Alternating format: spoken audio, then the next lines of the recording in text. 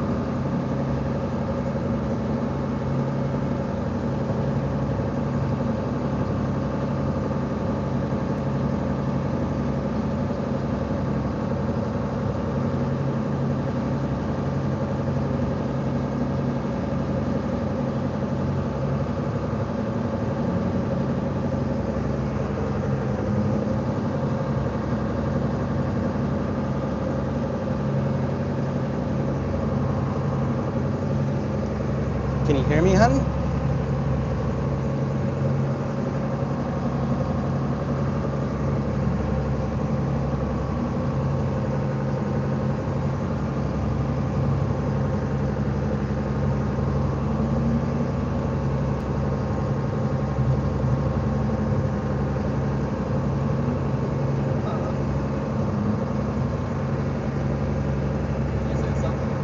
Just talking to Mom. What time is it? Did I sleep? Yeah, for like 2 seconds. Oh,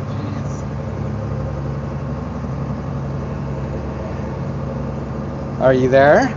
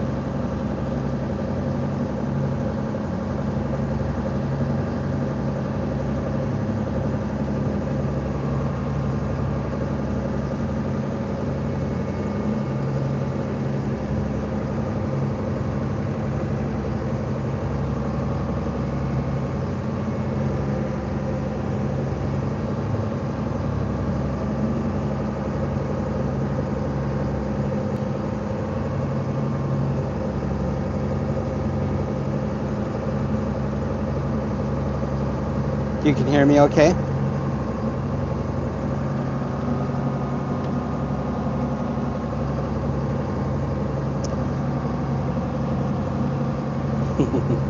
Okay.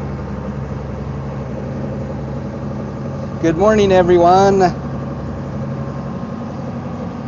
Hope y'all had a nice Thanksgiving. Hi Shannon, hi Robert. Little different scenery this morning. So you can see by the bow there, we're on the fishtail, and we're running down the east side, gonna chase after some halibut. We didn't really think this was gonna happen this year, but it's happening, so. Yeah, we had a nice Thanksgiving. We didn't celebrate. We were actually busy on the boat all day long till about 8:30 last night, so we were all just down there working. And so we thought we'd just wait until we're done fishing, and then we can all get together and cook up a nice meal and enjoy each other's company and not be stressed out about working on the boat. So that's what we did. We worked, I guess, till about 9 o'clock last night, and then we got up at 4 a.m. and started heading this way.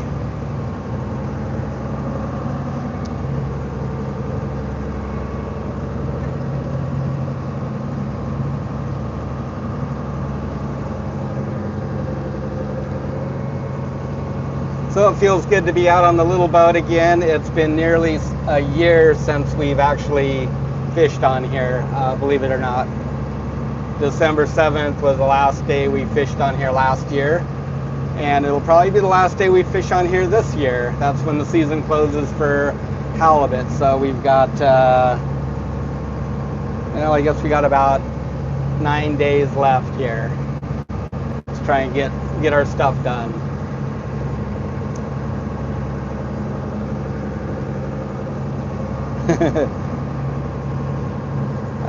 We had fresh cod for dinner last night. It was really good. It was from our last halibut trip about 4 days ago. So I just got you propped up here in the window.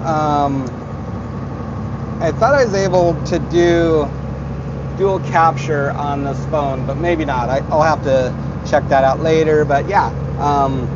That's Ugak Island up ahead of us. Over to the right is Narrow Cape. You can't see it, but there's our rocket launch over there, the tower. As we get closer, you'll be able to see it. This, of course, is the east side of the island. I'll just pan you over here, where this little red dot there. This is the way we're going. I think we're going to go down here up into Kaluta and fish today. Kind of got a little easterly coming tomorrow, so that'll give us some protection on this edge right here where we can work. And then might drop down here into the strait and fish a little bit. And then we have southwest in the forecast, which will be going that way, so it'll be easy to spin back up around the corner up into Ugak Bay right there. And of course Kodiak is up here. Maybe if I get rid of these marks, it's a little easier to see.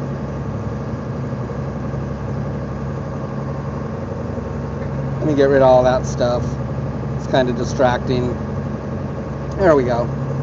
So this is Kodiak home, and we just came around the corner, Chiniak, and here we are here. So just kind of putting around about 6.5 knots. We got our stabilizers out, got fish in the water.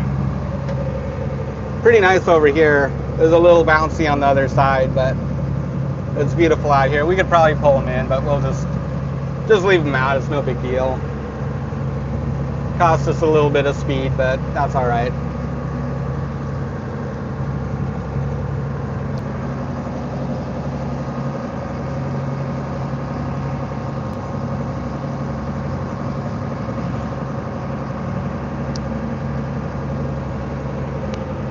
So yeah, beautiful day anyways. We're hopeful that we'll get some halibut. Just thankful to actually be out here at this point. I didn't think that we were gonna get a chance to get any fish, any of our D-class quota. So I know we've gotten a lot of comments why we didn't just use our other boat. So halibut IFQ goes in different vessel sizes. And so D class is up to a 35-foot vessel, and that's what we have for this boat is D class quota. So we have to fish it on a smaller vessel. The Emerald Isle is C class, so that's 35 to, I believe, 60-foot vessel for C class quota. So we've got about 3,600 pounds on here, Shannon. So, like I say, we'll be just be happy to get anything at this point. We had pretty much just wrote it all off, and so whatever we get, we're going to be happy with.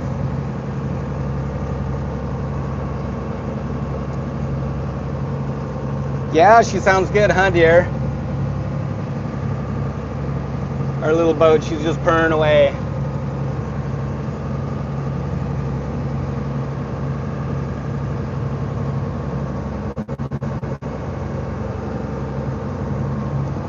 Hi, Stuart.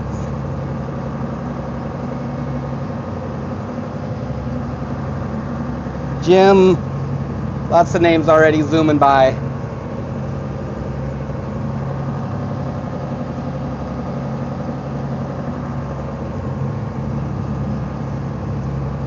Yeah, this is always a tough time to fish now, but we're hopeful that it'll be okay. We've had some good fishing pretty late into the year before. And so we're just gonna get down to the bays where we can get some good protection. And that was a nice big swell. It's beautiful out here anyways. And it just worked, and then we've got a pretty good weather window here over the course of the next 4 or 5 days, which is a lot to ask for right now. So it's likely to change, but it's kind of like a southwest westerly flow, which is good for us on the east side here. It provides us good protection in the bays, and then also safe passage back home. So we'll just keep a close eye on the weather, and if we gotta break it off and run back to town, we will.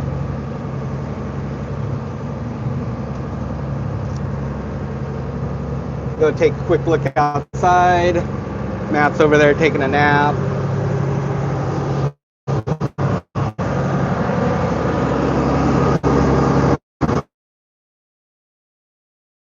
In his bunk sleeping.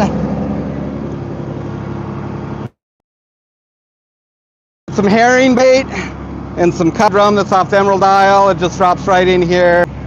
All the same gear, so it's really nice just to be able to switch over.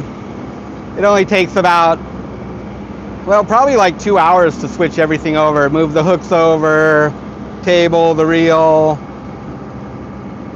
all that stuff. Different buoys, because these are for the fishtail.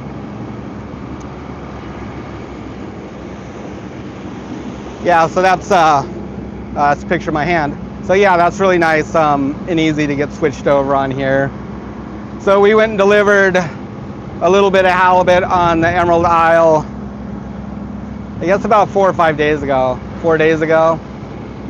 And we dropped our fish off at 8 in the morning, went over, lifted the reel off of the Emerald Isle, came back over with the fishtail, dropped it back on, and had all that stuff done by like noon. So that was really nice. Nice and easy. So we're pretty set up for that, to be able to swap over quickly. So yeah, a really nice day. I say we got the fish in the water, and just kind of cruising along here.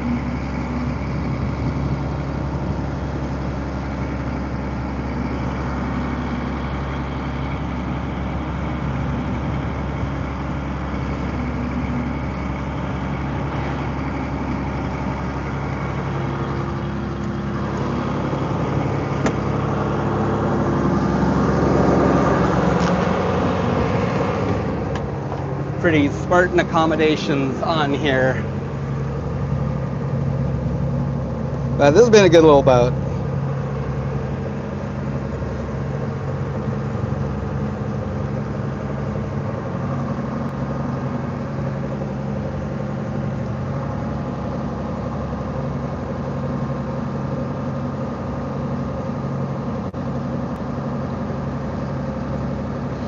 Yeah, we're hoping to have a couple good sets. We had some good ones down here last year.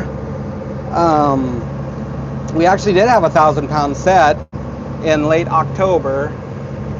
Or actually, when was that? That might have been in November, actually. It was in early November, and then we came back in late November and got 600 off of that same spot. And so we're hoping there's some fish in there again. Oh, thanks for the super chat, Shannon. Yeah, so hopefully we can find some. I looked and checked. I think we averaged 117 pounds on that trip, and we had about the same amount. So we just ground it out. We did like 22 sets over the course of 4 days, and so we'll just do the same thing, and we'll get where we need to be, I think. And hopefully we'll just get a couple of good sets in there somewhere and bump that average up a little bit. But we're prepared to grind it out. We brought 750 pounds of herring, and then probably got about 100 pounds of mixed salmon and cod just from seining this year and from bycatch. So I think we'll be pretty good shape on bait, and we'll just poke ice all our fish, just fill the belly cavity with ice them down real good, and they'll be just fine. So I'm just excited to be out here. I'm pretty apprehensive, a lot of anxiety this morning, and I'm starting to settle down a bit now. So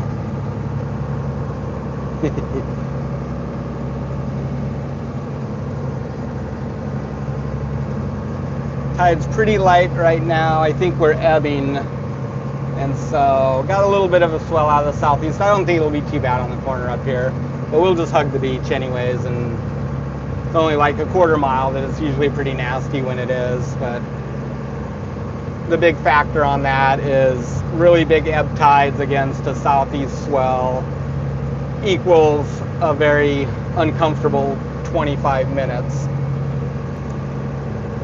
But it shouldn't be too bad today. I think we only got about a 3-foot tide here. Not even that.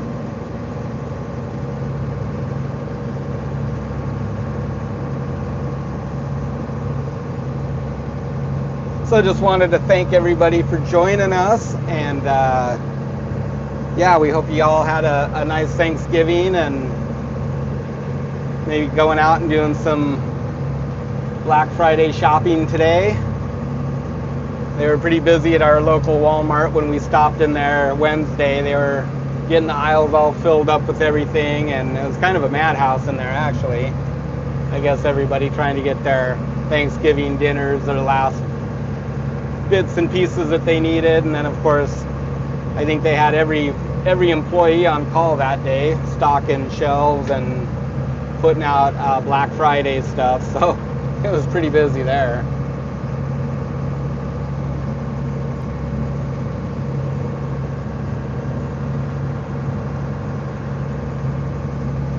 So this is about what do we got here? About another 30 miles to where we're going, so we're not going terribly fast. Here, only about 6.2. We're kind of putting along, so it'll be a few hours, I guess. It's going to be about 5 hours till we get to where we're going, and we're about 2 hours into it already, so it's about a 7-hour run for us down here. Usually the fishtail's a little bit quicker, but we're kind of loaded down with ice and bait and fuel, so we'll just take our time, I guess. That's all we can do.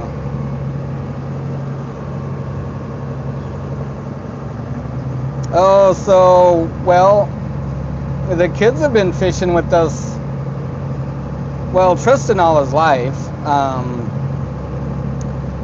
We got the fishtail when Matt was 8, I believe, and he's been, yeah, pretty much fishing with us the whole time. And he'd go out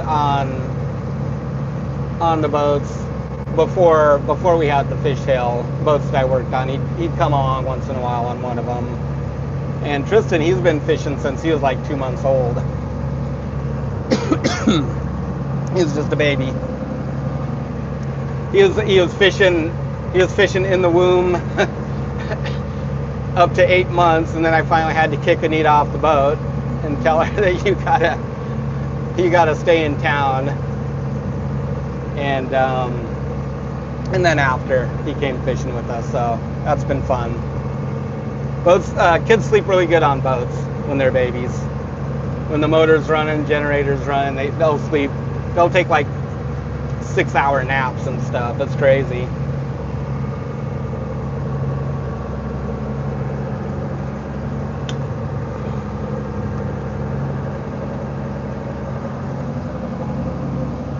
Yeah, you fished all your life with your dad too, Shannon? That's cool. And carrying on the tradition.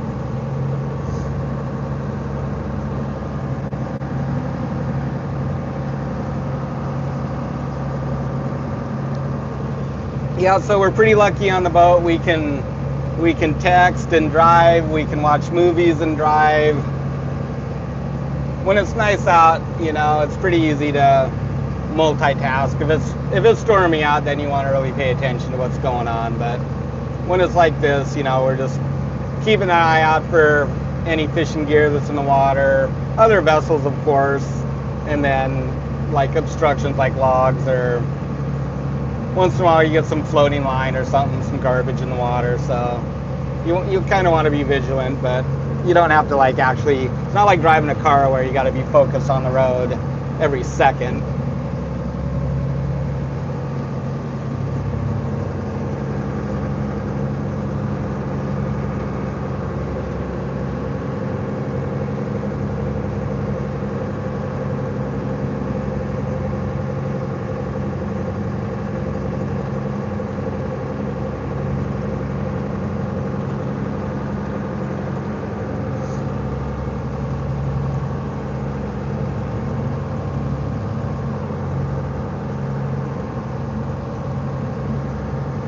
So I think we got the fishtail in 98 or 99, something like that. Anita knows, she's watching. 99, she said. So we're going on 26 years now we've had this little boat. It's been a breadwinner for sure. Made a lot of money with this boat, fishing around Kodiak here. It's well suited for some of the smaller fisheries, and that's what we focused on with it. So.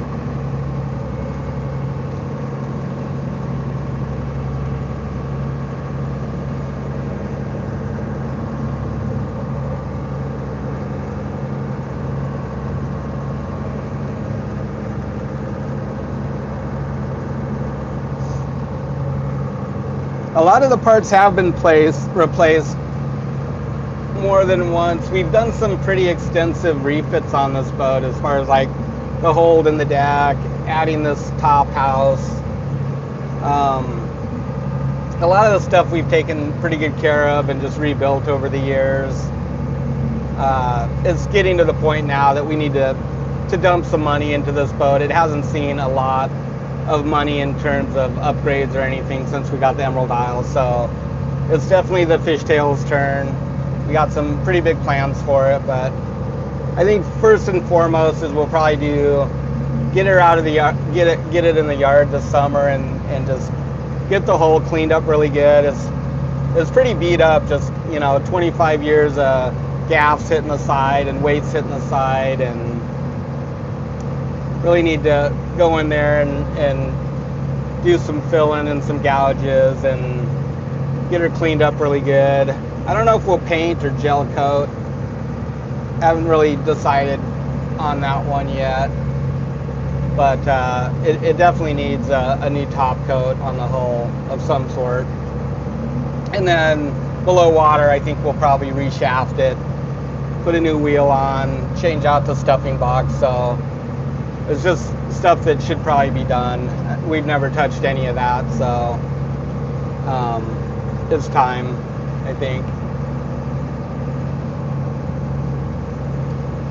The engine we had rebuilt out when we first got the boat. The engine, I guess we dropped a valve on it and blew it through the turbo and pretty much roached it. So we had it rebuilt. It's a 6414. Yeah, 6414 John Deere, marinized by Lugger. So it's a John Deere marinized block, and it's been a really strong runner. We've, knock on wood, we've never had any problems with it after it's been rebuilt. It's got right about 15,000 hours on it now, I guess. And yeah, just purrs away. Nothing fancy on it, no electronic stuff. Doesn't even have glow plugs on it.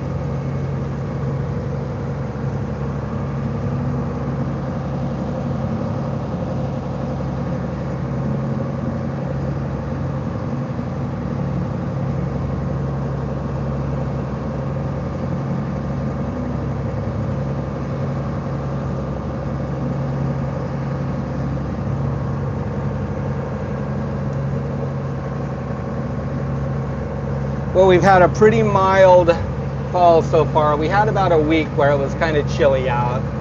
Not super cold, but maybe, I want to say low 30s. And then it just kind of rained the last 4 or 5 days. It seems like it's been pretty rainy, pretty wet. And now a little bit cooler this morning, but just a little bit of snow way up on the top of the hills, nothing down low. So pretty nice fall, early winter, I guess, late fall for us.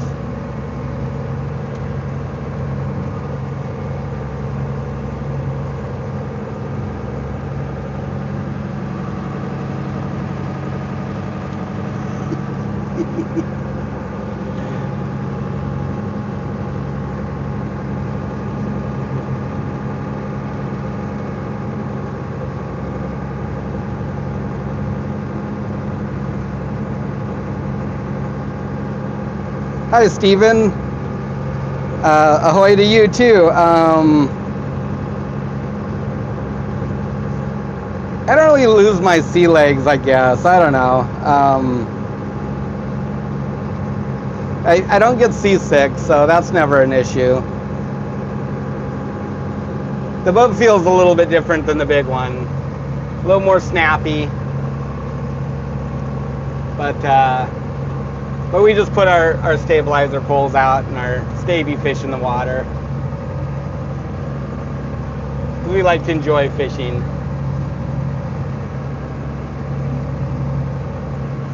I could probably pull them in now, but I'm too lazy to, so I'll just leave them out. Might want to have them up here anyways when we get up by the Narrows, so. Yeah, definitely a little different ride though. The boat's a lot more peppy too. It's kind of like, I'd say it's like the difference between driving a Greyhound bus and probably a Porsche or something. Like you put the fishtail in gear and you're doing 4 knots like in 20 feet. With the Emerald Isle, you put it in gear and you're doing 1 knot in about 30 seconds. It just sits there for a minute. Unless you give her the beans, but this one you just put it in gear and it's going. So yeah, the fishtail is pretty sporty compared to the other boat. A little bit different to drive for sure.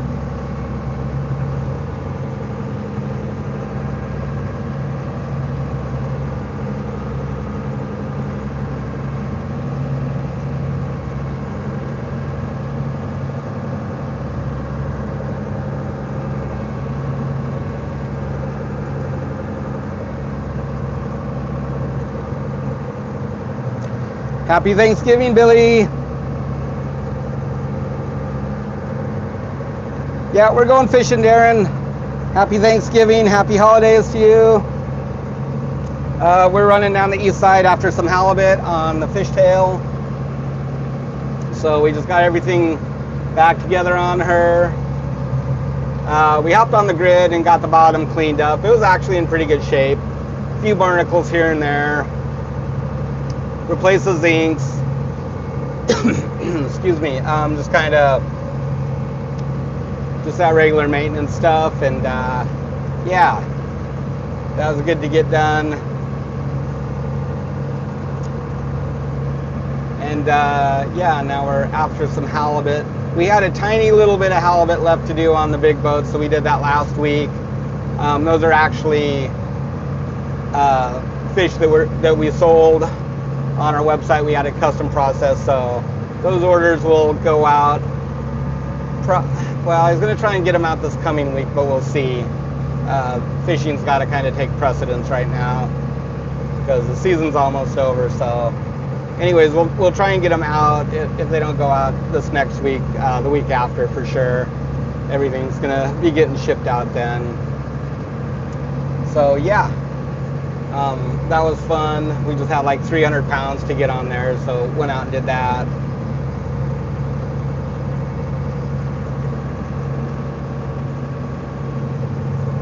And yeah, now on the fishtail to try and get this other quota done.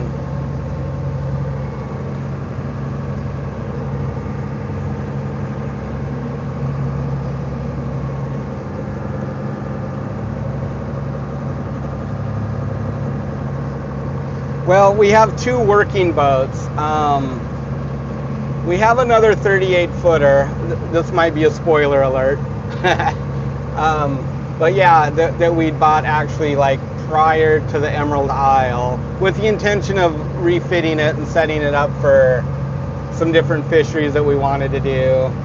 And then, yeah, plans just kind of changed, so we need to do something with it.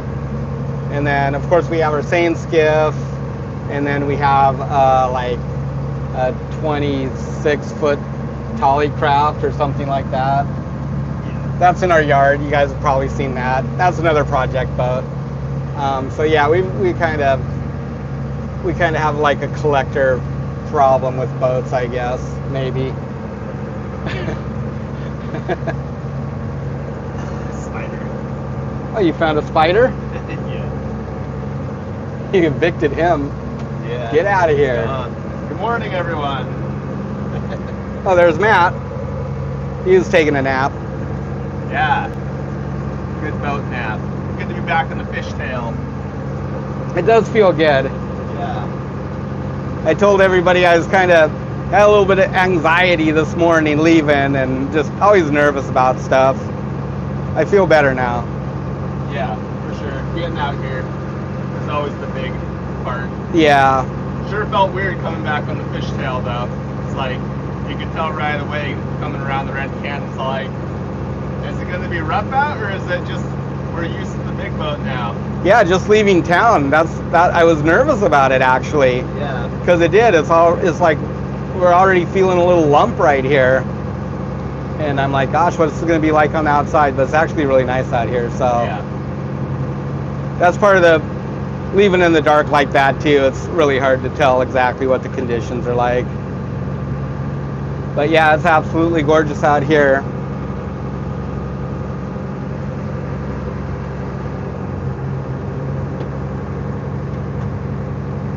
Oh, coffee. Yeah, I still have a little bit, but it's almost gone. Mine's lukewarm.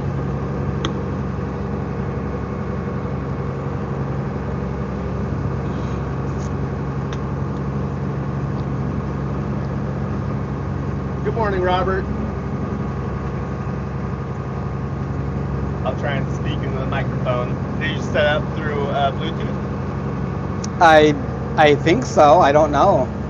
This doesn't plug into my phone. Oh, yeah, there's a different plug for it. Is it still on? Nope. Ugh.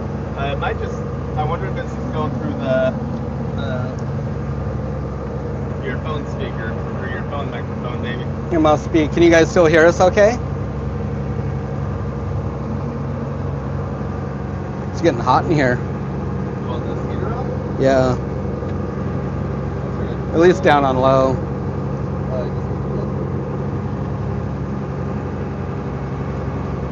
Yeah, there's the Lightning, and then there's the other one in here. Gotcha. Oh, I see. I think you could probably plug it in after.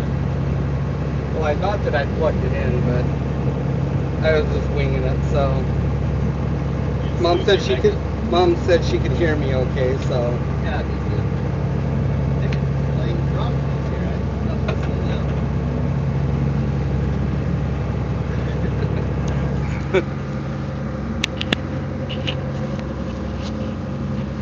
Yeah, we do have Starlink on the boat. We took the Starlink off the Emerald Isle. We just switch it back and forth. We have a mini Starlink coming. They offered us a mini Starlink because we have home service too with Starlink.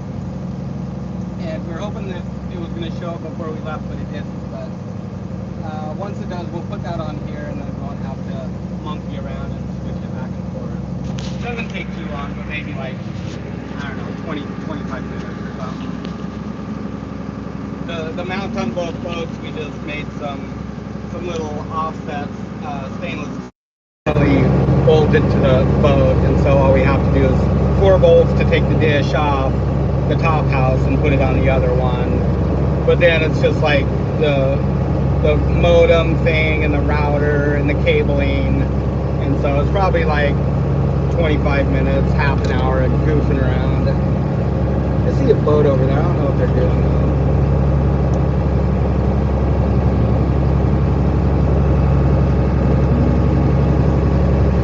These binos are terrible. Yeah, move those things out there. These ones don't fit.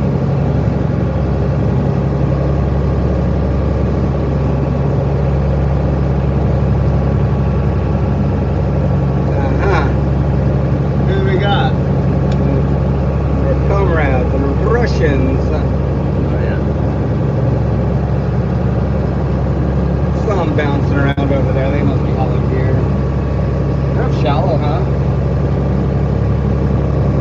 There's fish up shallow still. It's like in the 20s over there.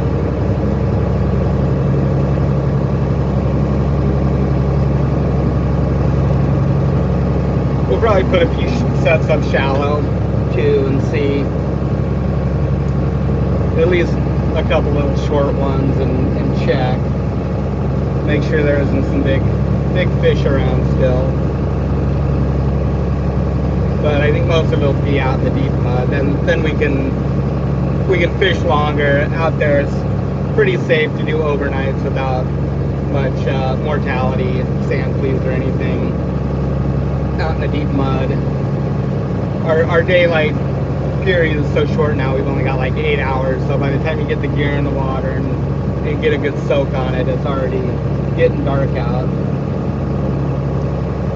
So we're going to want to try and turn a lot of gear.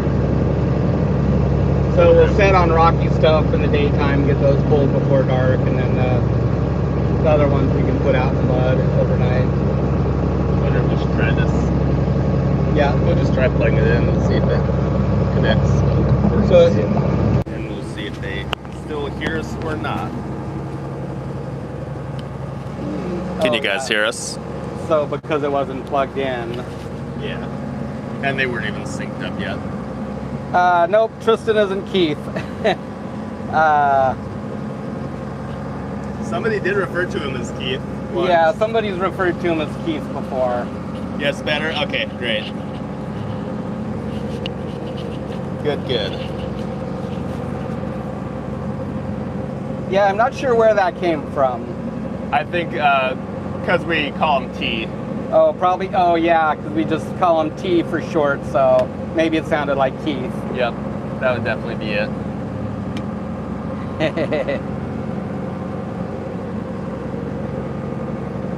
So at Leonard Carpenter, 1377, that's my wife Anita. So she's in town. She didn't want to come. I don't blame her. This might be a long one. We figured that we'd be out for probably 5 days anyways. 5 days of fishing is what we planned. This time of year, and also it's a lot more cramped down here. Yeah, it's a wonder how on here. It's a wonder how we lasted 4 weeks out salmon fishing that one year. Yeah, we did a 45-day stint on here, salmon fishing, on the grounds the whole time. That was fun. It's what you call close company.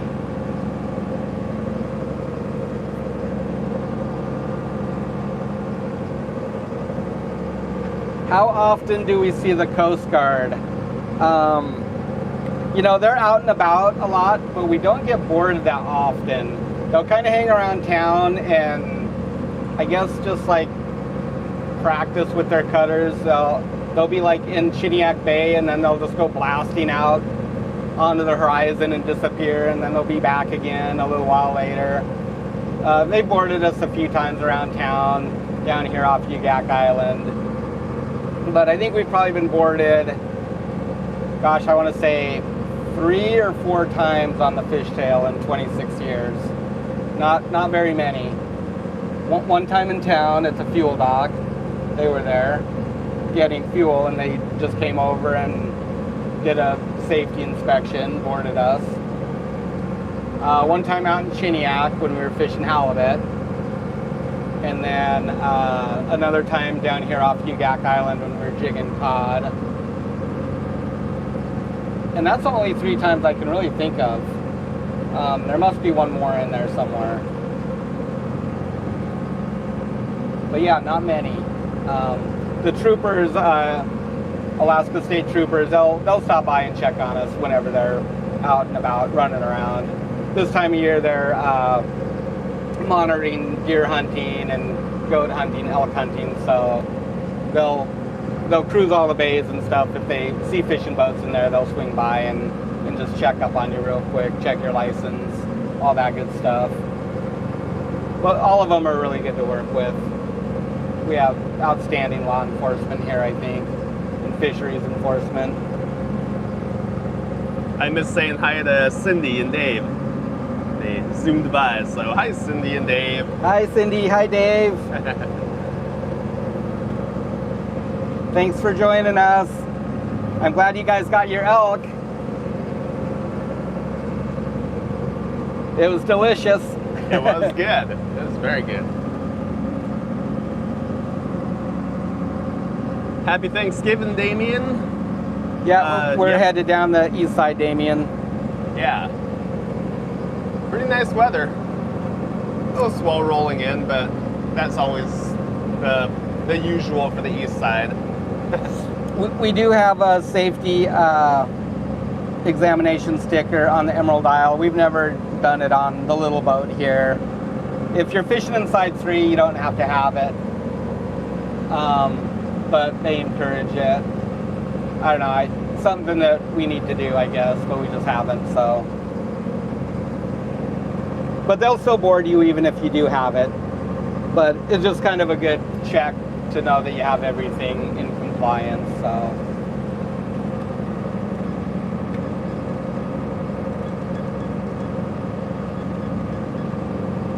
Those are backwards, the brightness and tone arrows.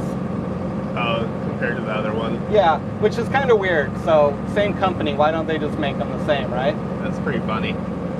It would be nice. So I find myself pushing the wrong buttons on here right now.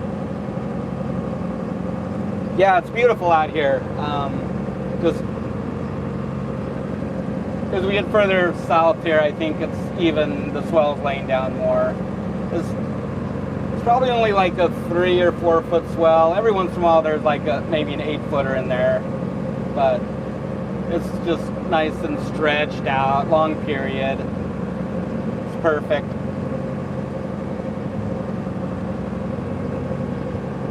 What are those guys doing over there? They're just traveling, huh? I think they are. Oh man, I hope they're not going where we are. Got another boat over here in front of us, a Russian longliner. They're not from Russia, but you know, that's where they're immigrated from. most of the older guys are gone, but the younger guys now. Say most of the older guys have retired, probably, not necessarily gone, but yeah, they're tough fishermen. Those guys, they'll fish in about anything. It seems like little 35, 40 footers, 45 footers. Pretty tough dudes.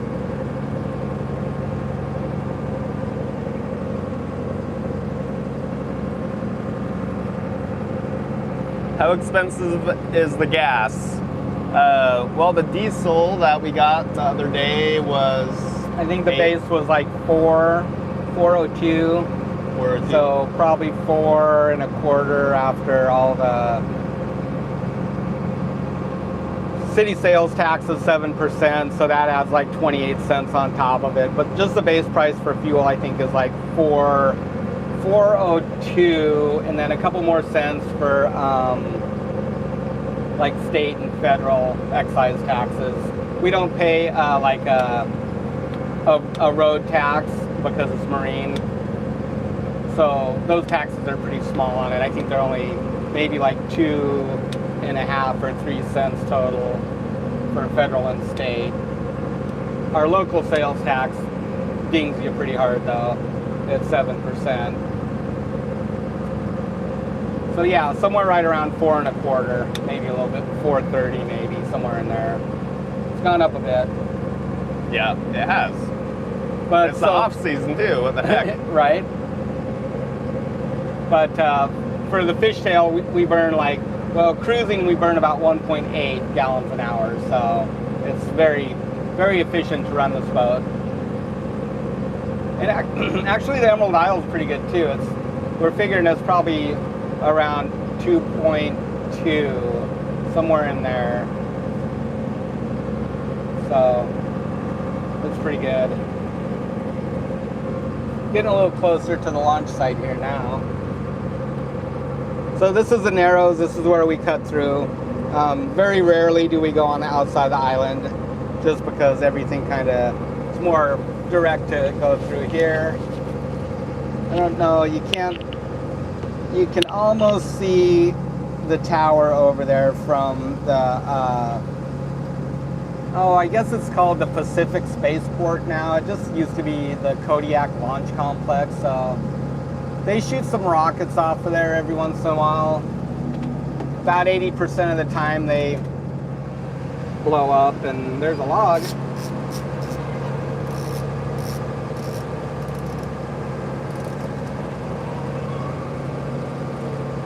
I almost hit that one.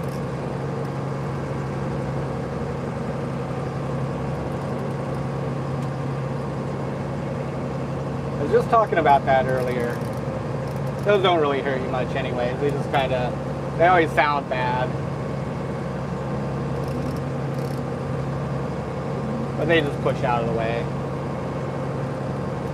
If you hit them going like 40 or 50, yeah, that'd be a really bad thing, but at 6 knots, it's not too painful.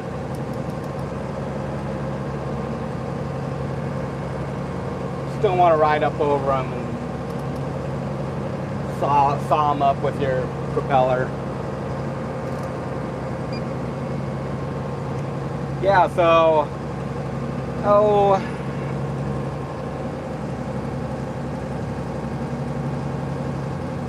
can't really see it, but there's another headland past the one on the right.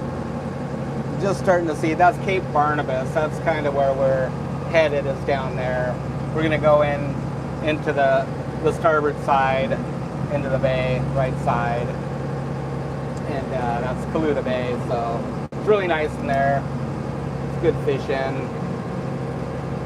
I hope these other guys aren't going down that way. Now I'm worried about other boats. Well, we'll just do what we can. Right?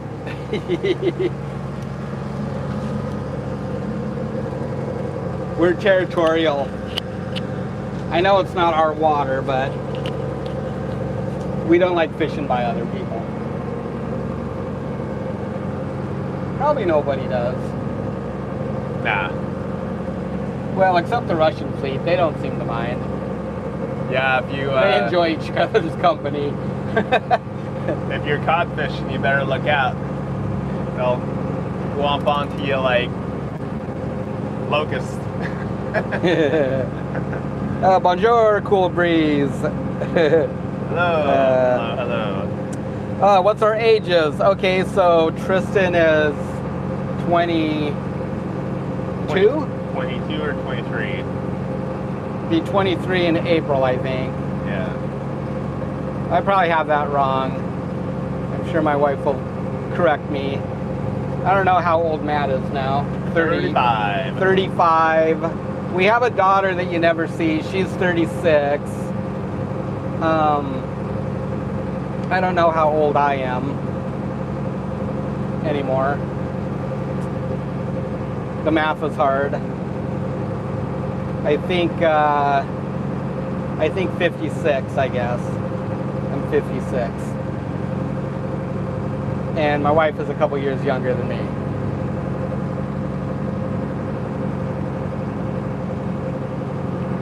Yeah, Tristan's 22.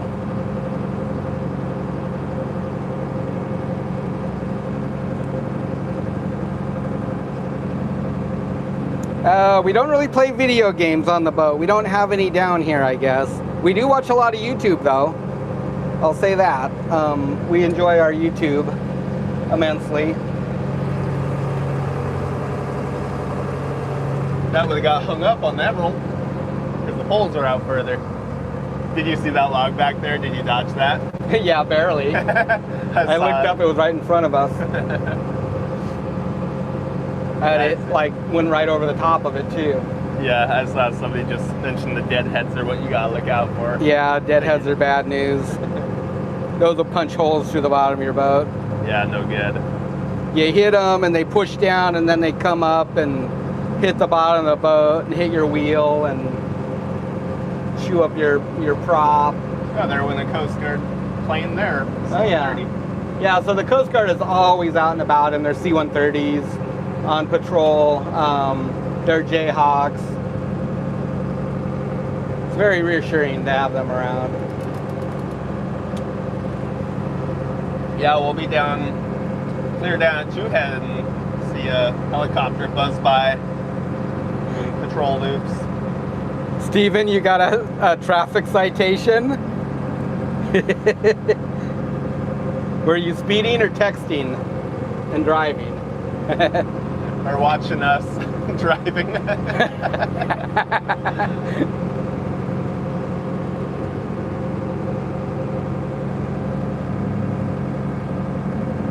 Hi, Lori.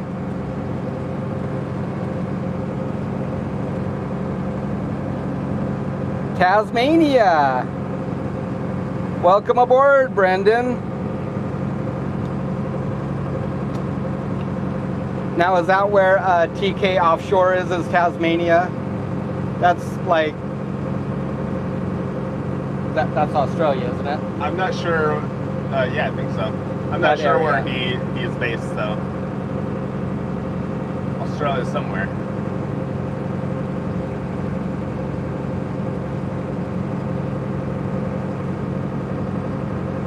Dang, these guys are headed this way. I hope they go out. Hopefully they go fish offshore.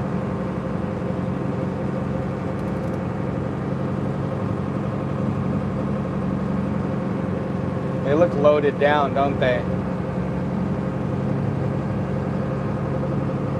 Who are they bringing fish to? Probably Homer. Maybe. Yeah, so we had a little bit. This whole halibut deal this fall has been so stressful. First with our documentation, then we got that all squared away, and then we go talk to our kind of primary processor, the guys that we deliver the bulk of our halibut to, and they were shut down already for the year, and all the big processors are shut down for the year. And so luckily our custom processor said that they take our halibut from us, and they also processed a little bit for us too, which was nice. So we got really lucky there, because otherwise our our options would be pretty limited. I mean, we could fish and ice them good and take them to Homer, but man, that's a long stretch for this boat, especially this time of year. And I think we probably would have just left it on the table, honestly, because it's just too stressful running that far north through the Barrens this time of year. I don't know, you got to have good weather for that. So I feel we're pretty thankful that that we got a market here for our halibut.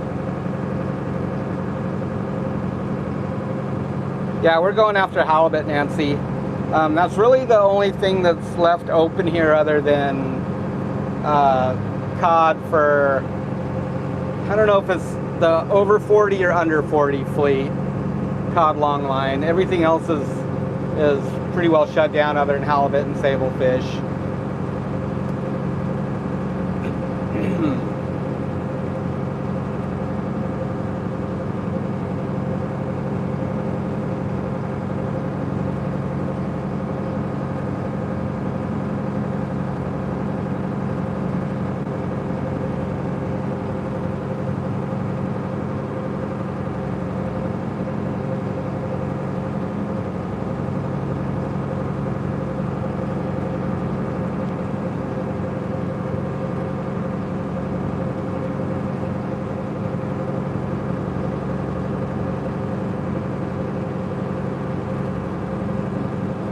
Well, hopefully we'll have some good halibut fishing later. It's going to be probably this afternoon before we get gear in the water. So we'll try and stream some of it, but I don't know how it'll do in the dark. It's going to be kind of hard, probably. I'm not sure. Hard to say. Hard to say. Yep. We're hoping to have a new mount for our iPhone, but it hasn't shown up yet, so I don't know. I guess we'll just have to maybe rubber band it to something. Try and figure out some way to mount it where we don't have to worry about losing it or breaking it. Maybe try the Osmos again. Yeah, we could try that. That might work good. Where's your pillow?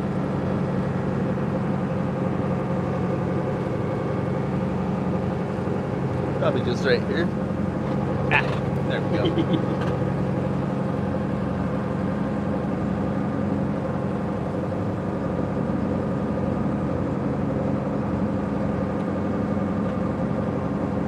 Ooh, that sounds spooky, Robert. 2 planks. So we got folks here from all over Tasmania, the UK. Oh yeah, just under Australia, Tasmania. I know the East Coast, West Coast. Thanks for joining us, everybody.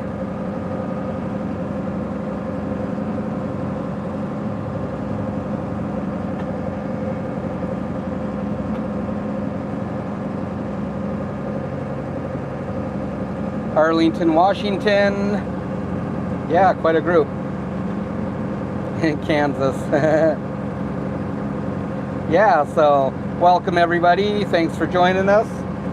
Welcome in, welcome in. So, for I guess our first time viewers, we're headed out to halibut fish. So, we're commercial fishermen in Kodiak, Alaska. And we're targeting halibut with longline gear. So this fishery is basically privatized. It's individual fishing quota, so you have to either own or lease the rights to harvest halibut and sablefish in Alaska. And that's what we're going to do. So we're on our little boat. We've got some D-class quota, so that's has to be fished on a vessel 35 or less, 35 foot or less. And this is quota that we own. And then we also lease some on our bigger boat and take some walk-ons too. just people that own the quota, and they can just jump on a boat and go fish as long as it the quota that they own is within that vessel category, that size category. So I guess we had 3 walk-ons on the big boat this year, which was fun, which was nice. And none on the little boat. We're gonna try and get a guy out, and then we had the snafu with the documentation, and yeah, feel kind of bad about that. But we let him know what was going on right away, so I'm not sure if he found another boat to go on or not. If not, maybe we'll still have a chance to get him on here at the end of the season, but yeah, it depends how fishing is, huh? If fishing's good, then yeah, it's probably Definitely. doable, but if it's a grind, which I expect it to be, then it's hard to say. Yep.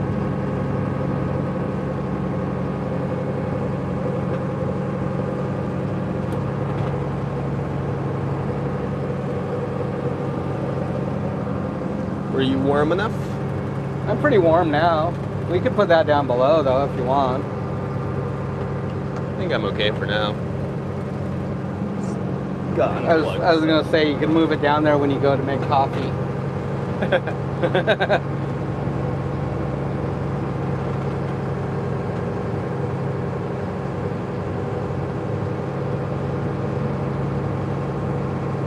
Oh, it's so nice down here. We'll see if we can get you a shot of the Pacific Spaceport. Here. I don't know if you can see it. Can you zoom in or no? I don't know. Can I zoom in on here without dropping everything? There we go. Yeah, so that big block right there is the Pacific Spaceport. So they shoot rockets off from there. They've had a pretty poor success rate. They pretty much blew that building apart like 3 or 4 years ago. Yeah, there was nothing left but like the frame. Yeah. At least on one side of it. It was, It just like blew the side right off of it. I think that's where they assemble it, and then the launch pad is over a little ways. Yeah. I don't know. I don't think it's worked out the way it was supposed to for our community. There's some controversy there. Anyways, it's supposed to bring a lot of money, a lot of jobs into the town, but I don't think that we've really seen that. What it kind of ended up doing is annexing a lot of this land right here and putting it under their control and their security restrictions. And this is like a very, important spot on our island traditionally for hunters and beach access and things like that. So to have that public land restricted like that has kind of been a bitter pill for our community, I think. And they'll just do like road closures without any notice, and they won't let people through. So yeah, I don't know if it's been a very good thing. Even the surrounding waters right here, they've restricted it at times, and this is a major passage for pretty much all the vessels that transit the east side, and to go outside is 3 miles outside of Ugak Island in order to be out of their safety corridor just is not feasible. And there's very productive grounds right here, very productive for jigging cod on this side of the Narrows and the other side both. We spend a lot of time here and have in the past, so never been a big fan of that thing. But I think in politicians' minds, things like that always look great, but they don't really look at the long-term consequences.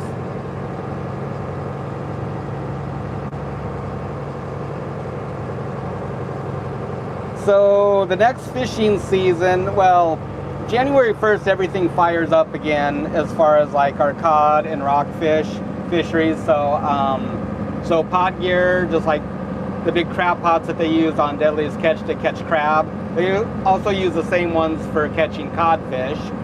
We just call them cod pots. So that opens up. Long lining for cod opens up. jigging for cod opens up, jigging for rockfish opens up. So all those fisheries open January 1st. Halibut and sablefish generally open the first week of March. And so those are the big ones.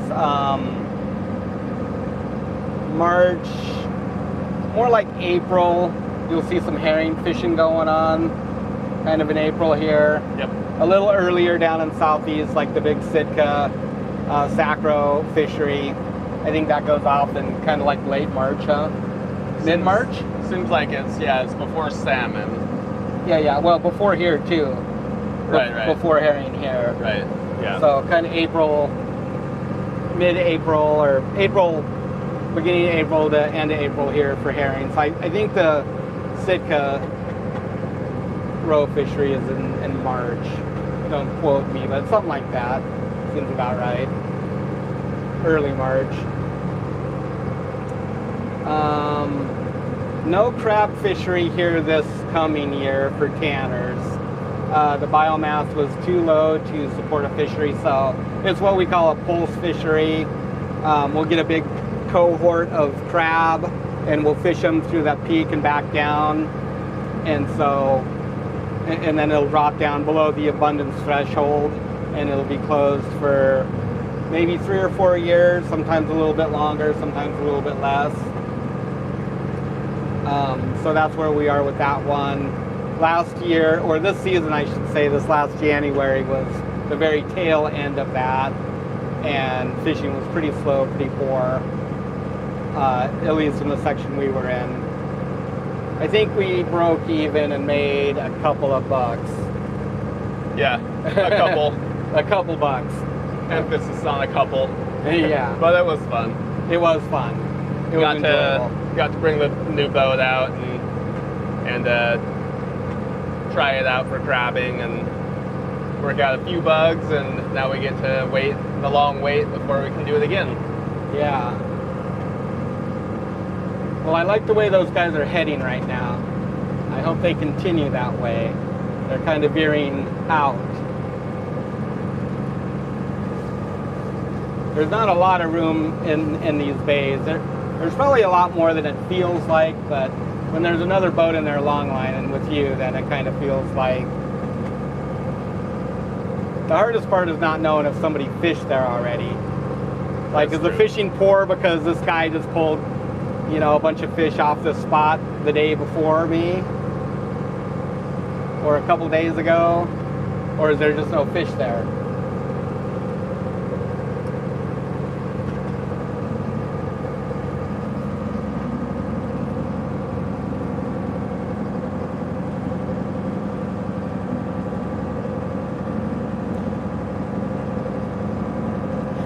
Mom asked you to put coffee on.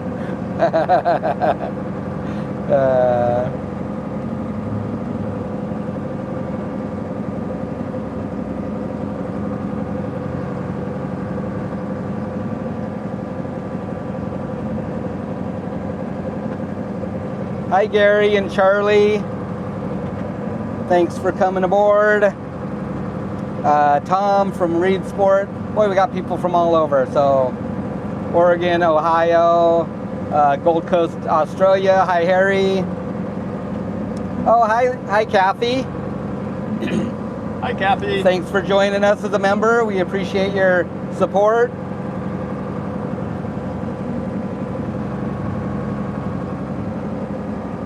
No, my parents were not fishermen. Anita grew up here in Kodiak, but I grew up in Montana and came here kind of fresh out of high school, just, I guess, on a whim. My father lived in Soldotna, Alaska, and my mom down in Montana, and so I'd split my time between both, usually coming up to Alaska for the summers. After I graduated high school, I came up and was just hanging out with my dad over in Soldotna. I was delivering pizza over there. It was like winter time, and I saw an ad in the paper that they needed processors at one of the local plants here in Kodiak, and I jumped on a plane with $100 and came over here and never left. And so I'm first generation fisherman for my family, and And I guess Anita's kind of second generation. Her dad fished on and off, but not real hardcore.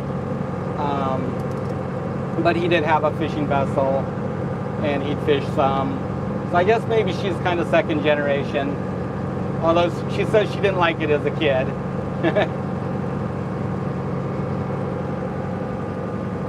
Yeah, so.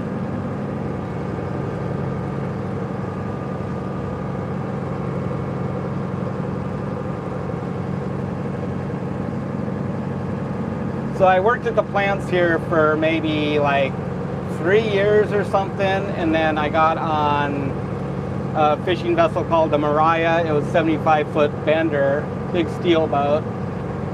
Is a $100 day guy fishing halibut. That was back in the Derby days before the fishery was privatized. We had just openers, 24-hour openers. Some areas were 48-hour or maybe even like 7-day opener way out west, out past Dutch Harbor. And yeah, I jumped on there as a $100 day guy and fished an opener here in Kodiak and then a 7-day opener out west. And then next season, they brought me back as a half share guy. And then the year after that, I was a full share guy. And yeah, that was the beginning of my fishing career. I fished with that company for maybe like 10 years. And then a buddy of ours, we were talking with him down on the dock one day, and he's like, you guys should get a boat and go cod jigging. And we did. And that was the fishtail. The rest is history. So it's a lot funner working for yourself than big boats. So yeah, it's been a good little boat for that, for the fisheries that we do. It's a little bit tough sometimes with the weather and stuff, but we manage, I guess.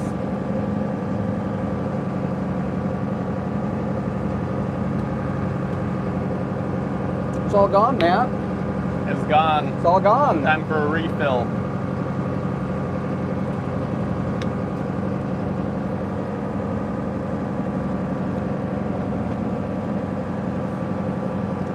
Oh, we're glad to hear that, Kathy. I know we all kind of have our struggles, and sometimes it's just nice to kind of step outside and take your mind off things. It seems like the last couple of years have been pretty tough on us too. Just with the new boat and all the work that we've done to it, and been late for some fisheries and just different things going on in industry. I guess our personal lives too that we don't really talk much about, but I guess, you know, it's life. Nobody said it's going to be easy, I guess, but sometimes you feel like you just keep getting knocked down. It can be tough sometimes. That's but true. Yeah. There's a lot of good hearts out there too. There's been a lot of really kind, generous people that have helped us out, you know, over the last couple of years, and we're very thankful for that. And just the YouTube community in general too. You know, it's amazing the amount of support that we had from the YouTube community, folks that have seen us on here and, you know, help support our business, help support our channel. We're very, very thankful for it.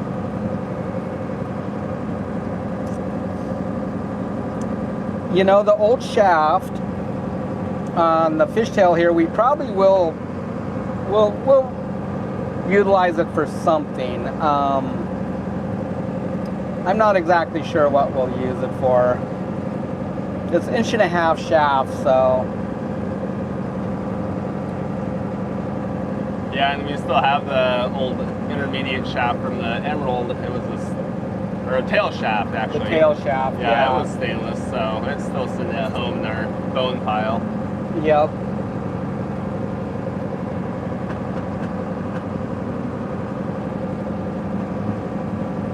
Yeah, I'll go put some coffee on. Yeah, sounds good.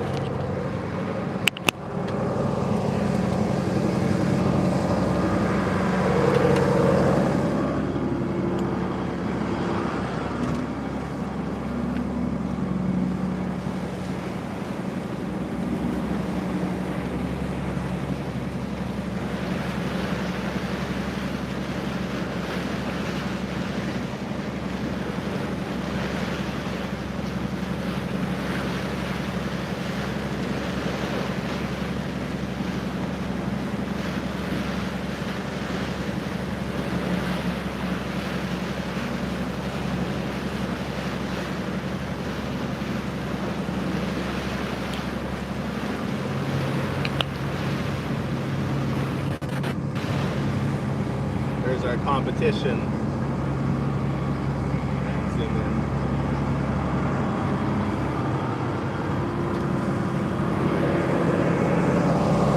Stay off our grounds, buddy.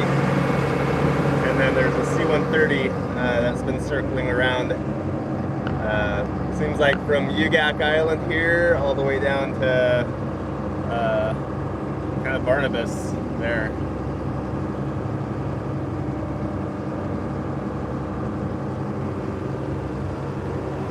What are those other guys doing? Looking suspicious to me. Just blasting right through the middle.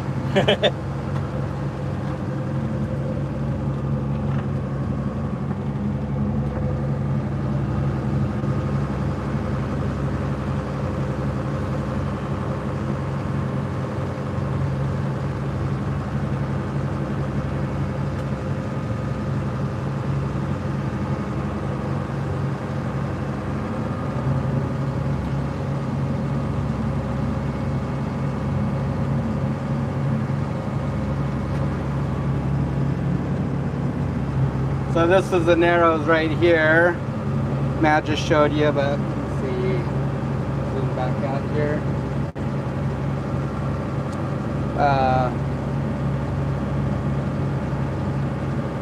So the red stuff is shallow. This is our bathymetric chart.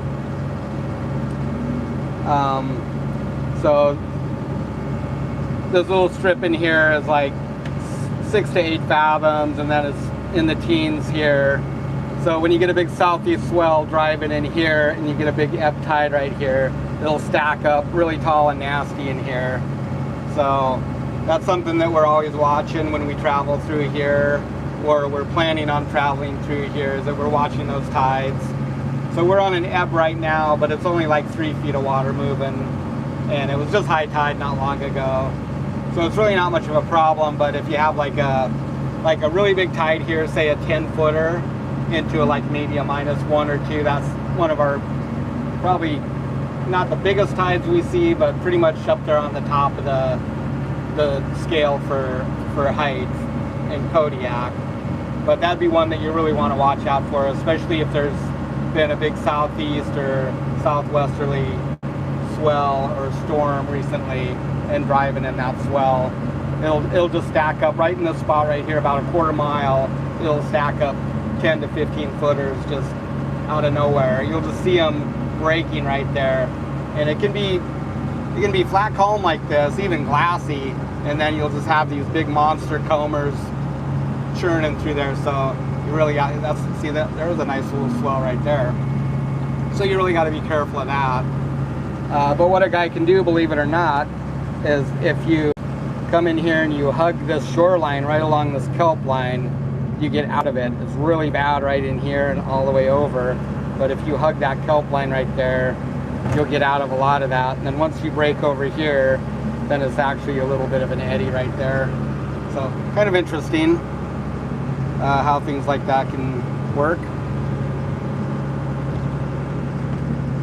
A lot of spots like that off capes and headlands that you have to be careful of, or you get a lot of current.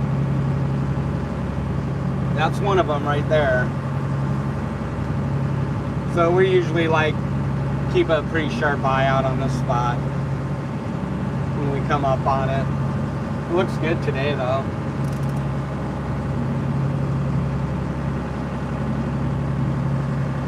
See a few rollers out there, but I don't see anything breaking.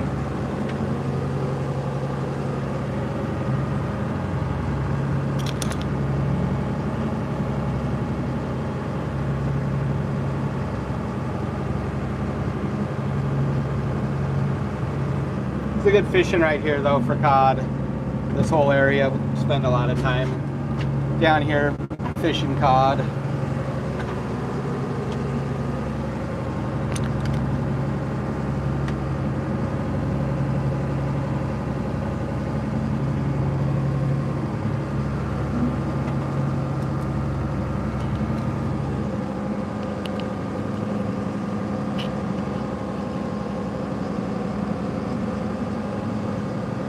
So we fish for halibut anywhere from like Oh, sometimes like when we're up shallow, sometimes there'll be some spots where you come up like pretty shallow, maybe 3 fathoms, but 3 fathoms, 10 fathoms, 15 fathoms, those are kind of like shallow sets on hard rocky bottom, reefy stuff. And then a lot of times in the, say, 15 to 25, maybe 35 is good. Right now, we had some gear out in 45 to 55 last week. That seemed to be most productive. We also put some down in the 70s, 70 fathoms, and it wasn't very good. So most of the stuff that we're going to be fishing in here is going to be in the 50s. So say 45 to 60 is kind of where we're going to probably put our gear first. We might throw a few up shallow too. Range kind of in there.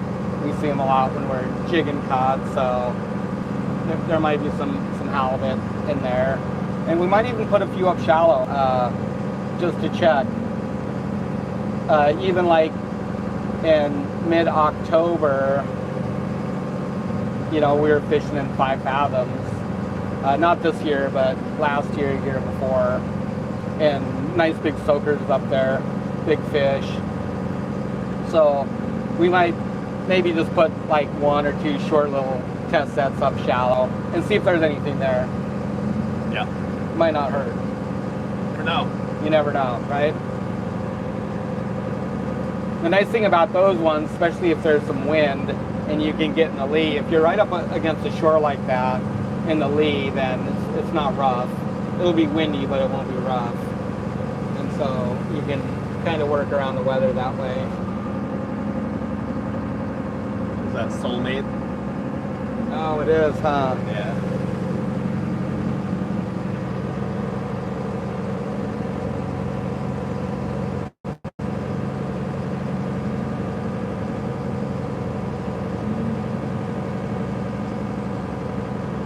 I'm not sure what they have going on. They're just kind of putting around, it seems like. Yeah. I wonder if they put gear over there.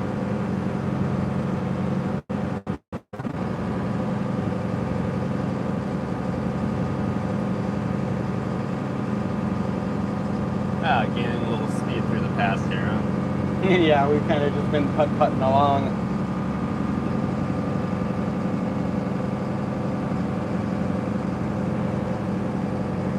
Well, we don't have sonar on here. We just have a regular depth finder. It's nothing special. It's not very powerful. It's just a little Fruno.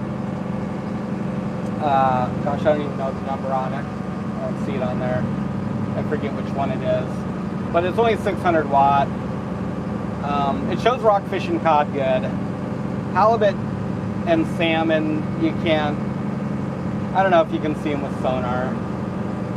I don't think you can. Herring you can, but I don't know about salmon if you can see them on sonar. Maybe yeah, big schools, I don't know. If anybody knows, like, yeah, correct me if I'm wrong. Halibut, they're on bottom, so they don't have air bladders. Mostly the fish that you can see have air bladders, and that's kind of what's given some of the echo back. But yeah, so you just have a little Fruno here. Like I say, it works good for our purposes. The one on the Emerald Isle is a little more powerful. It's 1,000 watt. I'd like to get a good one. I'm saving up for it. They're expensive though.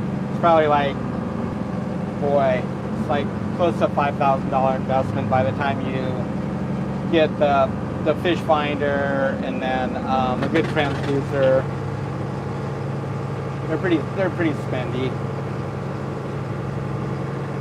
But this one here is fine for our little boat.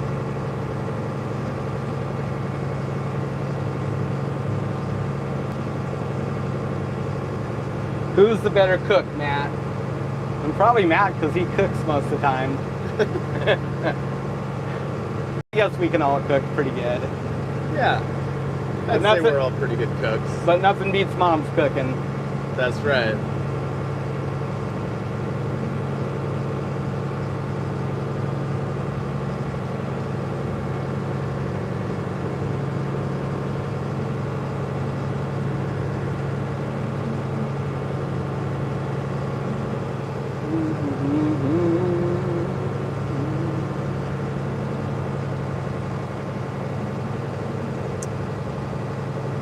I don't know the legalities of using black cod for bait.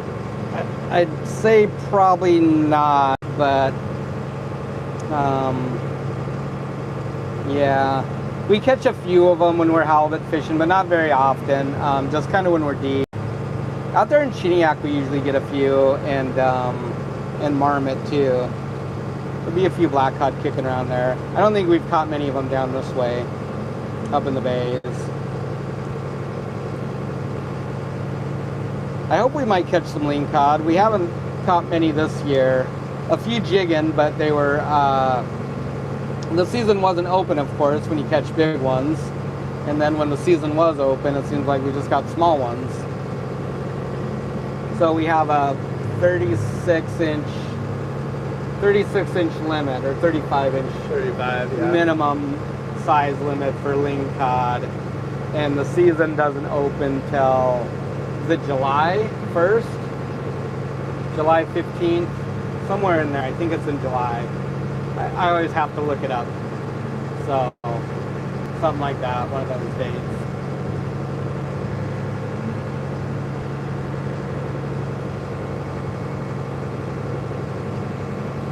Thanks for your prayers, Margareta. We appreciate it. Our other son, he's in his bunk. He's sleeping.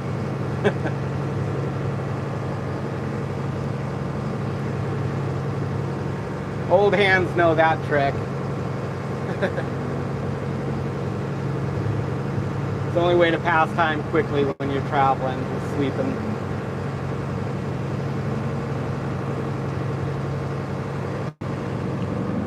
I had some late nights here, early mornings, so we're usually just going to take turns. I took a little nap on the way out, and then Matt took a little nap after we got through past Chiniak. That's always nice. Beautiful coming through here. Yeah, it's very nice. Mm-hmm.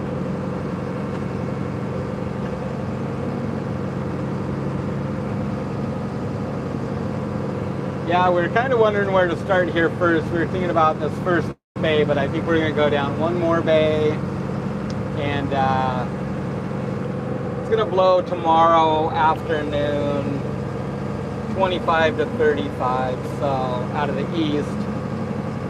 I don't know if we'll be able to fish, but we can at least get gear in the water. Then it comes down like after midnight. We can start pulling just early in the morning, maybe 2 or 3 in the morning. We'll start pulling gear. So that'll be our best bet for kind of getting in the lead for that, is to go down a bit further. And then later on here in the weekend, it switches kind of a southwesterly, a little bit of a hard southwest, so these bays are good for that to fish. Also, if we want to move back up the line, it's really easy to do that. If it's on your stern, it's a lot easier to travel than going the other way and button our way down to fish. I'd rather just come around the corner and get it on the stern, and then run up a bay or two and fish. So that's what we'll do, I think. Seems like a good plan right now.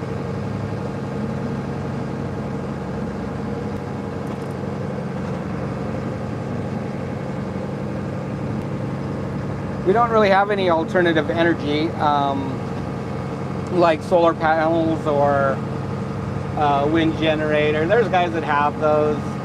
I don't know, with varying degrees of effectiveness, I guess. Solar panels, of course, we don't get a lot of light this time of the year. Summer is probably pretty good. You get a lot of days, but you also get a lot of cloudy, rainy days. The wind generators do provide power, but personally I find them very annoying because they're so loud. It drives me crazy. Where we used to park the fishtail in the Smallwood Harbor over on A Float, the guy right across from us had a wind generator on his boat, and it's just like annoying to listen to that all day long. I can't stand it. So that's a hard pass for me on that one.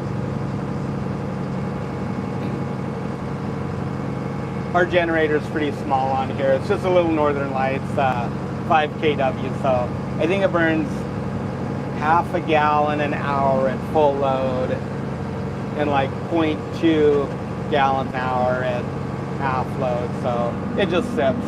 It's really efficient to run. It gives us all the power we need. Usually just when we're traveling at night, and this time of year we might want to have a heater on or something.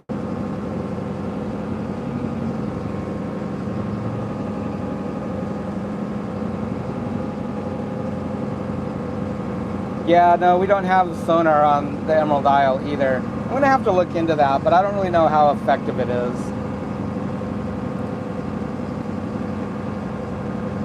Yeah, for seining, you just kind of set the net out and hold it. So I wouldn't really. So like, I don't know if it'd be effective for like somewhere like a flare opener like Katoy, where there's a large volume of fish in a very small area. But then again, Katoy is just kind of like, you know, just a complete combat fishery too. You just go in there wide open and just a free for all. Yeah, it's a free for all. People can easily just go inside your net and scoop out whatever fish you thought you had. Yeah. And there's no rules against it. And so for the most part, seining in Kodiak is just fishing established sets. So there's like sets that produce all around the island, and guys just fish those. And so the way it works is that each boat gets a half hour, so you lay out your net, you'll hold it open for a half hour and close, and then you'll start hauling yours back. The next guy in line will put his net out, and same thing, it gets half an hour, and you just keep rotating. And sometimes there'll be 5, 6, 8, maybe even 10 boats in line for one set. Sometimes there'll be second or third sets outside that main set, depending on where it is. But really, you're not looking for fish. You're just holding your net open in the same spot, same place, same, you know, procedure, I guess, or process that everybody else does. And yeah, that's kind of how it works. So there's sets all over like that here on the island. Off the Capes are probably the most popular ones and heaviest use, I guess, or boats on them. And then there's other places up in the bay where you might be able to get in there and just fish all alone and just keep making the same little sets every day. And then of course, if you're there by yourself, you can hold open as long as you want to.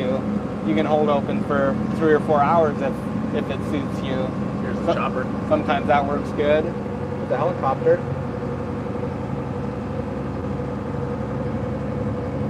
Chopper and the plane behind it.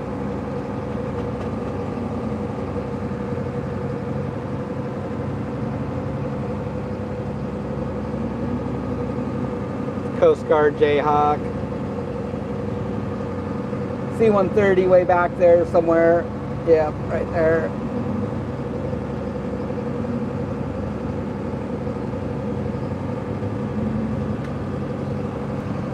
Welcome in, Straw. And hi, Longbeard.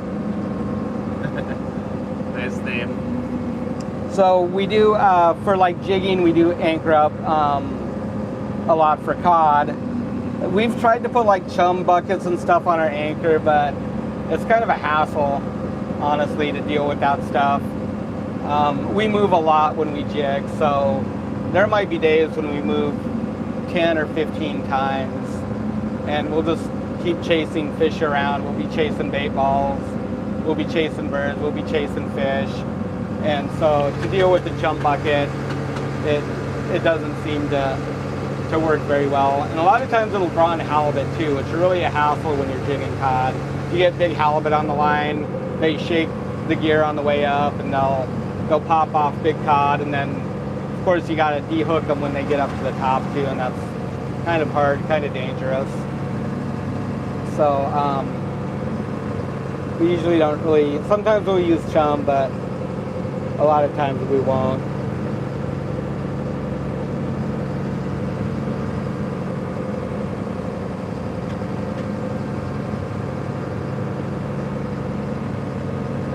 Hi, Straw Carpenter. Welcome aboard. Yeah, we just been traveling down this morning. You haven't missed a whole lot, just a bunch of yakking, really. So, I think we got another, maybe about 21 miles, I guess. So, we're just kind of putt-putting along. So, it's going to be another like 5.9. 3.5, 4 hours to get to where we're going. Kind of crawling along, actually. We are crawling along. Yeah, so we'll get some gear out this afternoon and start pulling, and probably fire up the live stream then too, if it's not too dark. We'll see how it looks in the dark. It'll be dark when we start pulling gear. So we'll have to play that one by ear. If it looks like we can get some good footage, then we will, but if it's too... Fishtails up here. Yeah, I got you fine. Who's this? This is the Soulmate. Do you want to go 18? Yeah, copy that.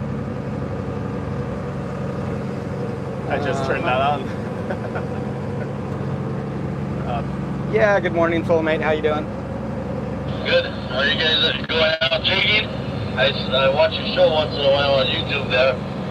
You guys gonna do the rockfish right now, or are you guys gonna finish up halibut? Yeah, all the rockfish is closed on this side, so yeah, we're just doing some halibut. We got a little bit left on here, so just running down here. Are you guys halibut fishing or black cod?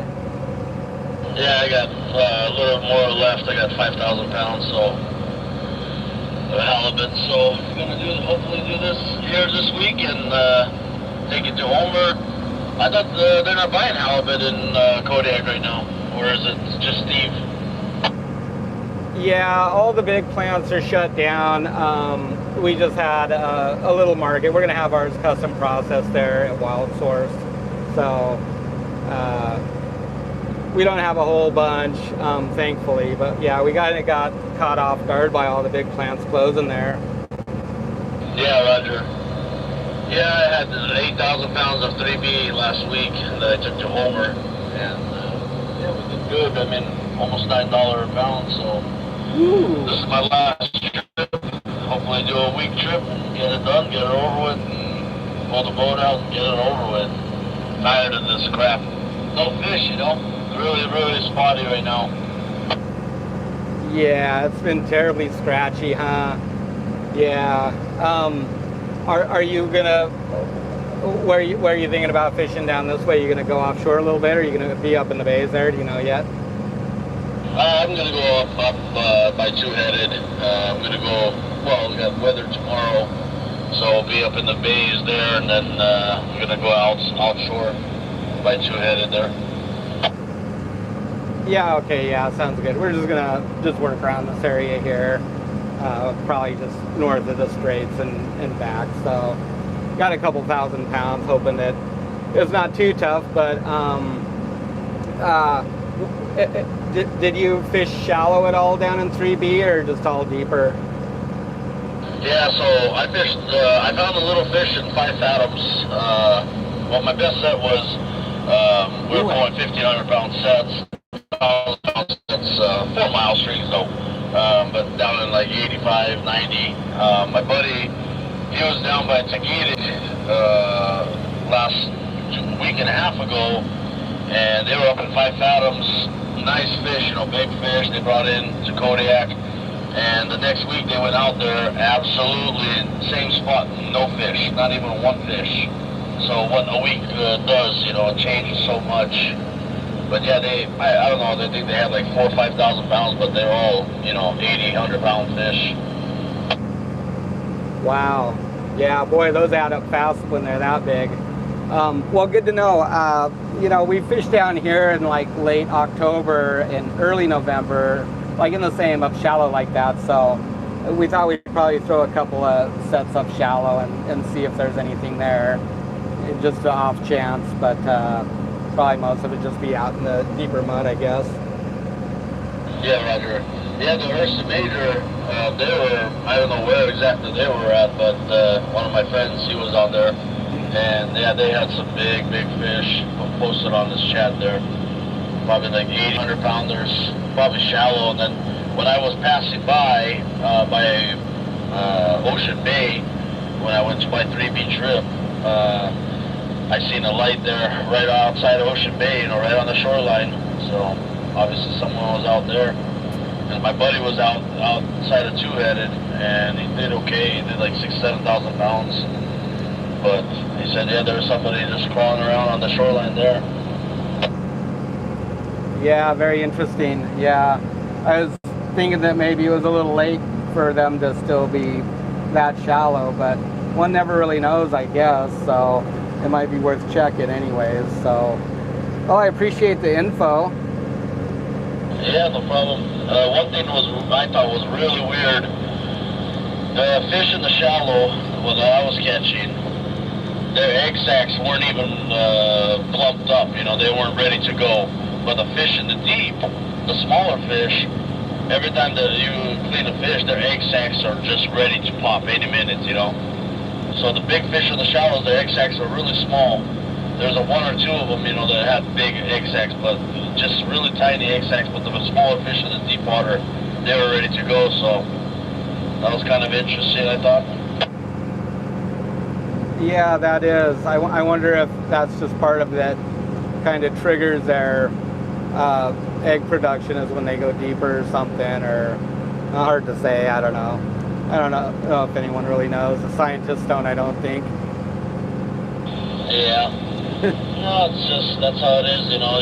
This time they start following off to the deep. My buddy's out blackcod fishing right now, and he did a good blackcod string, you know, 1,000-pound string cut, and then he had 300 pounds of nice big fish on halibut. Just doing a combination. Oh, that's nice. Hook and line, huh? Yeah, hook and line from 200 down to 400. Oh, good for him. The whales weren't bugging him, I guess, so that's good.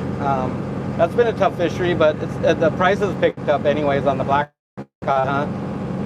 Yeah, blackcod's doing a little better, but you know, halibut's really good. Like in Homer, I mean, like I said, they're fighting for the price. You know, I mean, minimum is $8.60 to $9. My last load, like I said, was, you know, 8,000 pound load. It was almost 40 grand to me, you know. So. Yeah, that's wonderful. Well, I feel like we needed a good price this year after last fall was a disappointment here in Kodiak. We fished right till the very end there, and I think we got like 4 or 4.25 at APS. It's kind of an insult, but I don't know. You get spoiled by the good price, but I think they got to give you every once in a while, make you feel good about it. Yeah, no, it's completely bullshit is what it is. I mean, you know, the price should have been like this all these years instead of getting, you know, $5, $6. It should have been. I mean, you look at the market, and they're selling it at Costco. I live in Spokane, Washington, so I look at the market out there. In Costco, it's $30 a pound. We're getting $4, $5, $6. Come on, $8. That's a good break-even part. You know, that's where the boat's actually making money.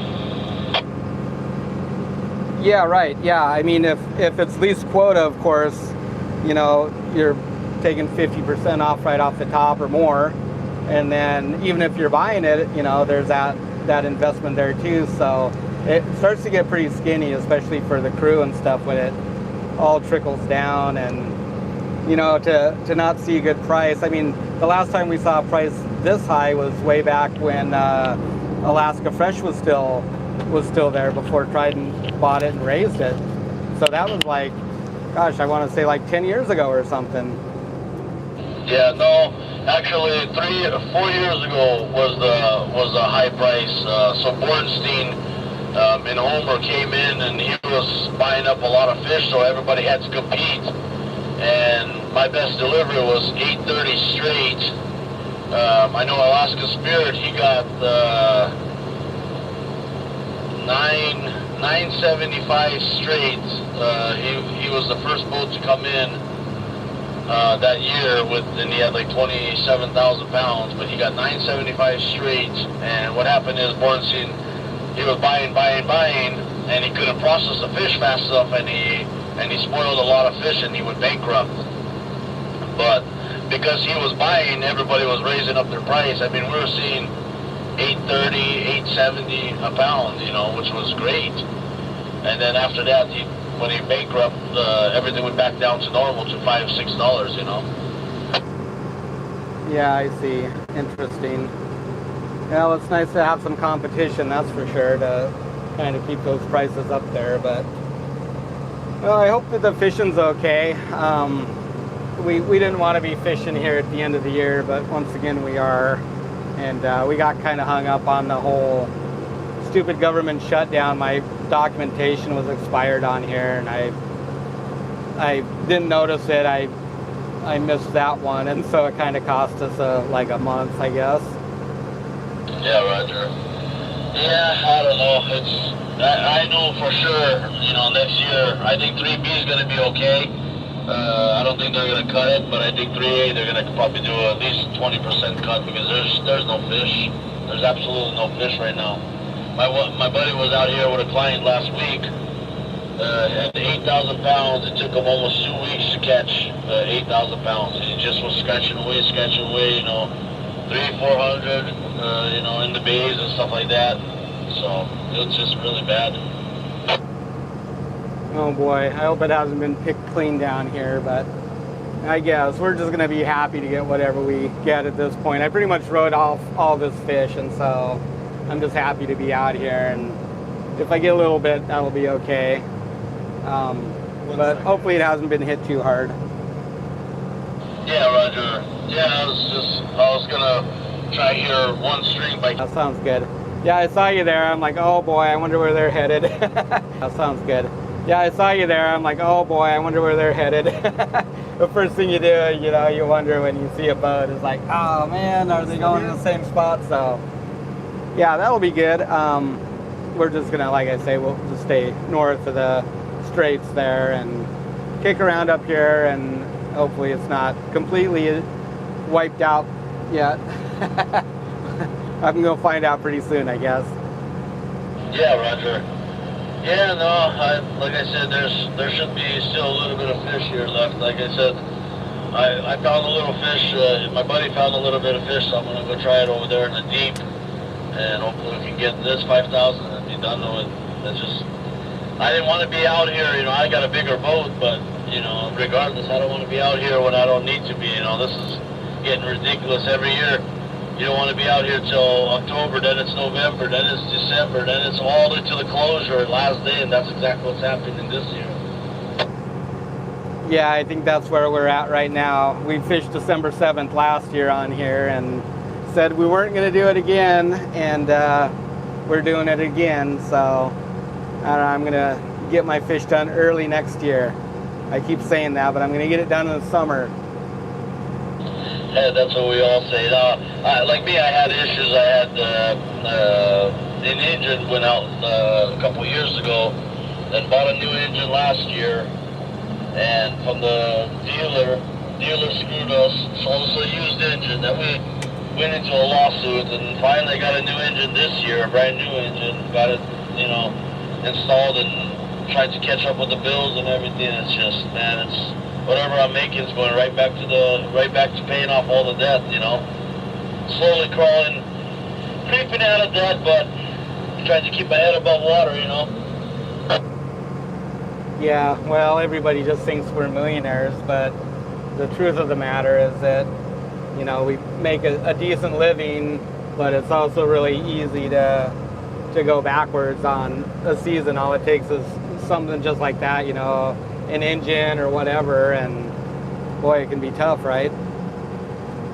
Yeah, Roger, or a crew member get hurt and try to sue you or something like that. You know, like I said, my last trip I made $40,000 within my account, and then as soon as it hit my account, it was gone the next day because I just paid off my bills that I had to. You know, my mechanic was $6,000-7,000. You know, this guy borrowed me $20,000. That guy borrowed me $10,000. You know.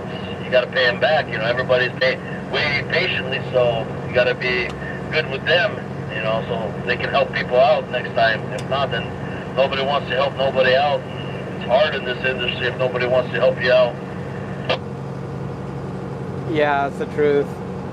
Yeah. So, you just halibut fish only, or do you do salmon on there too? No, I only do halibut. I'm capped out, so I fish from March till December pretty much. Yeah, I gotcha. Yeah. Salmon's been interesting, I guess, depending on where you're at. I can't believe that the bay is still going as strong as it is all these years now. Yeah. Yeah, well, the bay is going so strong, you know. They have a good person inside the bay, the fishing game, and then like false bass guys, they're getting screwed because the guy that runs fishing game for false bass, he's in favor for the bay. So literally my buddies, you know, they fish for false bass, a lot of them, and they were there on anchor for I think 26 days out of the season. I mean, that is absolutely ridiculous on the closures. And the fish are there. It's just by numbers, everything looked good. You know, people are already threatening him. You know, and even Americans will threaten him. And he's just locks himself in his office. The numbers look good. You know, we can't do nothing about it. And that's it. So they really got hurt this year. Yeah, right. That's area M right there. Yeah, Roger, area M. I'll show them outside of it. That's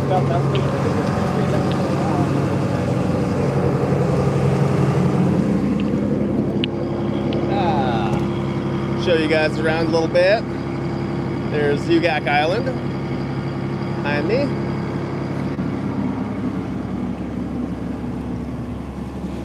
Narrow Cape over there. And up in Ugak and down the east side some more. Dangerous Cape. That's where we're heading. Go up, down that way, see what happens.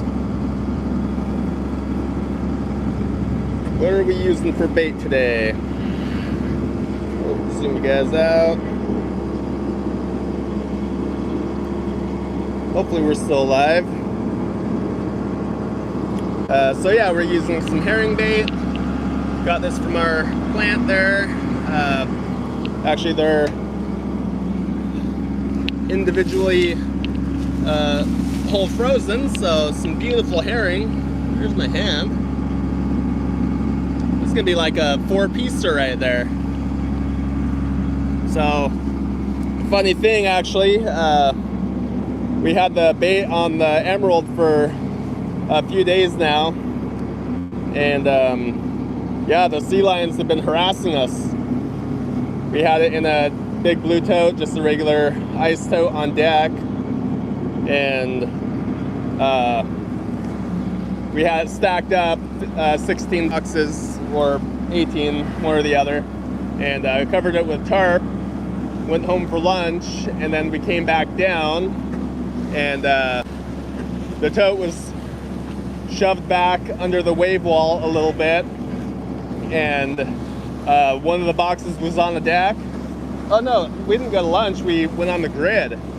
Yeah, we put the fishtail on the grid, and we were coming back to the stall, and one of the boxes was down on the deck, and the tarp was ripped off it, and this bag right here was just sitting right on the hatch or on the side of the deck, and like completely untouched. And so it's like, what's going on here? Oh god, a sea lion was down here causing a ruckus. And so yeah, we stacked our other boxes into our other tote on deck, and then threw one of our metal covers, like this one that doesn't have the legs on it, on the other one, and threw a bunch of lines up over the top of it.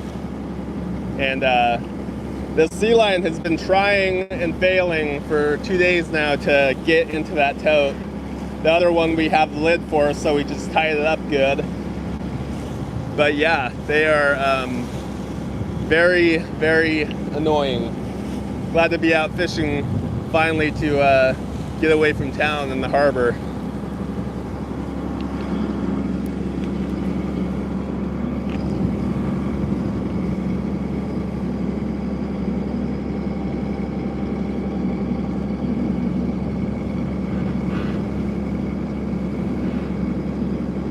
Hello, Cheech. Hopefully you guys can hear me all right. Yeah, Phil. Howdy. We're after halibut.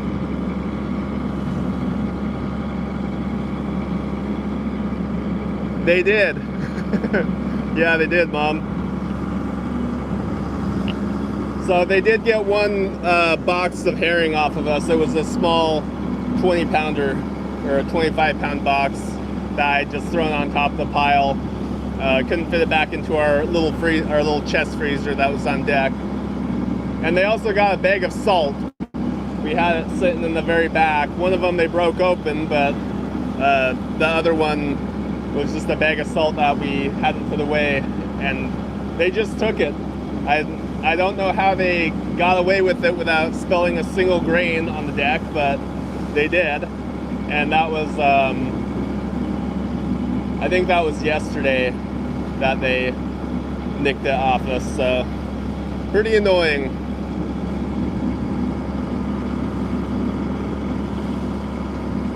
Well, it feels good to be out here. I'm gonna get baiting here pretty soon, get these guys all chopped up and baited. Guess I can kind of more slowly show you around on the deck here. Spin you around. So here's our longline reel, plopped right in the center of the deck. Got all the hydros hooked up. The hoses run behind it and around. Those are just the same hoses that we used for the seine block on the big boat. So kind of how this thing works. You got a gearbox here. It's a chem drive button. Okay. So yeah, got the, oh, there's that. Are you getting excited? I am actually. I was just telling the people, you ready to throw these baits on the hook? Yeah, I'm getting excited. So yeah, got the gearbox here, hydraulic motor, and this is the engagement lever. It's just like a yoke. Is that what it's called? It's yeah, just a yoke. Yeah. So it's got like a gear that the yoke two goes shafts are onto. splined and they're really close together, and then there's a female spline sleeve that goes over the top of them. So when you pull it over, then they're split, and you push it over, it joins the two together. Yeah. So really simple, actually. It's just that easy. And the free spools, engages. It's just Boston gear here. Looks like we need a new spider. This one's getting kind of worn out. I don't know if it's called spider, the same thing for this one. Yeah, it is. Yeah. That's not a piece of it right there, is it? That is a piece of the spider. Oh dear. Oh no. It should be okay. I better be gentle with it. Yeah, don't stop it suddenly. So yeah, that the motor turns the gearbox, and then that spins the reel, and then over here we've got our level wind, and the flow comes in here. No, it goes into the motor first, and then comes up here, drives the level wind, which is right here, and this chain trolleys this pulley back and forth for a nice even wind on the reel, and it works really good. It's pretty foolproof. There's some that are like the diamond cut bronze ones, and those work pretty good, but if you bend those, then it's a pretty costly repair. The cannery guys aren't always the most gentle moving heavy machinery and stuff around, so they're prone to damage if someone's being careless one day or something. And this one you can like easily just fork under this and it'll be fine, probably. But yeah, got the reel bolted in to its mounting spots there. Over here at the hauling station, got a jog stick for steering controlling the rudder, and the throttle there for throttle. Open face snatch block here. Line comes up through, got a little redirect down there, and into the level wind. As we're hauling, pretty minimal hydraulics on here now. We used to have a tri-bank right there and a double right here, and that all went over to the Emerald since it's now our salmon boat. So.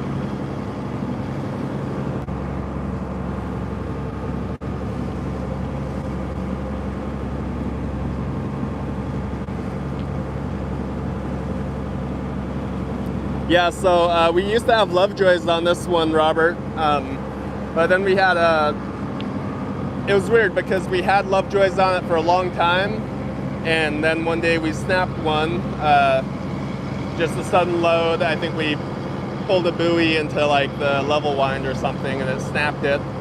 And then the next one we got, I think we were hauling or something, and we got snagged up and broke another, like, not very long after. So those are like sintered metal. It's just compressed metal pellets and baked to make the Lovejoy unit, and so they are not very well suited for sudden loads like that.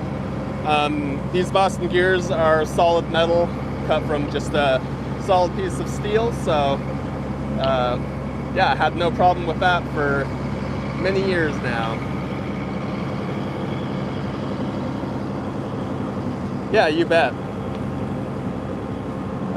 So over here we've got the measuring table, and anyone who's been watching us for long enough knows what this is. So there's a 32-inch minimum limit for halibut. Anything under, you have to put back overboard, and anything over, of course, you keep. And so any that are small that come over the rail, you have to put them in this measuring table, put their nose up to here, and if the center of their tail extends past this line here, then it's a legal size halibut. Yep, that's right, Googaloo. And welcome in. So yeah, that's our measuring table. Really quick to bring the fish on, measure them, get them over as soon as we can, and back in the water. And moving back here, and come to think about it, it's a lot more restricted quarters on the fishtail compared to the Emerald. One thing about it is that you don't have to walk very far to get across the deck. So, anyways, there's our hook stacks. Got some right here, and then over on the port side there. So we have, I think at the start of the season we had about 1,300 to 1,400 hooks. If I had to put a guess on it, we've probably lost or damaged probably about 100 so far this season. It's a pretty, like skates and stuff, they break off a lot of the older Ganyons if they're chafed, or if you get a really big one, they'll even bend the hook out. So, or they get pulled up into the block or something like that, get hung up on bottom or other obstacles. So I'd say we've probably lost about 100 this year. So each one is, I think we figured they're about $2.50 each. It's just a 60 knot circle hook, 48-inch Ganyan, and then a bull-nosed snap. And we actually get asked this pretty often how they actually work, so I guess I can show you guys real quick if I can find the end of this long line here.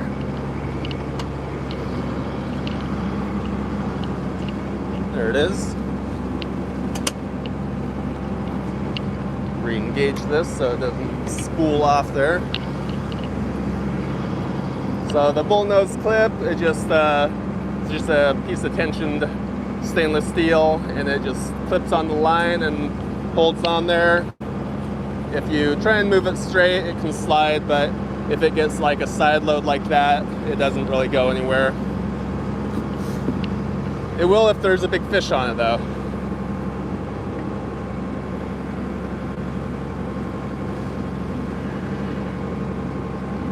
Ah, welcome in, Monica. Always glad to hear that.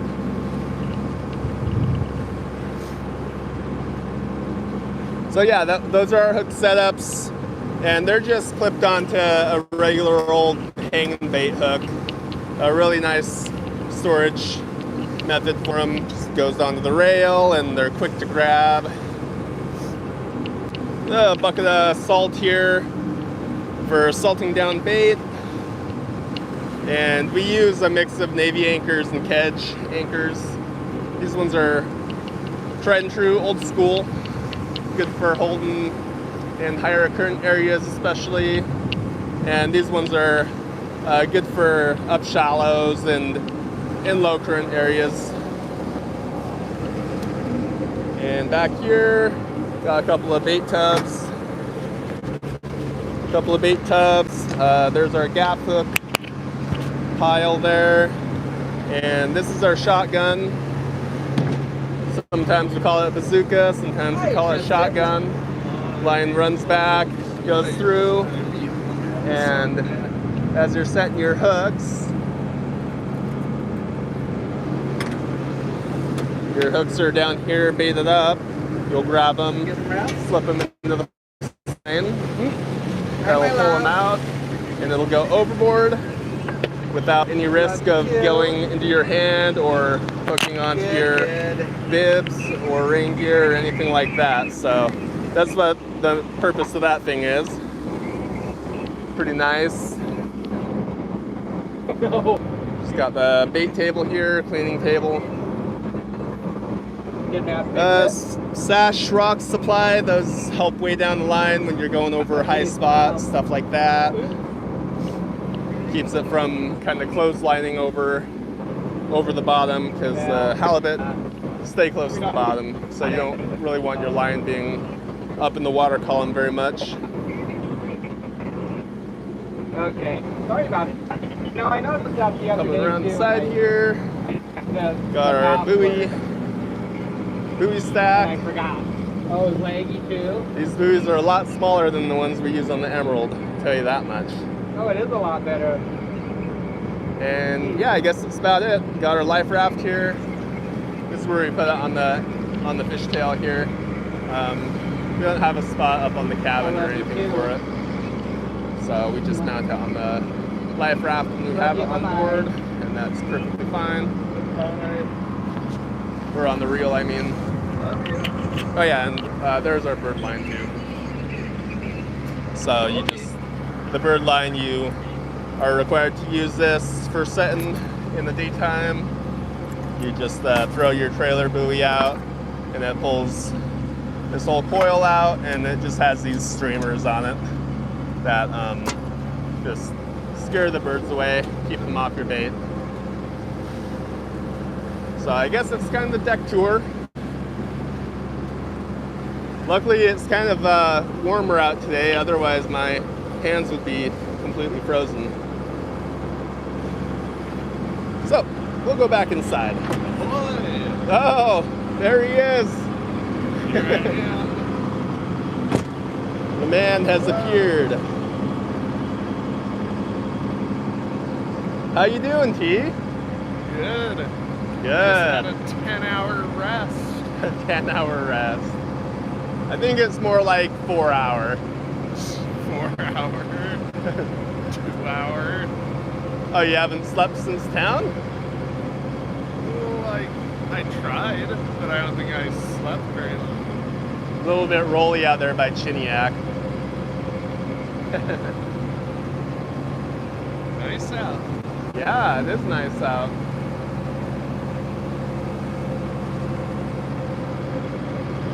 All right, well, I was about to go in.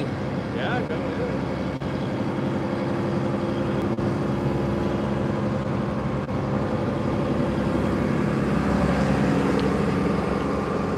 Ahoy! Hi there.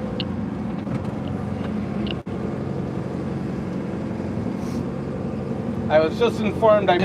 Yeah, you didn't turn on the Wi-Fi. We're lagging now. It's because I keep clicking the button. Your buttons are really easy to press on that, you know that? Right. Yeah, so I got a different phone and I forgot to turn on the Wi-Fi here, so I just burned up like 25% of our data from AT&T. But by all means. good thing we don't use it very much at all, actually, because we have Starlink on the boat at home, so I got lucky there. Yep. Oops. Yeah, I checked. I don't know if it turned off the stream or not, but yep, it wasn't turned on the Wi-Fi. You didn't have the password or something, so I didn't auto log in.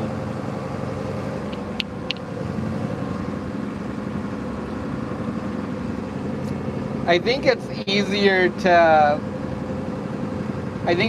on the Emerald Isle to ice the halibut down and stuff. It depends on if we're tanked or not. If we're slush icing on here, it's easy because you just slip them into the hold. If you have to dry ice them though, it's a little tougher. Just because, you know, separate bins for the ice and stuff. But it's not really too tough, I guess. It's not bad.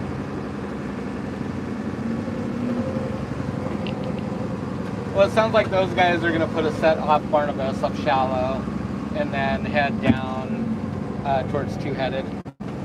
So, Yeah, okay. super nice. Yeah. Cool guys. So he said some of their friends got fish, you know, up in 5 fathoms last week. Yeah, I heard that part. That's good to know. So maybe there's a chance we land on a few shallow too. it might be worth hucking a couple sets up shallow, like maybe save these for tomorrow, depending on the wind. Because that's where all those shallow sets were. We could do a couple shallow ones there and then a couple in the deeper and probably be okay. We'll see how hard it blows. It's challenging when it's windy like that, so being up shallow will be even more challenging if it's really windy. Oh yeah, you gotta get used to it on this boat now. Again, the wind is a lot more effective. I do. Gonna be getting pushed all over the place, huh? Yeah.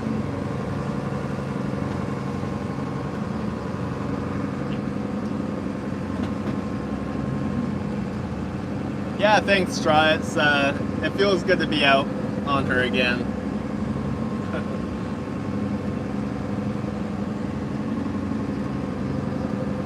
There's a couple, Googie Lou said, yeah, and also Robert Malice commented on those. They're Lovejoy couplings, so that's what we used to use was Lovejoy, and then we broke a couple of them in pretty quick succession. And so this is the same as a Lovejoy coupling, but instead of being sintered metal, which is basically powdered metal, and then they put it in a mold and they press it under extreme pressure and maybe heat too to make like a solid metal. It kind of ends up being like cast iron almost, especially if you fracture it. That's what it looks like, is cast iron. But we got these same ones as Lovejoy's, same exact type coupling, but these are just made out of steel. They're machined out of steel, so there's no chance of like really breaking them. Other stuff will break before they will. probably strip the gears inside the gearbox or something first. And so Boston Gear makes those ones. We were going to originally put those on that reel when we rebuilt it. It was just a matter of money at the time. I got a couple of Lovejoy couplings off eBay for like 35 bucks each for a set, which is like a quarter of the price. They're usually about 75 bucks for one side. But then those Boston gears were like a couple $100, like $250 or $300 for a set. So we just didn't have the money at the time. And then after busting those Lovejoys, I looked again and I actually found a really good deal on the ones that are on there now. I think they were less than $100 for the set. So I kind of scored there. But yeah, same thing. And that spider needs to be changed, but it'll be fine. That was on our list to get a new one. Yeah, that was good to do. We didn't. Maybe we got a rubber one down here somewhere. I hope. Maybe. Maybe. I'm not sure. There might be one in the drawer. Yeah, worth a check.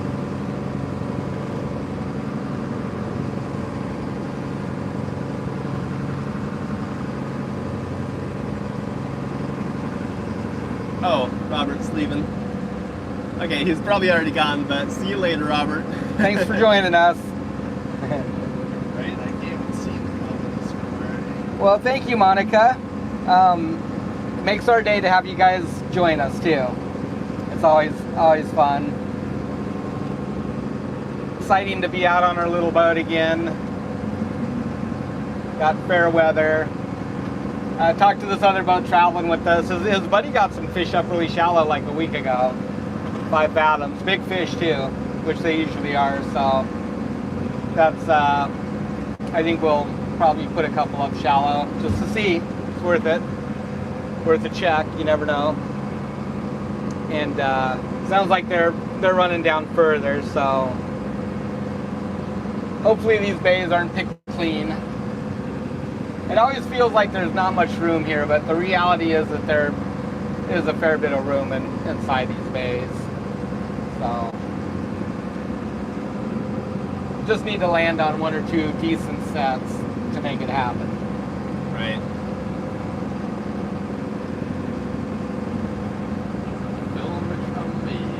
Man, what is a deck boss? A deck boss is the head guy on deck, more or less. The one who's supposed to line out the greenhorns or the regular deckhands, direct tasks, and make sure everything's done. Like the assistant manager. Yeah. Cracks a whip on the crew. Yep. Crew being me in this case. Hey, are those hooks standing up yet? Yes, no. Actually, we're gonna need some hooks here before too long. Yeah, I'm fixing to go get started on that. So I guess we got at least hour. 17 miles, so Yeah, still a couple, 3 hours. yeah, it's nice down here though. I was hopeful that would be Yeah, much more comfortable. a little bit of wind coming out of the bay, huh? Yeah, it's pretty warm out actually. Mm-hmm. Yeah, I'm glad it's not super frigid yet. Yeah. That little cold spell we had last week kind of took away my incentive. Harmony Bend Homestead. Nope, this is my dad and me and Tristan are brothers. Yeah, these are pops.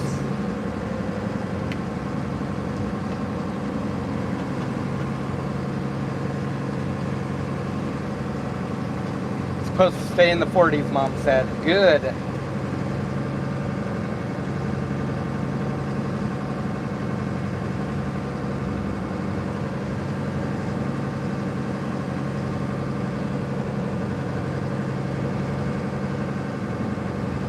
Well, a nice run down anyways. Yeah, beautiful.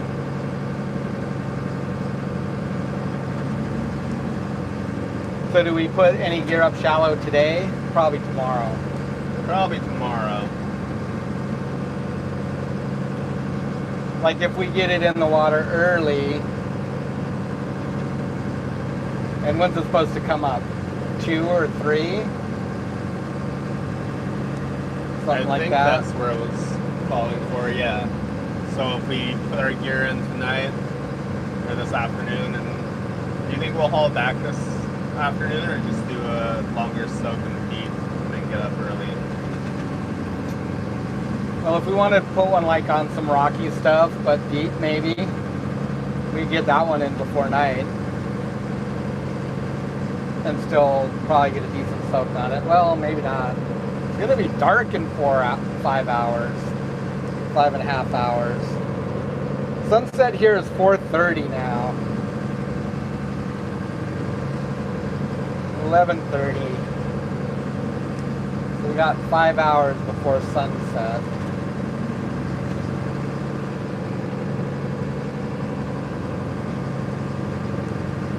Maybe we should just put some in the mud along those edges where we did fine on overnights and see what happens. Yeah.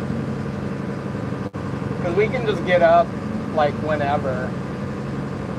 Give it like a 12-hour soak. Get up at 2 or 3 in the morning and start pulling. It's always kind of nice pulling like really early in the morning like that if it's calm out. Yeah. Peaceful. And then we could get some back in. Everything would be in well before daybreak. We could even set back some deep ones if we wanted, and then maybe reserve a couple for up shallow, a couple short ones, 5 or 6 tub sets. And then we get the deep ones in well before it gets breezy. Put them back out if we want. Pull the other ones.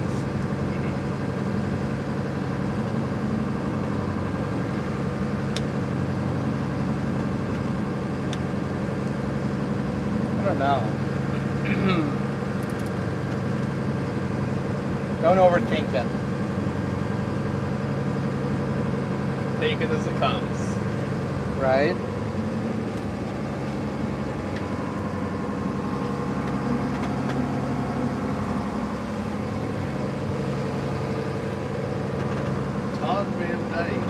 Nice to see another fishtail adventure. Glad to see you your license renewed and tonight to harvest your quota. Yes, us too, Todd. It's kind of been a roller coaster ride this last month, honestly. We did get our permit, our documentation renewed. Certificate of documentation is what it's called for the vessel. And we're getting ready to go out, and then we find out like all the plants in Kodiak have closed, except our little custom processor.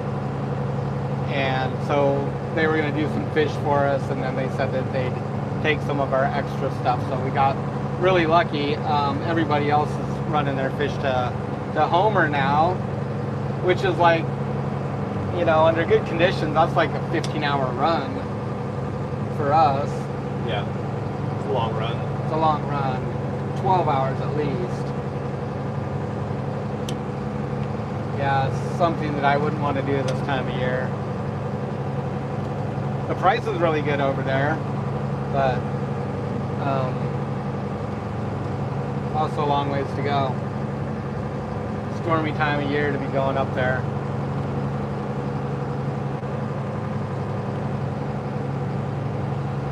$12 or a bit longer than that, right? I think it's probably a bit longer than that, right? It's like It's a pretty long run. 200 miles. I think it's 150 something, so 120 So like a roughly. 20-hour run or 6 knots, I guess. Yeah, Pretty long run. it's a long run. A lot of open water.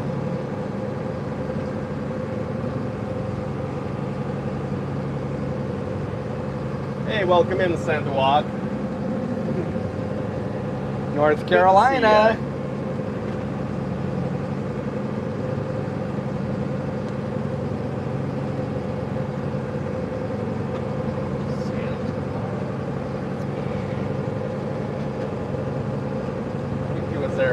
our first stream ever. Seem odd, I don't remember if you caught. Yep, 9 hours on the ferry to Homer, 12 to Seward. That ferry is amazing how fast a big boat like that can move. I suppose they're somewhere like around 14, 15 knots, 16 knots. Shoot her on down.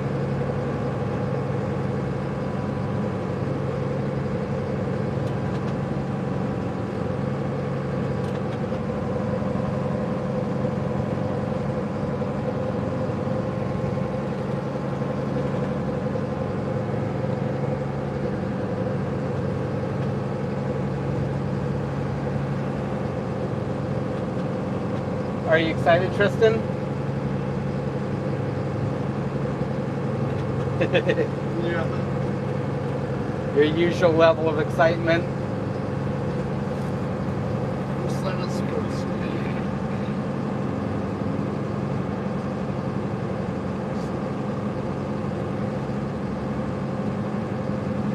Like, I know you're excited. Right? That's me. I just saw a whale behind us. Alright. Yep.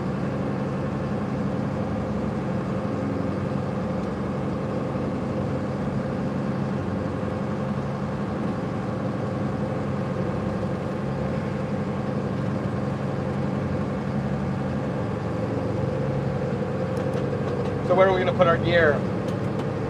Probably in the deeper, along the edge. I'm going to do one at the mouth of the bay, and then up that one side. Yeah, probably.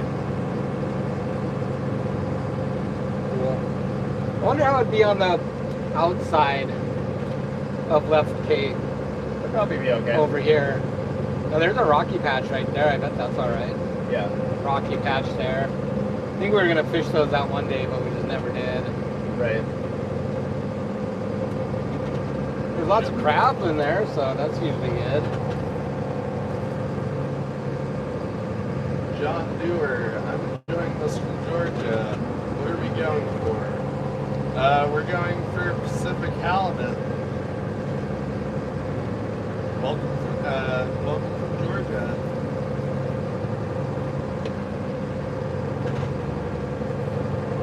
It seems like the whales stay away from us. The fishtail is pretty stealthy though. We sneak up on otters and birds pretty frequently. But yeah, the whales they'll just sound when you get close to them. It's kind of hard to like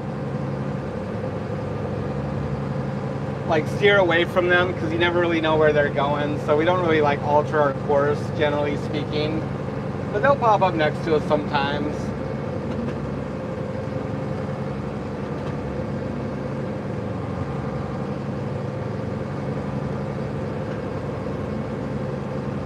Sometimes the orcas will just come right up to the boat and check you out. That's pretty cool when they do. Thankfully, they're not the destructive sorts around here, like they had by Spain and whatnot. Yeah, they're not the boat killer orcas like they got on over there in Spain, tearing up the yachties. But I'm not gonna lie, they are intimidating, to say the very least, when they come up next to you. They are amazing creatures and they're huge. They always make me nervous. We have a good clip of some right next to the boat somewhere. I think we're supposed to get that uploaded. Yeah, I think I actually saw that pretty recently. Yeah, you showed it to me.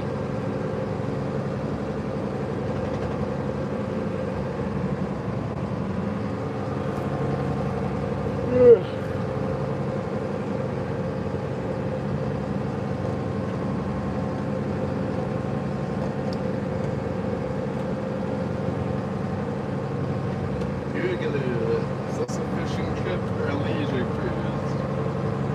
Well, right now it's pretty pretty leisurely, but it'll be fishing before long. Yeah. Well, both. Yeah, we have whales here like year round, especially down the east side here. They're up in these bays and out off the headlands and capes here year round.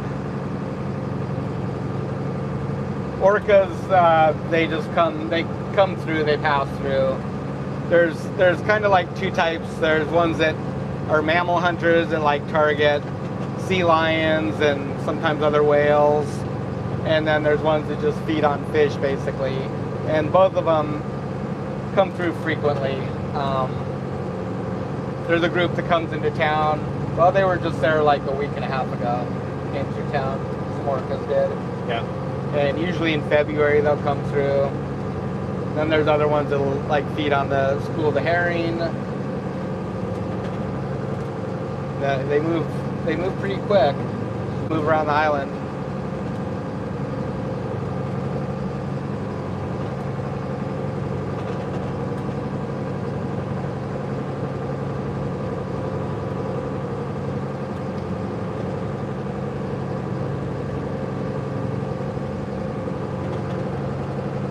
Smoking pipe guy. What's your channel? We'll check it out. And thanks for joining us. And you too, Okie, from South Texas. Ooh, 80 degrees. Hot Too down hot. there. Too hot. Leslie's talking about the latitude, but that's hot. 40s here. It's just right.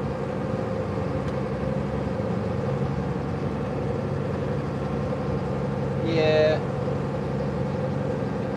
That's 35. You too, Armin.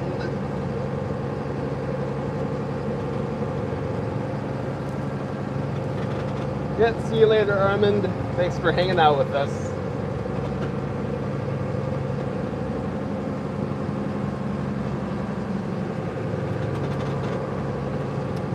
So you guys stick looking at our ugly faces. I'll switch the camera here. So we are, you can see that closest headland right there. That's Dangerous Cape, and the one further away is Cape Barnabas. So we're just kind of going right in between them. That opens up to the right, to our starboard, to your right, and goes up into a bay right there. And then if you just kind of do just a little bit of a dog leg to the starboard and go straight, that leads down further south. There's a passage through there, Cycladic Strait. So the one straight ahead of us, Cape Barnabas, that's actually an island right there called Cycladic Island. And there's a little passageway that is between it and Kodiak, so you can skirt on the inside and get out all the bad weather outside and travel down pretty far. So we go through there pretty frequently. A lot of times we'll work the outside water too if we're fishing rockfish or whatever. Just depends though.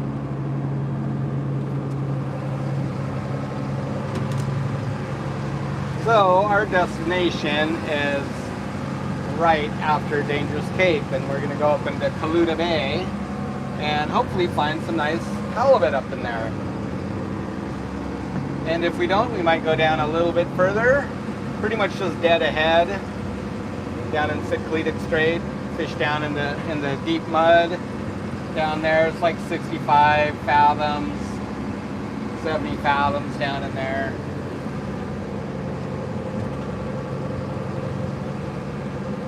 Pretty much counting on this being a bit of a grinder trip, so we're prepared to fish for 5 or 6 days until our bait or patience runs out, whichever is first.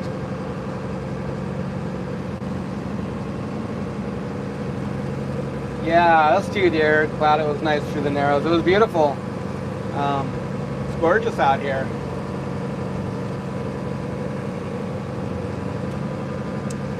Kathy Lucan, T, when will you start dressing some halibut? Good question. I don't know. I'm pretty content just scraping and nutting them right now. So You know, for a long, long time, I just did all that, and Matt just like hung out. And finally, was like, "Can I help?" yeah, Yeah, I guess so. nice. And now I don't get to clean any fish anymore. Oh really? I'll give you my spot. You guys are always done. Right? Hey, what you got there? Lunch stuff. Sandwich time? Oh, are you gonna shove us off? Kind of noisy down there. We'll just leave the microphones up here with you.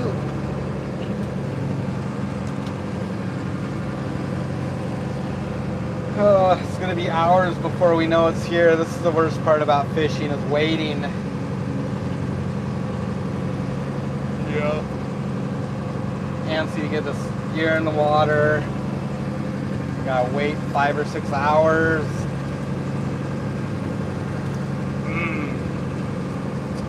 Maybe we'll just get like 2,000 pounds on the first set. Oh, that'd be so epic. Yeah. I would love that. That would be a legend set. Well, I mean, so we had a 1,000-pound set last year this time. I'll take that. We'll take that anytime, right? Yeah. Those are some nice big fish too. That was like a 35-pound average. Those nice big fish, easy to clean, fast to clean.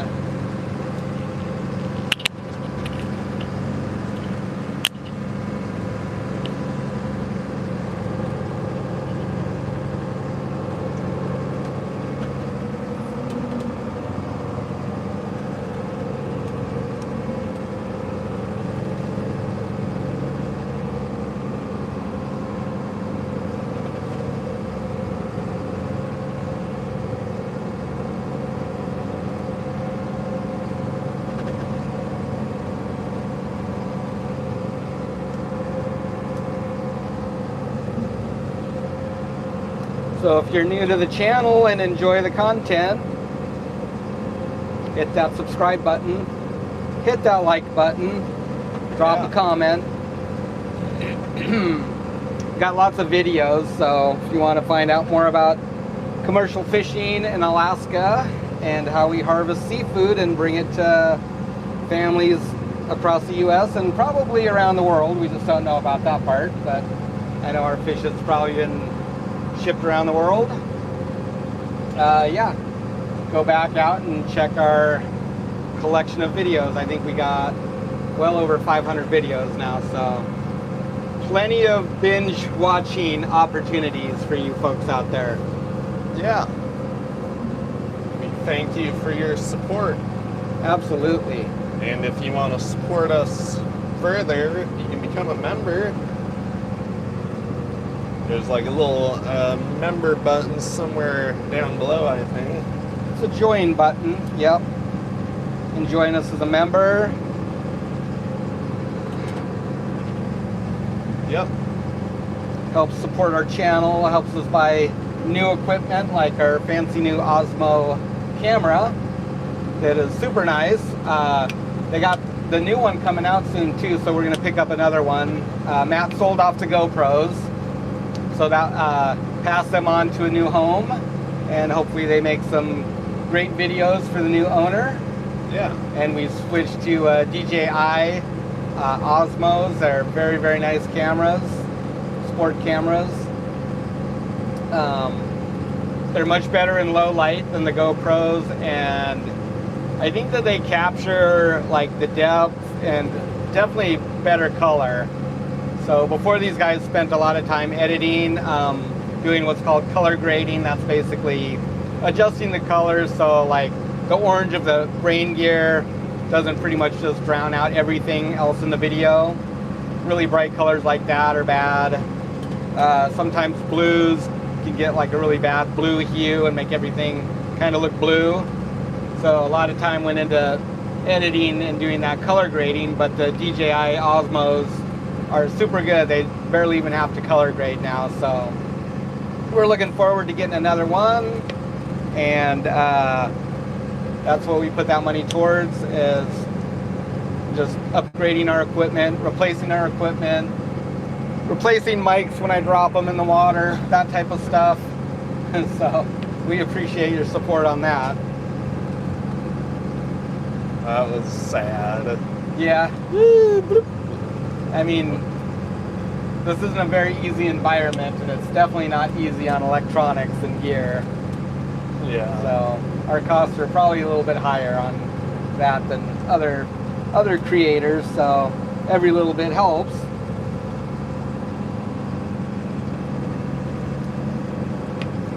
Straw, the picture looks good. Yeah, thank you.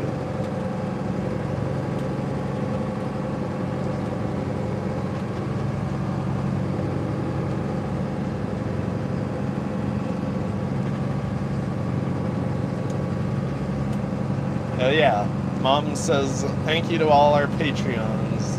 Yep. Yes, thank you to all our Patreons too. Thanks to everyone.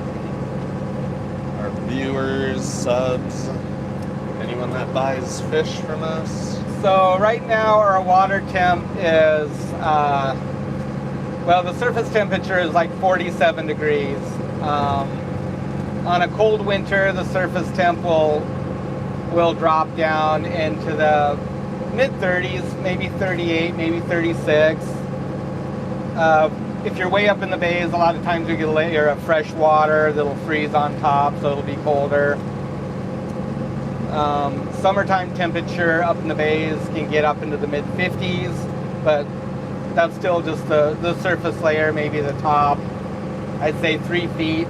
If you jump in, like, the top half of your body will be kind of warm and your feet will be frozen. You definitely don't want to swim here unless you do it like regularly, I guess, if you're acclimated to it. One of those cold water swimmers or into that cold water immersion. Yeah. We tend to keep our toes dry and warm. A little cold for us, but every January 1st we have the annual polar plunge at Mill Bay Beach, and there's a lot of brave souls that do wade into the surf. Right? Go all the way and dunk your head. I think it's easier to do when you're young. It's easy to say. So yeah, water's pretty chilly up here.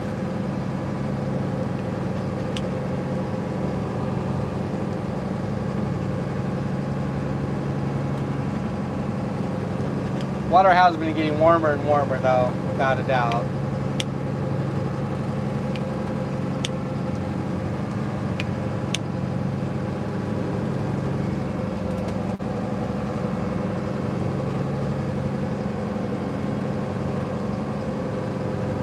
Snow flurries here in Pennsylvania today. Brr. What's a snow flurry? Just snow, Oh. like snowstorm. Like flakes and drifty and... Gotcha. Yeah, brave souls, that's the truth. Is one name. So how much equipment is shared? Pretty much all the equipment, actually. Everything's set up from our jig mounts to our halibut reel. It's just interchangeable. Like, for example, we delivered fish the other day on the Emerald Isle. Went over, unbolted the reel, lifted it off, brought the fishtail over, dropped it down. That was all in the span of a couple hours. All the hooks, all the anchors could transfer back and forth between the jig machines. The mounts are, we have mounts on both boats, so we just pick the machines up and drop them on the other boat. Super easy. At one time we did seine with this vessel, and we took the boom off of here and put it on the Emerald Isle, but first we cut it in half and added 10 feet to it. So now that will stay on the Emerald Isle, because we won't be seining this boat anymore. But the net, the seine boom, the seine block, all of that stuff has been on here before. So yeah, everything is shared, which is kind of nice because The equipment is Oh, expensive. jeez. Like to have a second reel and all that line is expensive. I think we have about a little over 40 100 fathom shots of line on this Longline reel, and 3 shots cost about $350. So there's probably about $4,000 worth of line on this reel alone. So to have that times 2, it would be very expensive. And then the reel itself, probably add another $3,000 or $4,000 depending on, you know, if you got a deal on it when you bought it or something. So it's pretty expensive, the gear. So it's nice to be able to swap it back and forth.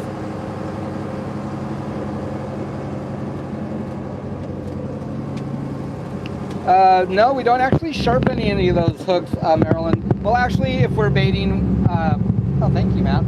Yes. If we're baiting up for cod, we'll hit those with the file and sharpen them up. Sandwich time. The the ones for the rockfish, you probably won't believe this, but some of the dullest, busted off tips, the worst looking hooks are the ones that will always catch a fish when we're doing rockfish. We've got ones where the rubber's busted off and it's just dangling there, this rusty old hook. The tip of it's broken off. It seems like that hook will always catch one. If there's a single fish on that setup, it's going to be on that hook 90% of the time. So we don't really bother sharpening those ones up. We get poked with them enough as it is when they're nice and new and sharp. So if they're a little bit dull, that's okay. Pulling them over the rail doesn't really dull them up anyways. You want to use it like a piece of pipe or something that's big enough to where it's not snagging the tip. It's pretty good on here, but the Emerald Isle, the square bull cap or cap rail, the hooks do snag on that. It's kind of annoying, but we'll get some like ramps or chutes or something built on there before long. I'm always reaching over there for the autopilot. Wrong place. Oh yeah, it would be the I wrong keep place. Huh? reaching up here for it.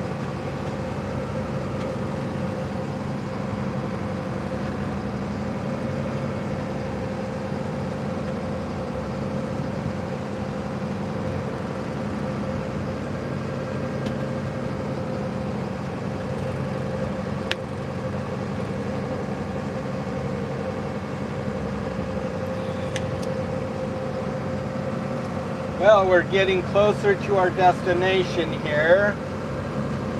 That's Dangerous Cape right in front of us. Barnabas over to the left. That would be to the port for you seafarers out there. And dead ahead, kind of in between the two, is where you go to go into Setting Strait. So we're here, Dangerous Cape, Boulder Bay. I can get my mouse over here. Our destination is up here in Kaluta, where we're going to start fishing. And this is Setting Strait. I was saying earlier, this is Setting Island. So there's a passage you can go all the way through there, down to Two-Headed. So that's a really nice place, especially if you got bad weather coming in. Get out of there and get some relief from that for a little while when you're traveling. Might do a little fishing down here, we'll see how it goes up here in the bay. And then we got some southwesterlies coming in a couple of days, so we can drop down here and work really easy there. And if it dries up, then we just pop right out here, and southwesterlies on our stern, on our tail, which makes running really nice and easy, and we can run back up here to UGAC or back up to home. So Kodiak, where we live, is way up here, and we've traveled down here. All this black stuff is marks, by the way, so fishing spots, sets for halibut and other stuff, but yeah. So don't be stealing my spots. Don't be a Tyler. All right. You guys know who he is, bucket scrubber. Old Tyler. Old Tyler.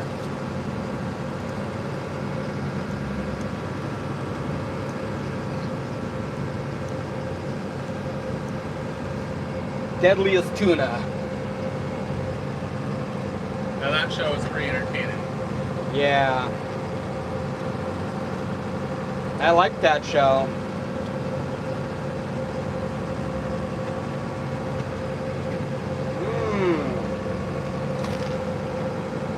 Sandwich Crunch ASMR.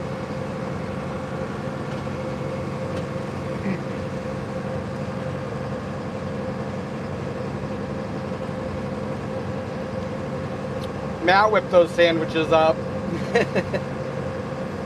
But she did shop for us. She always packs 5 times more food than we need. She thinks we're gonna starve to death out here. Fact of the matter is that we don't usually eat very good when we're out fishing. Maybe not as good as we should.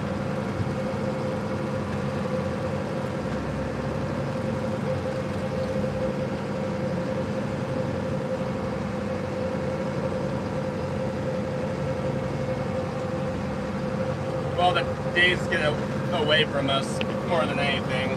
Yeah. It's like you haul a set starting at 2 o'clock and you pretty much just keep going until it's 9 or 10. And some nights it's just you can't be bothered cooking, you're tired, and so you eat a sandwich or a can of raviolis or something. Yeah, by the time you get your gear in and traveling over to anchor up, especially in the summertime, a lot of times it'll be 11:30 when we drop the hook for the night. And we snack throughout the day. We try and have a decent lunch and a decent breakfast, but sometimes dinner's pretty late.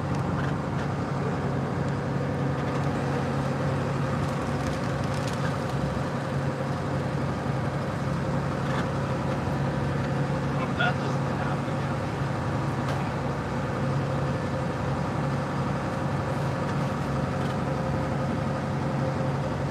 Thanks, man. Yes, that's delicious. Thank you. Yes, chips. Yeah. We don't treat our diesel fuel at all.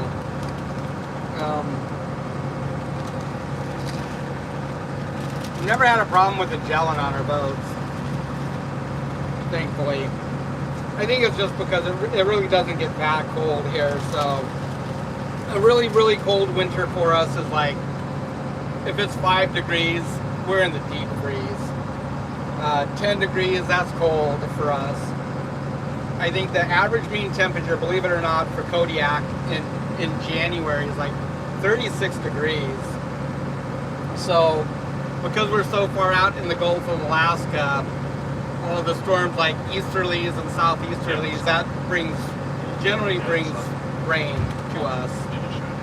And it'll be a lot of times in the high 30s, low 40s, even in the winter time. If we get a lot of northwesterlies, then it'll get cold and push that temperature down some. But still, like I say, if it's below freezing, it's pretty chilly. If we get down to 12 or 10 degrees, it's really cold. Rarely do we get ever below 5.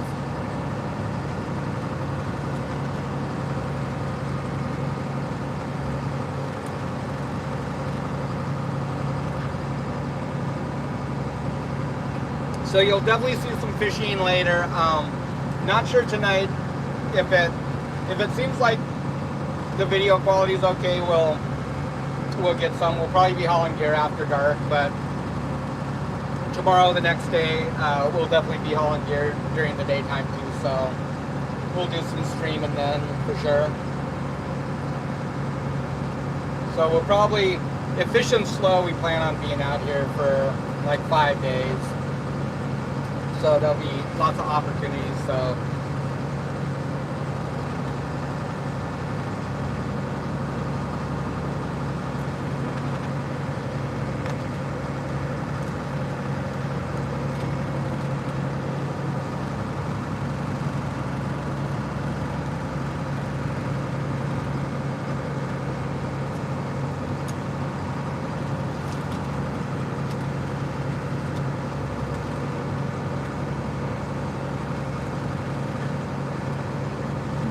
when are you going to be the skipper, Matt? Say it. Say it. Probably when Dad gets too tired to continue.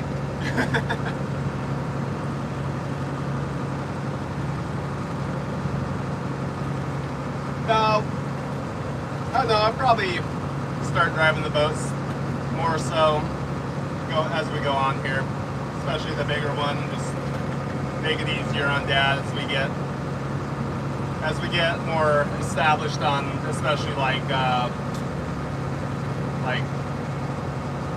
I guess the processing end of stuff.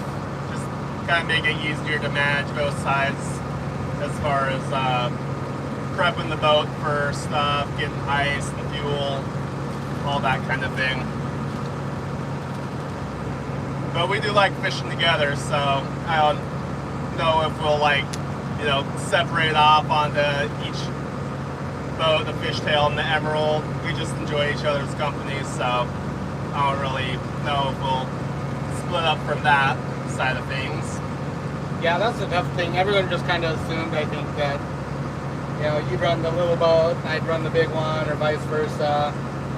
But honestly, it's kind of hard to even think about that.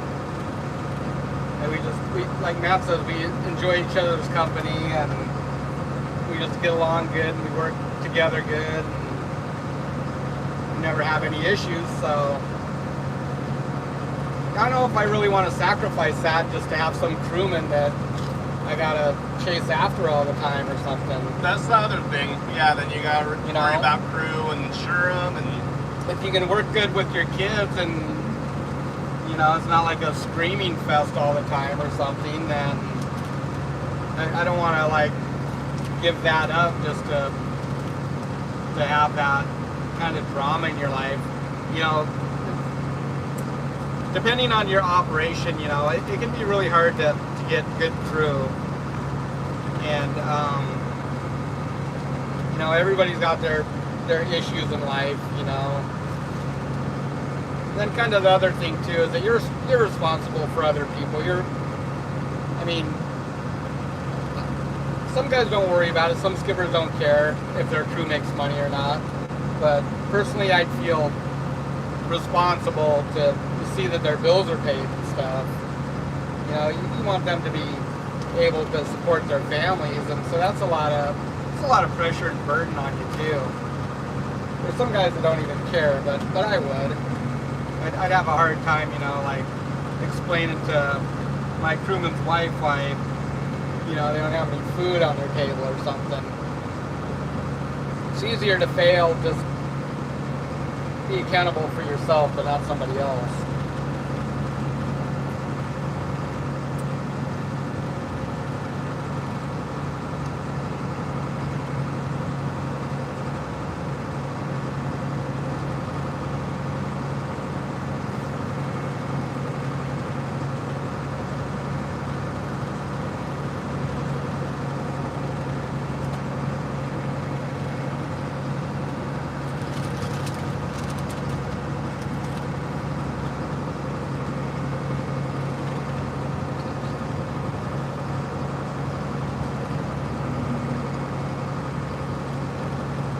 The other thing is depending on what type of fishery you're in and how much quota you have or how successful you are as a fisherman, that it can be kind of hard to support a whole crew on a boat. mean, there's a lot of guys that just really don't make that much money depending on what fisheries they're involved in. Some fisheries pay well, some others don't. If you're on a really good boat, sometimes you got to take the low pay to get to the good pay. And I've been there before as a crewman, where you work a lot, you don't make much money, or you work for free in the yard, you don't make any money.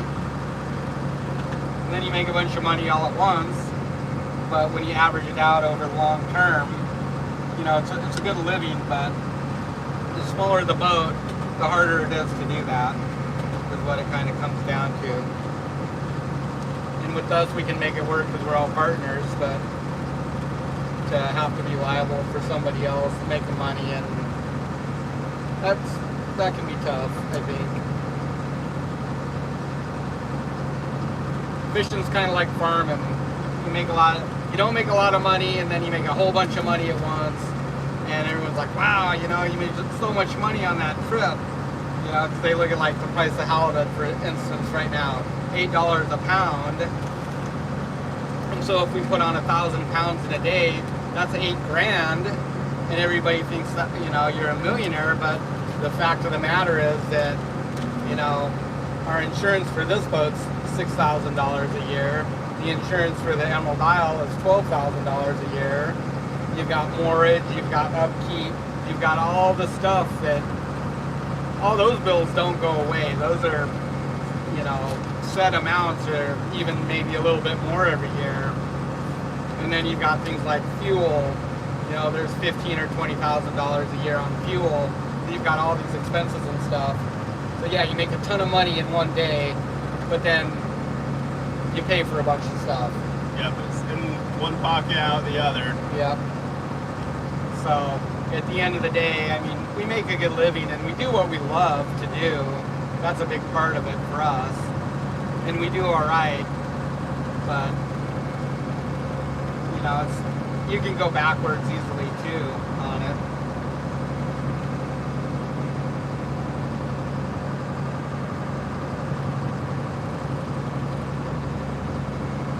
Your family dynamic is what makes your videos special, Kathy says. Oh, thank you. Yeah, we sure enjoy putting out the videos, and appreciate you guys watching, of course.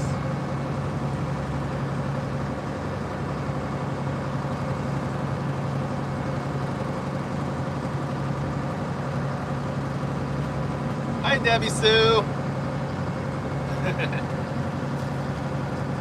Welcome in.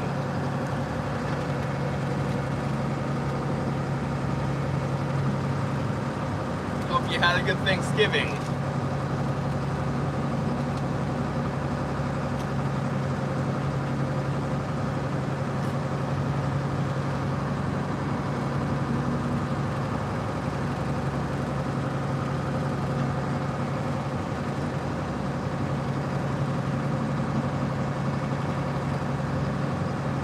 Broken rod angler. I love it. Thank you very much. Sweating gravy.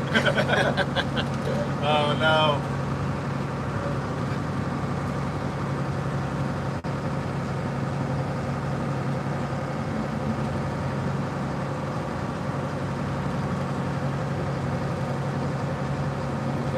We'll celebrate our Thanksgiving here in a week or so, I guess. After halibut's over, we're gonna put everything away and enjoy the rest of the month. Try and get caught up on a few things, and then January 1st, be right back at it, I guess. Start it all over again. Mm-hmm. Looking forward to some jigging. Me, I definitely am.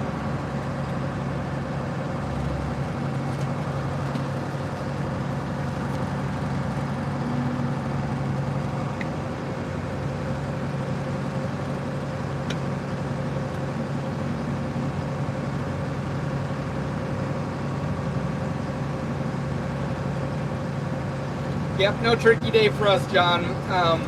We were busy putting the boat together yesterday. I think we were down in the boat pretty early. and finished getting everything swapped over. Got our bait moved over from the Emerald Isle. We were having a heck of a time with the sea lions down there. They were getting on the boat, trying to get into our bait. Being real pesky. They did get one box of bait, I guess, 25 pounds, but we got lucky it wasn't more. They got 250 pounds of cod a few days before. They're hungry. They're starving, I guess. Yeah, so we got everything switched over yesterday. The rest of our hooks and anchors, got things put together down here. Kind of went through everything, all our gear, safety stuff. It was about 8:30 when we got home, so we just spent the day working on the boat as a family. So Halibut closes on the 7th of next month, and then yeah, we'll have a nice turkey feast after that. Yeah. Where we can all enjoy the day as a family and cook together.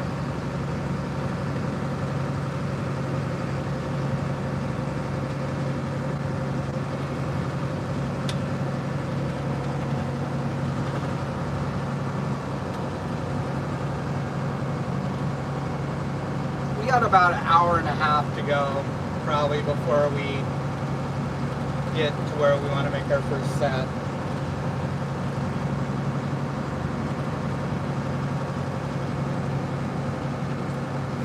Yeah. I'd say it's About 10 miles. about time for me to go gear up. Go knock out a couple of hooks. Donnie. Yes, I shall gear up my eyelids for a rest. Very nice, very nice. Yeah, it feels good to be back on her, Albert. Back on the water in general. Yeah, we had a pretty long stretch in town again. That's what I was saying earlier about you make a lot of money sometimes, but I mean, we just spent like a month in town just working on stuff.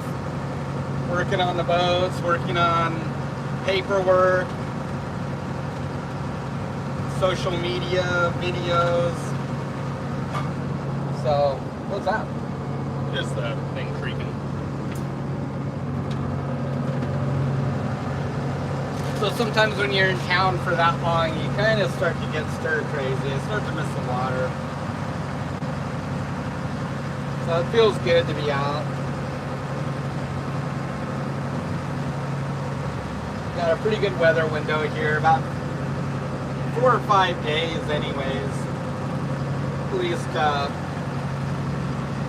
the wind's pretty light. We got a couple little blows in there for maybe 6, 7 hours, 8 hours, half a day. But all in all, it's a pretty good forecast. Up in the bays, we'll be good. Protected up there and be able to work.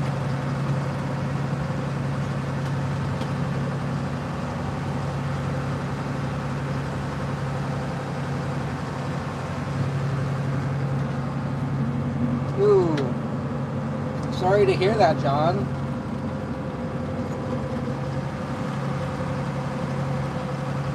Take it easy. Get rested up, healed up.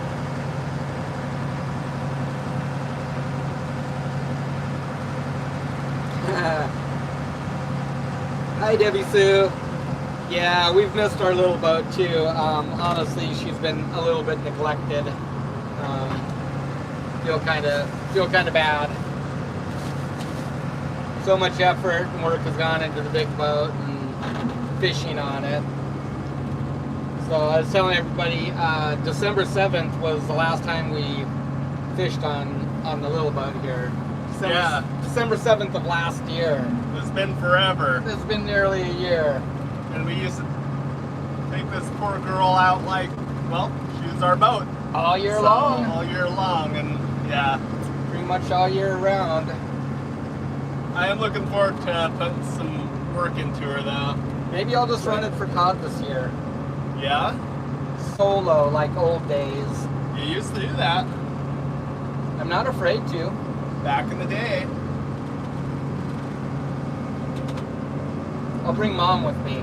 There you go.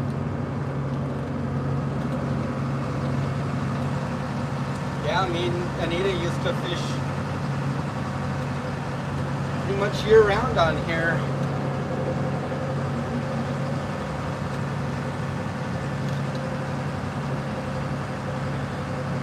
Well, I hope there's nobody up here in the bay. Always the worst part about traveling. When you come around a corner and see a boat in there, and you're like, oh no! The only boats out are either hunters right now or longliners. If they're in the bay, they're fishing halibut.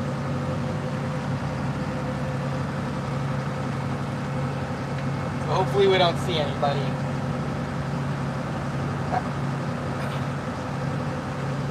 Had a boat beside us. Talked to him a little while ago. He's going down the line, so that's good.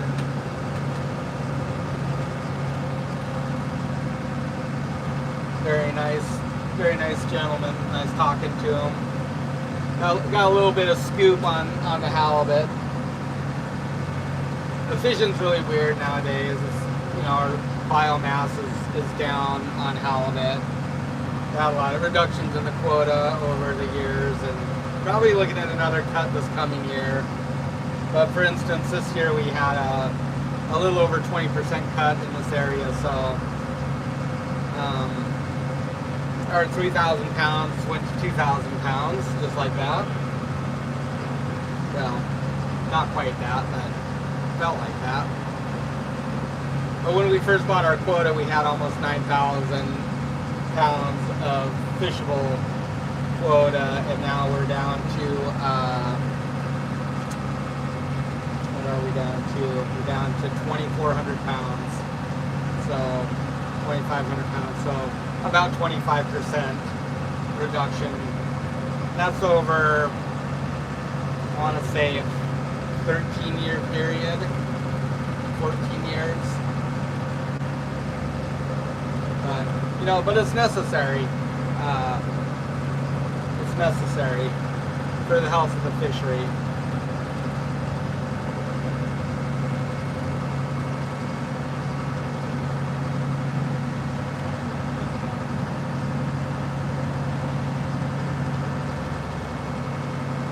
Thanks for joining us, Julian, all the way from Australia. You guys have some good fisheries down there too. Yeah, we sure have, huh, dear? Lots of good memories.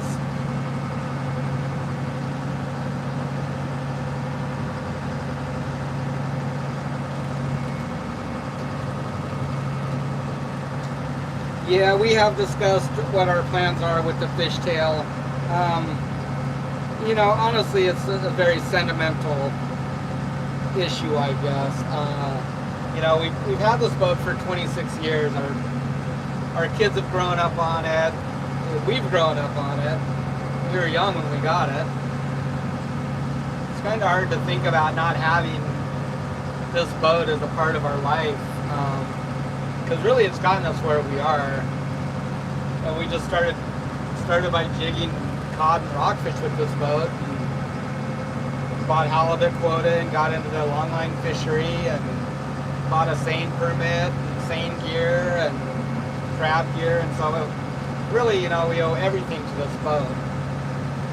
Bought our home, bought our land.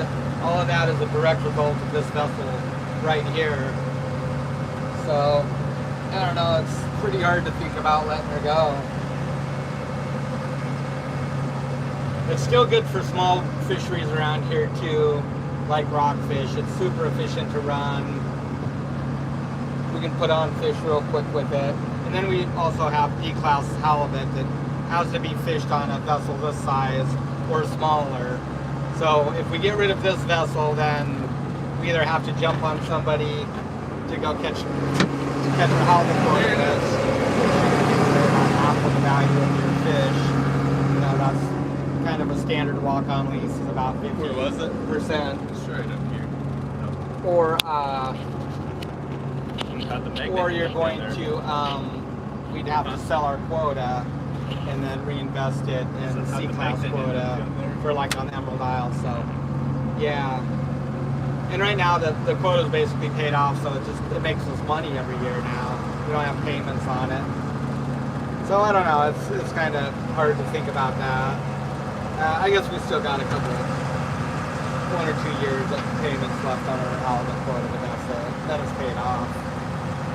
It's just kind of money in the bank, so I don't know, it's hard to think about getting rid of the fishtail.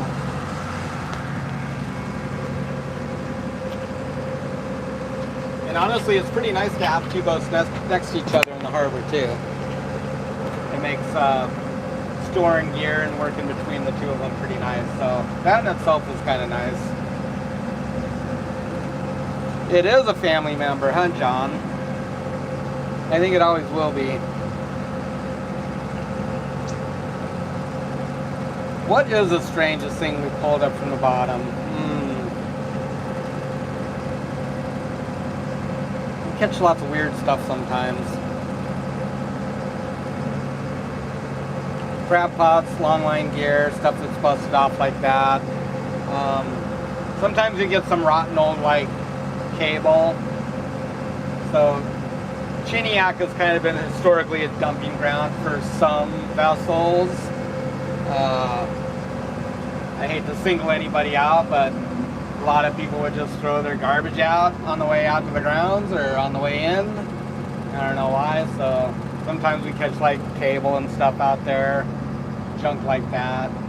The crab pots are ones that usually just get lost, either sport fish or commercial, mostly sport fish.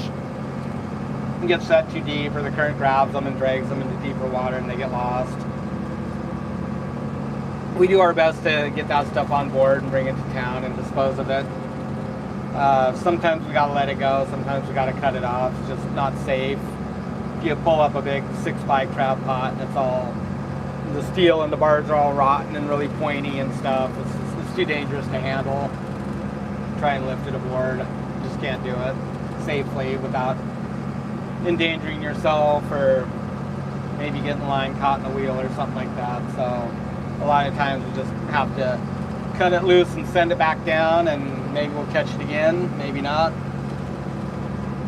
Longline gear, we always try and get that stuff pulled in if we can, bring it on board and take it back to town. Can't really think of anything really odd offhand that we've caught.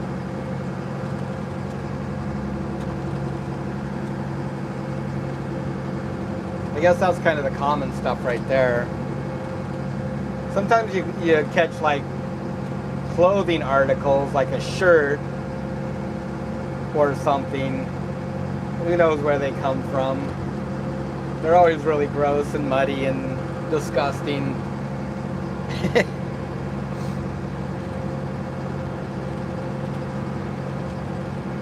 I don't think it's because anybody fell overboard or anything, just whatever. Shirt hanging out to dry and it flew off the boat or whatever. So yeah, we do have a commercial, for commercial fishing we do a minimum size limit, no maximum. Minimum size limit is 32 inches, 100% retention, so you can't high grade.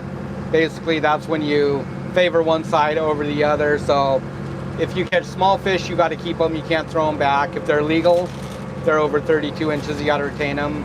Same thing goes for big fish. So everybody's always like, oh, you should let those big breeders go. Well, technically, if you are, you're breaking the law by doing it. You put a lot of stress into fish when you bring them up like that. So if they're legal, they want you to bring them on and keep them. Sometimes the price is different. It'll favor smaller fish.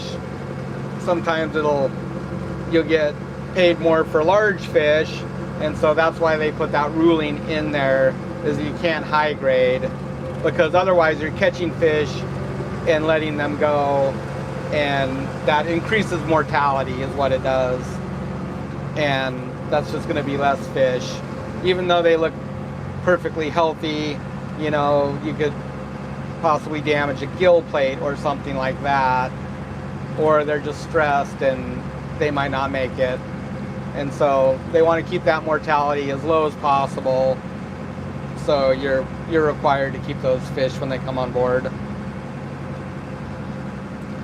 And we do our absolute best to fish in a way that is responsible in that regard. That's kind of one of the benefits of using snap-on gear, is that if you see us releasing hook, we're using a gaff and we're holding the hook, but we're actually, like, the hook is like this and the gaff is like this. It's a circle hook. So we're actually twisting that hook out of their mouth. We're not ripping it out, we're twisting it out. Guys that use conventional or fixed gear, and that's gear that is with the same type of line or a similar type of line, but your hook and gannion is tied to the line, and you bait it into a tub. Well, they'll use what's called a crucifier or some apparatus like that, and a lot of those fish will just get run through that, and it just rips the hook out of their mouth. There's good skippers, there's bad skippers, there's guys that don't really care and will crucify undersized fish. There's other ones that shake them with the gaff, and that's what you're required to do. But sometimes they get missed and they get run through the crucifier, and those fish will have a higher mortality because, you know, they're injured when you let them go. Halibut are incredibly hardy, but there's fish, you know, some of those fish will make them. We've caught fish that are missing like their entire lower jaw or have obviously been run through a crucifier. But for every one that does come up in that condition, there might be 20 or 30 that don't survive that. And so it's, you know, you have to be responsible for the health of the fishery and the future of the fishery. And that's one thing about it being privatized like it is that you are vested in it. So you're foolish to not try and take the best possible care of those fish and release them quickly and unharmed.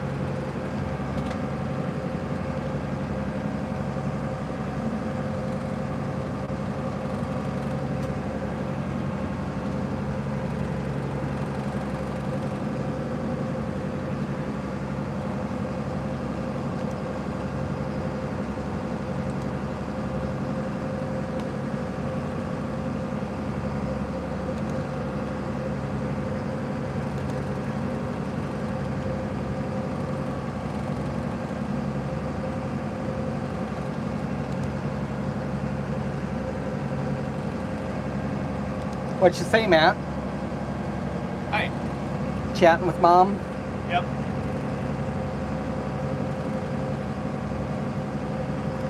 Good morning, kiwi fruit. It's afternoon here, but Good morning. good morning. Hope you're having a wonderful day.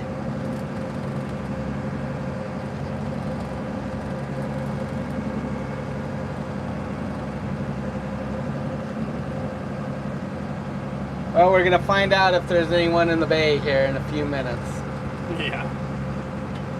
Just telling you, that's the worst part about the Capes is you don't know until you're around the corner.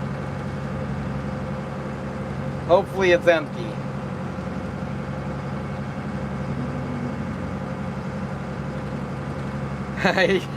It's Saturday there.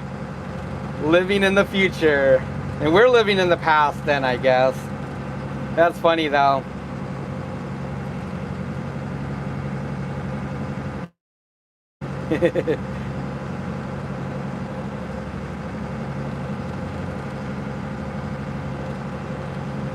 Yeah, John says hi.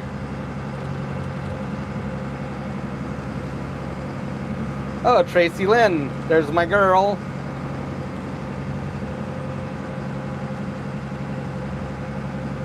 Hello, daughter.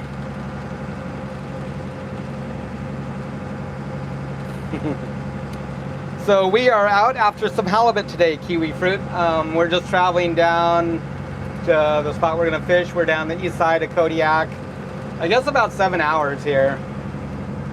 think we've been running since, what time did we leave town? 6? Yeah, I think it was like, 5:30. 5:30. Yeah, so we've been running about 6.5 hours now.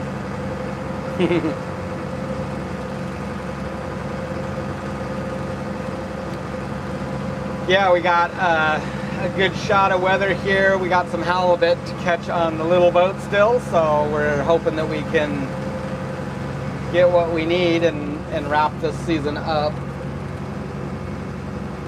and move on. We're ready for kind of well, we've had a little break from fishing, but just kind of ready to put halibut behind us and looking forward to jigging here in January.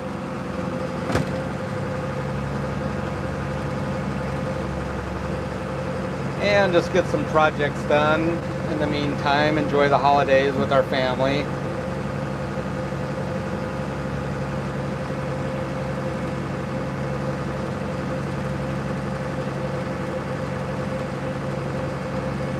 The truck hasn't gotten very much attention. I am working on the axle though. I got my brackets back, the pieces that we had cut and bent from Send Cut Send, and they turned out they're just wonderful, just perfect, exactly what I ordered. So that was really cool. So yeah, I got to get into that when I get back. I was just distracted with the boats. Getting the little boat ready to go again because she sat for so long. Put her on the grid the other night and got the bottom all cleaned up, got zincs back on it, and got the gears switched over and just kind of going through stuff. So I haven't done much on the truck. And then I was working on some other stuff too. Working on some swag to get some shirts and mugs and sweatshirts and stuff like that kind of in the pipeline. So we're waiting on some samples from those. Hopefully they turn out good. I know people have been wanting that stuff for a while and been meaning to get some out and just haven't found the time. So I met Anita here in Kodiak when I moved here. I guess at a party, like lots of people meet. Yeah, boy, that was ages ago. Holy smokes. So we've been married for 36 years now, which is hard to believe. So I guess that kind of makes us older now.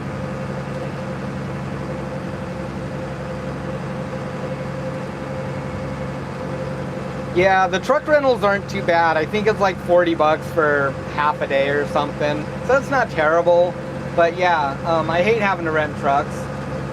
I'm gonna be happy to have my truck back. Everybody says it's not worth it, but you know, the funny thing is that, save for that axle, the rest of that truck underneath is like really clean. And I'm like talking like Anita's 2009 Ford Escape is in worse shape underneath than that truck is. Like that frame is like rusting and falling apart. It's got heavy scale. It's got spots where the frame is like starting to get eaten through already. But that truck, on the other hand, barely even has like surface rust on most of the frame. So the frame is really, really clean. It was just that front axle for whatever they use that steel on the brackets for the suspension. Yeah, it didn't last. So we went in with some 1/4-inch steel on that. It'll outlast me probably. And that truck will be killer. It's a good rig. Those are good rigs. It's always been really reliable. Plan on taking the bed off of it and putting a flatbed on it so we can haul fish and all our gear and junk like that on the back. But it's been a good truck, so I could certainly go buy another truck for like $2 or $3 grand, but I'm gonna get a beater with a heater in Kodiak. That's what we call them. And I'm just inheriting somebody else's problem and probably a limited lifespan. And so I'm just gonna have to work on somebody else's piece of junk. And of course, everybody knows what a new truck costs nowadays. That's definitely not in our budget. Not right now. Maybe when I win the lottery, I'll get a new truck, but you just work with what you got.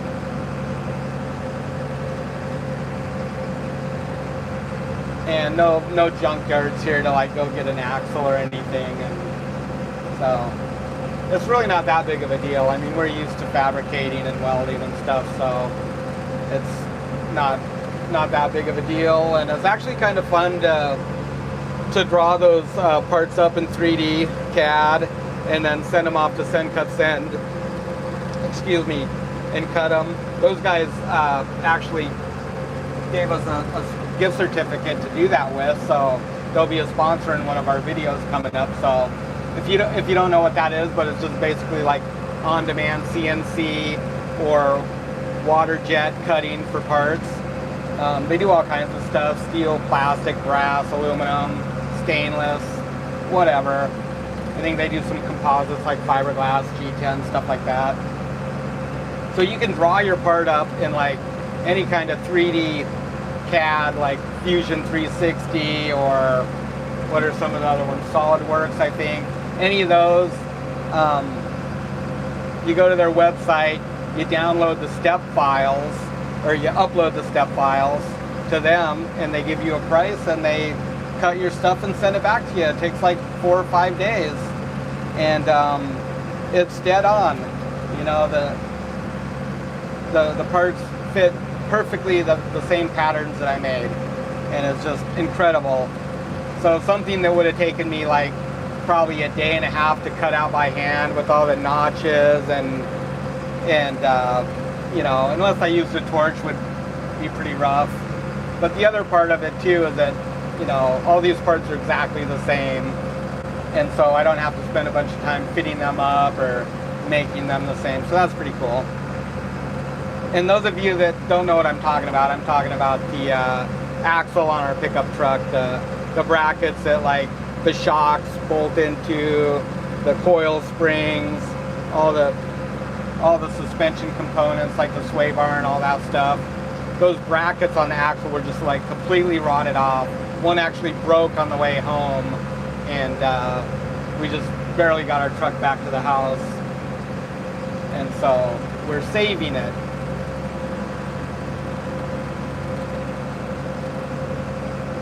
I enjoy using that stuff. I enjoy learning the process and being able to use those. You know, I do the same thing. I'll drop like a lot of boat parts for like pad eyes and our rigging and things like that, and then I can actually use our vinyl cutter, which is a Cameo Pro. I can use that to cut those patterns out full scale, and then I can use those as templates to draw things out. AutoCAD or any of those 3D drafting programs are great, because if you have like parts that go into a bracket like a boom, you can use them to, you know, you can animate the part to see how it swings and if it's going to interfere with something else, either raising or lowering it or swinging it side to side. You can see those kind of interference things like that before you go through all the trouble to make the part and then find out that it hits something and you have to modify it or redo it. Because aluminum is expensive, the time to cut it and fabricate it is time consuming, so they're really cool, and I like learning about stuff. You're never too old to learn things.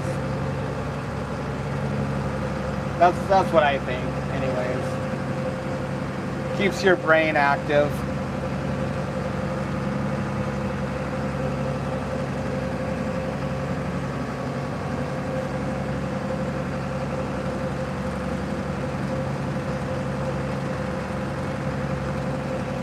All right, rolling up on Dangerous Cape here.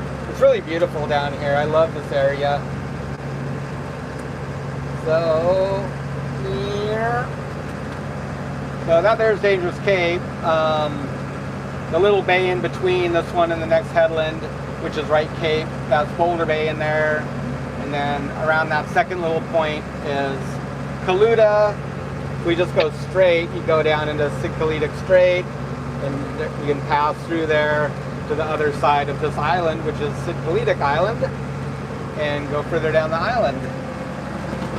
And let's go check on the guys.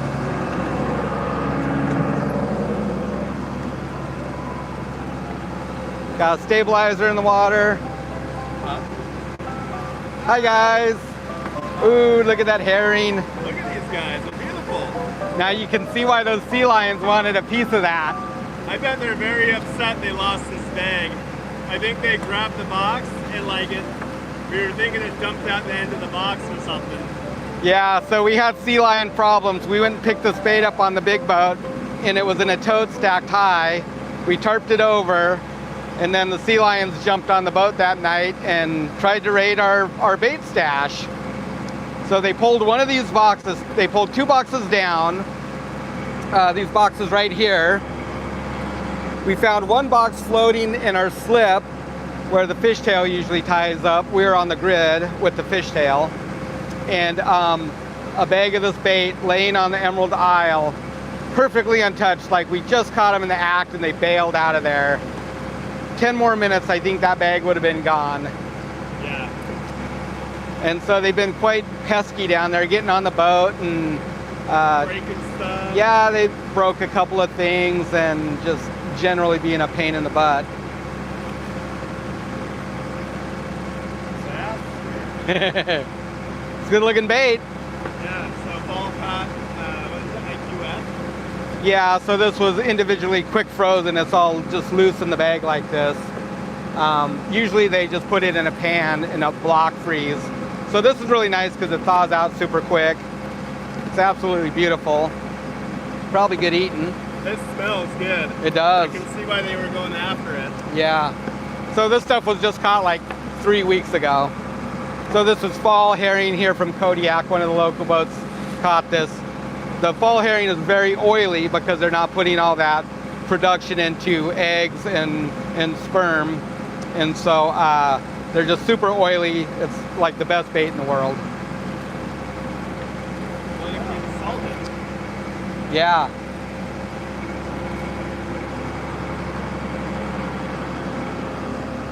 So, yeah, over here, so that's Boulder Bay right there. Got some really nice pinnacles out front. And then that first headland down there, down a little bit further, that cape, that's left cape, or that's right cape. And then go into the bay there. So it's really pretty down here. I like it a lot.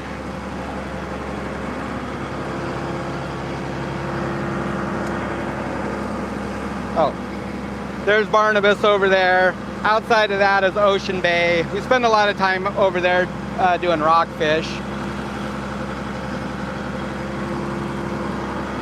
That's a really good corner right there. Seiners work that area right there. They get some big hauls of sockeye salmon right there.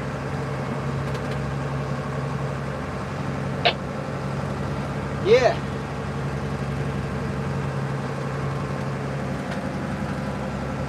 Those are Dexter's. Santa Safe from Dexter Russell. Good knives. Like them because they're easy to clean and they hold an edge good.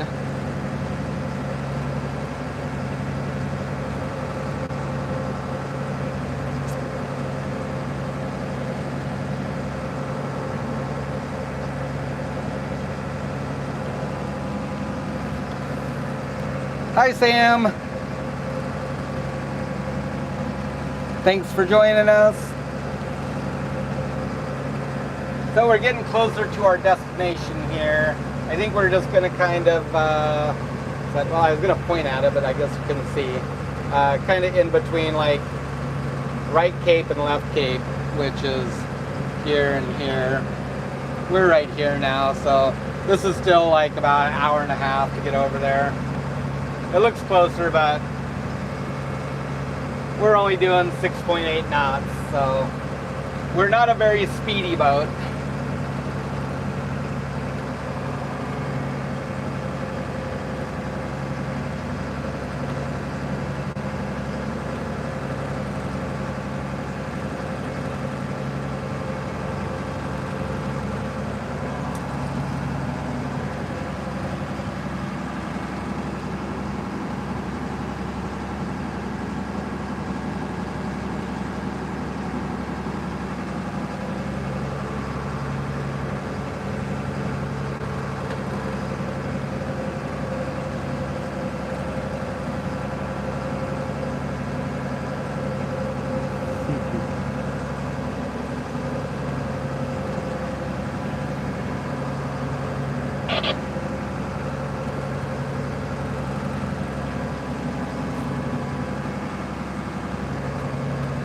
I need to clean the screen on my monitor. It's filthy.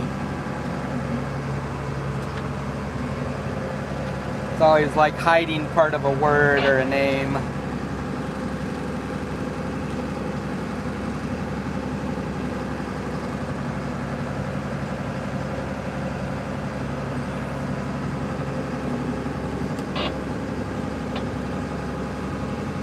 I did wash the window before I put you guys up there.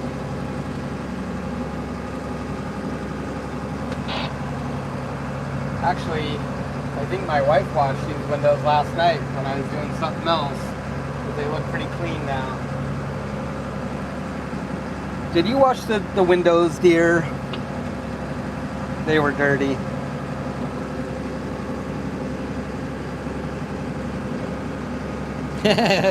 You did, didn't you? I knew you did.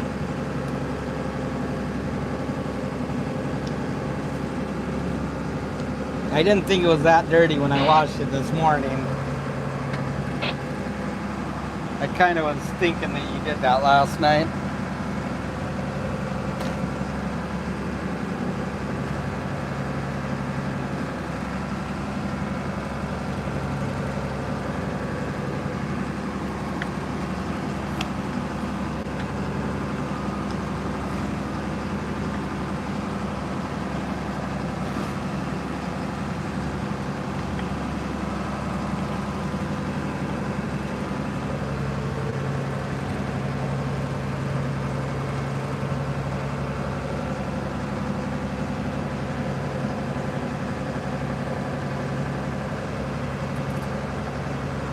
You know, these windows are still in good shape. This stuff is Lexan, it's not glass. It's Lexan, so it's bolted in. This stuff is 20 years old now, and it's still in really good shape. It's not foggy. So plexiglass would be all cloudy after probably a year. But Lexan is super good. It's not only high impact, they use it. It's bullet resistant over a certain thickness, like, I don't know, 3/4 inch or something. But it's very high impact resistant, but then it's also very fade and cloud resistant too. Super good stuff. Wow, look at the water just changed color right here. That's crazy. There's just a lot of bluer a minute ago, now it's got a greenish tinge to it. Probably a lot of oxygen in the water from the last storm. You can see bubbles and stuff down here. It's always really cool when that happens. Yeah, so good stuff, this Lexan. I think it was the MR10 is what it was. Margard. But yeah, 20 years old and it's almost in perfect shape still, except for a couple scratches over there on that one. Hit it with our hook pole. I think we're gill netting silvers and with the big boat for subsistence, and we bumped it with the hook stick when we were grabbing our net to pick some fish out of it.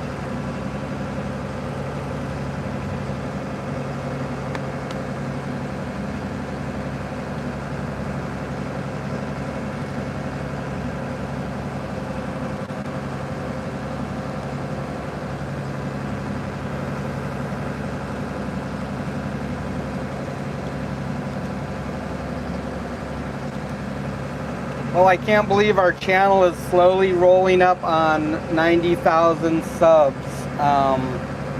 It's absolutely amazing. We are so thankful for everybody's support over the years and growing our channel, growing our business. We're truly indebted to everybody and just want to thank you all.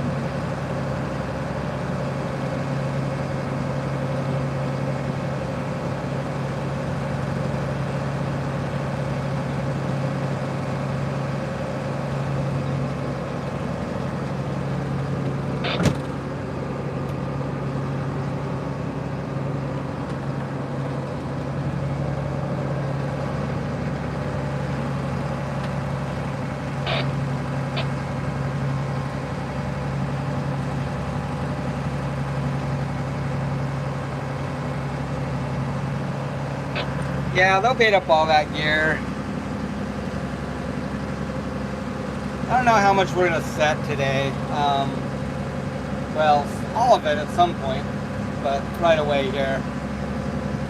So we're kind of trying to figure that out, but I think we'll probably put a couple like at the mouth of the bay here. And then probably some further up in the deep. Seems to do okay overnights there without very much like flea damage, predation from sand fleas or anything else. So we gotta really maximize the amount of time that we have down here. So that means we're gonna be fishing a lot in the dark, because that's this time of the year.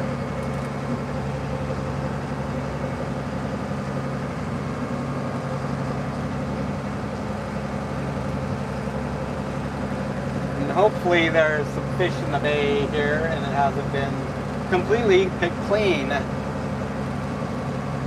It's always a big unknown.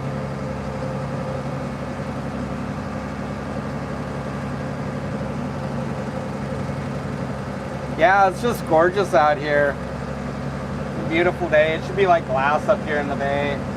We'll start to get out of the swell here in a little bit. Not that it matters much. We've got our stabilizers out. Got the fish in the water.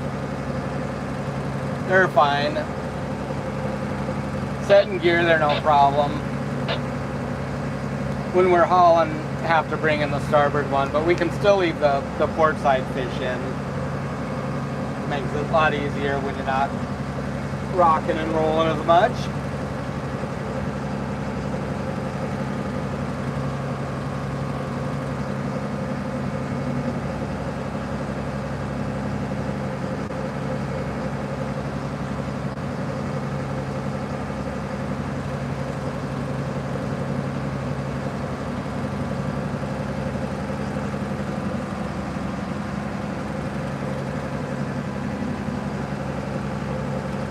Maybe another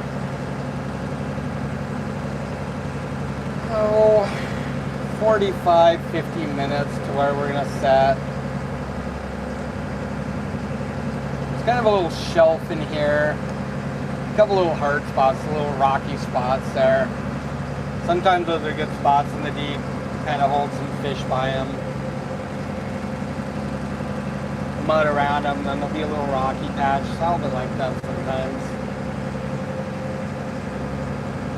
I don't know if it's because of just feed there that draws them in or what it is, but we'll give that a try, I guess.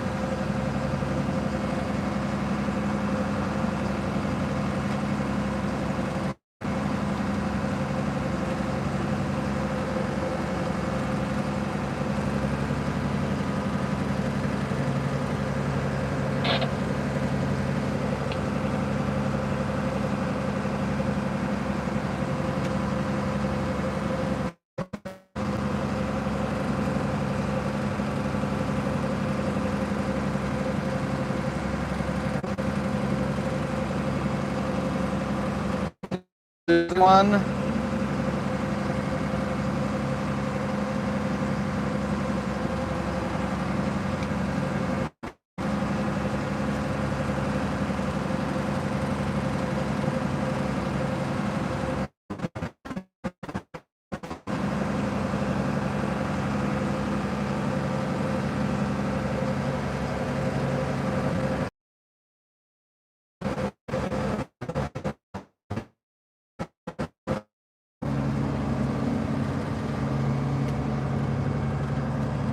I wonder if it just came back. Now I'm gonna lose it. It'll come back again. But Will it restart on the same one? yeah, just leave it.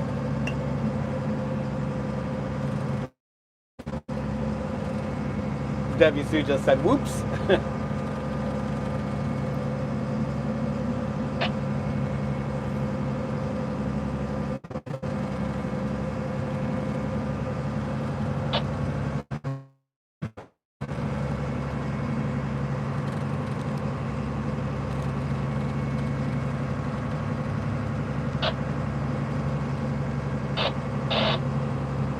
$150.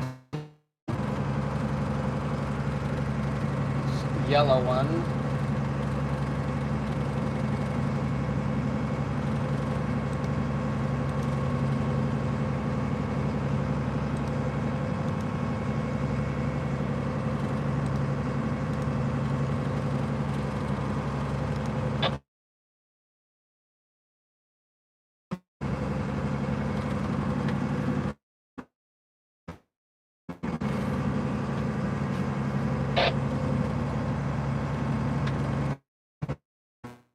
Mom spam texted me.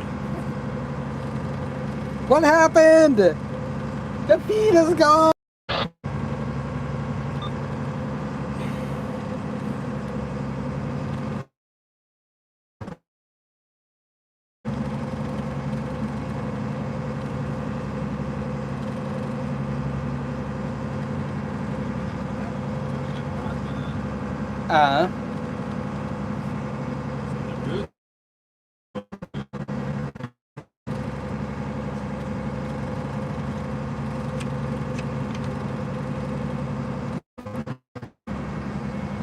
Relax.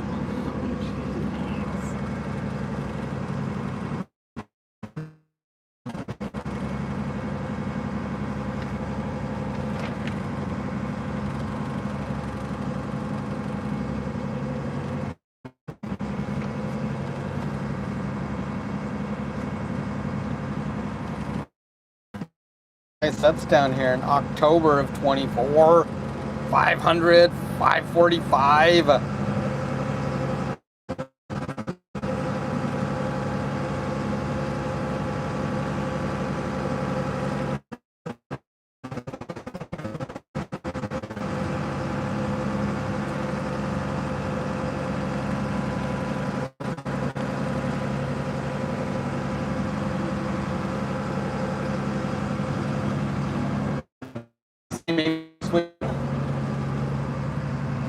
No, it was on.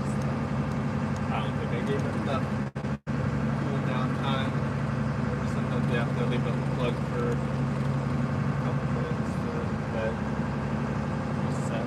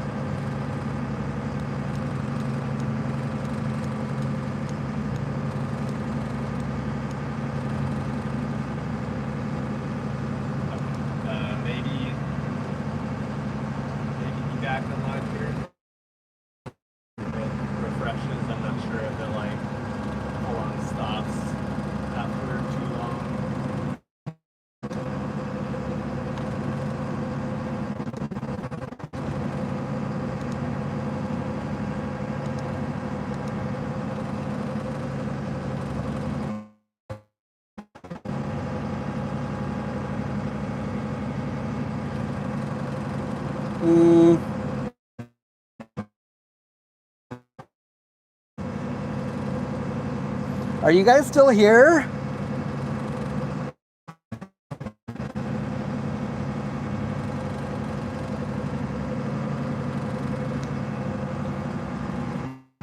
Am I on Wi-Fi or am I on, how do I check?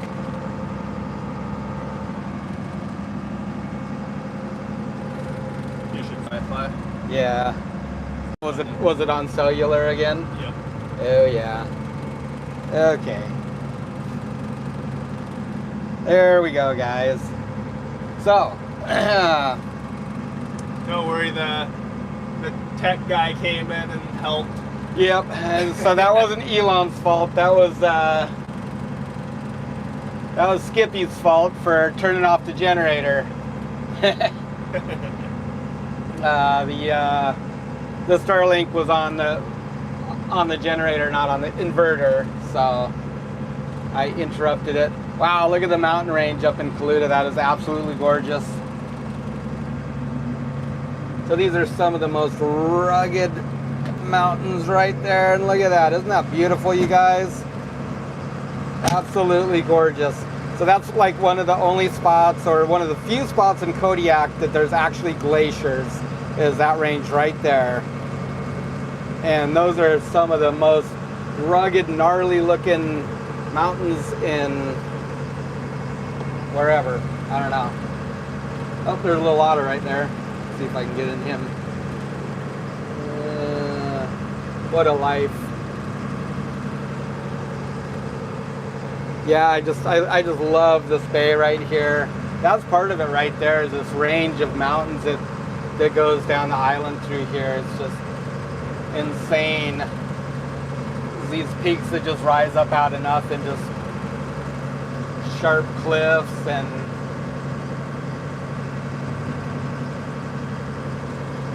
fresh coat of snow on them. They look really nice. So just looking at my log books here from last year. Had some nice sets in here. I hope that we can land on a couple halibut. It'd be really nice to get this over and not have to work for 5 or 6 days, but we shall see. I'm not expecting a lot, honestly. I'm just happy to be out here right now.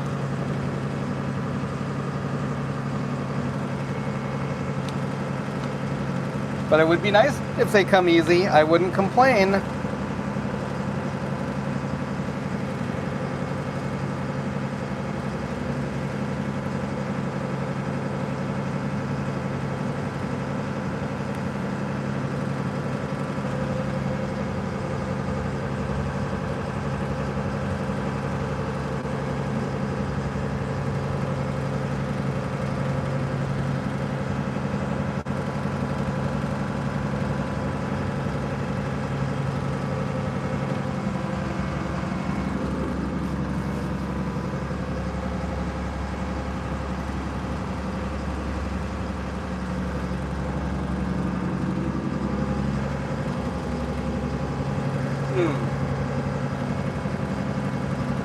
Back again, maybe? Excuse me. Are you guys still with me? My new my phone keeps trying to connect through cellular data, and we are like at the limit of it. I guess it defaulted to that when the Starlink got cut off, so back again. So now I just got to figure out how to plug my phone in here and charge it up. So yeah, so yeah, Debbie, see that it really is a beautiful view.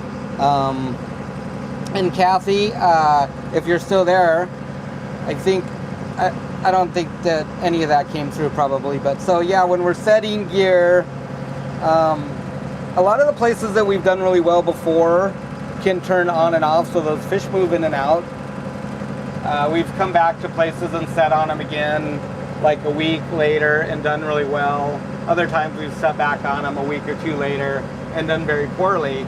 And then vice versa, spots that we've done well, we've gone into and set gear, there was nothing there, and come back maybe a week and a half later, and they're just full of halibut. So a lot of times when you get spiny dogfish, those will push into an area, and I think they drive halibut out because they're pretty aggressive little things.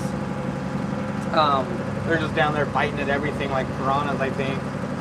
And so you get like a bunch of those, you'll barely get any halibut, but then once those move out of the area, the halibut will come back in. So they come and go, and yeah.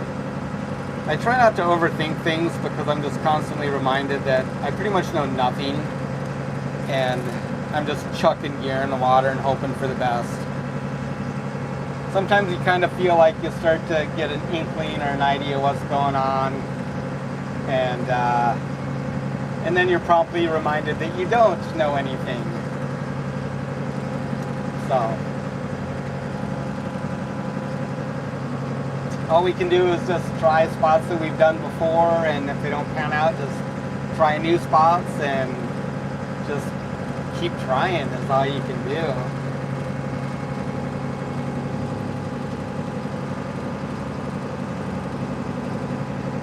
Brad was asking if you're gonna see us in our Oompa Loompa suits anytime soon, and I said no, not a chance, but the reality is yes, you will at some point. We've got some fiberglassing projects kind of planned. Nothing really major right now. Pretty much just getting our some stuff built to get set up to process on board. That's going to be the big thing, and yeah.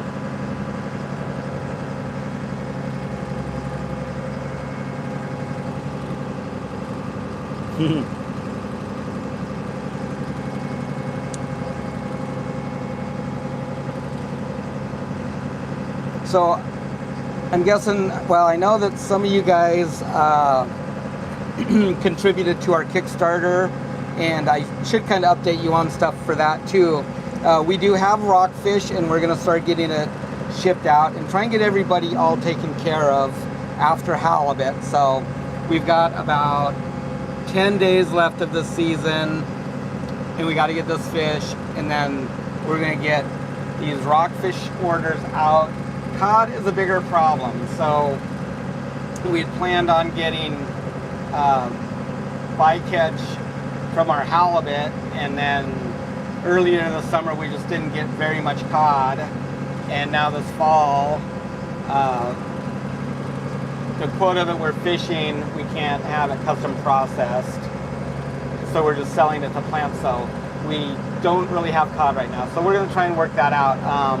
I'll be getting in touch with folks, and I guess maybe coming up with some alternatives, or just plan on getting it filled here in January once the season opens back up, so we can start jigging cod again in January. Right now our jig quota all got caught up midsummer, and so we just haven't had access to that at all. And so we're trying to get everything squared away, and we do apologize it's taken so long. This time frame just got out of hand on us, and due to a couple of different timing and then kind of finances too, this last couple months, our plans for halibut got derailed, and then we were just short on cash. And so anyways, we're gonna get it all sorted out, and we'll be getting fish shipped out to you guys soon. So hang in there, and thank you for your patience and our sincere apologies.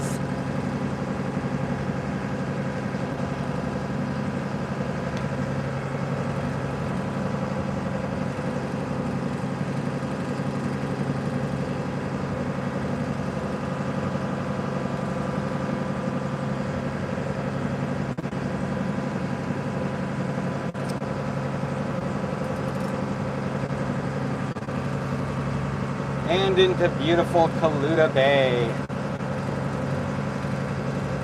So we had some really good fishing up shallow on these edges, but boy is it snaggy. We had a 10 tub set over here, broke off on the very first tub. right past the anchor. 9 of them hanging out there, and we go to the other end, and the anchor's hung up bad. We wrestled with it for about 15 minutes, finally teased it out of the rocks, and pulled that set. Went pretty smooth to about halfway mark again and got snagged up. Teased it out of the rocks again and got it all back without losing any gear. Fabulous fishing, but boy, it's stressful. You know, that's like $1,000 worth of gear in the water right there, 10 tubs. That's just for the line. You add in the hooks, it's, you know, probably another $300-400. I don't know if it's worth it, but it sure is fun because those fish are big.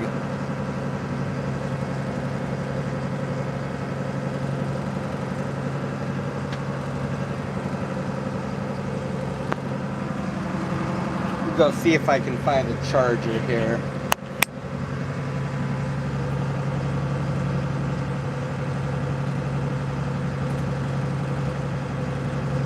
I think I'm still connected. If you guys can hear me, just give me a thumbs up or something.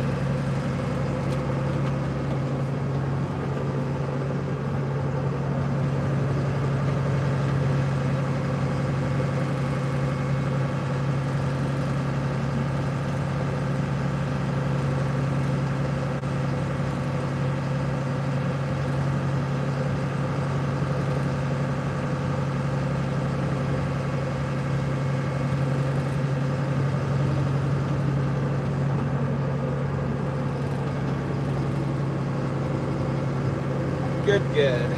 Thank you.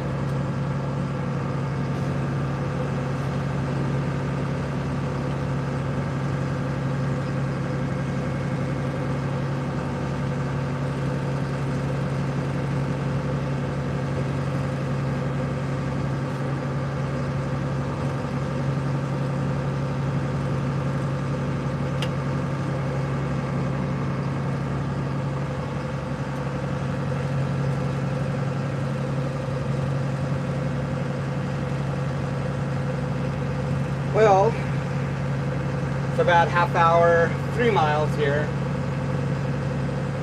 to go. Bang out a set here.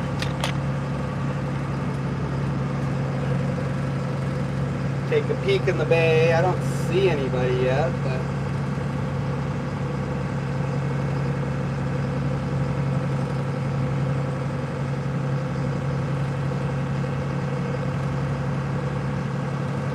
nice little swell rolling in here.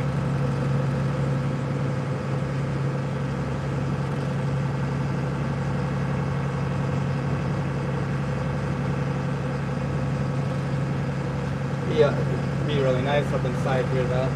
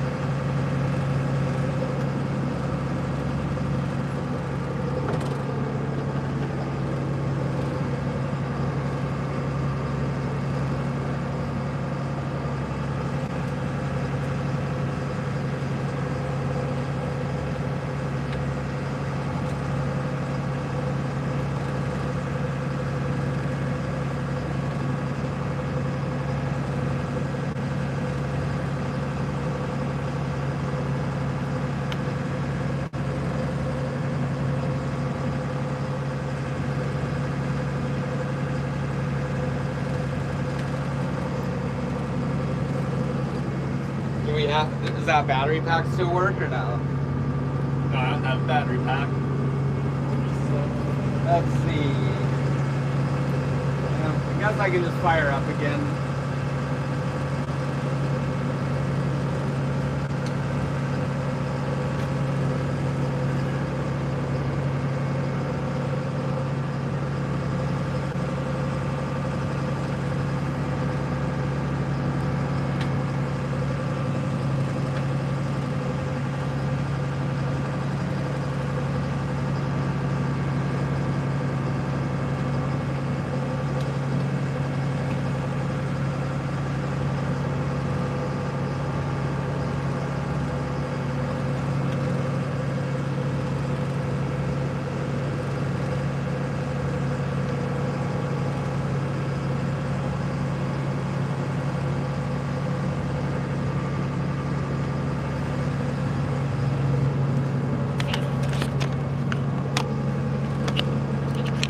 You have a little, oh, you got it? I think I could just get it from here, maybe.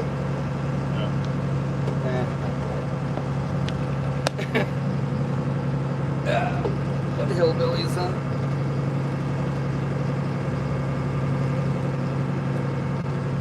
Hillbilly setup. Someday.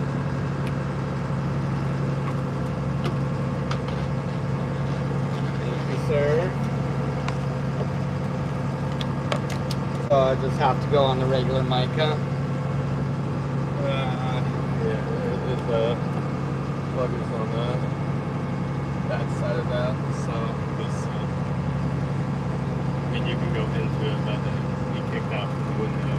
That's not how it works. Oh, I see. You can plug it in there. We'll see how that works. Not very well, probably.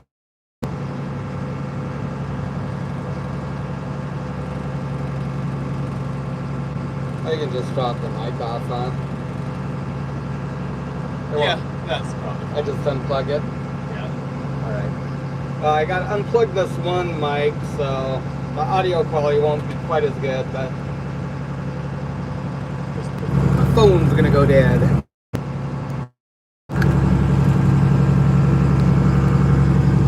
There we go.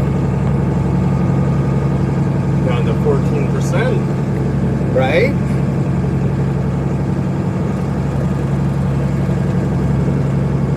Look at those mountains. Yeah. I can feel them in the air because it's cold out there now. It is, huh? Yeah, that wind coming from up in the bay. It's like,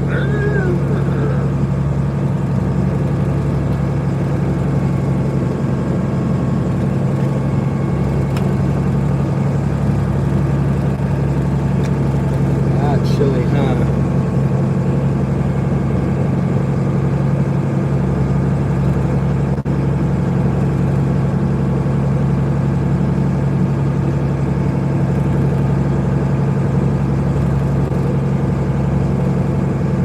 how far over is that? About half hour.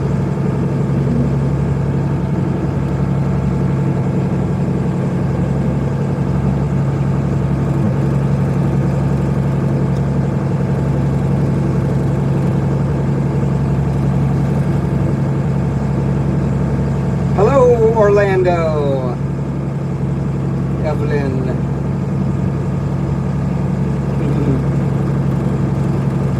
Where's that, where's that dashboard thing? Where was that? Right there. Right here? Uh-huh. And then,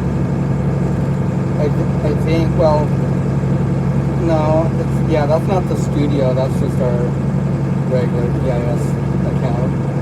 yeah. What for? I just wanted to look at it. I think you have to go maybe to the Oh, I got you. to the studio. I think you are live. Don't go live. So, there it is. Schmuck. Analytics. Oh, schmuck.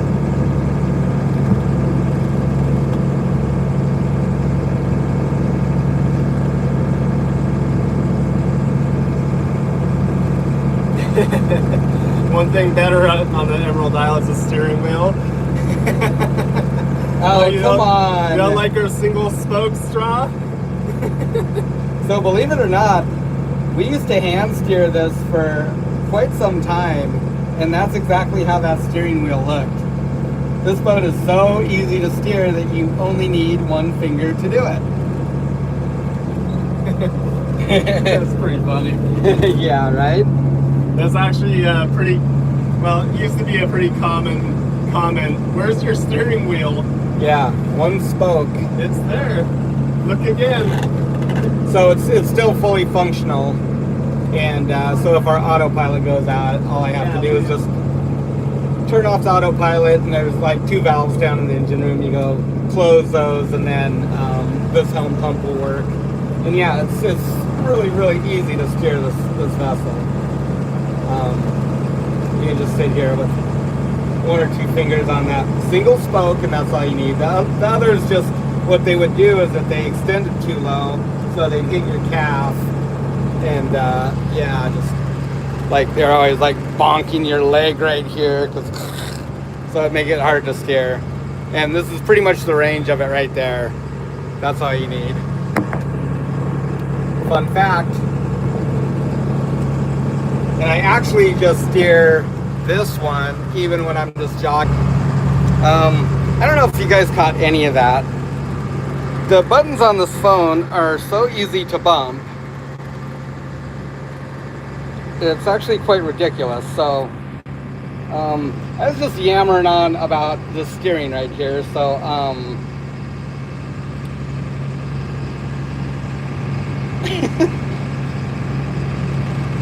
yeah, so as I was saying, the range of this is only about to here. So when it's a full spoke, it just like hits your leg and stuff, and it's actually really annoying. I think I got my finger in the way right there. And so when we're in town and when I'm on the grounds driving, I just actually just use the autopilot right here. So I can just push these 2 buttons right here, and it goes to follow-up steering. And so then I can just use this knob, and that's already at 10 degrees right there. Hard over is like 28 degrees or 25 degrees. And that's how I steer the boat. Whether we're in town and I'm pulling up the plant to offload or get ice, or even parking in my stall, that's what I use. I don't use the steering wheel on this one because it's pretty fast and I'm used to it. And just push the auto, and we're just right back on autopilot. And we're headed towards the beach now.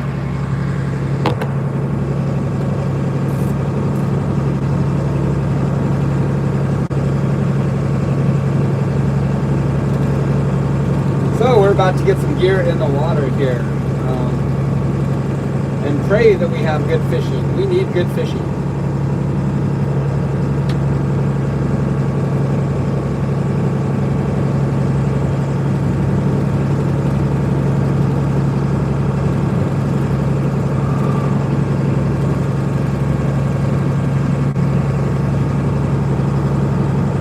Just looking at last year's logbooks.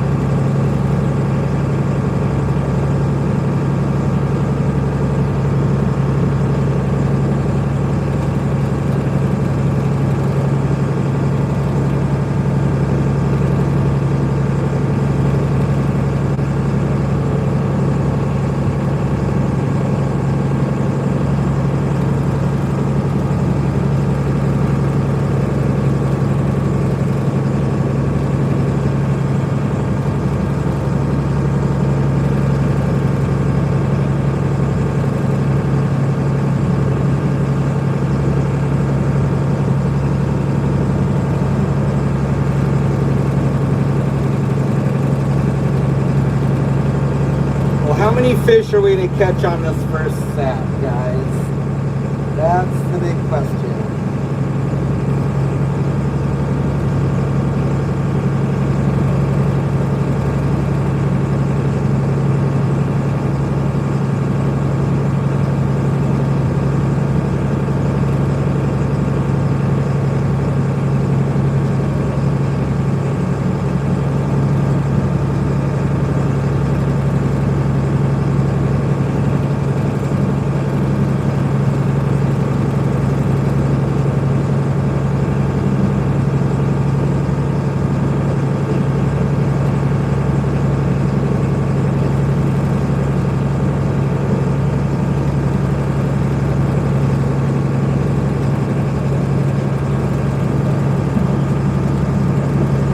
Well, I suppose we'll put all the gear out, Straw Carpenter, so gonna be somewhere in the neighborhood, maybe, I think we got about 1,200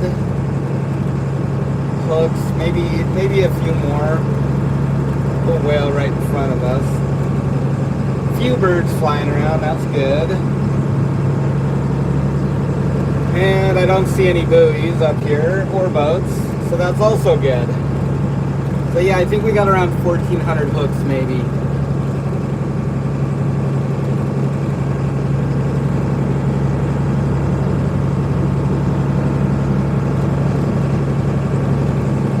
I'd be happy with 500 pounds a day. And hopefully that's not too much to ask right now. Yeah, 400 fish, that's what I want. We'd be done. One day. I'd love that. Actually, 400 fish, I might be over a little bit. So 20 pound average. We're looking for, well, you know, we only need about a 20 pound average. Well, at 25 pound average, we only need 100 fish. That's 2,500 pounds. That's kind of our minimum is 2,500 pounds. And so, gosh, sometimes it seems like so much to ask for.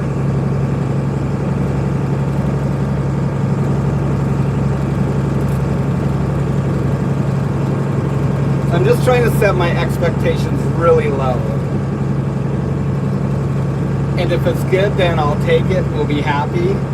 If not, then it's just setting back and running gear.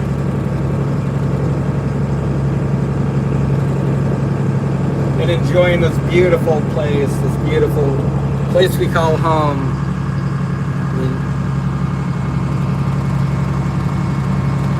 I just love it down here.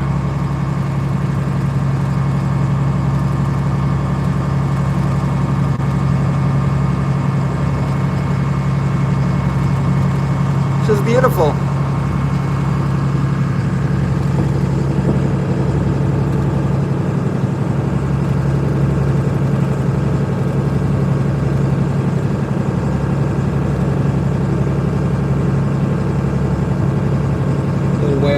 Front of us.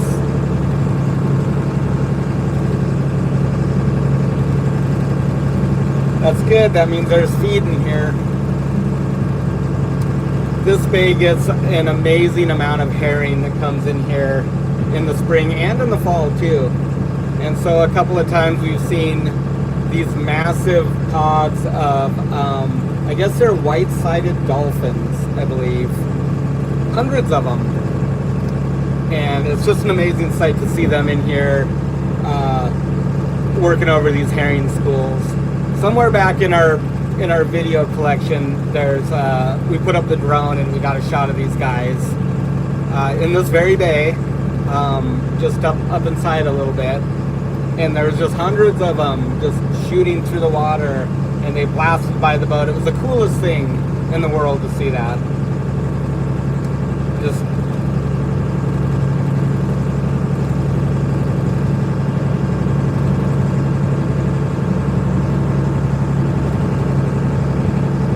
yeah, hopefully there's some herring in here. Hopefully there's some halibut in here. And I like the idea about boatloads, Debbie Sue. Yep, that was a whale in front of us. So maybe he'll pop up again here. I see a slick right there.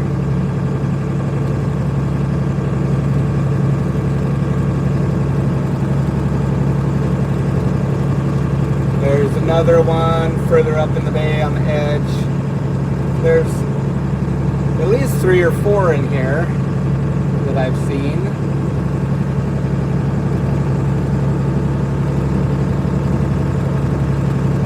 I'm not very savvy on whale types,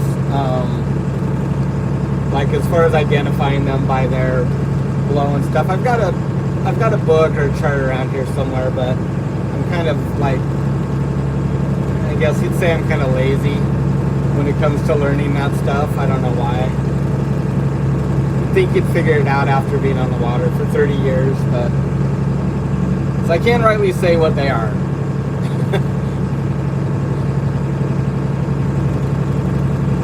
Yeah, I know humpbacks, blue whales.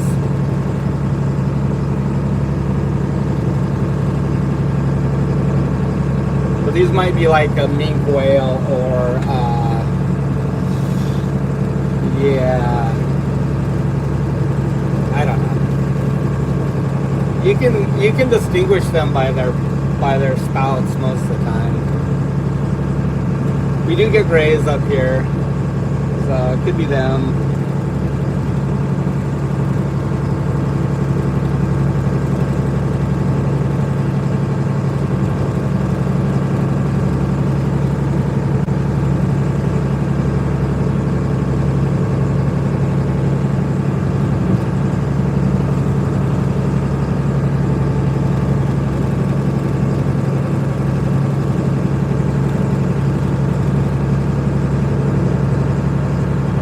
It's chillier up here in the bay. It's cooling off.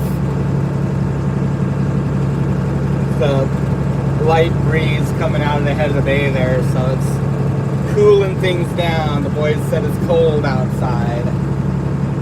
It's gonna be a cold night hauling gear. But if it's calm out, it'll be nice. It'll be very peaceful and relaxing. And it should be. The weather forecast was for pretty variable wind today.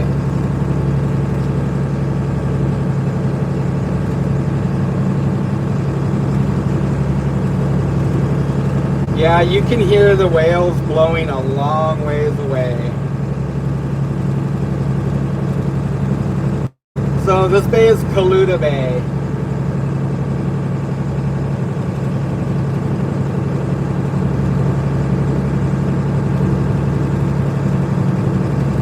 So it's roughly halfway down Kodiak Island.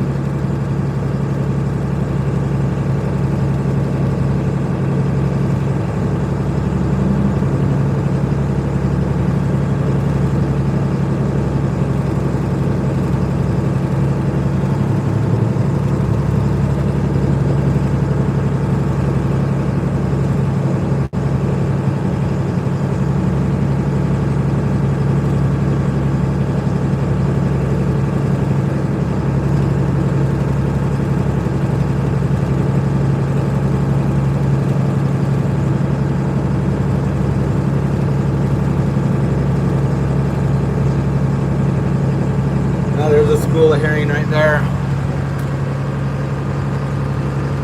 It's probably what those whales are feeding on. It's probably where I should be putting some gear.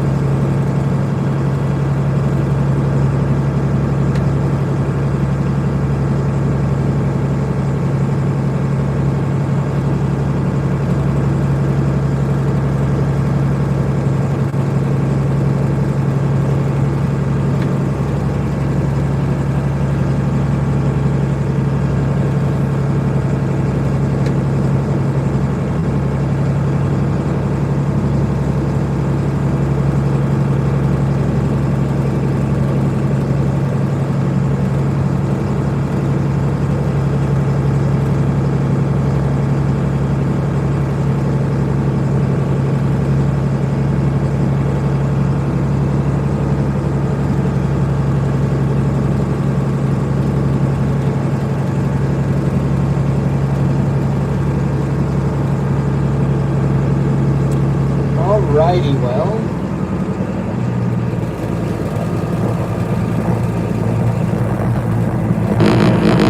That herring is too deep for us to get. That's in like 45 fathoms of water. It was pretty low in the water column. And we didn't bring our net either. Maybe we should have. That wouldn't have been a bad idea, but we took it off.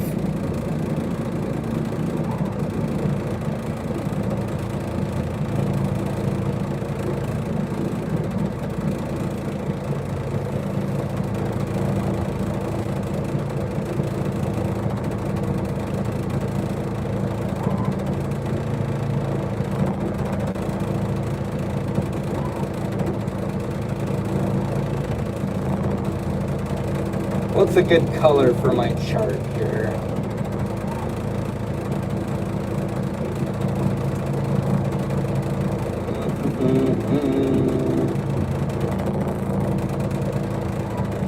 Looking for a new color.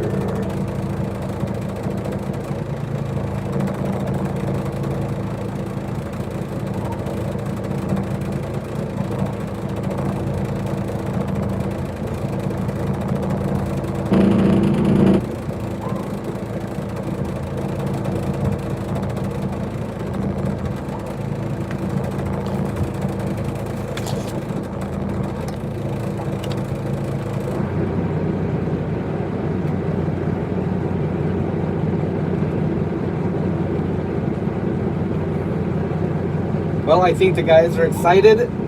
I know I am. I hope you guys are excited. Feels good to be out on the water.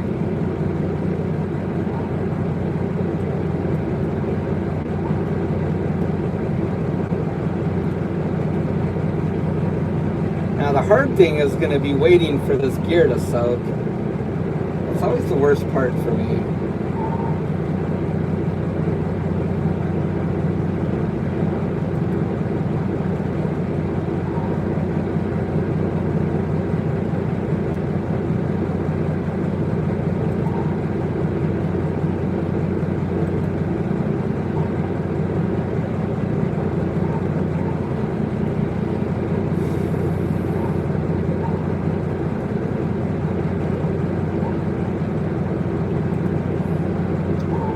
Well, the golden mark. I'm going with gold and a bullseye for my marks. Hey, Gold VP. Good to see ya.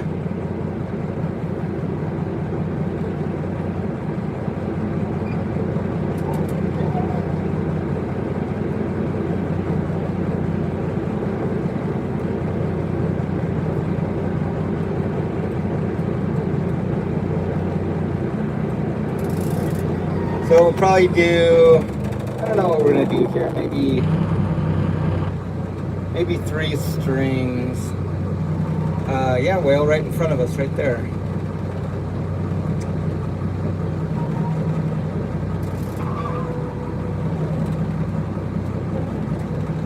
Yeah, maybe you just put 3 strings in this deeper stuff.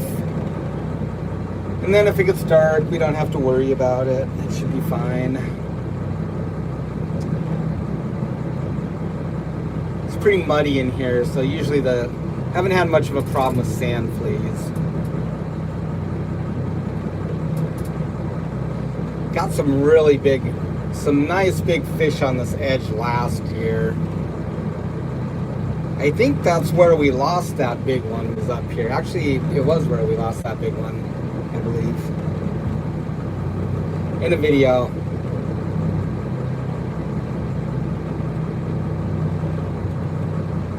Maybe we'll get lucky.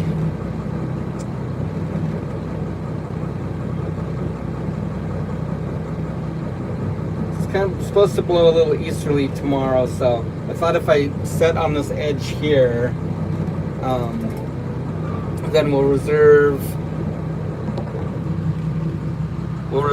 this side of the bay for tomorrow because there's more protection from easterly over there. So kind of look at the chart here. There's good edges. We've caught fish down on all of this stuff. Maybe try a couple of these shallow sets because The guy on the Soulmate that I was talking to, he said his buddy got fishing like 5 fathoms a week ago. So you never know. We did really good up here in the shallows a few times late in the fall. Not this late, but we can definitely come in here in some of the steeper 40s, 45s, 50s and lay them in there. There's a lot of herring along this edge right here. So easterly tomorrow, so that'll all be in the lee right there. It won't be too bad in the bay, but it's still going to be gusting like 35, so it's a little harder to pull gear on this boat when it's windy because it gets pushed around so bad. The Emerald Isle is just a big heavy tank.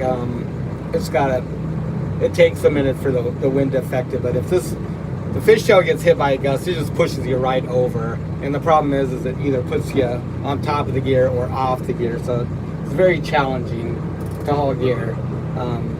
The deeper you are, the easier it is, but if you're up shallow, then your line's just stretched out tight instantly, and it can be kind of frustrating.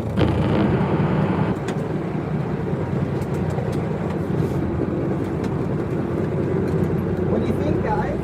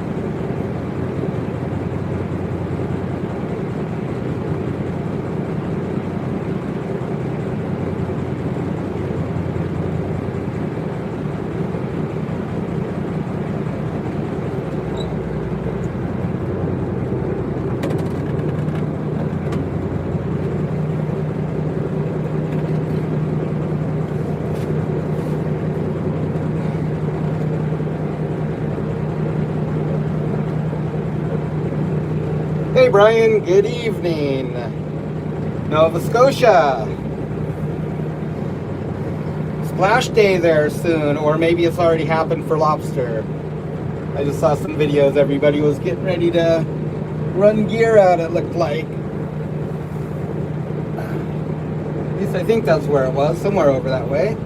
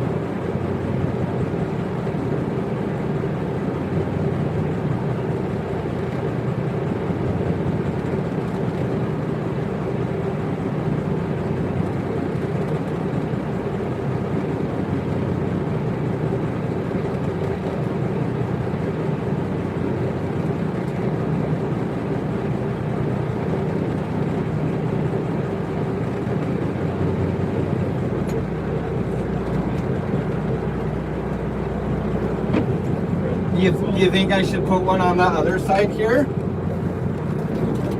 So like, I don't know. So this set here had, should be markings, so it's easier to.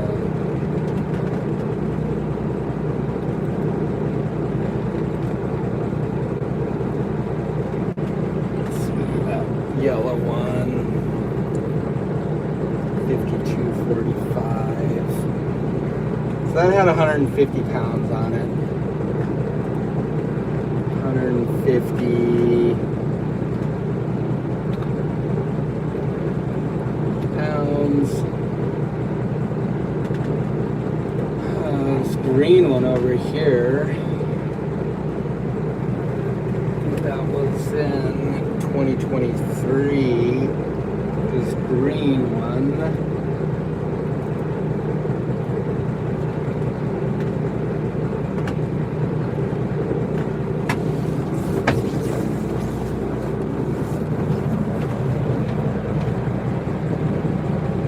That had 180 on it.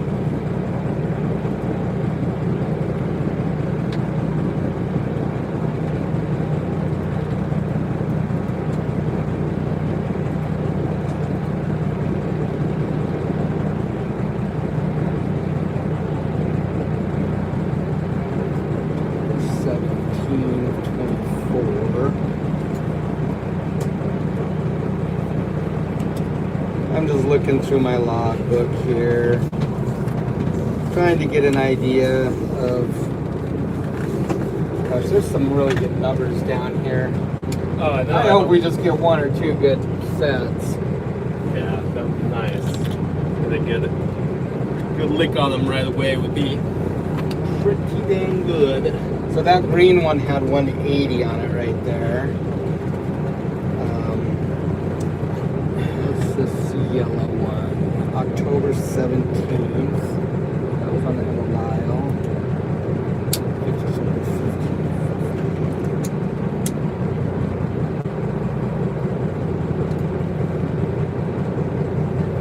24. Oh, that was a blank. Alright, let's not do that one. Yeah.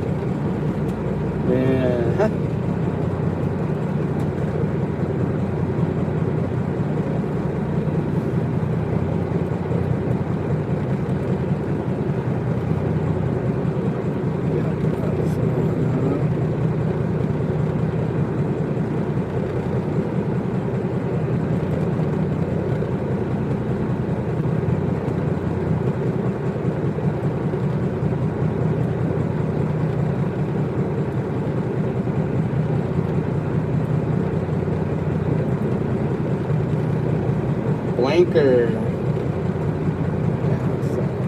Zero. Hard pass. Although it could be different now. It could be good. I mean, there must be a reason I sat there.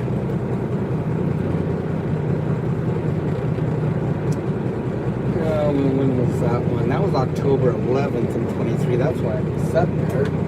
There's probably some fish there the year before. About the same time.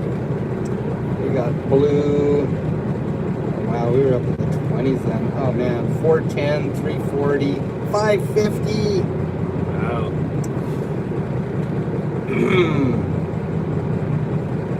October 11th. Boy, it's a month and a half later now. Well, you never really know until you set it out. Dump day a couple days ago in Nova Scotia.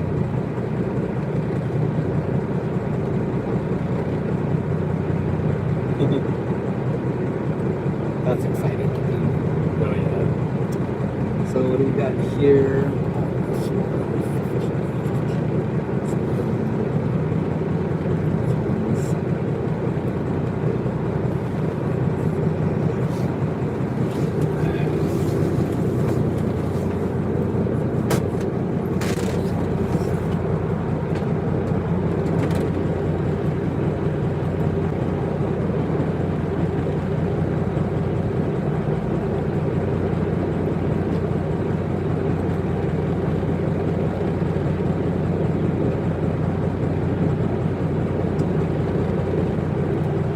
very interesting.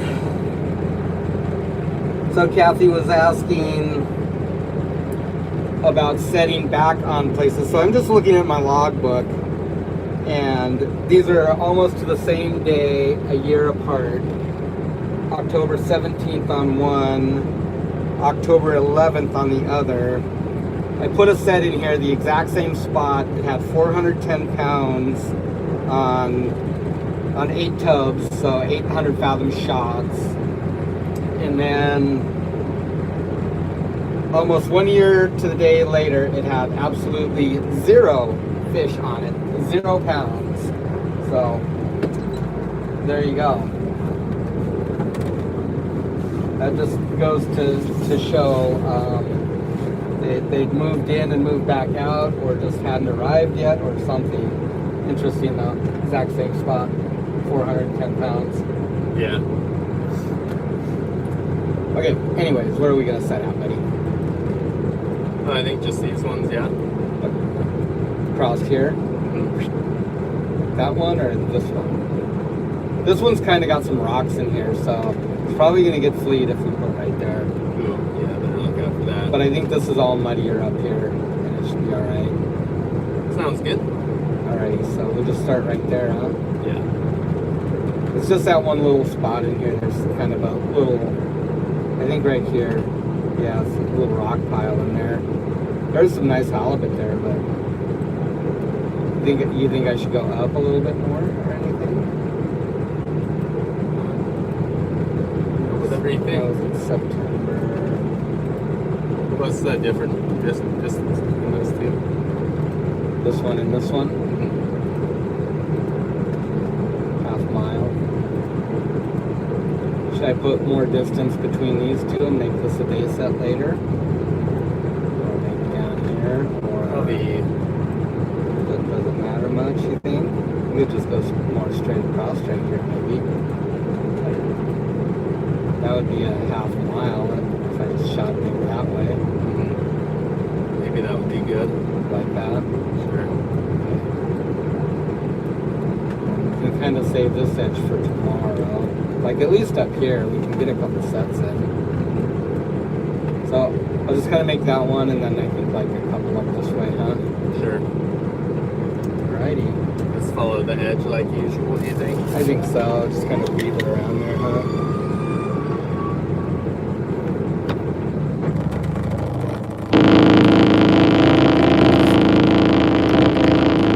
Yep, dump her in, huh?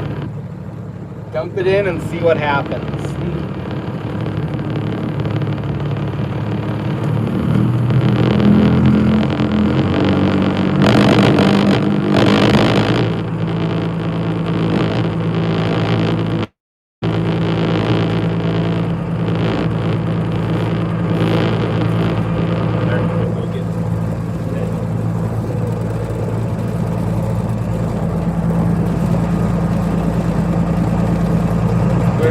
Put one kind of across the bay right here, not completely across, but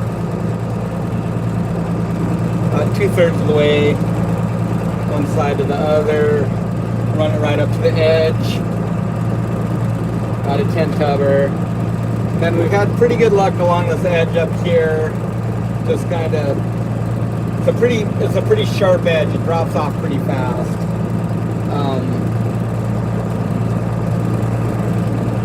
And so you just lay it like right at the bottom of it. And those fish, if they're there, they're just kind of following along that bank right there. Try that, I guess. And we'll fish on the other side, kind of the way we're facing now. We'll fish over here tomorrow. Get out of the wind a little bit. Probably give this spot like 2 days, and if we don't see much in the bay here, then we'll probably run around the corner down to Sickleadick Strait, fish out there in the deep, and then depending on how that goes, we'll either stay there or run up back the way we came up to Egak Bay and work that. Basically just need about 1,000 pounds out of each one of these spots. Cool.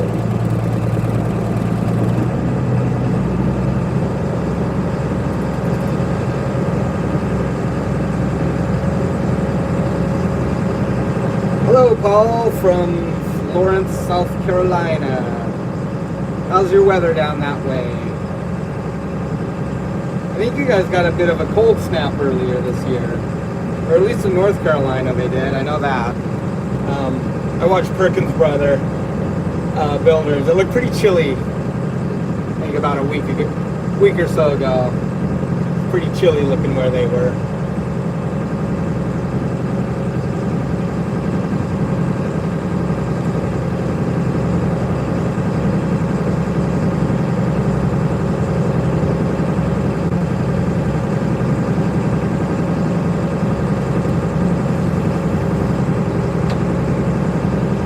So we get this gear in the water, and then it's going to be the hardest part of the whole trip, and that's waiting while the gear soaks. And once we start pulling out, we can just kind of set back and pull and set back and try and keep our downtime to a bit of a minimum. As long as this gear is getting, well, probably 8 or 10 hours, even 12 hours of soak time in the deep mud is fine. It's usually kind of better this time of year, more soak. In the summertime, deep stuff, you usually only need about 5 or 6 hours and you won't get any bait back. But in the wintertime, everything kind of changes.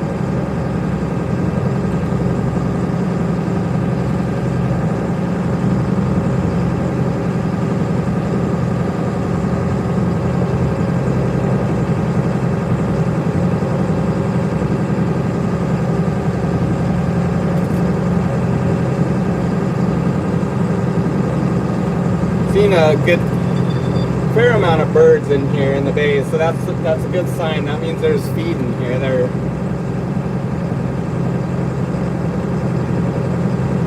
They're eating something. So a lot of times with these herring, some will push them up from the bottom, and then the birds get at them. It could be cod, it could be halibut, it could be whales, but if there's feed in here, then hopefully there's other fish in here too.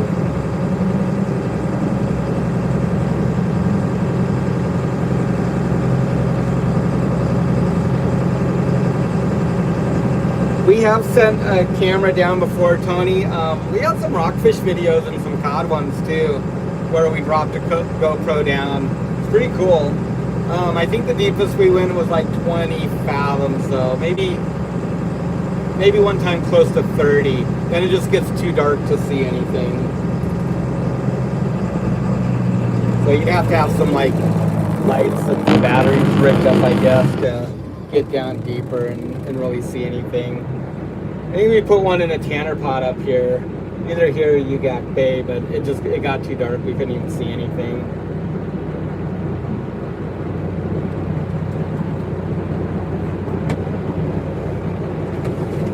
Are you guys ready?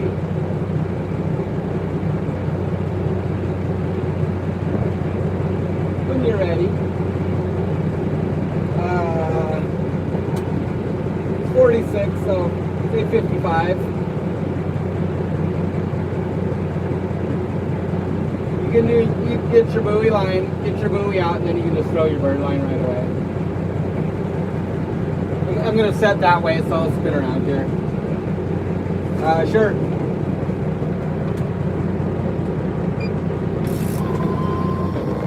Alrighty, here we go.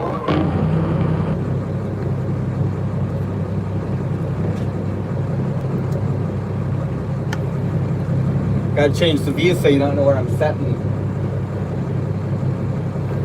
Just kidding, guys.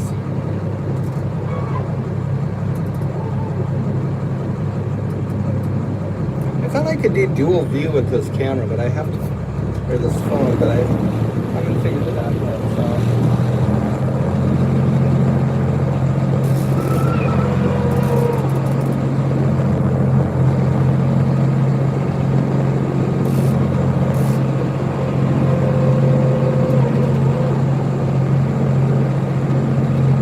starting at about 45 fathoms here.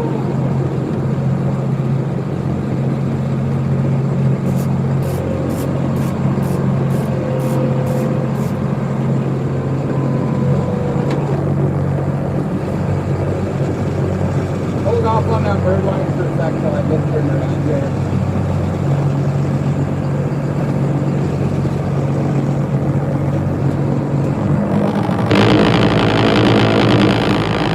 Probably start hauling back, well, sometime after dark. I'm not sure if we'll,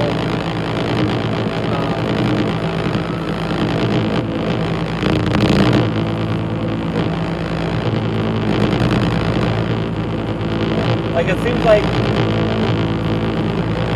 6 or 7 hours since lately haven't been we're getting a lot of bait out, so probably like either maybe like at least 8 or 10 hours. So we might just start pulling around midnight or 2. At least one, and see how it looks. It'd be nice to pull a couple sets tonight and then get them back in the water, because it's gonna get windy tomorrow around 3 p.m. Around 3 p.m. to about 9 p.m. And I don't know if we'll be able to get much fishing in or pull much gear.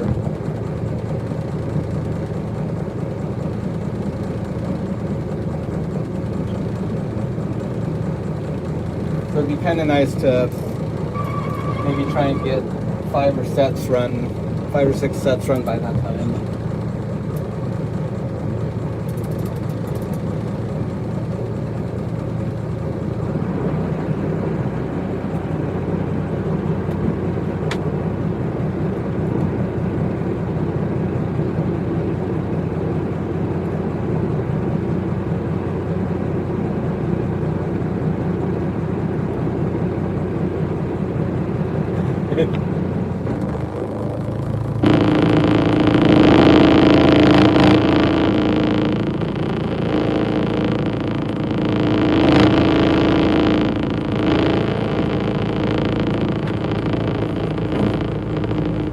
Alrighty, let her fly when you're ready. Oh, you're set? Nobody told me. Guess we're setting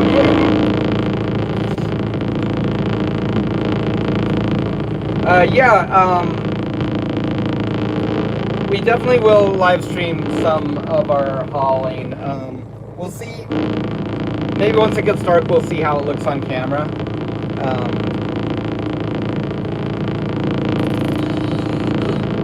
If it's really hard to see, we'll probably just wait for daytime.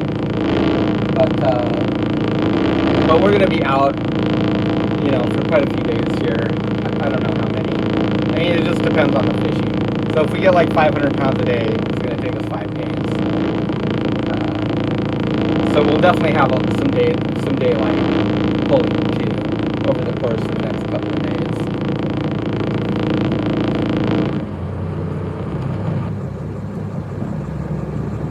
Tell me to speed up anytime. This is my happy little triangle dollar bill I use to hold my throttle in place, because the detent is just close enough to where I want to be idling that it slips back into just idle speed ahead. I just need to give it just a little bit of speed, or the guys will be like, speed up. Something about like that. Alright, so we got gear going out. I didn't hook up my hailer, so now I can't listen to him talking about me.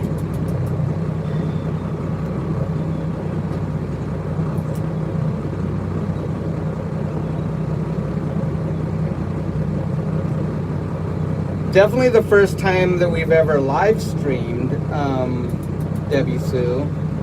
I think we've gotten a few little shots up here when I'm setting gear, but not that much.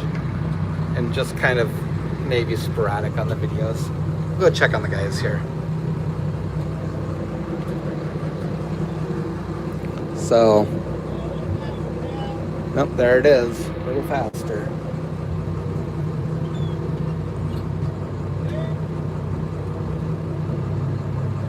And he just called out a link, so I just put a mark there so I can kind of see where we were. So yeah, we got to wedge a little dollar bill in there.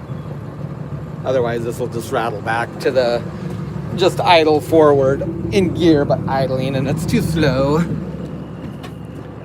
Oh, listen to that little turbo. The Emerald Isle doesn't have a turbo. The fishtail does. Yeah, sounds so good. It does have a nice little purr. Yeah. Alrighty, well. Hopefully they're biting already. The second it hits the bottom. Yeah, it's good bait. Oh, it's beautiful bait. I mean, look at that. I'm really hopeful now. I mean, it makes me hungry looking at it.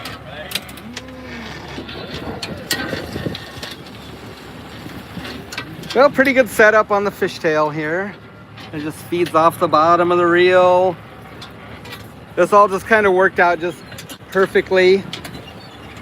We're using the same big hopper that we do on the Emerald Isle, which is super nice for laying all this bait out, compared to the little tiny round table that used to sit back here and baiting everything into a tub. It's much more manageable, everything like this. You load that thing up with bait. Also, when we're hauling back and baiting back, they can just go right in here. You don't have to worry if it's rough out about the gear in a tub and getting flopped over and all tangled up. Looks good, huh? Was that a link? Yep.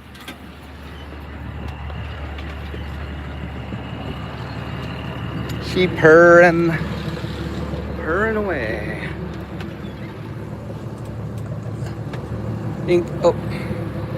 I'm not even following my line very closely here. I'm supposed to be going that way. That's what happens when you're off goofing around with the boys. That's okay. So yeah, what a gorgeous place. Plug you guys back in here. Oh, I'm excited. Very excited. So it looks like this will be about 1 mile. Maybe just a hair more. I might bring it up the edge just a little bit. Into like, well, I don't know. This edge is kind of steep. So one of the really, really cool things about this Noble Tech program is that all these lines that you see right here, that's places that we've traveled. And what it's doing is it's grabbing the depth off of here and it's plugging it into here. And so if I hover like over the spot right here, I know that that's 52 fathoms. That doesn't necessarily correspond to what I'm seeing on this chart because these charts are old and the depth soundings are, you know, they're quite spread out. So they're not truly very accurate. But now this is called a personal bathymetric generator is what it is. And so it's plotting all this. And so not only can I get contour lines by clicking this, and I can see contour lines if I want. Even better, I can hit this 3D cube right here, center up on this, and you can see that it's rewriting this chart right here and this bed. And so over here you can see that there's actually like, it's quite a lot shallower than what the charts would show. And if we zoom out, this is the edge that we're headed to over here. And you can really start to get a sense of what you're doing as far as when you're setting down. We're setting right at the bottom of this hill. And so like a lot of feed, tumbles down here, and these fish are just cruising this edge, scarfing on stuff. So we'll probably run this up here a little bit, maybe up into about 25 or 30. And then we just get a little spread on the depth, a little bit better spread. Hopefully you guys can see that okay. Glare's kind of bad, sorry about that. Anyways, yeah. That's fun.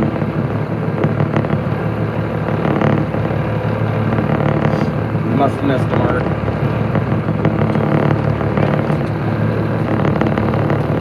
Valley. Better open the door.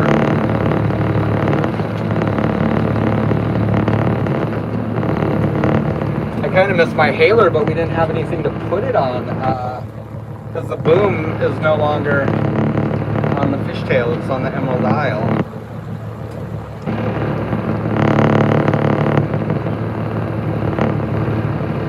We were on the grid like about 3 nights ago, Luke. The fishtail. Yeah. So we got on the grid at like 4 p.m. and low tide was about midnight. And yeah, we got it all pressure washed up, cleaned off. Replaced the zincs that needed it, just inspected everything, through hole fittings, all that good stuff. Yeah, everything looked real good.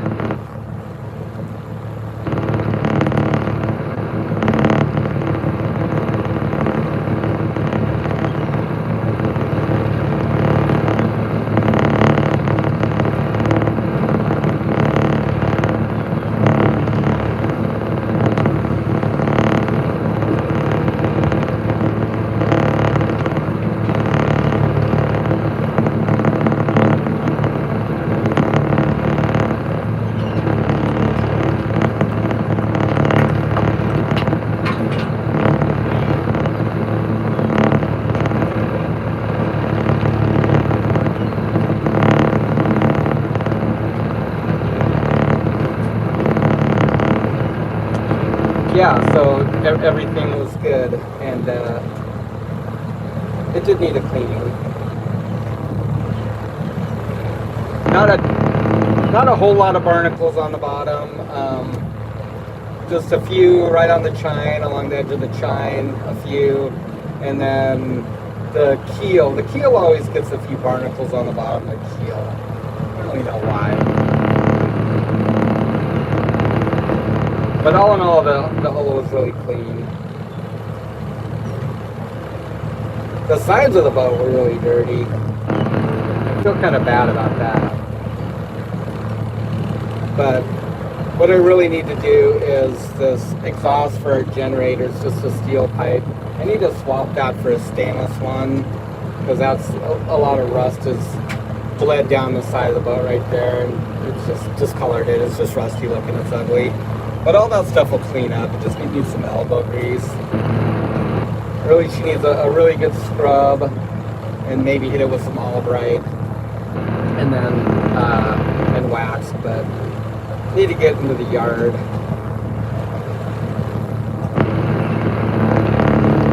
And we'll give her a really good clean.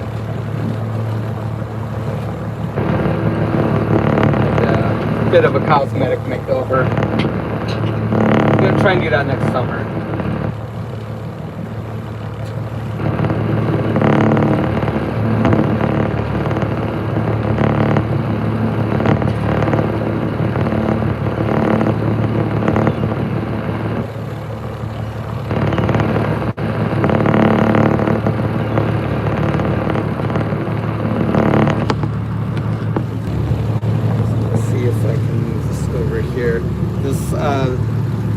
I don't know why these buttons are so sensitive on this phone.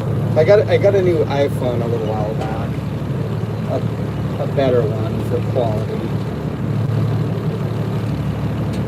and so now of course I'm like bumping all the buttons all the time.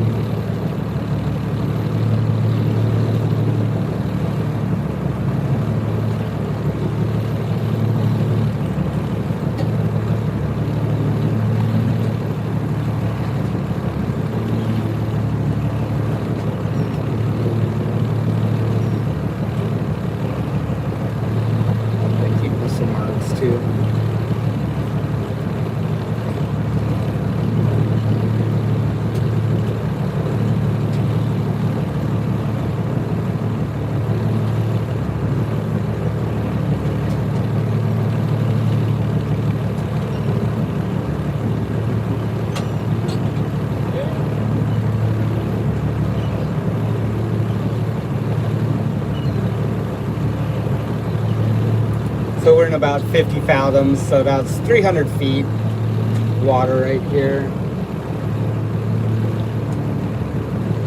And we'll kind of put this one up the edge a tiny bit.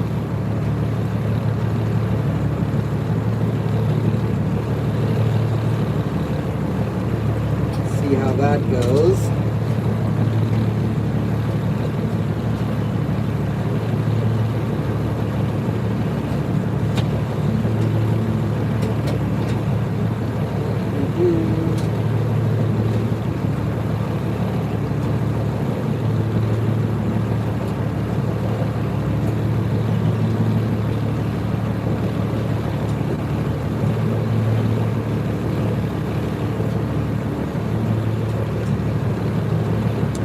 A lot cooler in the bay than it was on the outside.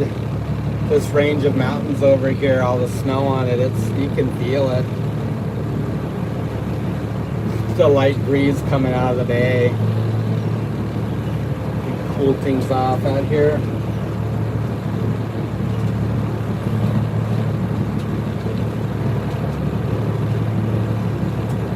So I just mark every link right here, so I know how many we have out on a set for one thing. 2, 3, 4, 5, 6, 7. So we're already 7 shots out, 7 links out. And then also kind of helps me see where fish are. If we get into a slug of fish, I can come in here and I can look at it and get a better idea where it is. Especially if your depth is changing a lot. These halibut will kind of favor depths. You might find them in like a 45 to 50 fathom edge, kind of in that range. Not much on either side of it. So you try and lay it in there. That's one really nice helpful thing about this chart system, is that it's easier to dial down on those depth ranges like that and keep your gear in there. Up there. I think there's dolphins in here. Oh, maybe that's just a rock pile up there with the surf breaking on it. Getting excited.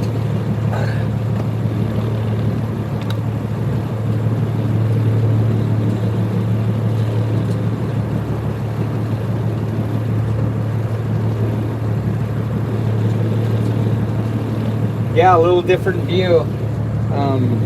Me up here. I'm gonna try and turn you so you can see the screen a bit, but I don't have anything good to prop you on. Every time I pick up my phone, I seem to bump something too. Let's see, 1,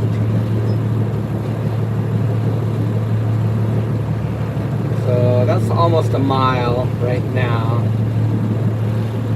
It's about a quarter of our gear. We'll stretch this one into the 40s a little bit, maybe into the 30s even. Just try and get that 35 to 45 fathom range there. If we see a bunch of fish right there on that edge, then we'll kind of know that that might be a good spot to try and target that depth.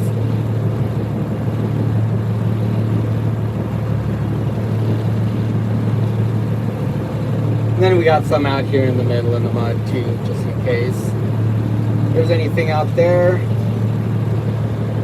sometimes that works good, is just to kind of string them kind of across the bay or from the middle to one side, something like that.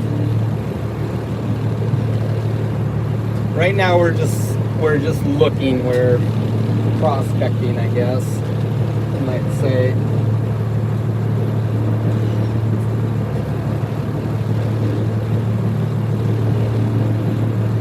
We were in Chiniak a couple days ago, 4 or 5 days ago, and it seemed the best fishing in there was like maybe like 48 to 60, and the most of the best stuff was like 48 to 55 seem to be the best concentration of fish. Not that there was very much fish there, but what we did find.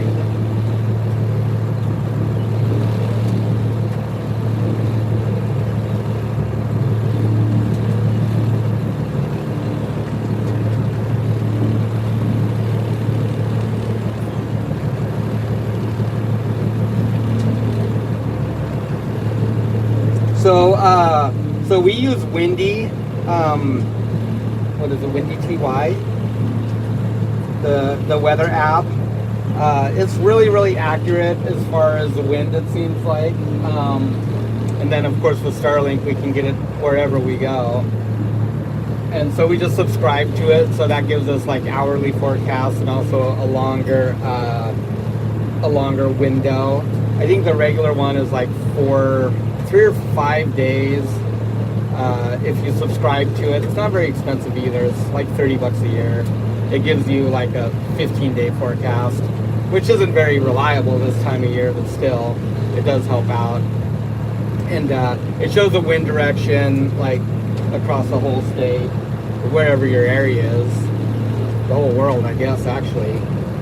And so you can see which way the wind is blowing. And then of course NOAA too, we look at that and like look at the weather buoys out here to see how big the swell is and the period of the swells. Like if it's a 7-second, peak, then you're gonna have pretty steep stuff. If it's 12 seconds or 14 seconds, it means your swells are stretched out.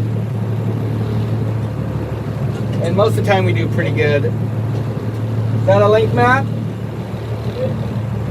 But sometimes we get burned too.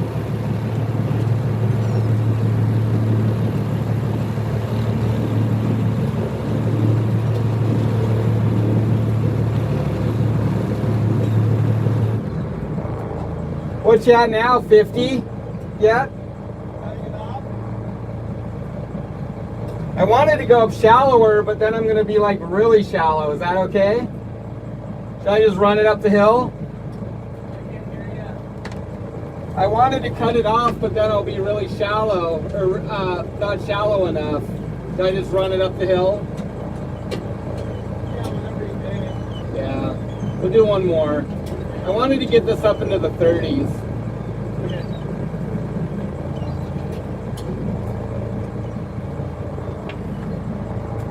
That's 50 there.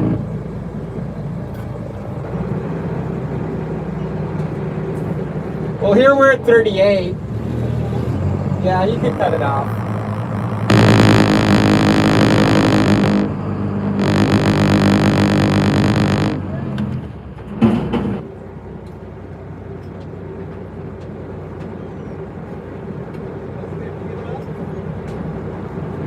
What do you got? 50? Yeah, that's fine. Did I suck down the wheel? Slows down a lot faster.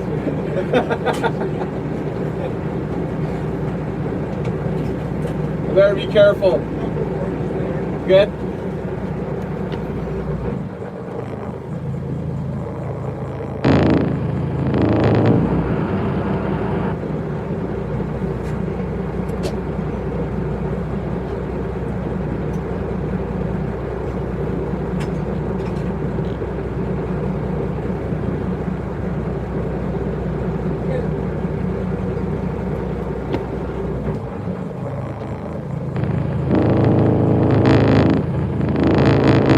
I think I almost backed over the bird line right there.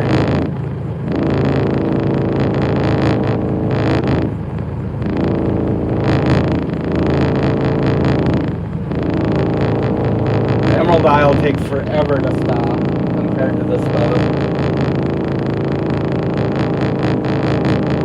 I have to get used to the fishtail again.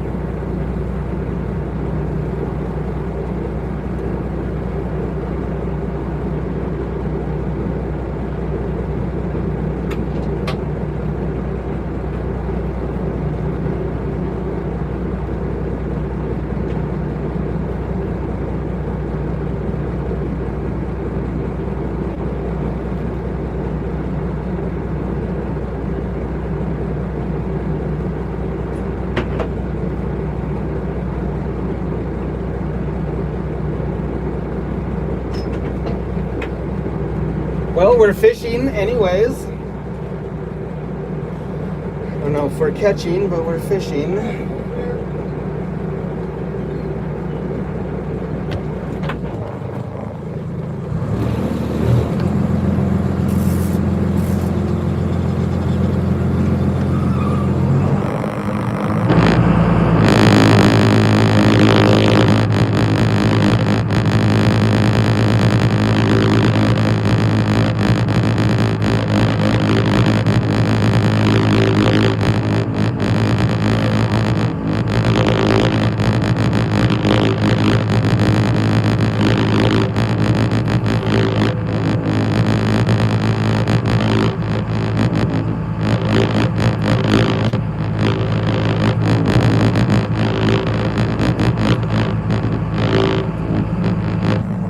So Windy's a really nice app. Before it used to just be, you know, the weather every, in the morning 4 a.m., in the evening at 4 p.m. Over the VHF radio, and kind of hard to gauge what to do sometimes.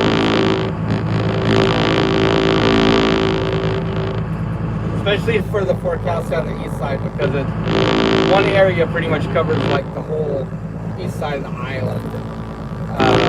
Marmot to Sitkinak Island, which is a whole island. They have inshore and offshore, but you know, it can be really hard to gauge what the weather is doing over a 100-mile stretch.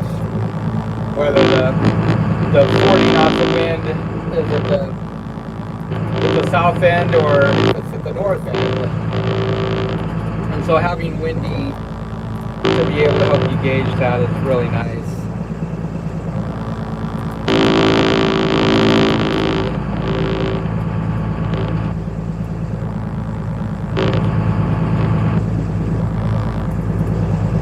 So we'll lay a couple of edge up here.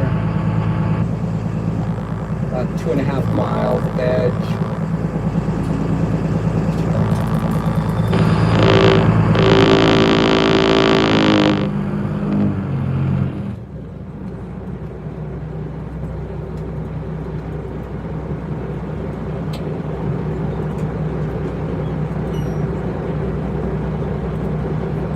That was 1.2 miles, that one.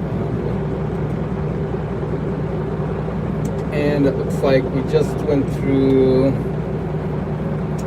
slack tide on the bottom, low tide, so it's starting to flood now. These tides aren't really big, so that can be good, that can be bad.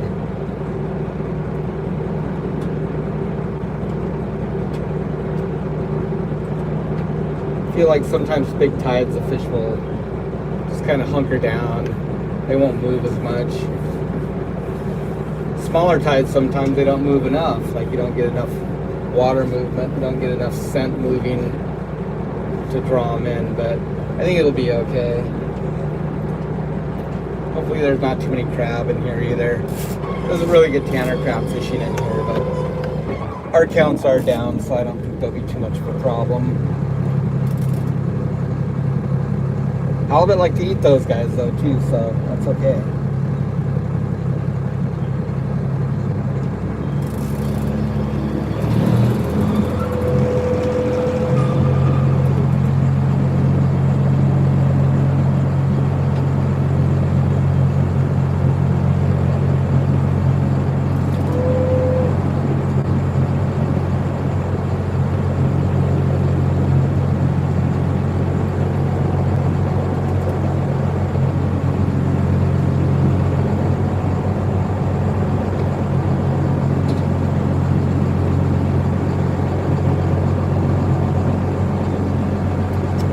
Yeah, so Windy also does have a free one too, and so the only difference is, I think, is that the increments for every 3 hours. With the paid subscription, it's every hour. So I can show you guys. So this is what it looks like here, and so if see, Yeah, I'm on premium now. So if you zoom in, this is basically what it looks like. So we're down here. So if I click there, it shows the wind speed and direction. And then if I click on that, then it shows the bars down here. So what do we got here? Yeah, so it's every 3 hours, 12, 3, 6, 9, so on and so forth. If I go down here, I click the 1 hour forecast, then it gives me hourly wind speeds. So you can see it's really nice today. And then starts coming out of the east tomorrow about 10 a.m.-ish. Switching a little bit to the northeast, so that'll be pretty nice in here. If I kind of zoomed in too far. So yeah, so we're here in Kaluta here. So then I can come up here and click on that, and I can see kind of which way the wind is going to be coming in. So that's why we want to fish this edge tomorrow. That'll get us in the lee a little bit more. Kind of as long as we stay over here, it shouldn't be too bad. It's only 17, gusting 25. That's not too bad. If you're right on shore like that. I want to get in here and maybe we'll put a couple up in the rock piles, like right next to the kelp line, really shallow, 5-10 fathoms, something like that. And then we'll lay some like deeper. So maybe put a couple up here shallow and then lay some in along this edge a little bit deeper in the 30s and 40s. And that'll be pretty good right here with that easterly coming across. It's all going to kind of be in the lee. And shouldn't be too nasty. Like I say, it's just a little more challenging on here. It's not like unsafe or anything to pull when it's windy like that. It's just hard to stay on the gear because the fishtail is so light. If we were like tanked down or something, trap fishing, it'd be a lot easier because then the boat's heavier and the wind just can't push it that as easy. But when we're light, like right now, not a whole lot of weight on. We've got some ice, we got some bait, fuel, but it's still, it'll push us off the gear pretty easy. It just makes it kind of hard to pull. It's like I gotta stay right on top of it, or it's easy to get over the top of the line.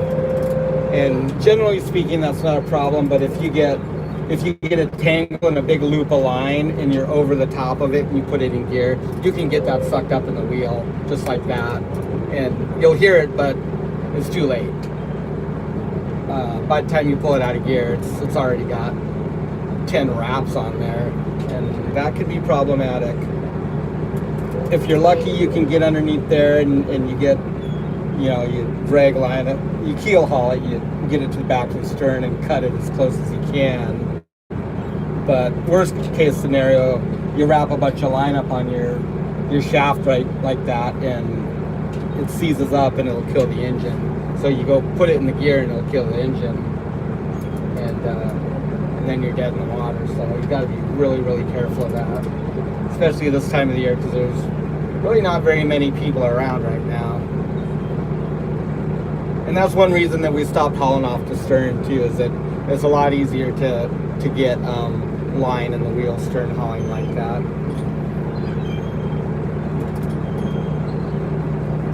It's not so bad on the side because you always kind of want your line to be going forward anyways when you're pulling. And it's easier to see like a loop of line. But when you're pulling from the stern, when the loop of line comes up, you're just pulling over the top of it. So it's easy to drift over that stuff. Yeah. So yeah, check out Windy. It's pretty nice. Really like it. I don't remember what the membership is. It's not that expensive, really. And the thing is, you can use it, if you're on land too. It's nice. It shows precipitation and snow and just everything. It's, rain, thunder, wind gusts, pressure, temperature. Lots of information there.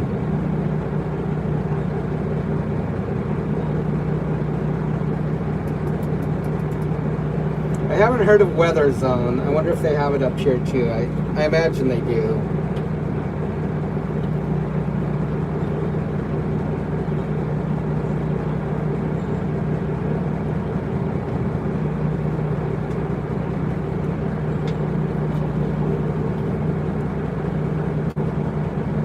should have about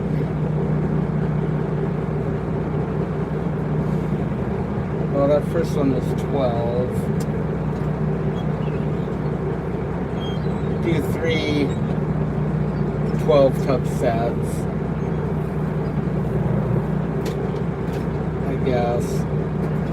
By the time we add in buoy line, because it's deep, it puts us somewhere about another full shot on each one.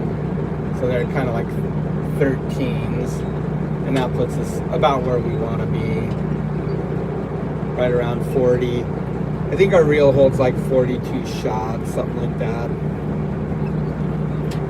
So I'll just make the next one like 12 or 13, and then we'll just drag the last one out until we run out of line, right up this edge.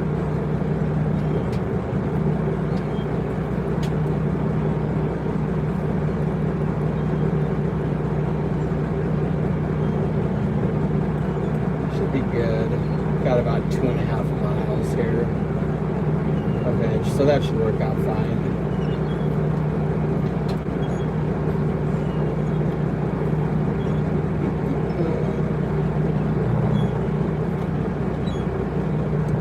And then we're gonna have to wait. I guess we'll just go anchor up and take a nap and watch a movie or some YouTube or something. Snack. Eat dinner. Be bored. Take another nap. I think if we pull some of this gear tonight, probably at least not till 10 or 12. But if we do that, then we can set those back out again, and then they're fishing through the rest of the night and into the morning, and that seems to work pretty good. Kind of like maximizes our time. If we wait to pull them in the morning, by the time you get them in and then you set them out again, then you're really just waiting until after dark again, into the evening. Just kind of want to keep rotating through these.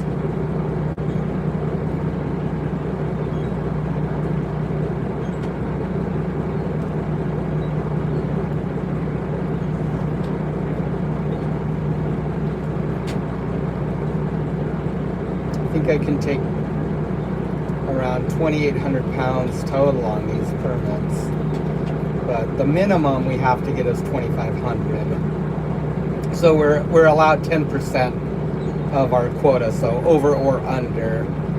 So overage or underage is what it's called. So if you stay within that 10% parameter, say if I have 1,000 pounds of fishable quota, I can land 1,100 pounds and not get in trouble.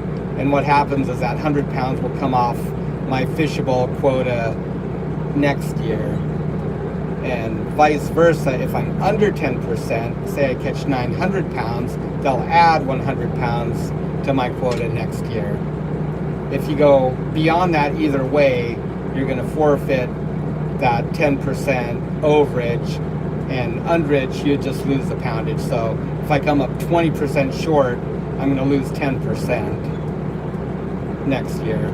I'll still get the 10% added, but I'm going to lose 10% this year. So 2,500 is kind of what we need on this trip.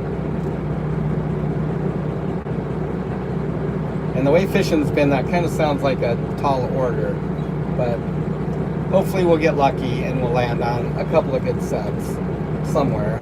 I think if you put out enough gear, eventually you're going to get lucky.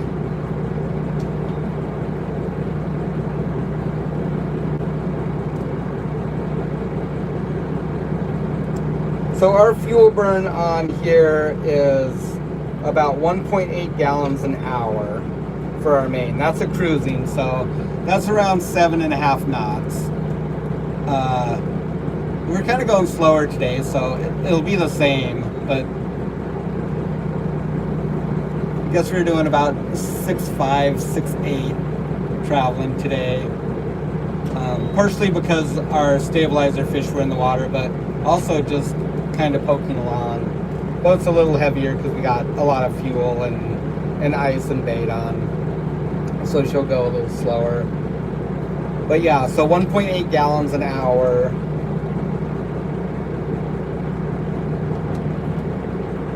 So pretty good fuel efficiency on here. That means it's a little under $10 an hour to run this boat, fuel-wise.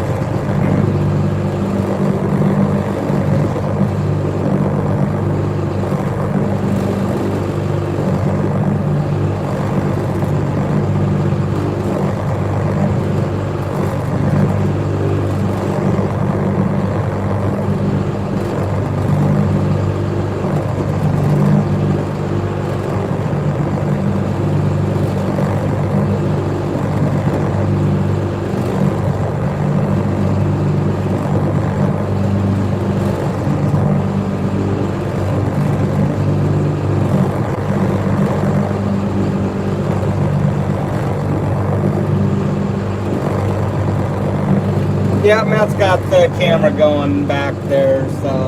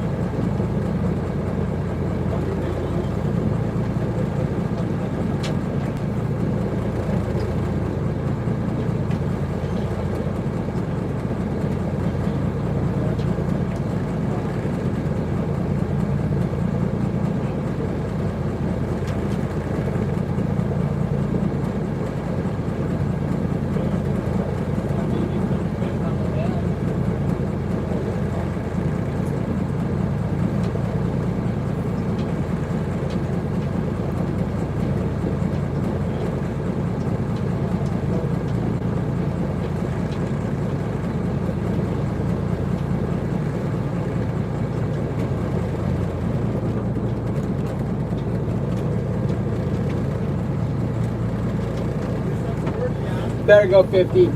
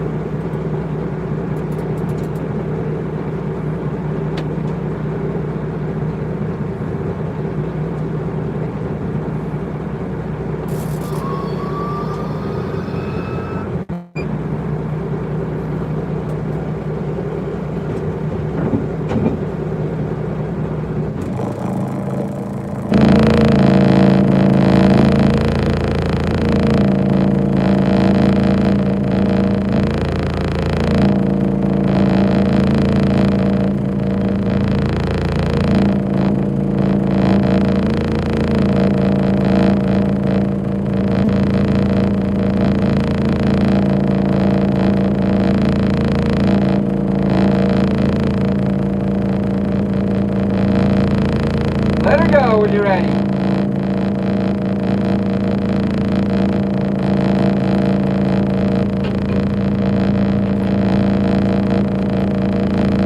And the next set going out here.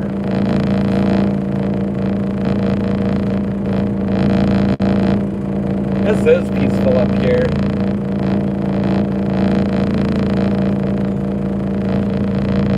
We'll probably stay around the corner right up in front of us here. Nice spot to anchor up. Probably go up there, drop the hook. Relax. Trying to figure out what to do.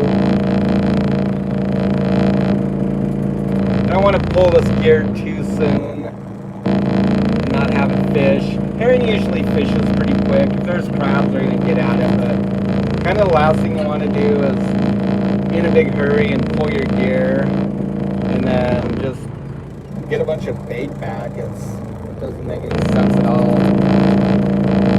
This time of year, it seems like things do fish slower. They're coming to speed up any second.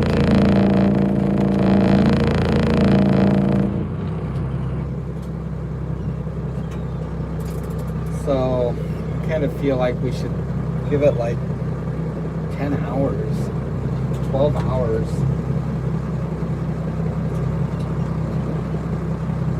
It's not going to hurt it any.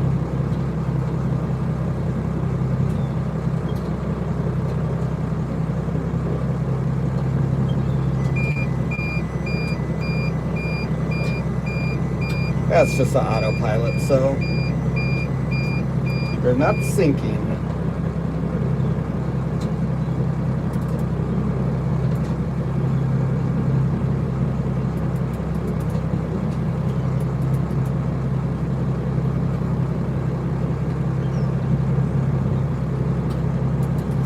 Birds, lots of birds here.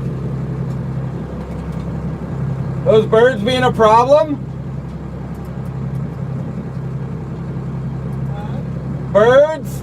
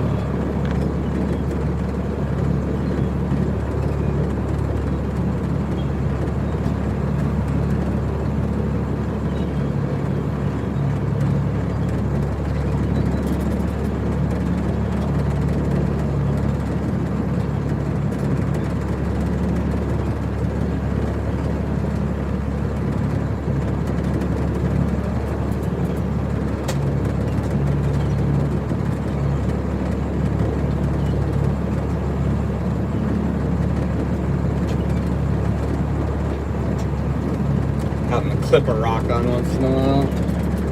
Keep the gear down a bit more.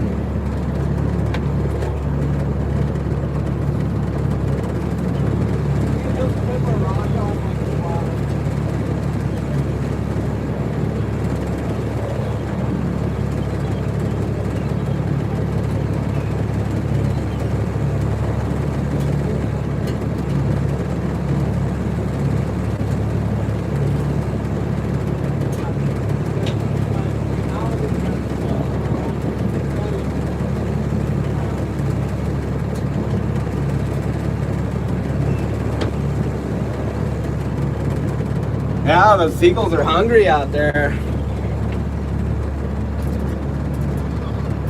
You just clip a rock on once in a while and sink the line quicker.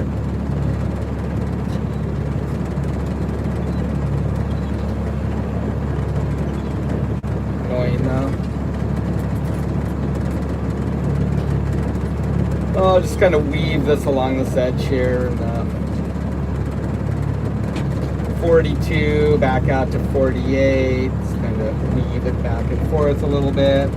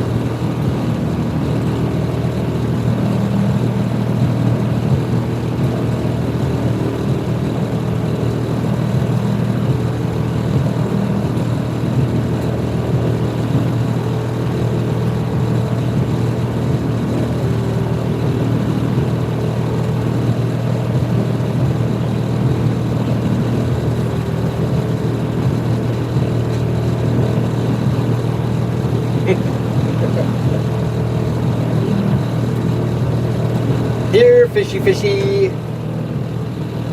Thanks, Debbie Sue. Call them in for us. I know they're hungry. Birds are hungry. Whales are hungry. Gotta be something going on in this bay.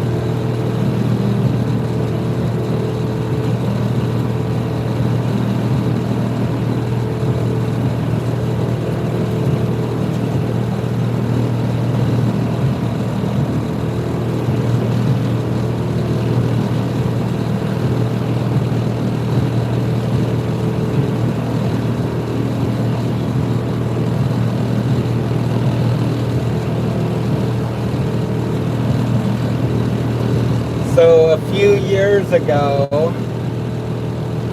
was it last year? I think it was actually last year. There's this beach up here. I'll show it to you when we get closer. But there was a mountain goat down on the beach running along, right by the tide line. It was super cool. Beautiful billy goat. He'd come off one mountain, and I guess he was just headed to another outcropping or something, but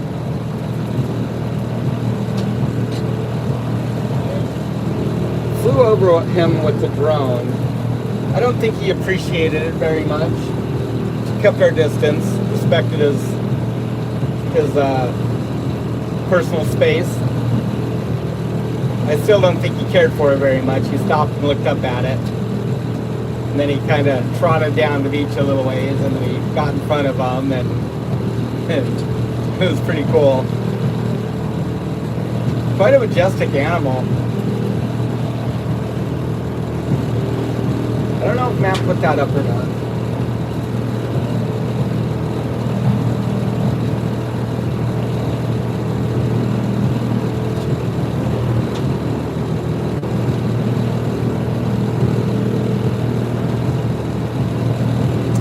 Yeah, this beach right off to the, and over here.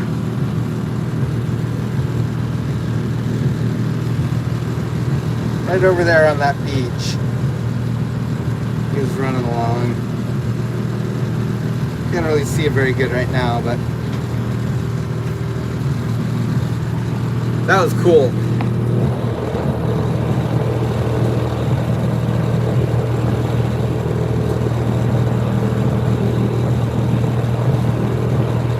So they got a pretty good herd of mountain goat here now. I think that they were, I don't know that they were native to Kodiak. I'll have to look that up. But I do believe these ones were stocked here. And this herd's grown pretty well now. So there's kind of a couple, there's kind of a herd in the Bells Flats area, which is just about 10 miles out of town from Kodiak.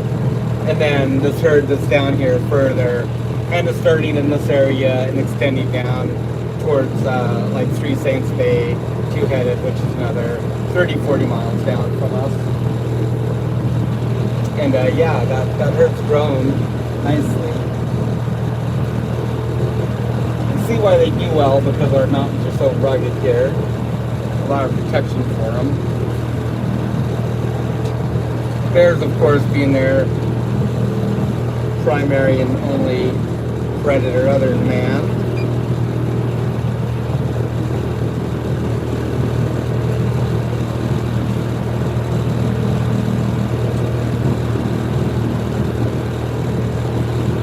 So we don't have sheep here, but we do have mountain goat, Roosevelt elk, and Sitka blacktail deer. Then rabbits, foxes, Kodiak brown bear.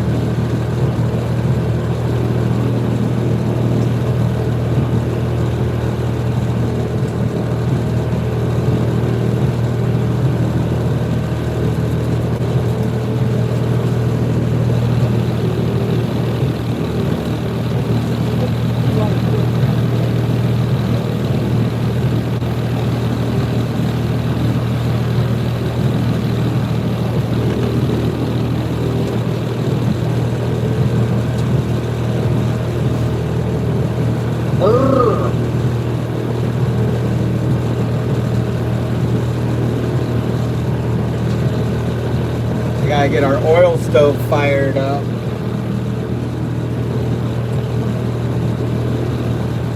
It keeps it nice and cozy on this boat.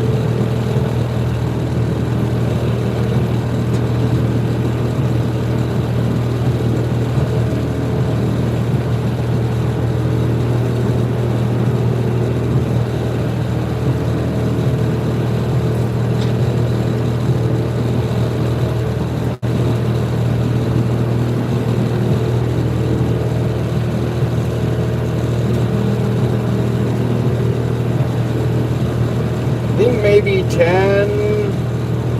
to 10, 12 hours of soak here.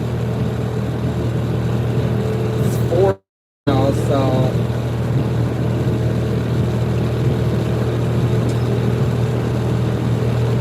maybe we'll pull,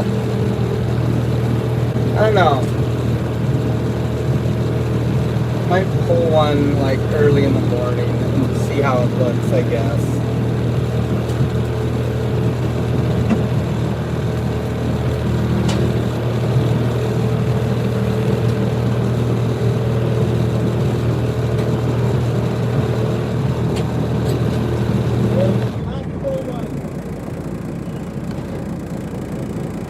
That was a link.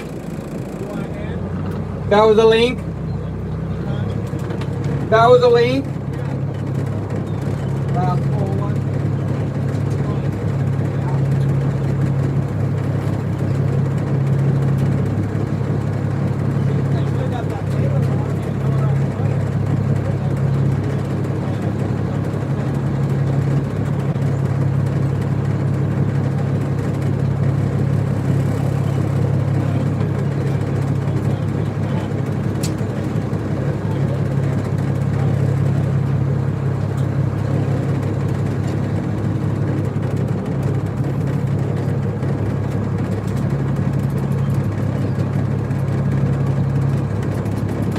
Yeah, so maybe like 8 or 10 hours. I think that first one went in around 2 o'clock, so that'd be midnight.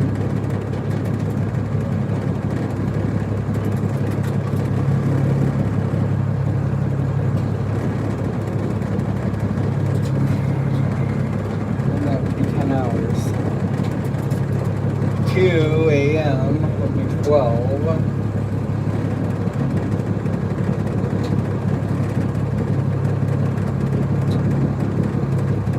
And then if it looks good, you can just set it back out. There's a lot of bait coming back. There's a lot of bait coming back right away. It's, you know, really anywhere on the set. You can just put the anchor back on it and drop it down and put the buoy line out and let it soak more. 41 no. A little shallow, that's okay though.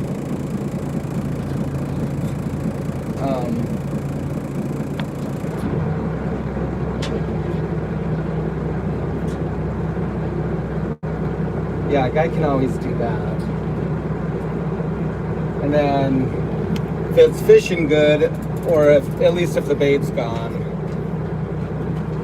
and maybe if there's some decent fish on it, then we can just set it back out, and then it'll be ready to pull again early in the morning or early afternoon. Get a good 8 or 10 hour soak on it again, and pull it around noon.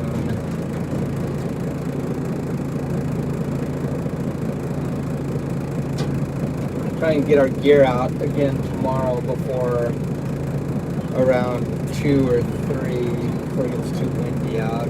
Setting's okay.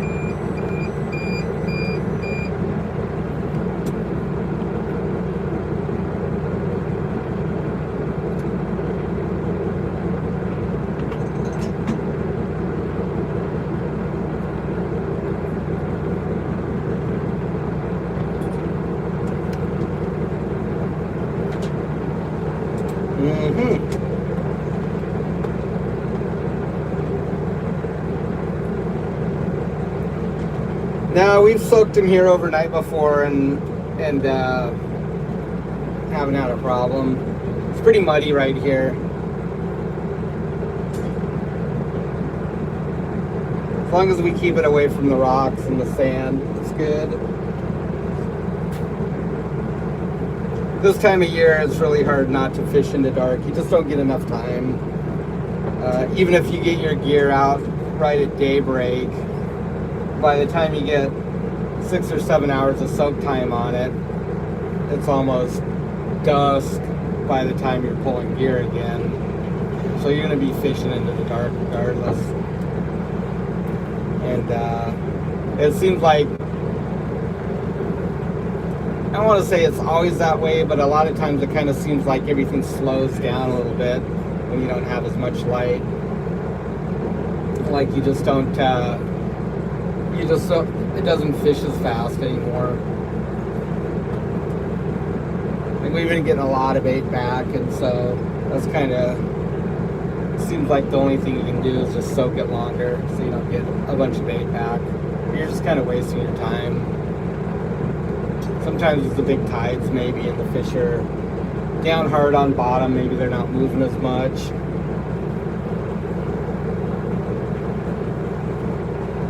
I don't know, it's hard to say with any certainty, I guess.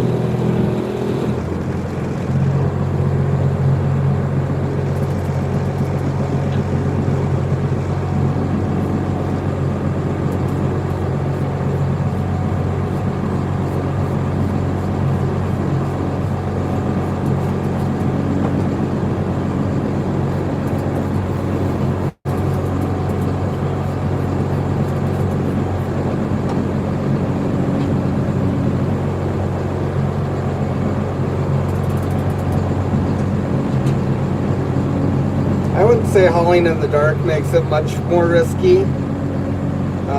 We've got a light on the side so we can see where the line's going, fish are coming up and stuff. You just gotta be cautious, not to be over the top of the line where you can't see like any loops or snarls. It trail back and might get caught in the wheel. That's the biggest thing right there. But dangerous wise, I wouldn't say it makes it dangerous. If the weather's poor, it's definitely not fun.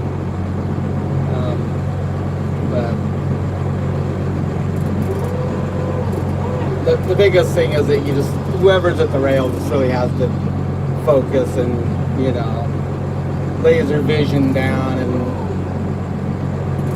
stay focused. Try not to be yakking and getting distracted and stuff. Like amongst ourselves, like with the boys. So you just kind of want to like really concentrate on where the line's going. Try and keep it out in front of the boat a little bit helps. So it's definitely easier to pull faster on here because these hydraulics are a little bit faster than on the Immobile. I guess just the pump is a little bit bigger. So it's easier for me to just keep the line tight, keep it going forward a little bit. It's a lot easier on here to do that.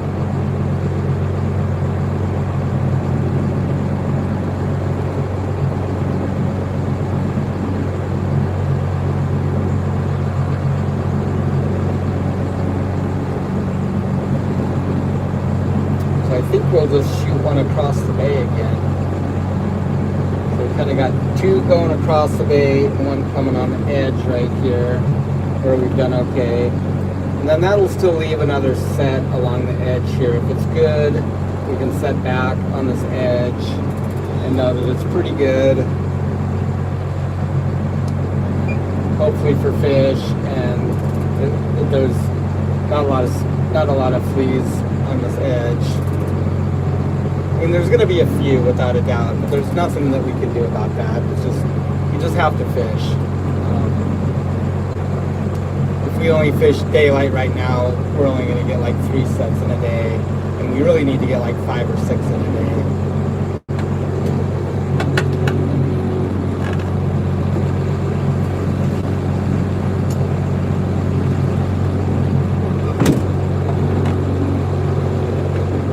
Usually if there's any fleas, it'll be just on the anchors anyways.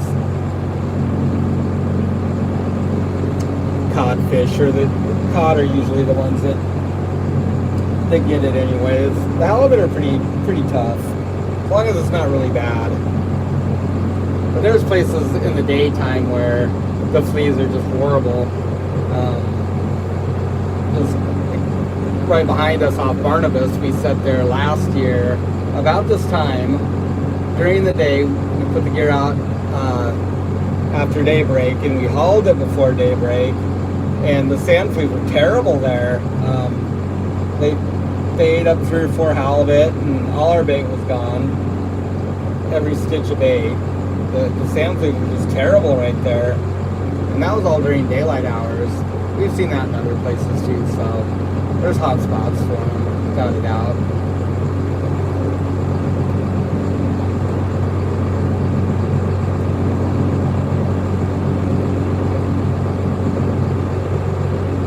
So that was just shy. That was about 12 right there. 12 shots, 12 skates, whatever you want to call it. So 1.2 miles. Our hook spacing is probably about every 20 feet there's a hook. So, I don't know, this time of year, if we get like a 1/4 pound of the hook, we're going to be pretty happy. It's just horrible fishing, but man, you just got to be happy to get anything sometimes. Then there might be a set that you get 1.5 pounds or 2 pounds to the hook, and then you can celebrate.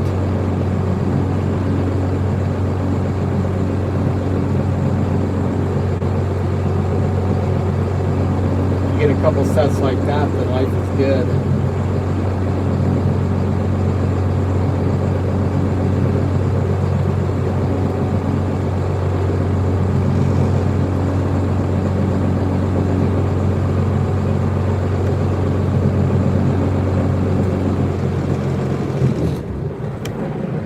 Let's just drift around here for a little bit, I guess.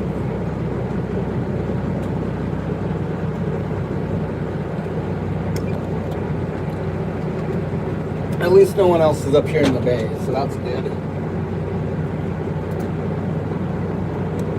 Hopefully no one's been up here in the bay, which would be bad.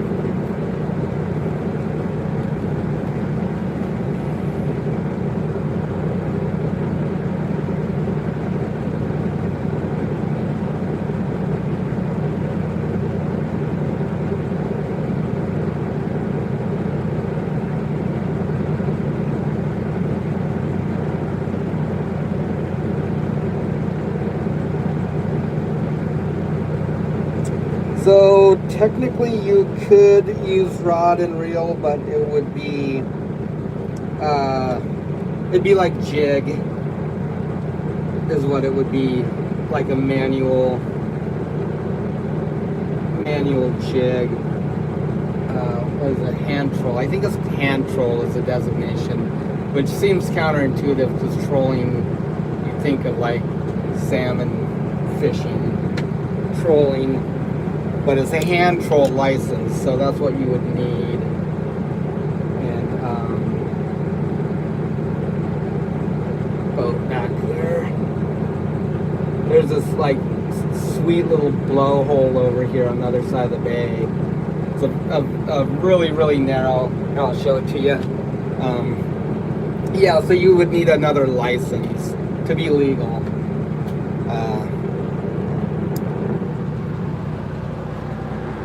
I don't know why it is a mirror image either.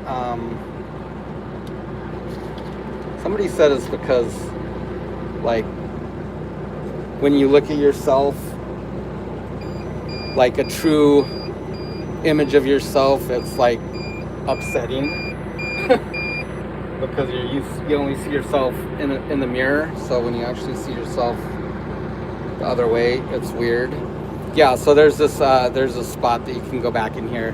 So there's a boat across the bay. That's where they're at, is in this hole right here. This is a super good spot if it's like tearing out.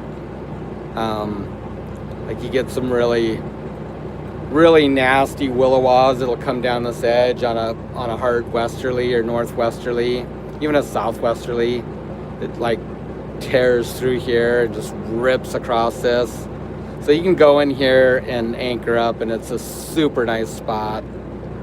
You can see we've been in there before a few times.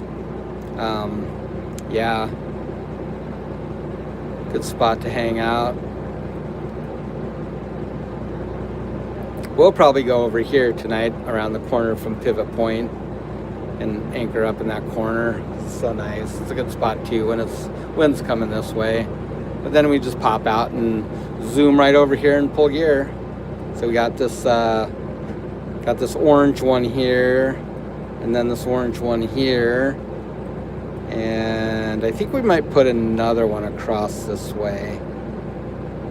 There's mud over here, a little sand over here. Gonna stay away from that spot. I think up here might be all right though too, but maybe save that one for tomorrow or across this way.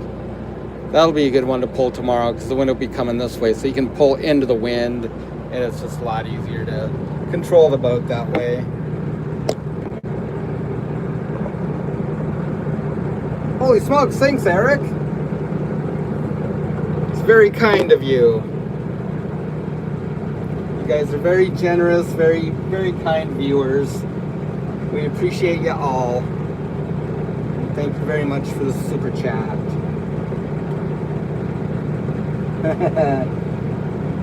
Thank you, Connie and Eric. Yeah, the finish line is near. Like I say, it's been such a weird year for us. This fall really goofed us up. I mean, really, it's my own fault. I can't blame anybody. It's annoying that the government shuts down and just, you know, doesn't really care about people, and the fact that everybody, you know, still needs to make a living and do business. But at the end of the day, it is my own fault too. The documentation expired in February for the fishtail here, but you know, we weren't using the boat, and what really irks me mostly is that I had just renewed the documentation on the Emerald Isle in like mid-September. I think it was around the 17th, and I'm like, oh yeah, I gotta go next door and look at the documentation on there too, and then I forgot. And then it's October 13th, and I'm just going through everything, making sure that I have all the permits, and you know, everything's in my little case, and I look at the documentation, my heart just sinks. And then, oh, the Coast Guard, they're open. Yeah, they're not open. So yeah, it's just been a weird year. And the finish line is here now, so we're just thankful that we actually got that, and we can get, hopefully salvage most of that fish and not lose it. Because yeah, that's what it's my own fault though. Get distracted and forget to do stuff. I'm gonna get a good calendar planner made with everything that I need to do, so I remember to do it on time.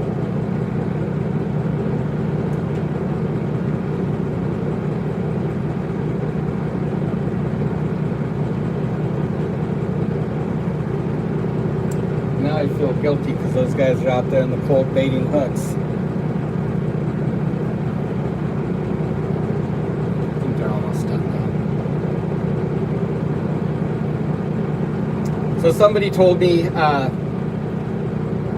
it's funny that the comments that you see on your Facebook channel, the YouTube was pretty mild actually, but the Facebook page, people have some weird things to say on there. So somebody left a comment, we were setting gear, and just a short clip on there. They said, it was kind of a weird post because, like, I don't know, sometimes people's grammar or the way they phrase things is hard to understand, but something along the line that conventional gear is faster, but if you want to go slow, snap-on gear is for sissies. So I thought that was kind of funny. Yeah. All I can think is work harder, not smarter, if you're fishing conventional gear with 2 or 3 guys on a boat. Because that's what you're going to do, is work a lot harder.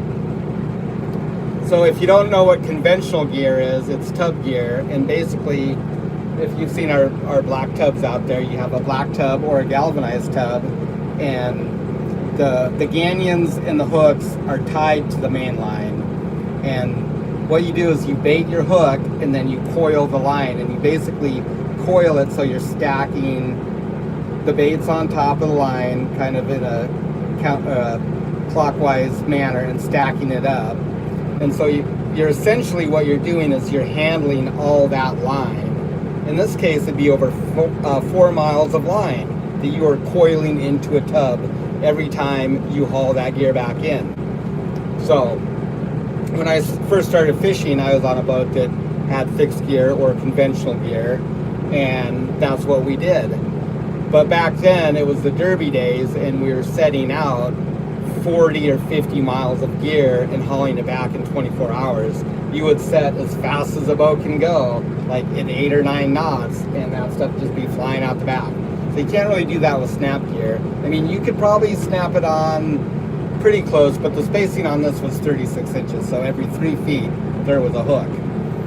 And the thing about hauling that back in is that the hooks are affixed to it, so you're never unsnapping the gear. It's just getting pulled in, and then it's getting coiled into a tub from the hauler, much like a crab lock would be, kind of the same concept. So, so that works great if you've got a crew of like 5 or 6 guys, and 4 dudes are back there baiting all the time. There's maybe a guy at the table cleaning. There's a guy at the rail. You know, that's a 5, 6, 7-man crew type thing. But there's no way you can do that with 2 dudes on a boat and, you know, not work like 20-hour days just to get your gear baited up and set out once a day.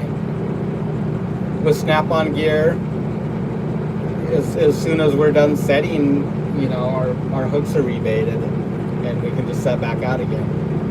So I thought that was kind of a funny comment. People always seem to have very interesting opinions. Some maybe have experience, maybe some are just total armchair skippers, I don't know.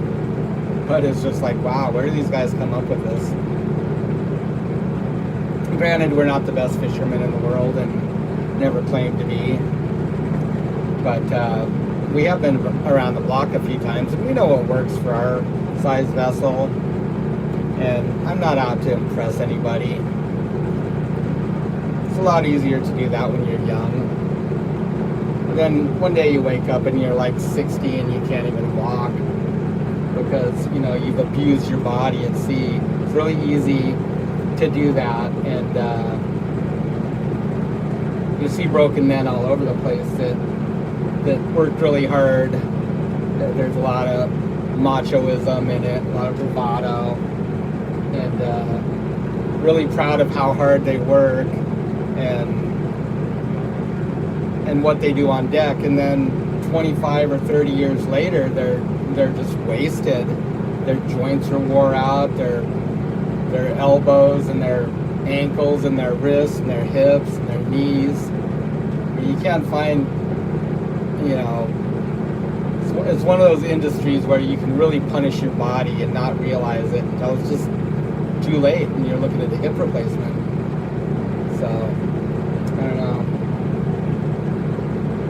It's really easy to work hard and do that when you're young, but you start to feel it when you get older. So yeah, just kind of funny. I thought that I'd share that with you.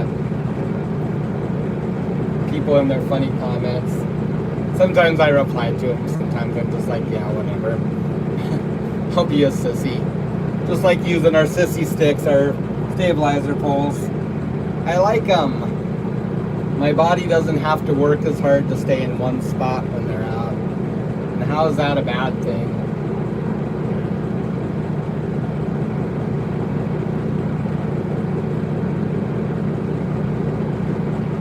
It's almost like if somebody's at the desk all the time and they do a lot of typing. Well, they found out that if you support your wrists, it's like really good ergonomically and you don't destroy your wrists. But maybe other people like think that that's, you know, being a sissy to have something like that. It's just makes your work easier and it just makes common sense. Take care of your body. That's all you got to do is just try and take care of your body. Old age creeps up on you.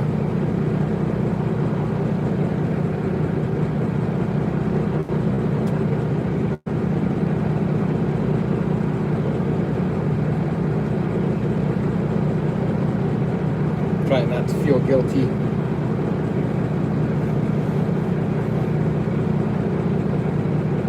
They're almost done anyways.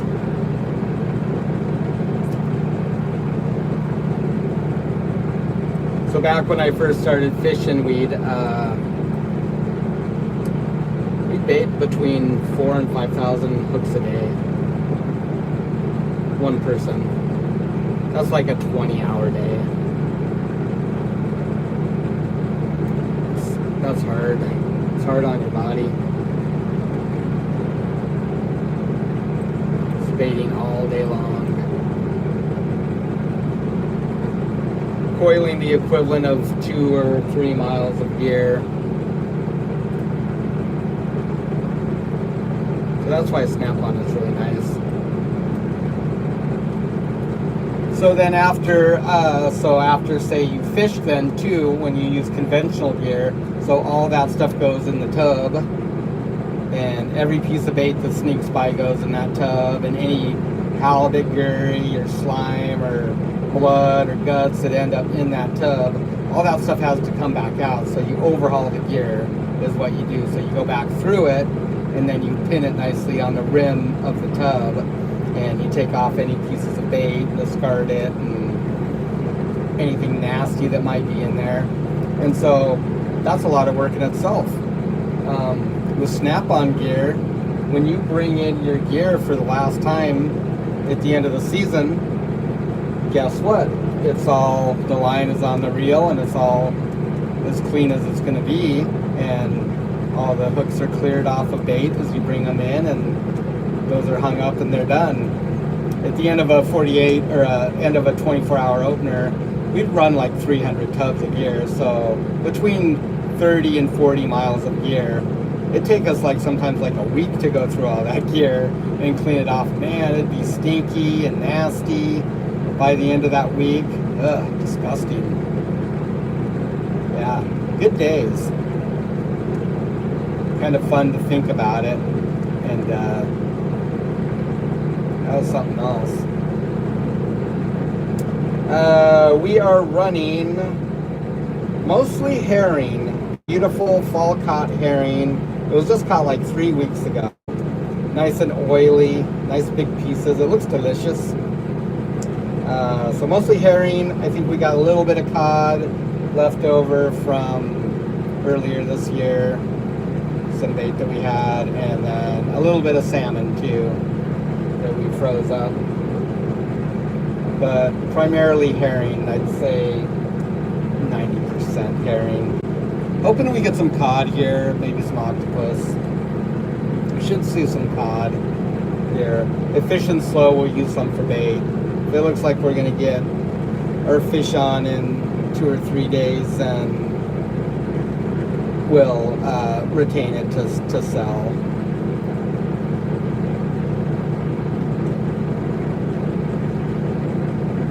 At least the last couple days we'll keep the cod to sell. We got some really nice cod out by town a couple days ago, and kind of a sad story in a way.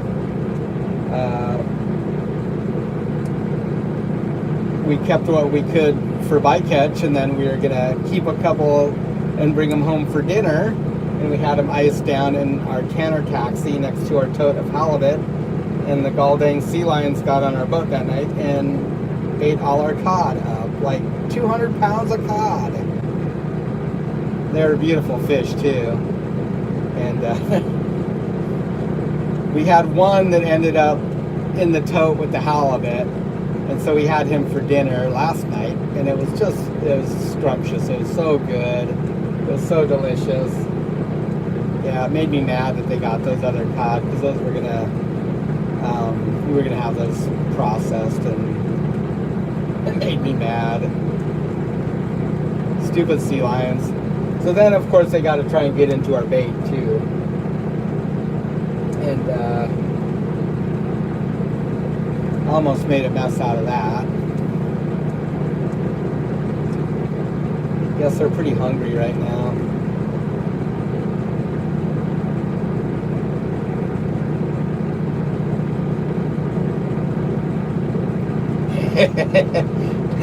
Yep, that's for sure, huh?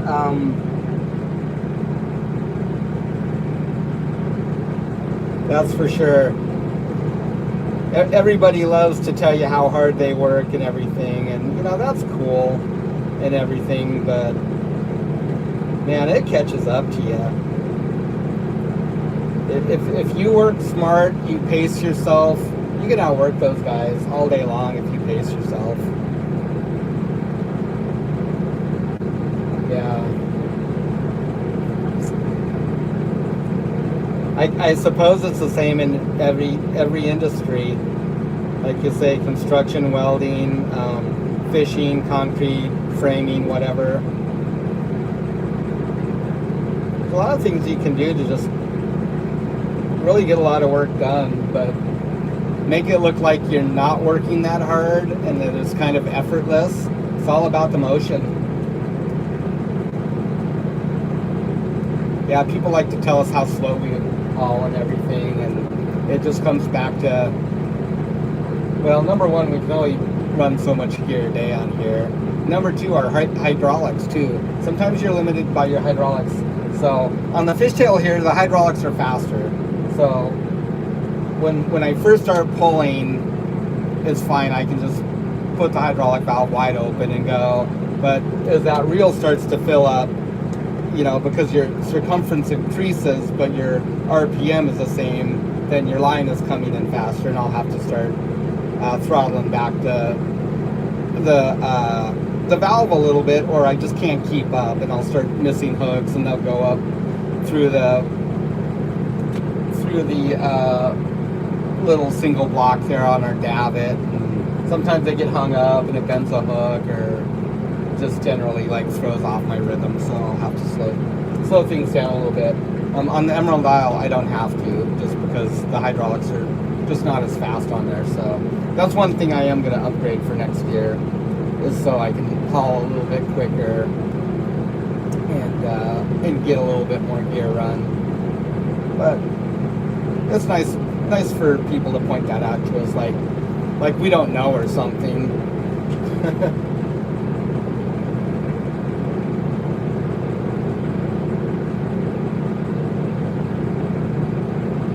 Yeah, those darn sea lions have been nothing but trouble the last couple days for us. They got on our big boat like 6 or 7 times. So we got super lucky because we went over after we delivered our halibut. We just got our bait for this trip on this boat. We just dropped it down on the Emerald Isle.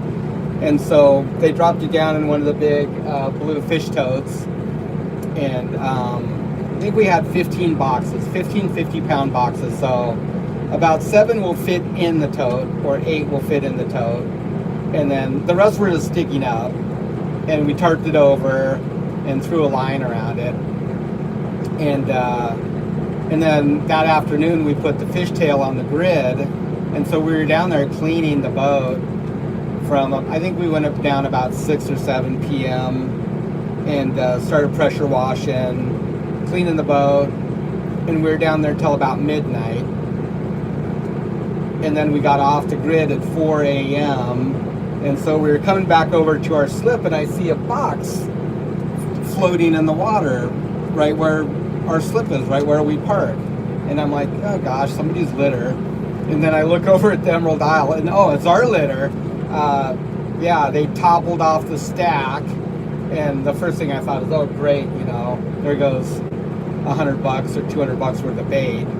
And all I just could envision is just complete catastrophe, because they'll scarf down 50 pounds of bait in about 5 seconds. And and so we get up there, and I knew that the boxes were on end, and then there was 2 boxes stacked flat on top of that. And the one was in the water, and the other was at the base of the stack. And I thought, okay, they only got 1 bag of bait. They only got 1 box of bait. So we got parked and tied up and everything, and then we hopped on there. And there's a 50-pound bag of herring in the bag. Like, they grabbed the box and went to pull it off the boat, and the box came with them, and the bait stayed on the boat. And they must have got spooked or something and taken off, because that bait was still just laying there untouched. And so it turns out they didn't get any, except 1 25-pound box that we had from earlier in the year that came out of the freezer, and Matt threw up there on that stack. They did get a 25-pound bag of herring, but that was it. So that made me pretty happy. But then after that, they're just like on. They've got our number, and so we unstack. You know, we had another tote on deck that we keep on the boat, so we filled that up with bait, closed the lid and tied it shut, and then the other one we didn't have the lid, but we had that big aluminum hopper in the back and put that over the top of it and tied it down really good, and they couldn't get into it, but they got on the boat anyways, and they pushed that tote and that bait like 6 or 7 feet over one way. And you could see that the lines were loose. They'd been tugging at them, trying to get in there. And saw that the next morning that they tried to get in there. Busted the gall dang aluminum support that holds up the wave wall. It wasn't bolted on the deck like it usually is, so it's just up high. They busted the welds on that tab, so I got to fix that. It's kind of annoying, but not a really big deal. And so we got everything all organized and tied down tight and double checked again. And then the next morning we came down and the tow was pushed back the other way. And same thing, they tried to get in there, but they didn't have any success. And then the craziest thing is that we had 2 bags of salt. They knocked one off the top of that big stack and ripped a hole in it. So we poured that into a bucket and put a lid on it. The other bag I just put in the back. I figured out they're not going to mess with that. But that bag of salt was gone the next morning. Never seen it again. 50-pound bag of salt. So I guess one of them had grabbed onto that and drug it off. And I feel kind of bad because that's, you know, cardboard and it's plastic line, so that ends up in the water, and that kind of irks me a little bit. I don't like the litter, of course. But come on, you guys, really? 50-pound bag of salt, and you're going to drag it off the boat? I don't know. I guess it must have had a little bit of herring juice on the outside of it. It smelled like bait. Give me a break. Those guys are horrible. Still light outside. It's 4:10. Let's see. It's gonna, sunset is here in about 28 minutes. So yeah, it's still light out. Take you outside.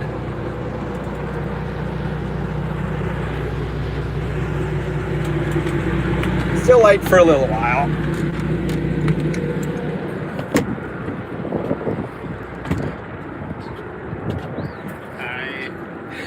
Hello.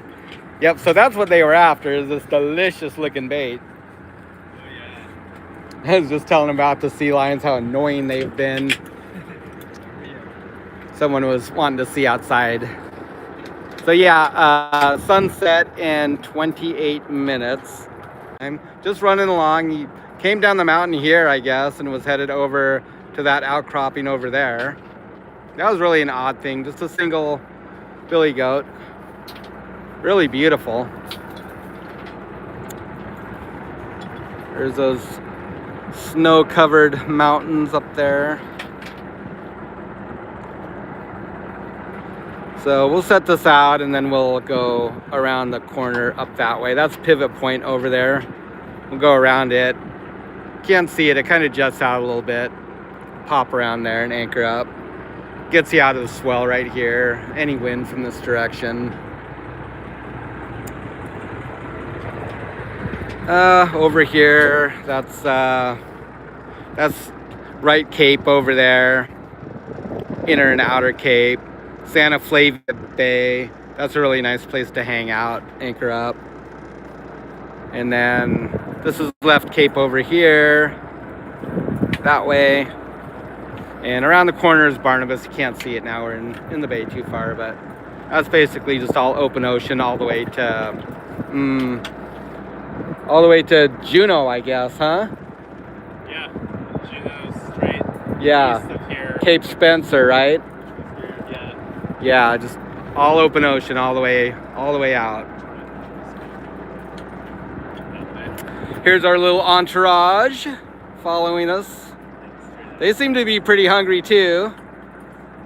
They've been on the baits. They'll be eating good tomorrow, I hope.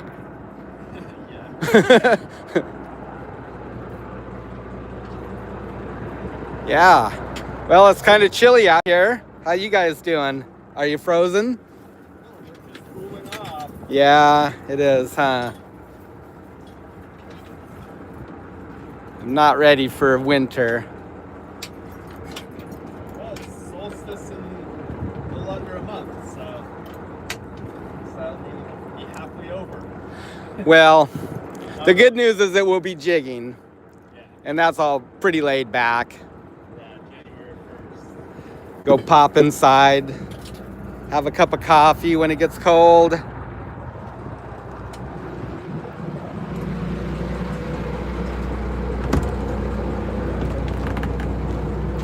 It's a lot less stress-free to jigging is. With halibut gear, you're committed once it's out there. If the weather comes up, you just gotta deal with it. Jigging's really nice because you can pretty much fish till it gets nasty out, and it takes you 2 or 3 minutes to retrieve your gear and pull your anchor and leave. So that's always kind of nice.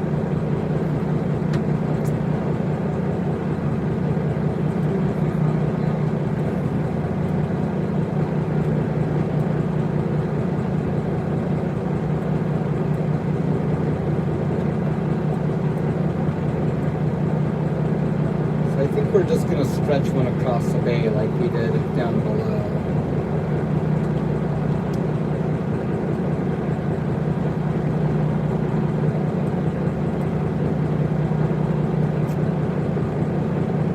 See a M on the chart, which means mud, at least in one spot. I don't know if I should go further up in the bay. I think I'll just kind of put one like right here where we're at.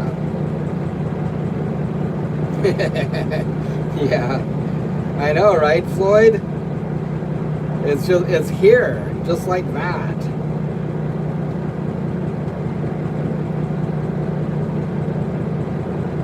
We had a wet winter here last year. It rained a lot, so all of like canner season, it just poured. We were down this way, a little further down the line, down in Three Saints Bay. I guess it's south, past Old Harbor. What is it? It's about 20 miles as the crow flies. Not a whole lot, 25 miles, maybe 28 if you travel by boat. Yeah, so January 15th it opened. And it rained the whole time we were down there. It was just miserable. We had a lot of rain last winter. I think I prefer like the snow to that. I don't like it super cold. It doesn't really get really, really cold here. But just if it's snowy or just cold where it's frozen out, it's better than the rain. The rain, you walk down to the boat and you're wet, and then you go. It just seems like you're damp and cold all the time. We get winters like that here sometimes where it rains a lot.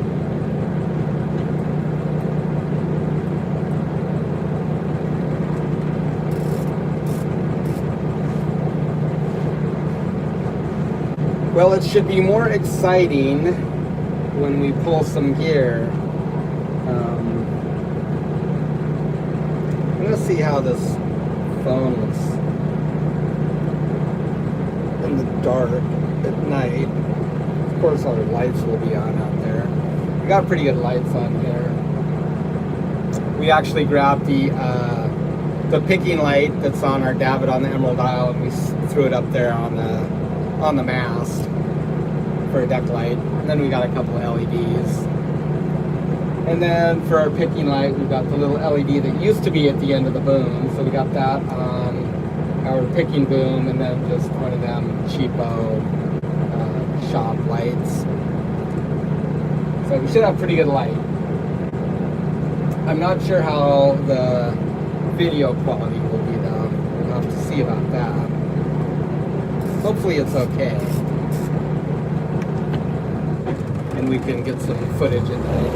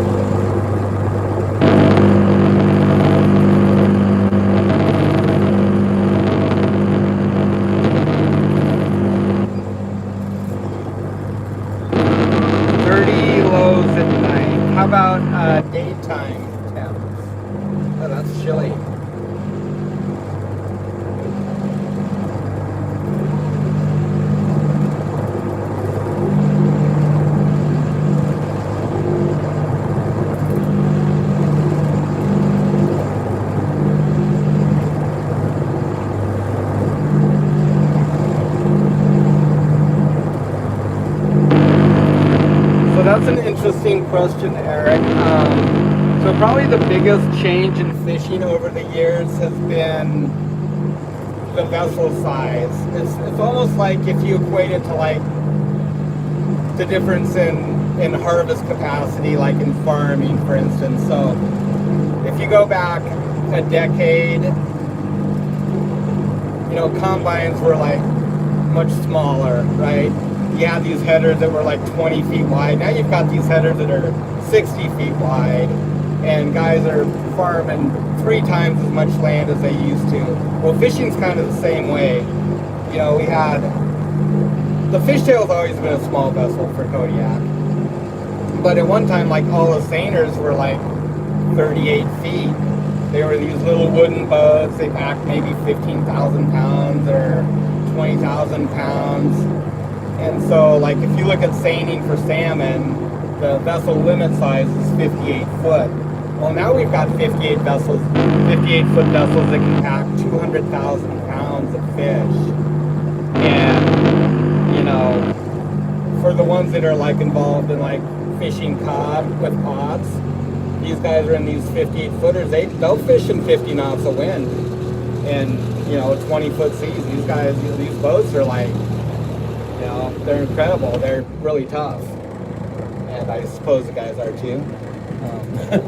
Yeah, tough. They work hard. But they have to, because these boats are, you know, $2 or $3 million and probably $100,000 of insurance a year. So I think that's been the biggest challenge, is just to see how much harvesting capacity the fleet has gained over the last decade. And so you've had seasons that lasted for 2 months that now last 3 weeks. And it really puts a lot of pressure on guys. Thankfully, the fisheries that we're in, like jigging, you know, we still have a lot of competition, and those boats like that they could certainly participate if they wanted to, but generally speaking, they don't, because it just doesn't make sense economically for them. But as you see, you know, the fisheries ramp up. You know, it means the plants aren't as busy as much as they used to, so they'll shut down sooner in the year.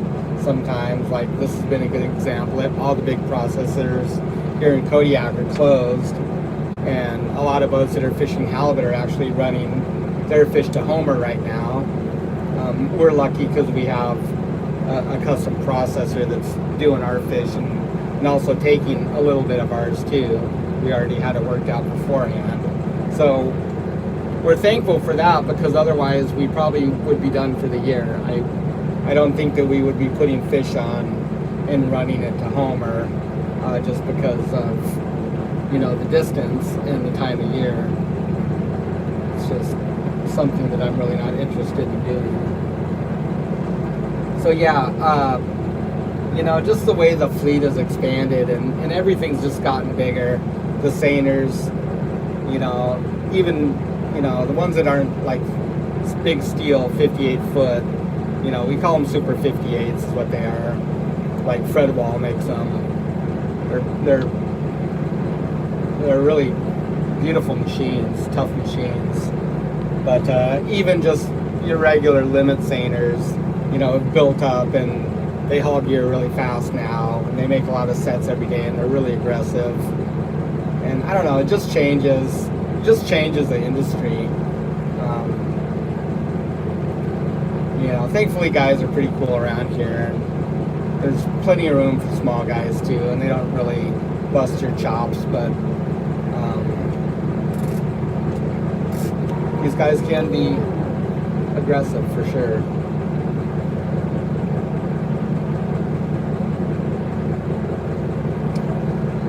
Seems chilly for Arizona. I guess you guys are kind of up a little bit higher though, right there.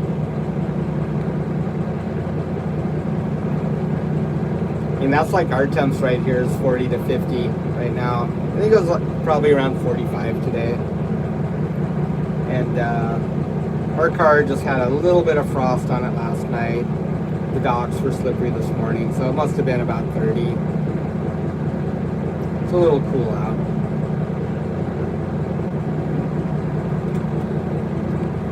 These guys are almost done baiting up.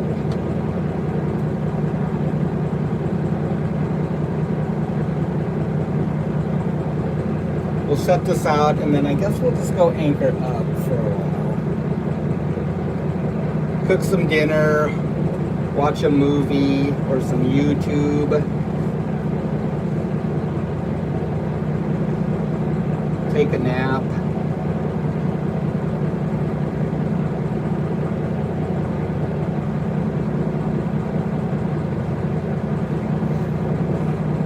Yeah, it's crazy how much the fisheries have changed over the years.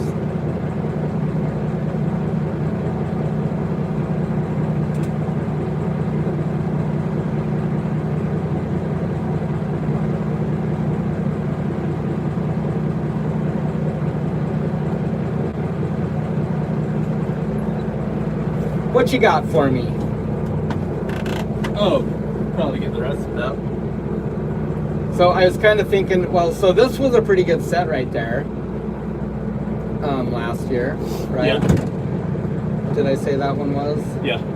Is it that one or the green one, maybe? At any rate.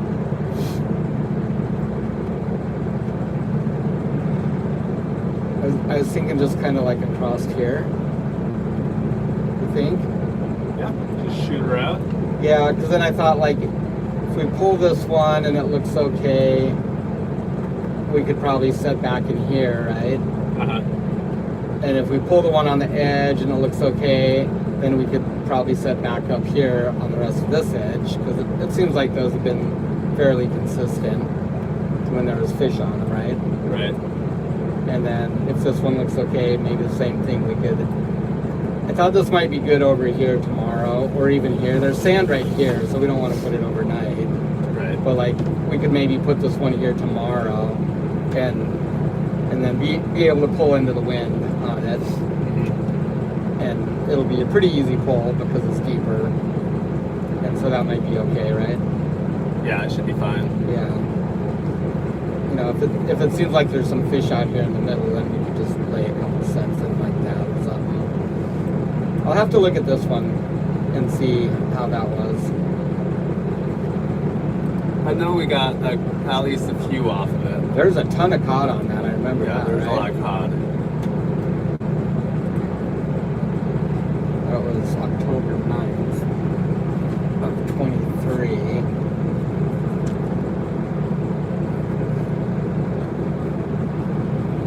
That was a short little set, too. It was windy that night. That was horrible that night. Yeah. 100 pounds. Yeah, 4 fish. But for five though. Yeah. So it's I mean good that's for five. not really that bad. Right. And if we need cod bait, there's cod there. That'd be okay too. So that might be a nice set for tomorrow also. Actually be a real good set right there for tomorrow. Yeah. So we could try that. Alrighty. Well, what do you think we got here? Yeah, whatever's the balance, I guess. Like probably a 13, right? Yeah. Google it. Now we got Starlink. Google it. We have Starlink on the boat. Game changer. It is. It made this possible. So usually we would we'd get cell service down to just outside the bay right here, and over to Cape Barnabas if we were traveling down. But usually we wouldn't pick cell service back up until we were about halfway across the bay here, going back up. But with Starlink, it doesn't matter. Up in the bays, wherever we have cell service, we can FaceTime Mom. We can watch movies. We can surf the internet, do whatever business we need to, and we can also stream. So it's pretty cool. Yeah. Love Really Starlink. It's amazing. It's just absolutely amazing. So yeah, before we wouldn't have cell service in here at all. And same thing, Ugak Bay. Once you get inside the bay so far, you lose cell service because there's nobody, there's no houses out here or subdivisions or anything. Just a few scattered cabins, but definitely no reason for them to put up it like an expensive cell tower for service in the bays. So Yeah. Ready? I'm ready. Let's get it out. Alrighty. How deep we looking? Probably just do like, probably start about 40 on this end. Again, 35. I'm gonna grab me that rope first. Okay.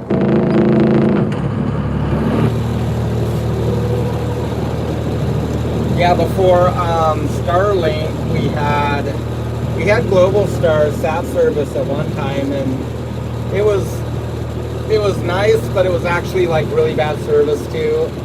I think it was like their Gen 1 satellites were all degrading and basically burning up in orbit, so they didn't have very good cell service, and as a result, their rates were really good, like $25 a month.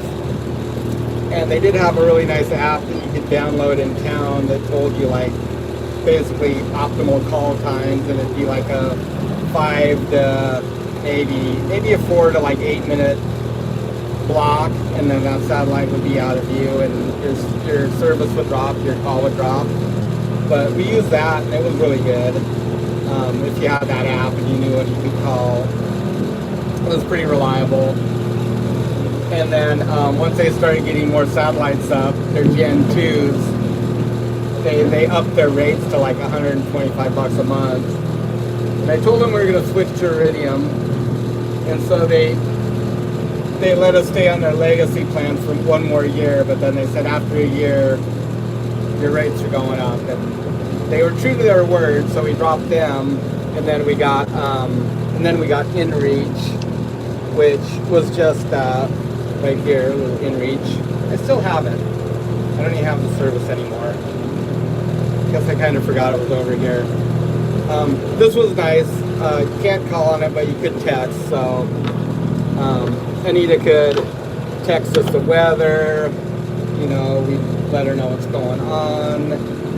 Stay in touch that way. But now with Starlink, you can just call wherever. Voice. What is it? Voice over internet. Voice calling over internet. It's just like Wi-Fi. Yeah. Anyways, so yeah, you can just call like you normally would, or FaceTime. So that's really cool. Yeah, cable.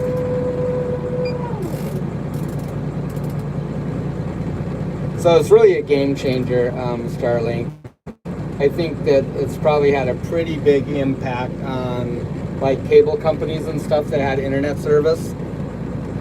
Before in town, we had ACS forever, Alaska Communication System, for our internet provider at home, and a pretty good service, but they'd also not the fastest uploads. Downloads were fine, but uploads were really, really slow. So say if we wanted to upload a YouTube video, it'd take like 24 hours to upload a half-hour video. So what we used to do is just go to the library and upload our videos there, and then it'd take maybe 45 minutes or an hour, something like that, which wasn't too bad. But then once they advertised Starlink was available in our area, we got on the list right away. I think it took about 6 or 8 months before we actually got it, and absolute game changer.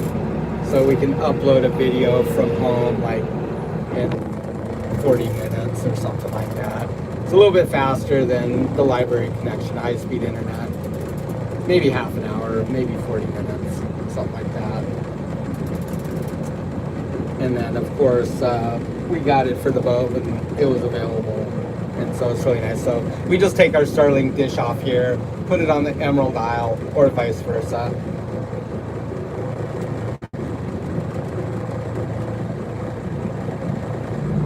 So that's really cool.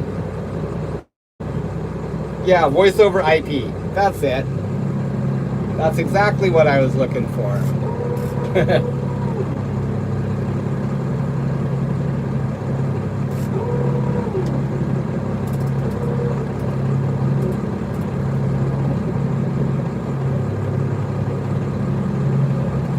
So one of the nicest things, well, besides just being able to stay connected and do whatever you need to do on the internet that you can do at home, like banking,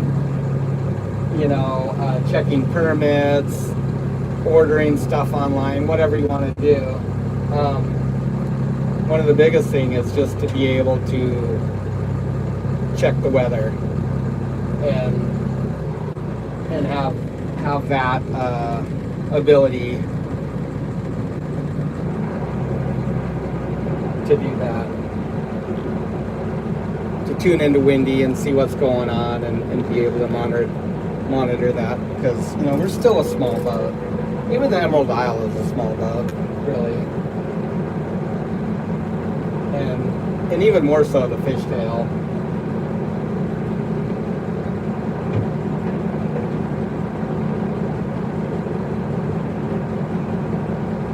And it's one thing to be way down here in the summertime when tenders are running back and forth, 10 or 15 boats go by you in a day, but it's a completely different one to be down here this time of year and basically be all alone.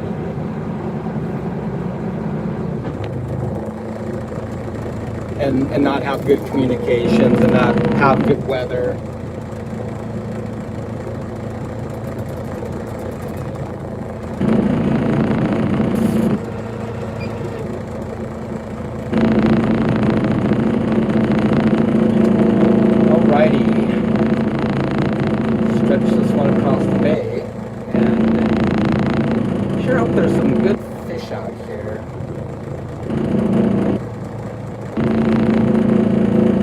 So this time last year we were down here, I think we did 22 sets. We averaged 117 pounds a set. We had some good sets in there, we had some really bad sets. And that seems to kind of be how it is. So that's what we're hoping for is, 100 pounds a set average. And we can do our 22 or 25 sets over the course of the next 5 days and get out of here. And hopefully the weather behaves itself the whole time. Yeah, technology is incredible for sure right now. I mean, it's just amazing to be able to stay in touch with people like that.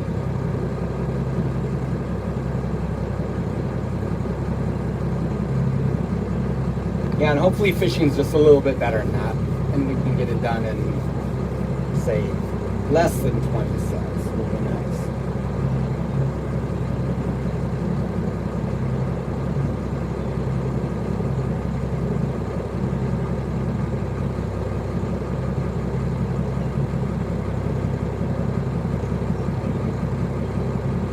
So last year this time we had sets ranged from anywhere from like, goose egg, 0 fish, 0 pounds on a set to 400, 500 pounds a set.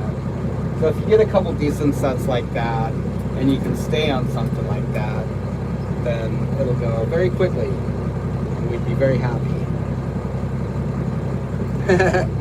Yeah, this has been a long stream today. Other than a few technical hiccups due to my fat fingers pushing the wrong buttons or turning off the generator and knocking the Starlink offline. Yeah, it's been pretty good. It's been fun. Enjoyed having you guys along. Hopefully we'll have some exciting fishing. I don't know how many people want to tune in at 2 in the morning, but I think we'll pull some gear tonight. We'll see what the guys say.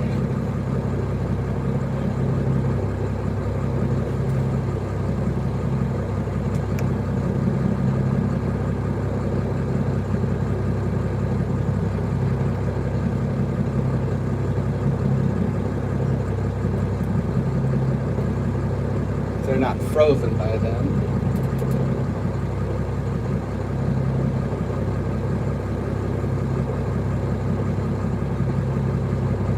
So it's a little more open on the deck of the old fishtail. It's amazing how big of a difference that wave wall makes on the Emerald Isle when it comes to cutting down the airflow and the wind on deck. It really makes it nice.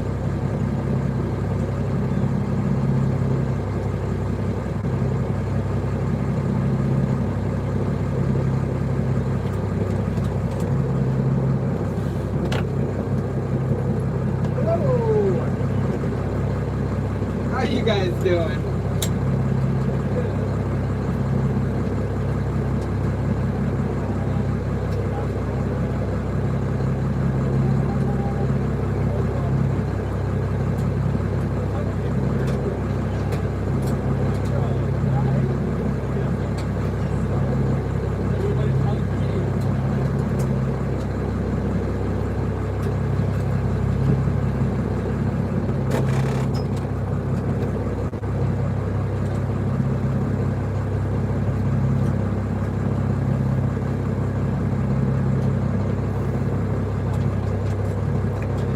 We'll give you guys an update here in a little while, Floyd, and have a better game plan of what we're gonna do.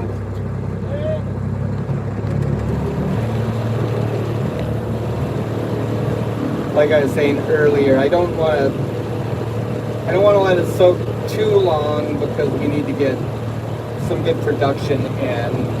And if we can pull it and not have a bunch of baits coming back, then that means we can get it back in the water and it's soaking again.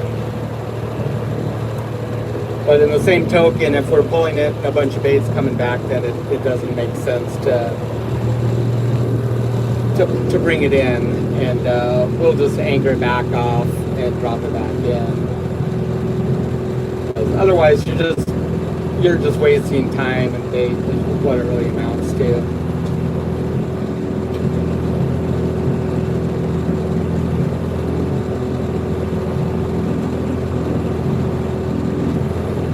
Hopefully there's not too many starfish in here. The starfish have been terrible. These are sunflower starfish.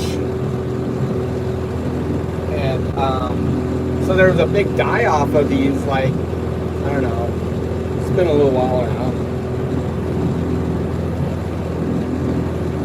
8 or 9 years ago, I guess. But even up until like 3 years ago, 4 years ago, there just wasn't many of them around. And now they're just thick everywhere. We never had much of a problem with them out deep. And now they're just horrible in places. Especially around town, Tiniac Bay, where we've always fished a lot. And there's places where we barely ever got any of those, especially down in 50, 60 fathoms. And now they're just like every hook. And it's so frustrating because it's like you feel like the fish don't even have a chance to get to the bait. I mean, if there's good fish, if there's a biomass of fish there, they definitely get on quickly before the starfish. But otherwise, if there isn't, you know, you don't have a chance to soak that gear and get some fish. They might just work their way up to the baits.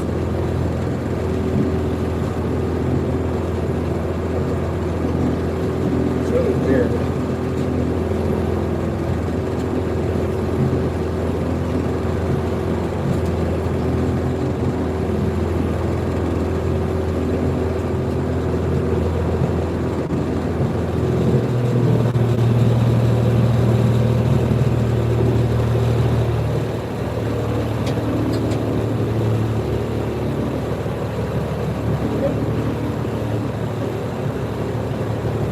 Sound speed okay?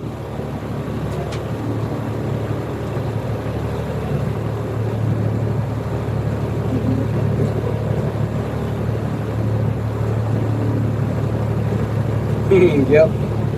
Fishing, not catching. Yep, we're fishing, Shannon. I think we got our first set in around 2. So, yeah, we're fishing. I don't know if we're catching. Hopefully we're getting something. At least an indication of maybe where there's some fish.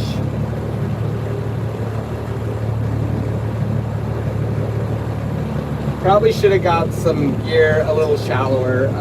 On these two sets right here, these ones that we kind of strung out into the bay, I did run the end up into 38 fathoms on the first one, and this one 36. So there is a little bit there where they come up shallower, and should give us, if there's anything there, hopefully we'll at least get a little indication. Sometimes we'll be at the end of halibut in that like 35 fathom range, kind of, and then 45 to 50. That's where most of our gear is, in the 45 to 50. This bay isn't that deep. About 60 is about the deepest it gets. And our first set was 47 on one end, then into 50, 53. It's about the deepest. Back up to 38. Then we laid one just kind of parallel with the edge right here, because that's been pretty productive right along here, kind of in the 40s. And that's where we probably saw our best fishing in town, was in the 40 fathom range. Like 43 to 50, 55, and that's where this one is 42, 41 into about 50. So hopefully there's some nice, fat, chunky halibut laying along this edge. We can scoop them up.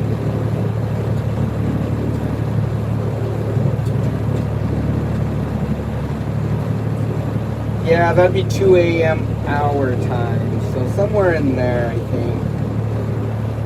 At least come out and maybe pick one up and see if there's anything on it. So that's going to be like a 12-hour soak on it.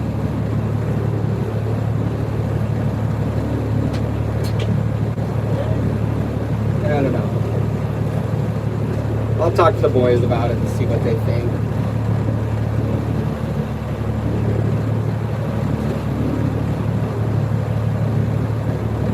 Thanks, Bill. I hope you had a nice Thanksgiving. We appreciate it. We had a nice Thanksgiving. We had cod for dinner.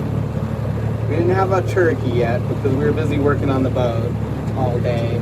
And we all just pitch in and cook. Especially Thanksgiving. There's a lot going on, so we all do our part, and didn't want Mom to be at home cooking alone all day while we worked on the boat. We ended up working until 8:30 last night, almost 9, I guess, when we got home. And we had a nice cod left over from a couple days before halibut fishing by town, so we cooked that up. It was really good too. It was delicious. It's the one cod the sea lions didn't get because it was still in the tote with the halibut, so we got lucky.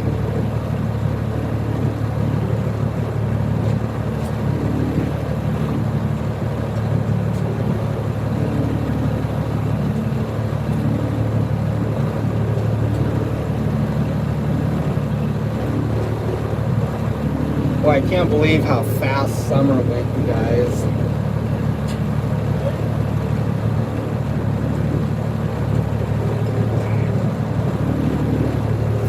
So all cleaned up now. All the bottom gear off. Oh, you're trawling now? So do you do hake down there, Shannon? I'm guessing? Hake or whitting? The whitting?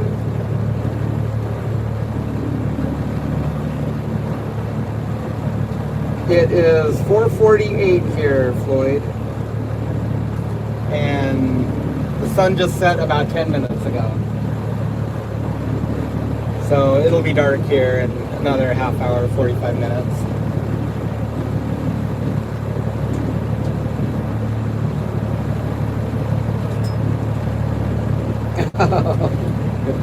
Hey, tamales and turkey, that sounds good. Turkey enchiladas are really yummy. chicken enchilada, turkey enchilada, turkey soup. I'm looking forward to Turkey Day. Here in about 10 days, we'll celebrate Thanksgiving. Well, gosh, then it's almost going to be time for Christmas, but we'll probably have a ham for Christmas. So, yeah. But I think the best part about Thanksgiving is leftovers, because like turkey soup or turkey and dumplings, turkey sandwiches. Oh boy, my fave. I love that stuff.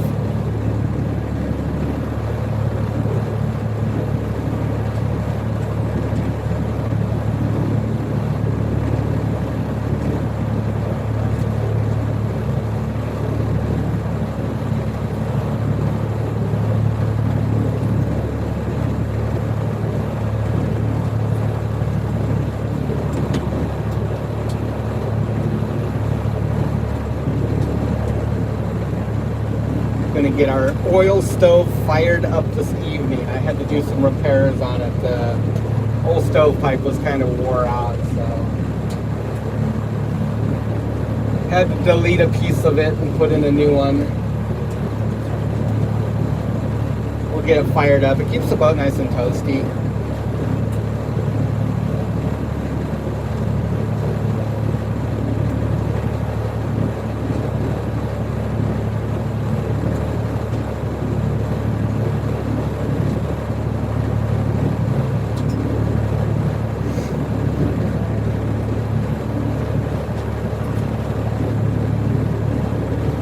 Yeah, I think we're gonna try and stream when we pull. We'll see how it looks at night. I'm not sure if how it'll look. If you'll be able to see much. We'll see here in a bit. We'll check it out and see how the video quality is. If you guys are still around, you can let us know. Is that a link, Matt? Link? And you guys can tell us whether it's worth doing or not. Otherwise, we will definitely do some streaming during the daytime too, for sure. As long as it's nice like this. If it starts getting really windy and rainy or something like that, then probably not. But as long as it's dry out, then that's fine. Just don't want our gear getting blasted with salt water.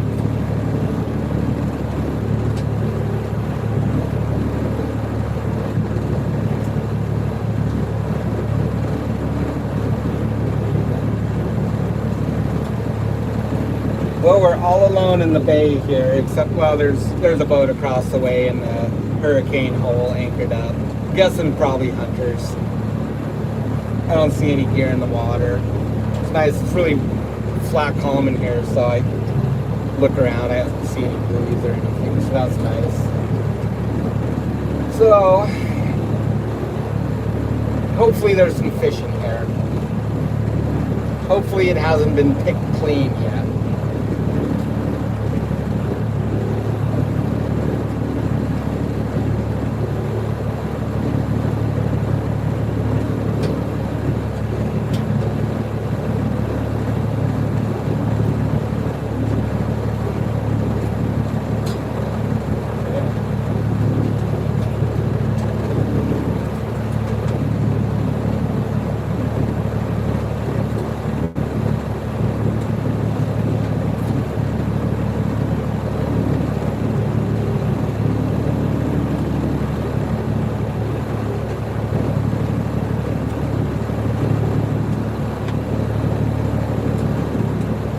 I kind of enjoy hauling gear at night when it's calm out. It's very peaceful. The water's just all glassy, and sometimes it's kind of hard to see the halibut, so just a big old head will pop up out of the water and surprise you. It's fun.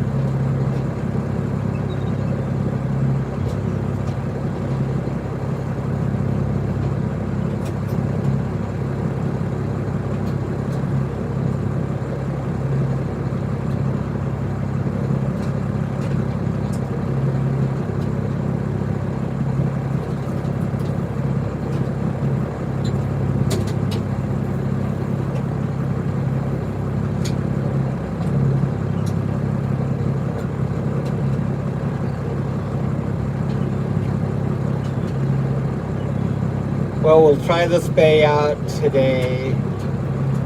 This will give us an idea what's on the side over here. That one's set. It's just parallel with the edge. There's only room for like 3 sets there anyways, so we can get 2 more in there if there's some fish on it. And these 2 stretched across the bay will hopefully give us an idea if there's kind of anything out in the middle. We usually don't set out here, but we have towards the mouth of the bay run a couple across and had pretty good results with that this time of year, last year.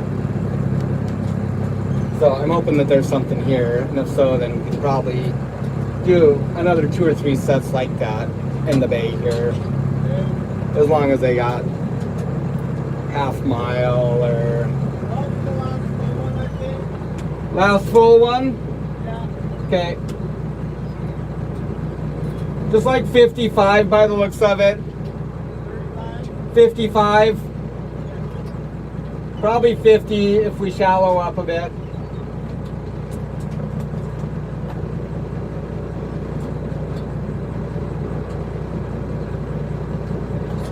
Oh yeah, 50 ought to be all right. So yeah,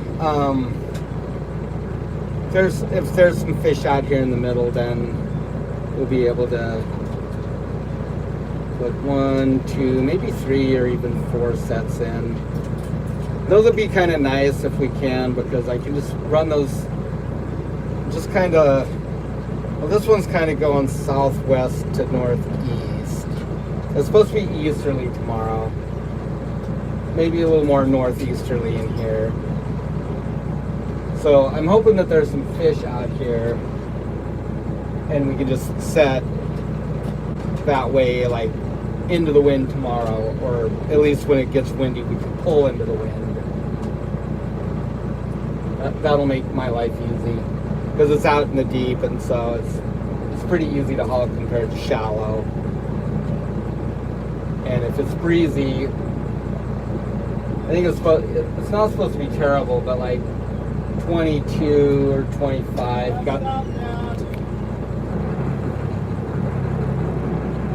What happened? You got hung up?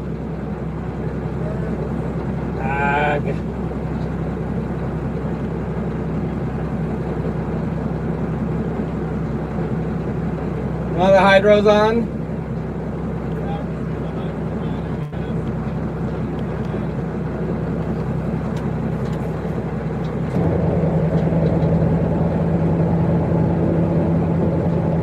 Up on the bird line.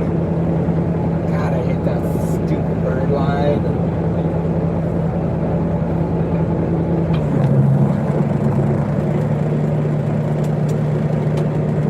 Now I got back haul a little bit. Yeah, we have both the boys are with us. With me. Mom's at home.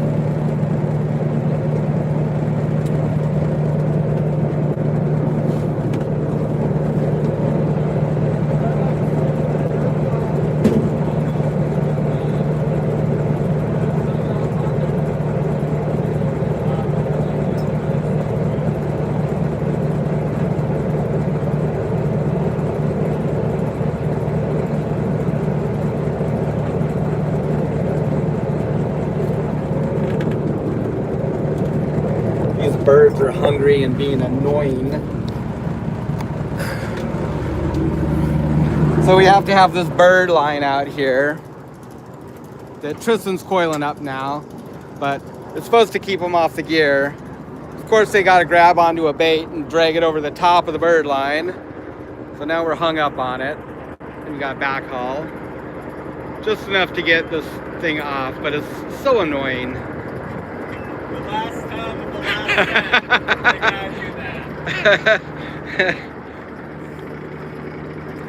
So we're just winding in our line, and Matt's unclipping the hooks, and Tristan's pulling in the bird line.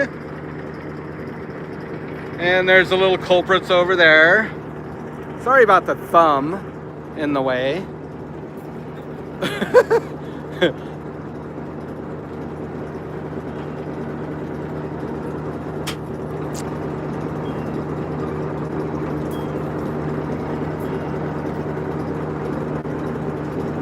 Yeah, the bird line can be kind of annoying sometimes. Sometimes it gets snagged up on the buoy line or at the end of the set. You got to be careful you don't get it in the wheel. It's kind of a hassle, but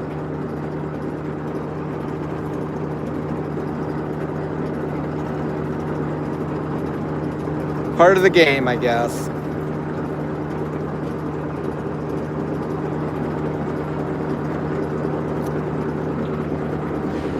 Empty reel.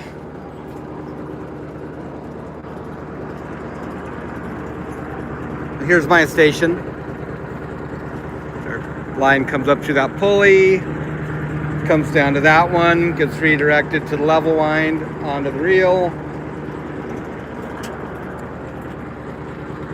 Got our lights up there. It's for steering. That's for throttle. That's for the hydraulics.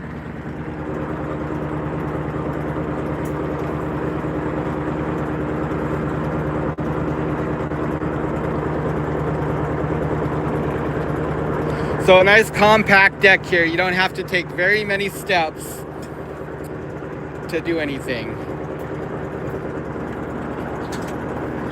Compared to the Emerald Isle, you do a lot more walking every day. A lot more steps, huh, Matt? Yeah.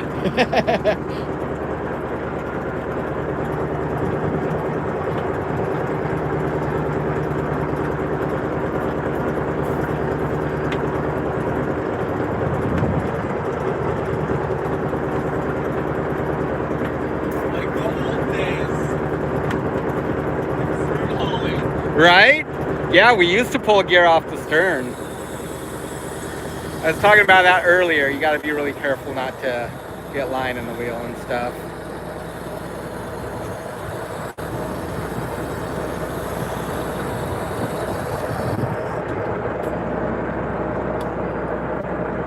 I'll just bump her into gear here, and that tells me if I'm clear.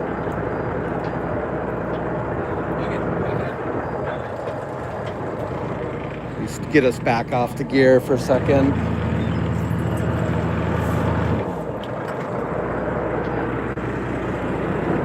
Good, good? Yep.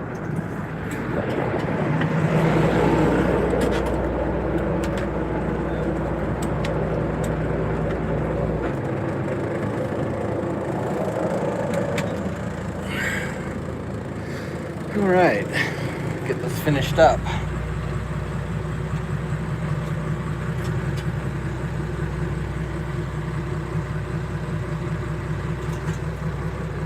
Well, a little bit annoying, but certainly could be a lot worse.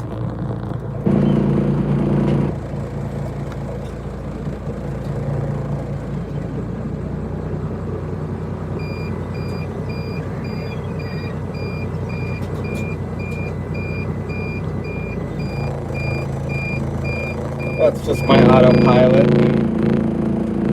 Saying we're off course.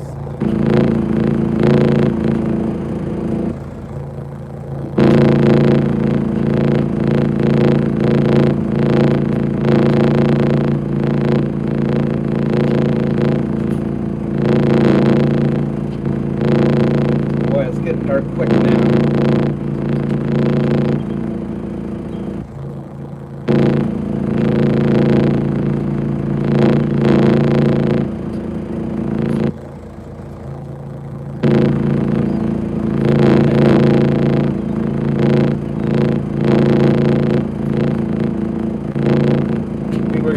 Save some guts, some halibut guts when we're setting, and just toss a ball of guts over once in a while to keep them off our baits. The problem is the one grabs it and then he keeps the line suspended, and then more grab the next one.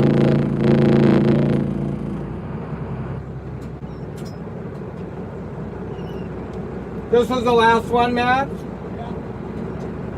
Yeah, so 50 will be fine. 5-0.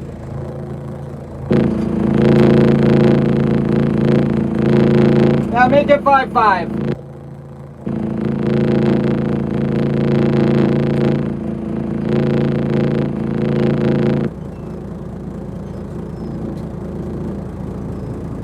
So the bird line is supposed to deter them, but if they're aggressive, they'll still get in there.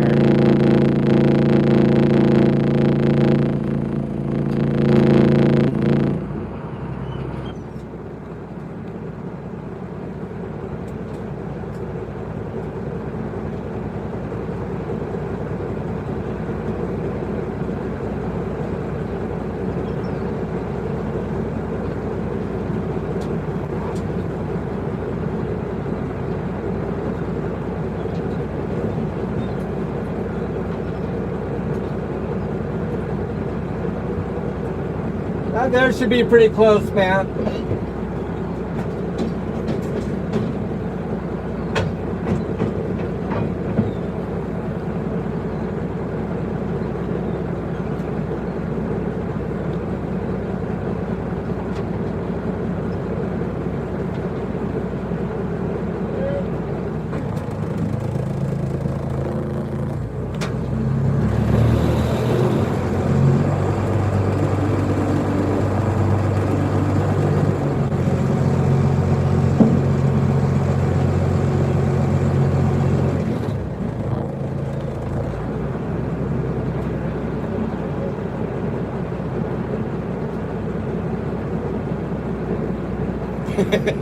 No shotguns anymore.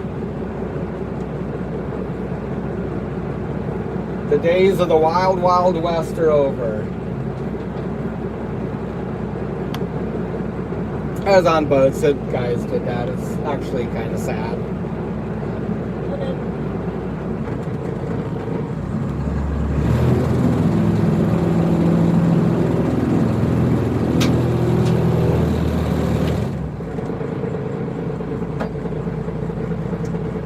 Seagulls can be annoying, but at the end of the day, they're just creatures of the earth trying to get a meal too.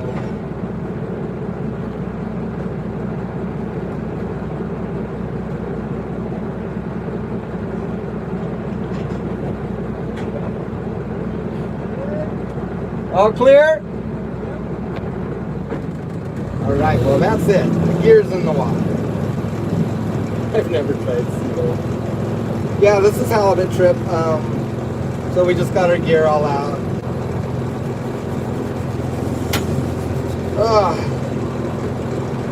Hoping that there's some fish here. Hoping they're hungry.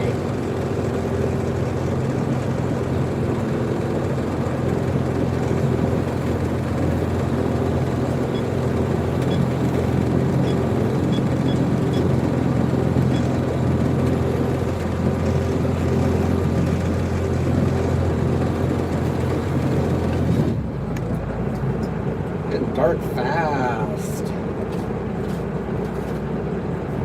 Let's see here. Pivot point, 27 minutes away. Or pillar point, 15 minutes away.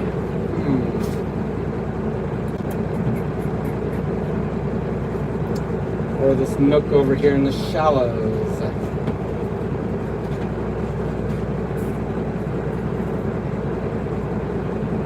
Or we could just drift out here too.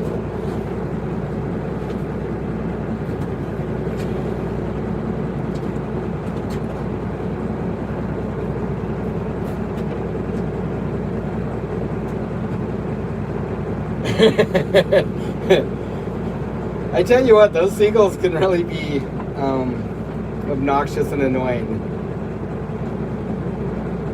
Especially when you catch them on rod and reel. Bet they are a hard to unhook. We've caught a few before. They get in your tub gear, long lining. So I was talking about conventional gear earlier. That's just when the gannion is tied to the main line. So instead of snapping it on like we do, it's just tied on there, and you coil your gear, your baited gear into tubs.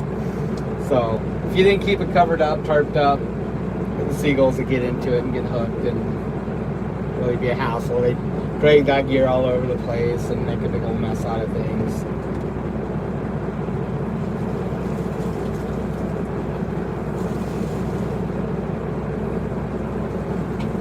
I don't like touching seagulls, they're really stinky.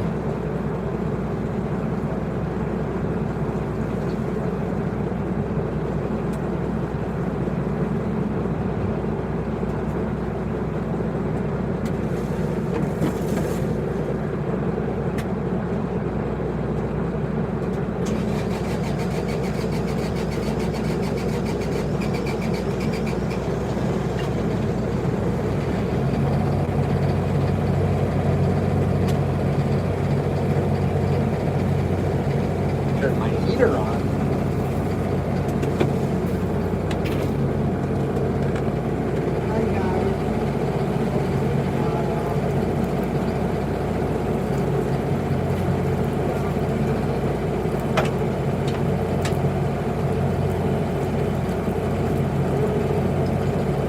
Where should we go? What's our plan?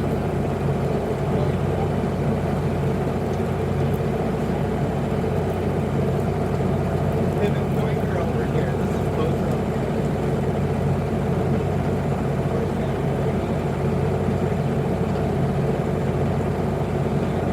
Kind of windy, huh?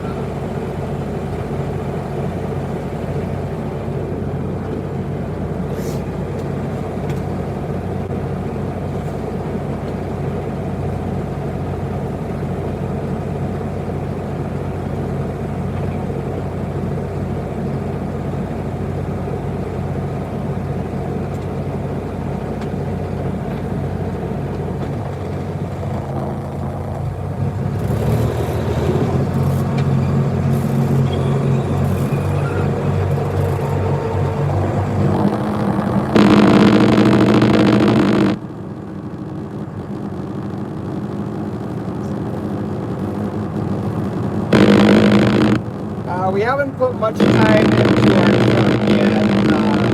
I did get the parts. I got brackets made for it, but I haven't removed all the parts or welded on the new ones yet. So I've just been preoccupied with the boats and with the whole helmet.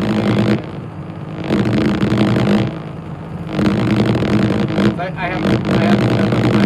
I will. Once this is over, then I'm gonna just work on that, get it back together. And so I drafted up all the, I don't know if it was a video or not. Sometimes I don't really know what those guys put out. I don't want to watch videos if they edit and put together. So I'm not entirely sure if they put one out or not, but I did template out all the brackets and stuff on the axle, and I drew it up in AutoCAD, Fusion 360, and then I sent those cut plans off to Send Cut Send. They're going to sponsor a video for us, so they gave us like a $500 gift card, which was super cool. So I sent that all off to them, and they cut all those parts out for me and sent them back. And they're just perfect. I mean, the parts came out really good and really fast service, so that was neat. It cost like $250, what it would have cost.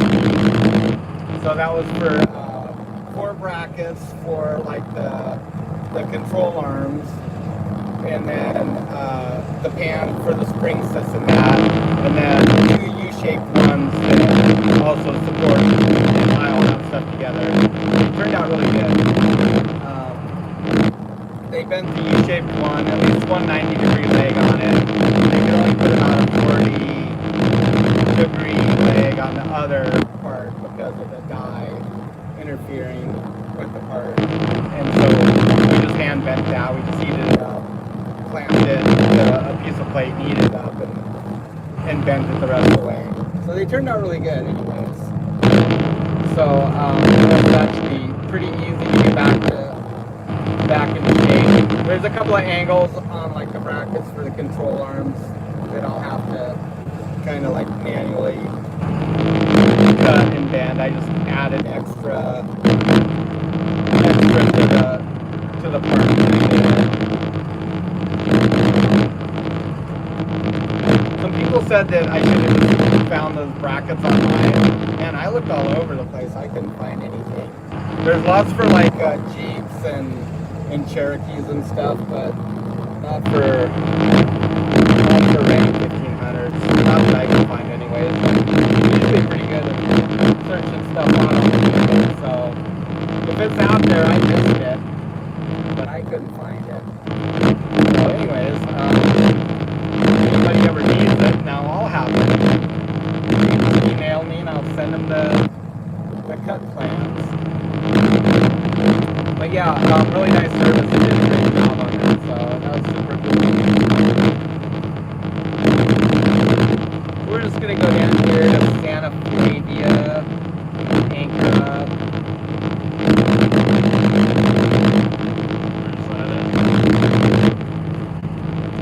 You know, I don't know what the deal is with that, Bill. The rest of the frame, just right down here, 2 miles away. 22 minutes. And then pop that later. Yeah, I don't know why those were in such rough shape. So the whole rest of the frame of that truck and the underbody was in great shape. It's like, you know, it's a 98 Dodge, and it's barely got surface rust on it. There's like no scaling, no pitting. And for whatever reason, the steel that they used on that Dana 44 front axle was just absolute garbage. The rest of the axle is in good shape. It doesn't have problems or anything. But yeah, just the steel for those brackets must have just been some like really bad steel or something. I don't know why it corroded so bad. And that's why I didn't want to junk the truck. Everybody's like, oh, it's not worth it to rebuild that truck and stuff. It's like, yeah, but you're not the one that's, you know, going to shell out 50 grand for a new rig. It's like, I can't afford that. And even if I went and got like a beater with a heater and Kodiak, it's a couple of grand for a truck that, you know, is going to have the same problems as this one. So, anyways, it's a good project. And it'll be nice when it's fixed. Bad rattle.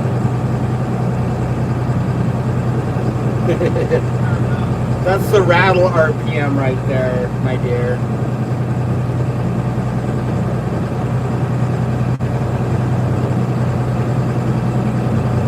Yeah, so I'm looking forward to getting the truck fixed back up because it's a good running truck. And oh, I see lights on the horizon. They better keep on going down the line. This bay's taken.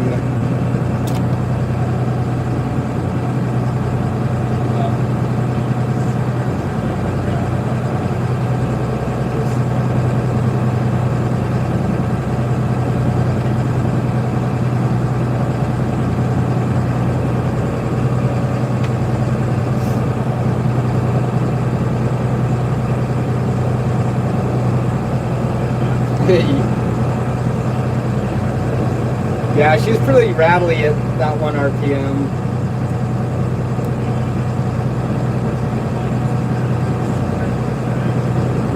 Yeah, that was really cool of those guys. Yeah, I'd seen another content creator that they use their parts, and so I was familiar with them. And I tell you what, they have really good customer service. So I just designed the part to where that one is basically like just a U-bend. I would have used a piece of box tubing, rectangular box tubing, but the dimensions weren't right for that. And so when I sent it in, I just planned it as just a U-bend. and they got right back to me and just basically said, yeah, we can bend one side or the other and partial bend, but they didn't proceed to do anything without contacting me, which was nice. And then just like within an hour or two of me emailing them back with what to do, they got the message and already proceeding with it. So really, really good customer service and care to detail. So that's important. And got back to parts, and they're just absolutely perfect. So I was able to nest a couple different pieces in there. There's like a cam that goes on there for the control arm. I think the lower control arm has a cam bolt on it, so does he pivot it a bit? Don't come outside. Yeah, okay. You can pivot it and it'll change the offset on the control arm. So I was able to nest those two pieces on a couple of the brackets and cut down on basically the rate that we would have been charged had it not been sponsored and free. So it was pretty cool. Somebody out on the horizon mat. Get the bazooka.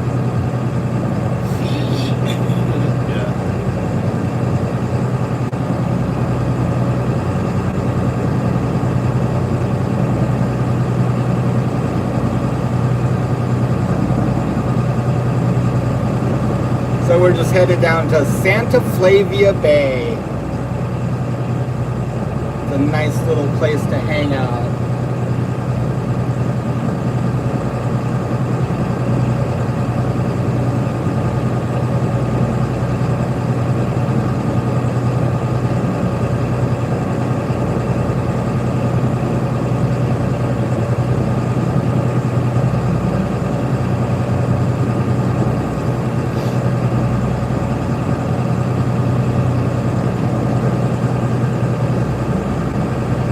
Well, are you frozen? Yeah, a little bit. Sorry about that. All good. Got her in the water. Yeah. Hopefully we're catching halibut. I sure hope so. So what do you think the plan is? I think probably just haul early morning, Like what time? 2 or 3. Okay. That's what I'm thinking. Yeah, because then we kind of just get our schedule in order. I'd say like, So if there's fish, then we can get the gear back in the water and get a pick on it before it gets windy, and then get it back out again if there's fish. yeah, Yeah. because I'm thinking, Or scooch around the corner before, you know.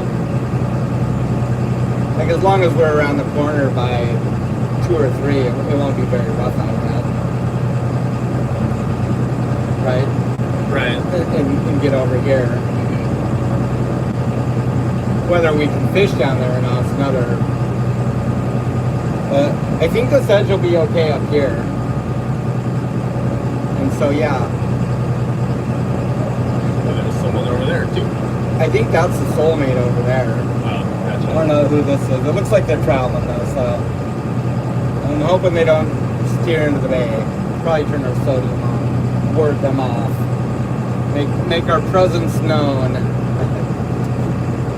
Yeah, so we saw the soulmate deer. They were traveling down, and he called up on the radio, and we chatted for a while. Super nice. Kind of gave me the scoop. So they're running their fish to Homer.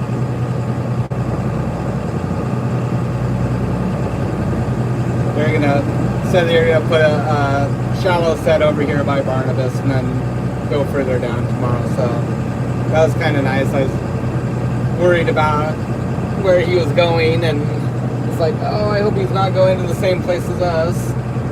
Otherwise, we might have to change our plans.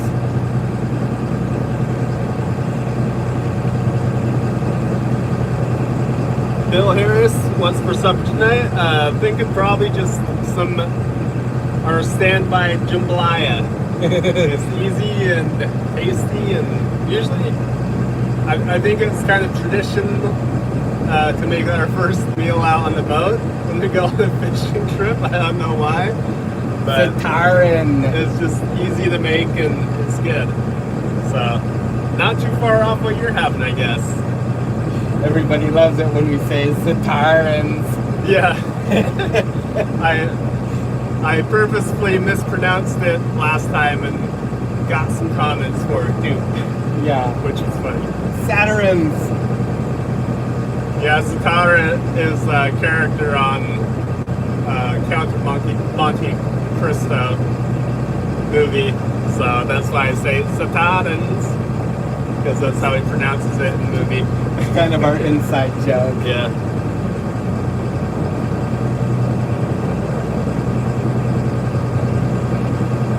Satarins. That sounds pretty good. Yeah. That sandwich just pretty much wore off. Right. That was a good sandwich, though. Yeah. Yeah, it should be nice up in here, huh? Oh yeah. Pulling in this way. Beautiful. Get out of Stuck this in our usual spot. little bit of a swell. Yeah, right here, huh? Yeah. Yep, and then just pop right out and go haul our set. So Matt says 2, maybe 3 a.m., which sounds pretty good. We'll get a nice rest. We had some long days this last week. Up at the crack of dawn. We were up at 4 a.m. this morning to head down this way. So it's already been a bit of a day. What's your favorite fish to eat? I'd say yellow eye. Yellow eye. And to catch, probably rockfish or cod. They're both fun. I think maybe cod, because it's so relaxing and you just kind of hang out and jig all day. But I like rockfish when they're up at the surface and they're boiling and Yeah, rockfish you're are pretty shaking exciting. fish off the top hooks and they're biting the bottom ones. Yeah, that's true.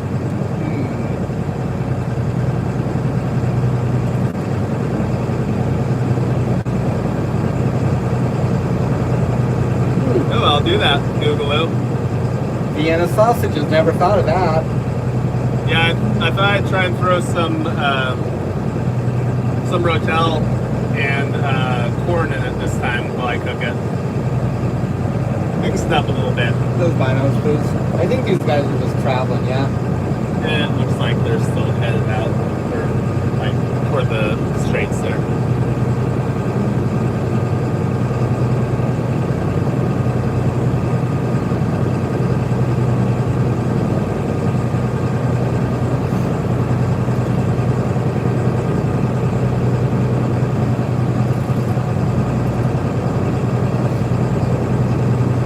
Should get a good gumbo recipe one of these days. We should.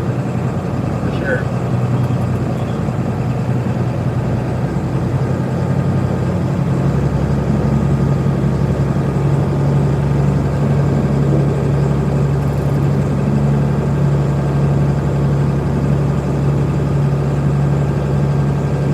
Oh, are they turning in here? Maybe they're No, I just think they just hunters. turned their sodium on. There was somebody in the blowhole up there. yeah? Hurricane hole. Hunters, I reckon. I didn't see any gear or anything in the bay, so that's good.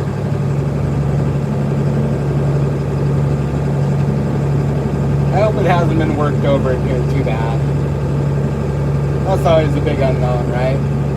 Yeah, it is. Well, if we get like 100 pounds set, we'll get there. We will get there. We'll work for it, but we'll get there.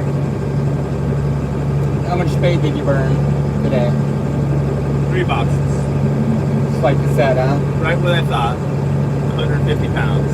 So we got enough for 5 days. Yep. Plus, Day cod. God, The end of whatever. these first couple of days, so yeah, that'll offset a fair amount. If we drop some in the shallows too, we'll probably get a big and octopus, possibly.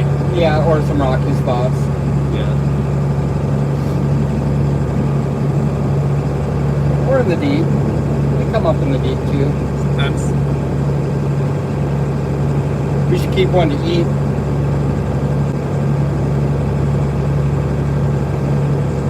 Yeah, well, hopefully see you then, Floyd. Get some big hallies early this morning. That's the plan. We've got some nice ones along this edge before, that's for sure. What was that over here that we lost that big one? I think so, yeah. Yeah. That's what I said earlier. That was a jumbo. That had to be 300, right? Oh yeah, yeah. That was way north of 70 inches there. Yeah, that was a big fish. I mean, I don't like keeping big fish like that, but I'll keep it right now. it sure makes a dent in your quota when you get some like that. Yeah. Oh, hello, buddy. And that's like Did you bring in this? like 20 littles. No. One up here. So you didn't plug in the sodium, or did you unplug it? No, I didn't. Nah, No, I didn't. No, I didn't. it's not on. You must have bumped it, Did I just bump it just now, maybe? probably. Was that on just a moment ago, or? That's a breaker trip. I don't know why it would. Oh, yeah. Oh, that was on high. I turned it on high, that's why. Yeah, it gets dark quick here. Boy, it's 5:30. It's dark now.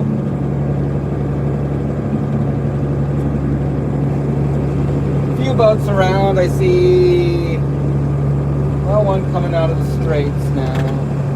Must be headed north. One headed towards the straits, I think. So headed south.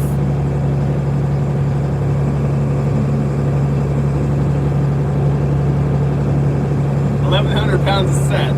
You really gotta be optimistic. That's a good point. 1,100 a set, I'd be ecstatic. Well, we had one 1,000 pounds on a set last year at the same time. Everything else was horrible, and then just boom, out of blue, there's 1,000 pounds.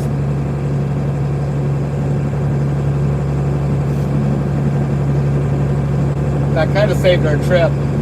And Yeah. our morale too. That was a good boost. Yeah, it sure was.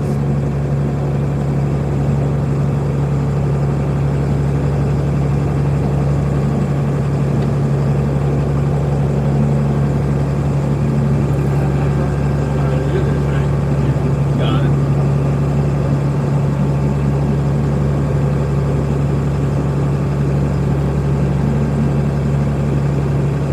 Pop some lights on here in a minute. Just got 10-15 minutes to anchor up here.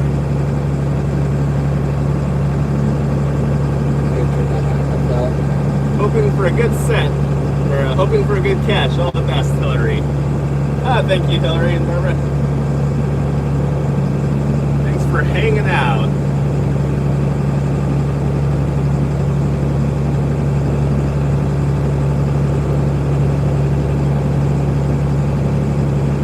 The live streaming has been fun. It's fun to connect with people, and you kind of get to see, I guess, well, it's probably a lot more boring for sure, but maybe more info too, because it's a little easier to just chat and explain what's going on, as opposed to when you're fishing and a video's edited, a lot of that stuff gets cut out, or it's just not even there. So we appreciate you guys hanging out with us and coming along for the ride. Yeah, I enjoy it. It's fun. Yeah, we'll get some good mounts set up.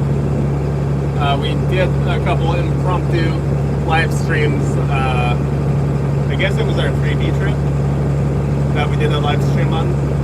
Yeah, right. And Because we were just the set up- tsunami warning.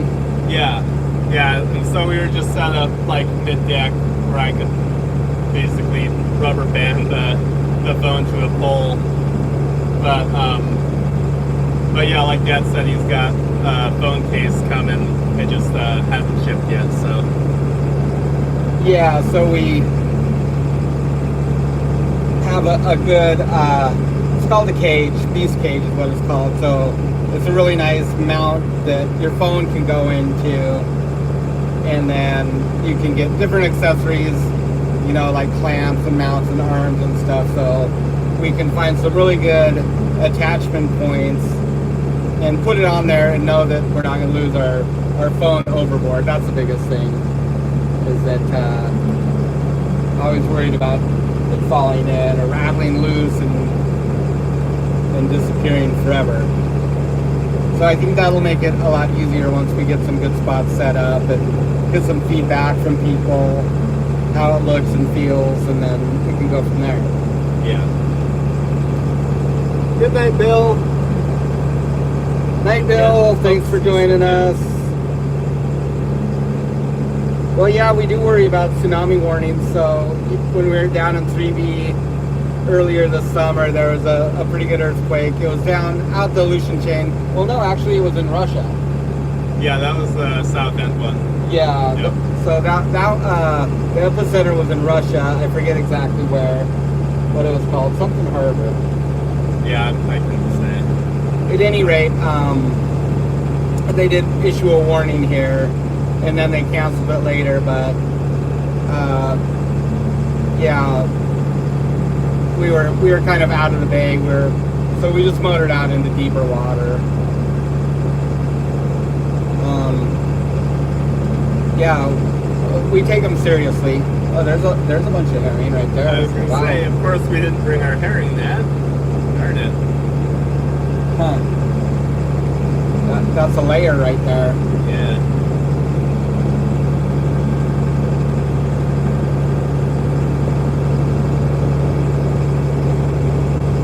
It's kind of a tough decision if we're in town and we get tsunami warnings. I mean, there's time to go down and fire up the boats and take them out to deep water. But it's also, I don't know. It's also kind of stressful in a way. If you're out on the water, you really have no choice than to just go out to deeper water and hope that nothing comes of it. But they say, 30 fathoms? Yeah. So 180 feet of water. Okay. We're right on the surface. There's a bunch of herring underneath us. The one time we don't bring our herring net, I actually took it off the boat. Oh, they're thick down there, man. I saw these birds over here flying around today. That's why.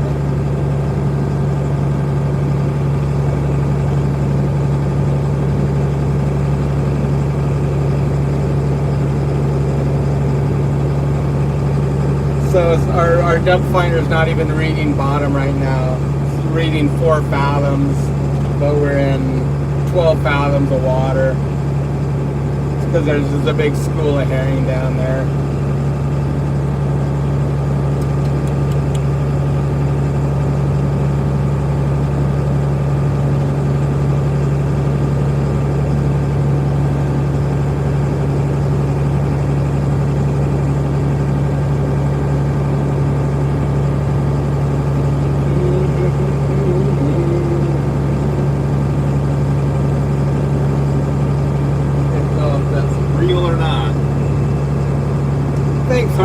We appreciate it.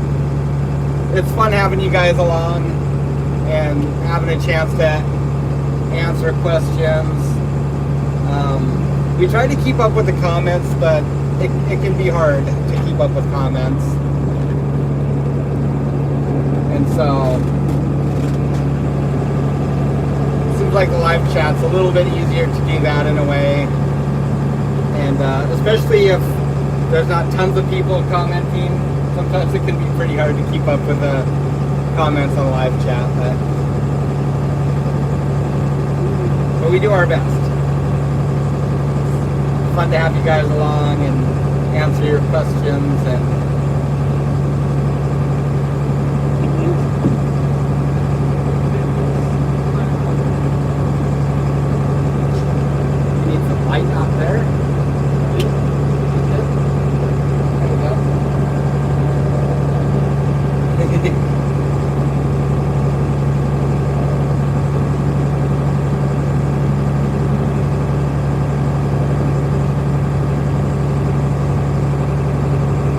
Matt doing? Spotting for herring? Getting food?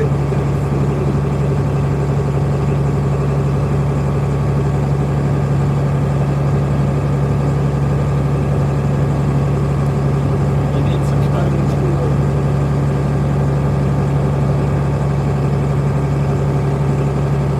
Yeah.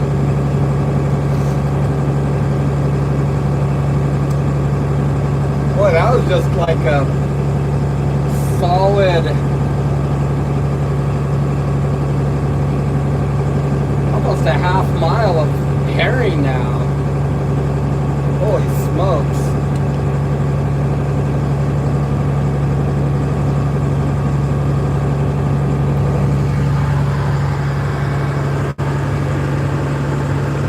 It's just a layer. So we're in 14 fathoms. A minute ago, the depth finder was reading 3 fathoms. It just hits them and they're just solid, so it won't go through. Now they thinned out a little bit, but all of that red right there was herring. So this will rewrite the bottom, and if there's something like that, like the herring there, it shows them. So I'll have to just go back and edit that out. You just circle it and delete it, basically.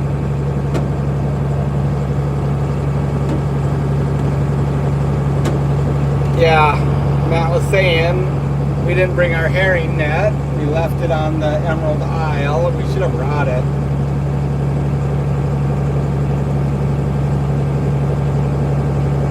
Anyways, we'll pop right over here and anchor up. It's really nice. This is a nice little bay to hang out in.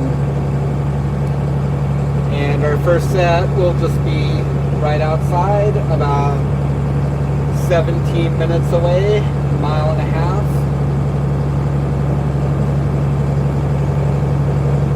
Relax, have some dinner, get a good night's sleep.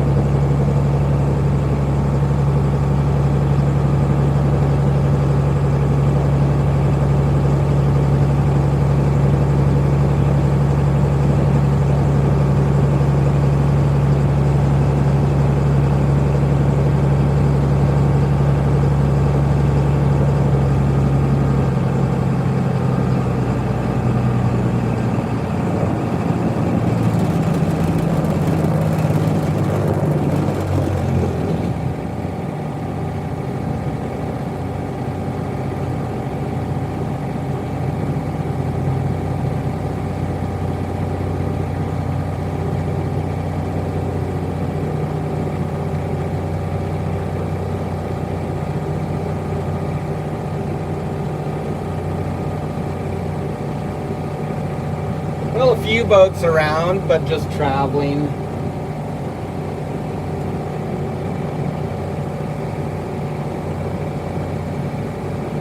So that's nice to know there's some other guys around right now too.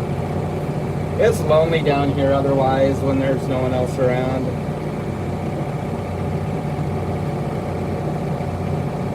A lot of times we'll fish on the outside of Sitkalidik in the early, well, not even early spring, like February. It seems like there's nobody around.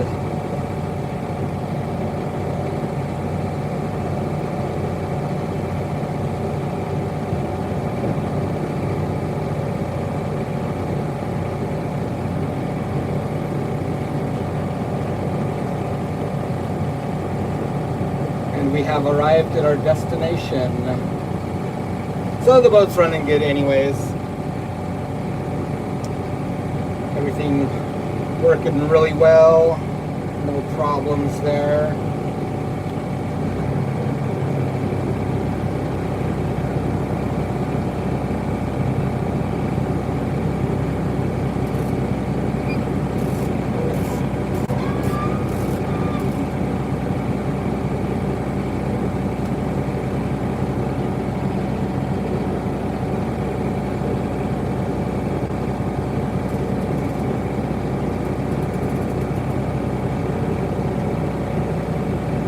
Last time we anchored up in this spot, there was some campers on the beach. camper? Right here. Who's that? I don't know who they were. Oh, people? Yeah, they were camped on the beach over here.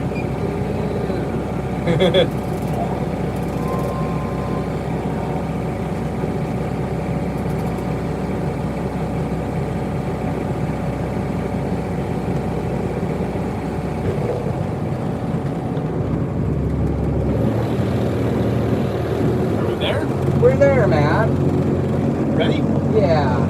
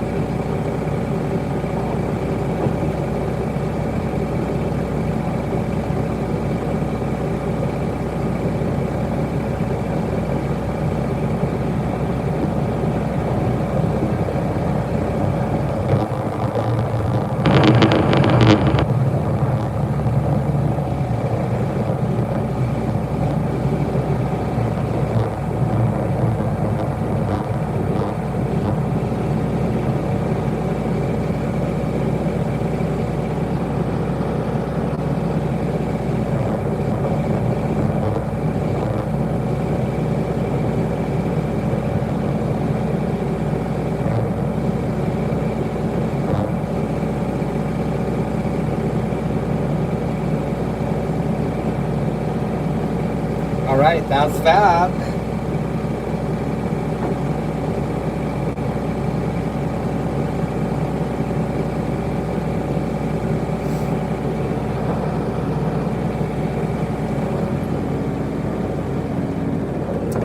Where's that 50 picking up the cord on the stove?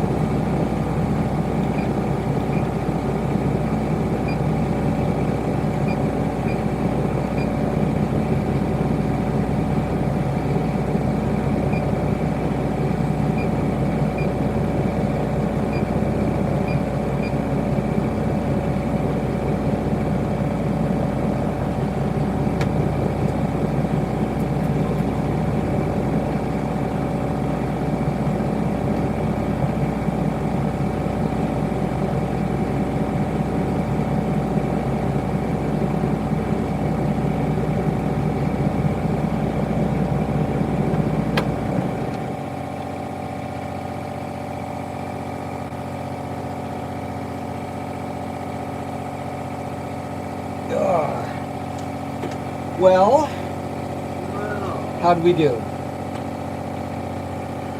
pretty good. Yeah. Ready for some shut eye? Yeah, pretty good nap on the way down. Yeah, I did. Yeah.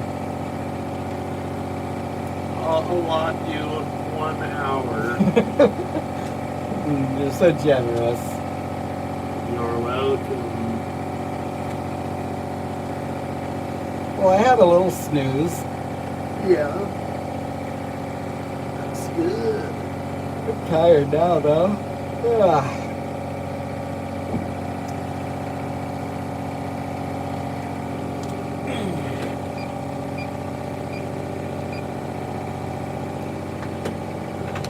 Let there be light, yes.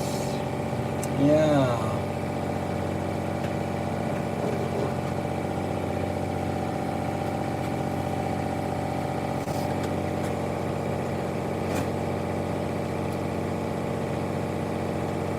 Mom's proud. She's so sweet. She is. I miss her.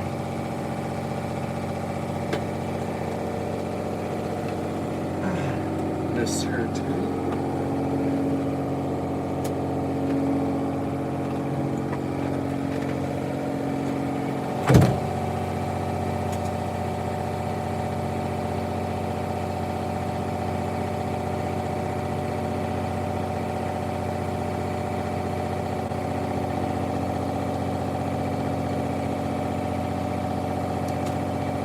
Lots of hard work, sleep is deserved.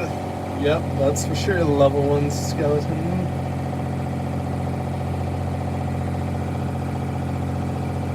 Yes, you can't even hear me without the microphone, huh?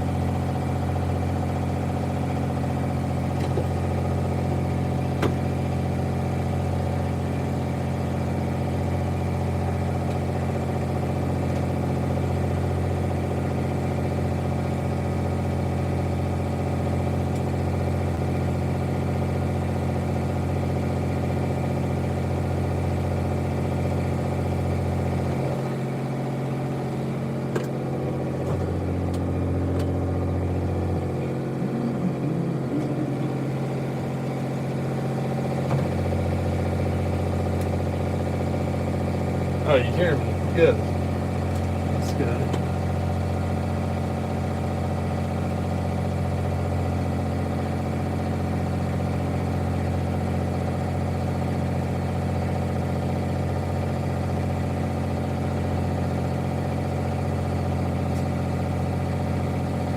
Just hanging out now. The hard part of waiting. Maybe I can show you what Matt's doing.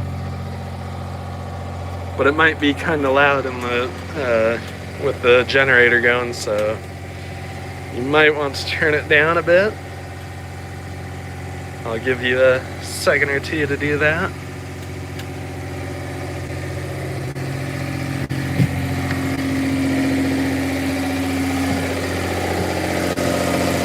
Greetings! Hi! I figured I'd just show you for a minute.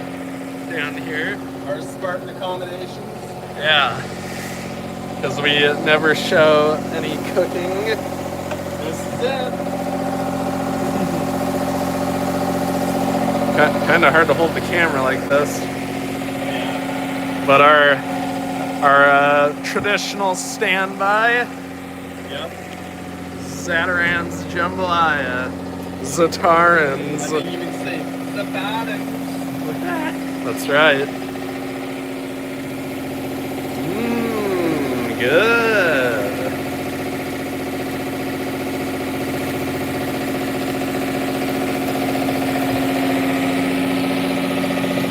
Some green salad.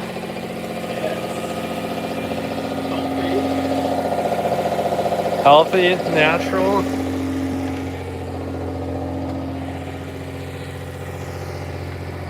I don't know if they could hear anything down there, but I at least showed them. Yeah. Kind of noisy down there. Yeah. It's gonna relocate our generator to the Lazaret one of these days, but that was in the works quite a long time ago and just never got to it.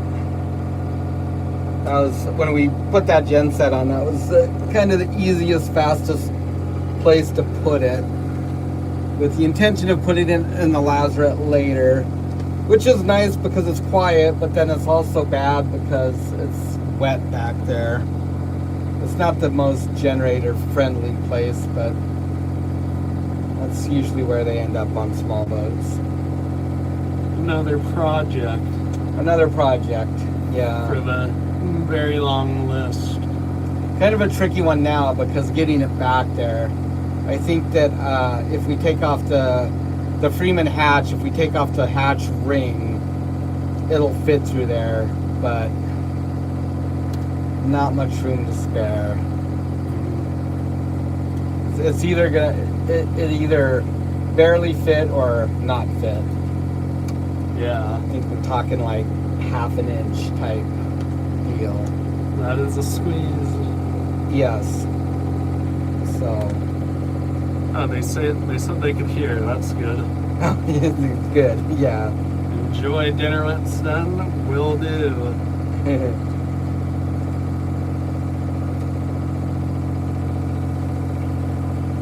Yep, they're both functioning. The fishtail's always been functioning.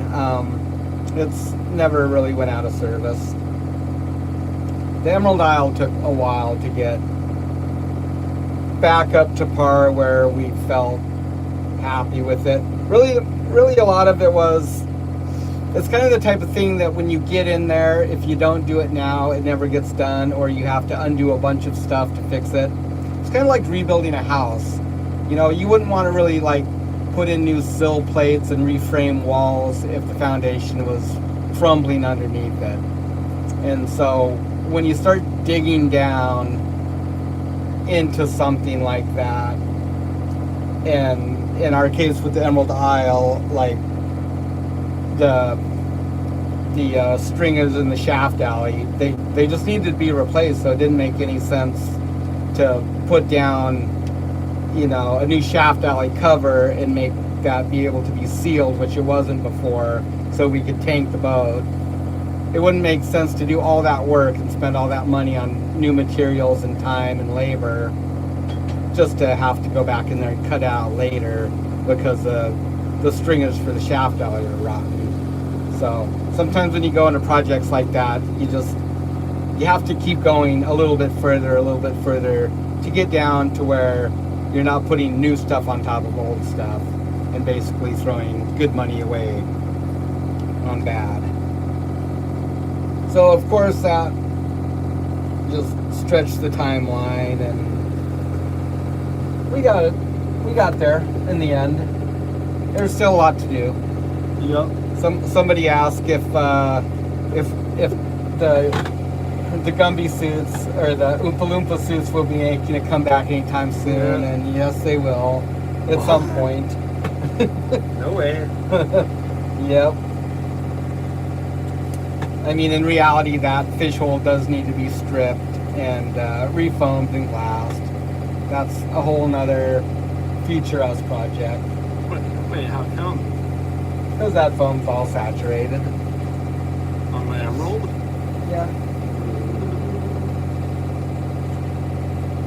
I mean, I know a lot of it drained out, but there's still a lot of saturated foam in there. That's just because the work was done poorly. You know, for lack of any other reason. I think that there's a lot better ways to do that than how they did it. The nice thing is that the work that we did on it, we won't have to ever redo.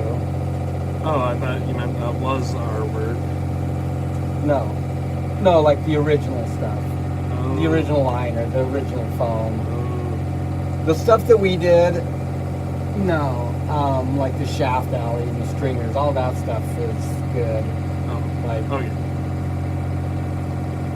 yeah. Dave, did you feel the earthquake today? I didn't even know there was an earthquake. I didn't. Mom thought she felt it. Oh. Yeah. I usually don't feel earthquakes unless they're like really bad. Yep. Me too. Everybody's all like, oh yeah, stuff was rattling around. Did you feel that? And it's like, no. So we had a pretty big quake. Oh gosh, it was during Tanner Crab. We had just come in. I don't remember what year that was. That was like 2020? 2020. Or That sounds about right. somewhere in that range. So we had been out crabbing, and we came in, and it was really nasty when we came home. So it was southwest, like 35 in Chiniac and Marmot. So like traveling up the coast to Kodiak isn't bad, but when you get up to Chiniac, then you start getting some wraparound. And when we came through the rock pile, it was really bad. It was really nasty out. And so we got to town, and we're tied to the dock, and Anita came down, and she was just hanging out. She was hanging out on the boat, and me and Matt were walking around on the dock, and we get back down there, and she like sticks her head out, and she's like, did you guys just feel that earthquake? Did you feel that? And it's like, no, there wasn't no earthquake. That's just a generator running. She's like, no way, I think it was an earthquake. And sure enough, like a couple minutes later, her phone just starts blowing up, and it was a big one. It was like it was like a 6.7 or a 6.9. It was a big quake. We didn't even feel it. We were walking around on the dock up there. We didn't even feel it. Yeah.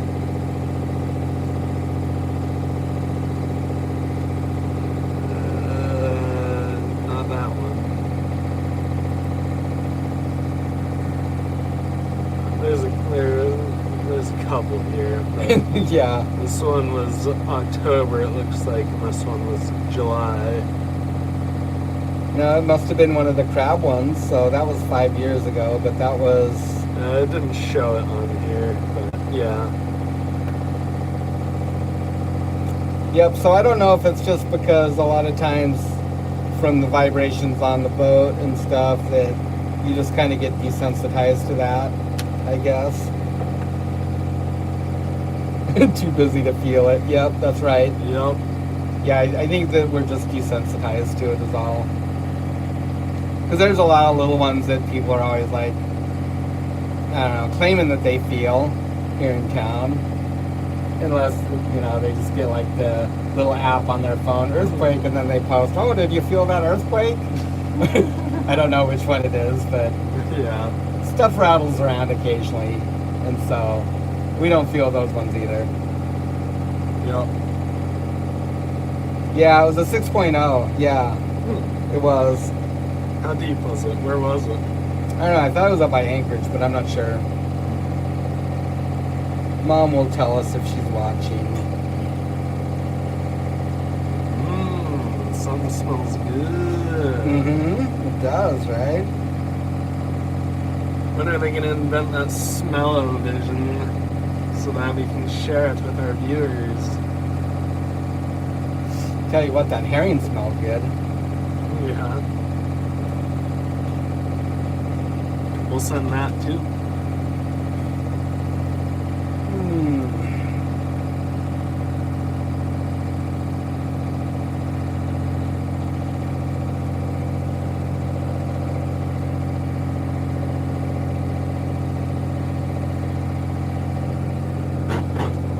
I'm hungry.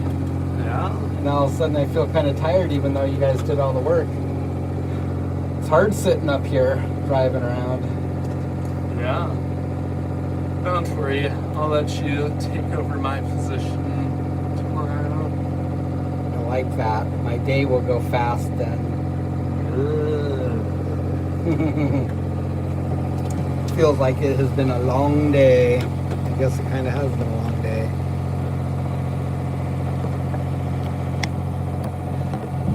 Much shorter than it usually, or much longer than it usually is for you guys too, because normally like 1 or 2 days would be just condensed into a video. So, little difference. Oh, Anchorage, yeah. Yep.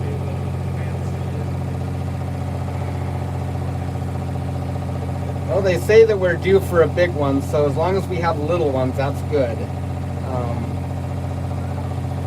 Better to have small ones. We've had a lot of earthquakes up here this year, but I guess that's nothing new.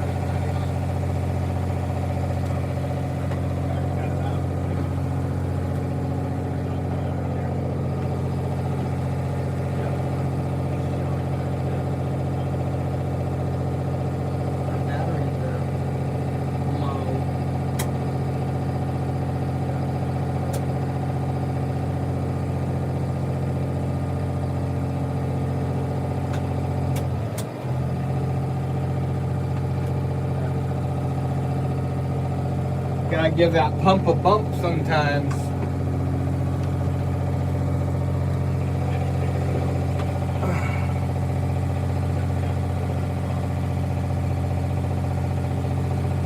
I don't know if it changes the water.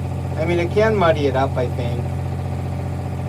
I think it just, a lot of it has to do with, of course, the depth, and I suppose if there's any tidal action, it definitely muddies it up.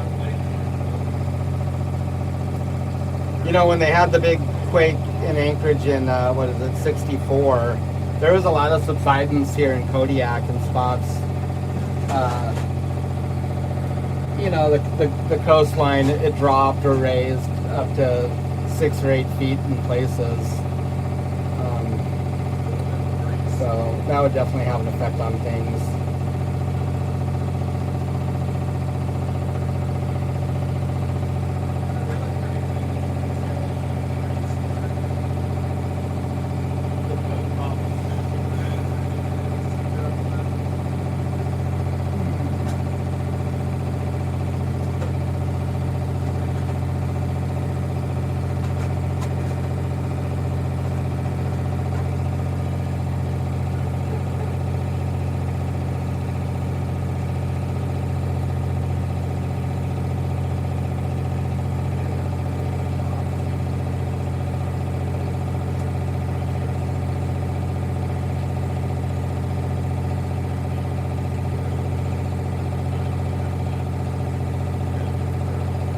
Well, our weather looks pretty good for in the morning, but starts to pick up around 10. Shouldn't be too bad though, actually. Only calling like for 13 knots, gusting 25, so that's actually really nice. It shouldn't be too bad. At least here in the bay. Pretty much easterly northeast, so should be pretty good.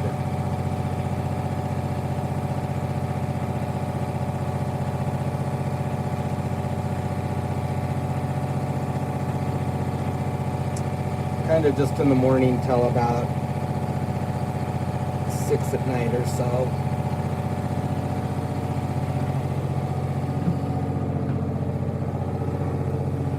So it shouldn't impact our fishing too much tomorrow.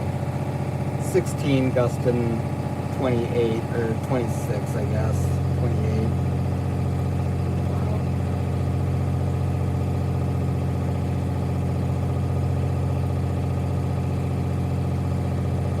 Wow. Yeah, it should be okay. Yeah. Shouldn't be too bad, huh? But rain. Oh, I know, right? darn. Rain gear day. It's gonna be cold. Let's just sit that one out. Yeah, let's so. Get the gear in this morning.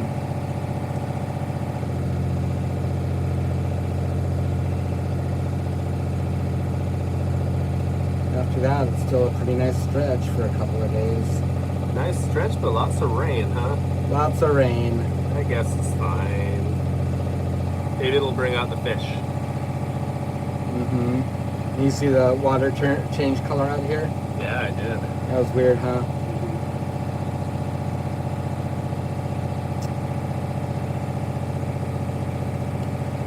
Well, what's new in our world? Anything? I don't know. Not much.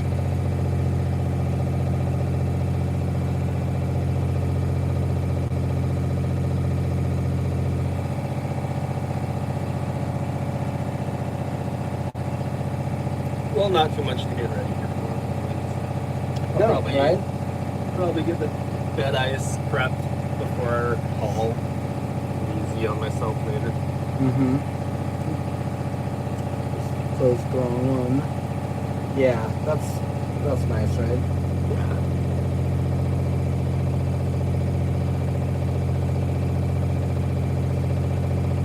I don't want to open the image in a new tab in the app. How do I just... What are you trying to do? I close the chat. The chat was right there. I like looking at it on this other screen, even though it's exactly the same. Well, our plan is still to process next year. So we have our freezer, and we'll be working on the paperwork here once we get done with once we get done with halibut, we can focus on that stuff. And we have some fish to ship out to people for the Kickstarters. We just kind of got distracted with fishing and this whole halibut debacle. We were supposed to be done halibut fishing like a month ago, and we just kind of got hung up on everything. And so we'll be working on getting that stuff out and What's this, spotter? getting our permits and stuff done that we need to. And so at some point next year, yeah, absolutely. I don't know if we'll have it done in time for cod. It's hard to say. A lot kind of depends on like January and February how fishy everything is. There's the season went fast last year and kind of expected to go kind of quick again this year. But there might have been some extenuating circumstances last year too, as in the form of people fishing illegally. So there's some changes in the air on that one as far as what kind of gear you can have on board, but also those regulations, if they do pass, won't go into effect in time for this coming season, I don't think. And so we still might see a repeat of it. But essentially there's some guys fishing cod with longline gear when longline was closed, but they were landing it as jig cod gear. So when you longline for cod, you can pretty much like probably quadruple your catch rate. And there's some guys coming in with full loads, like 30, 40,000 pounds of cod, saying that they caught it jigging. And so it accelerated the fishery and it caused it to close prematurely, or sooner than it should have, which was pretty lame for the rest of us. So yeah, well, it's hard to say, but yeah, we want to get going on that next year, processing.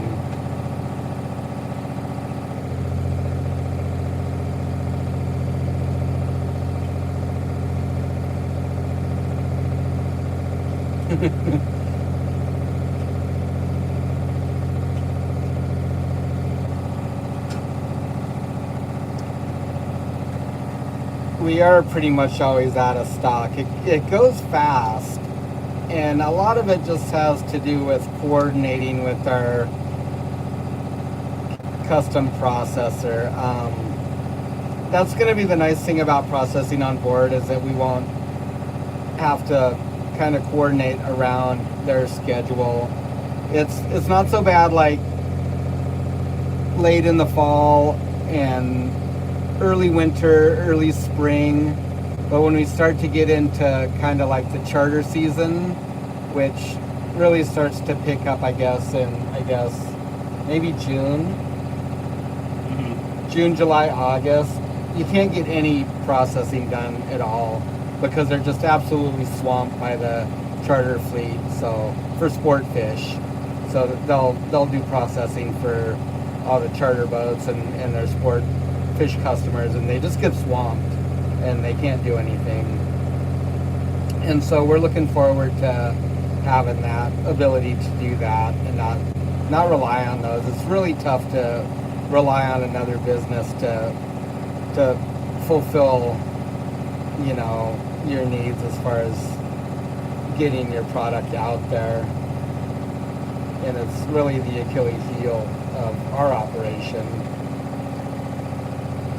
And then plus, you know, it's not even just paying them and relying on the availability of their services, but you're also depending on them. So if anything happens to the plant, if they ever had a fire or got shut down for any reason, then, you know, that would affect us that way too, and essentially just cripple us.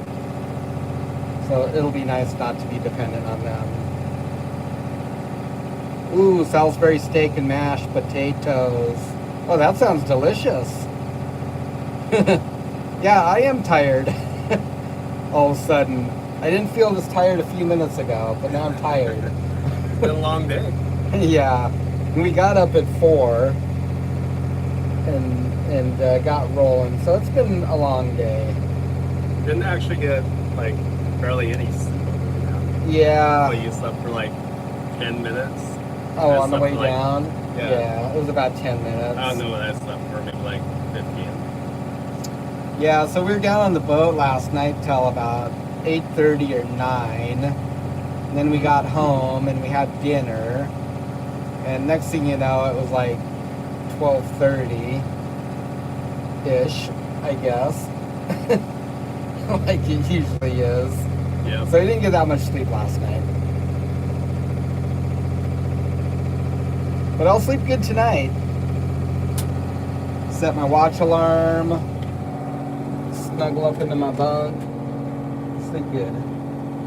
What was that? Breaker.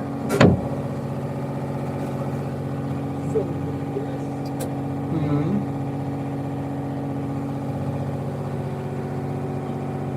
Cool down. Which one? Here? How come? Is that light still plugged in? Yeah. Or it was, yeah. It's hot. Might need to think about replacing those or something. It's Yeah. hot. I'm pretty old.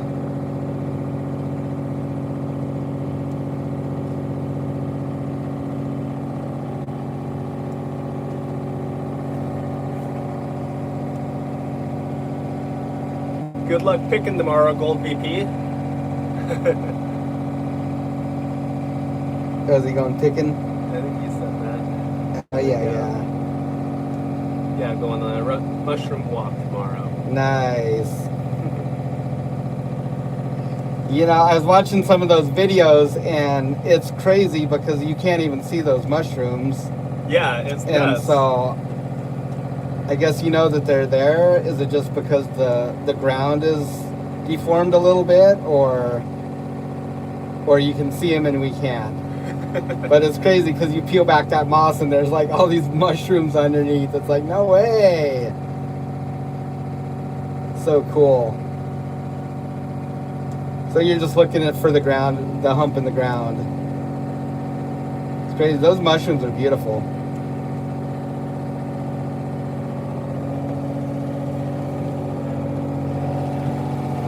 I'm guessing that's your super secret spot. Yeah, so Gold VP has a channel and he's out picking mushrooms. I don't know, what are those? Are those like puff balls or something?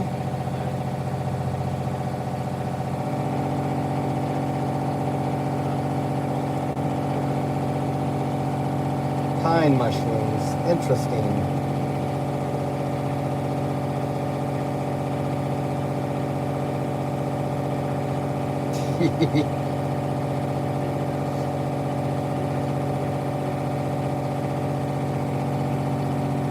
I think we have edible mushrooms here, but there's also some funky ones, I think. Not much of an expert. I'm kind of always nervous about that, so. But there's some folks here that pick mushrooms, I think, and have the right knowledge to get ones that aren't poisonous or make you sick. It'd be fun to go out and do. Wow.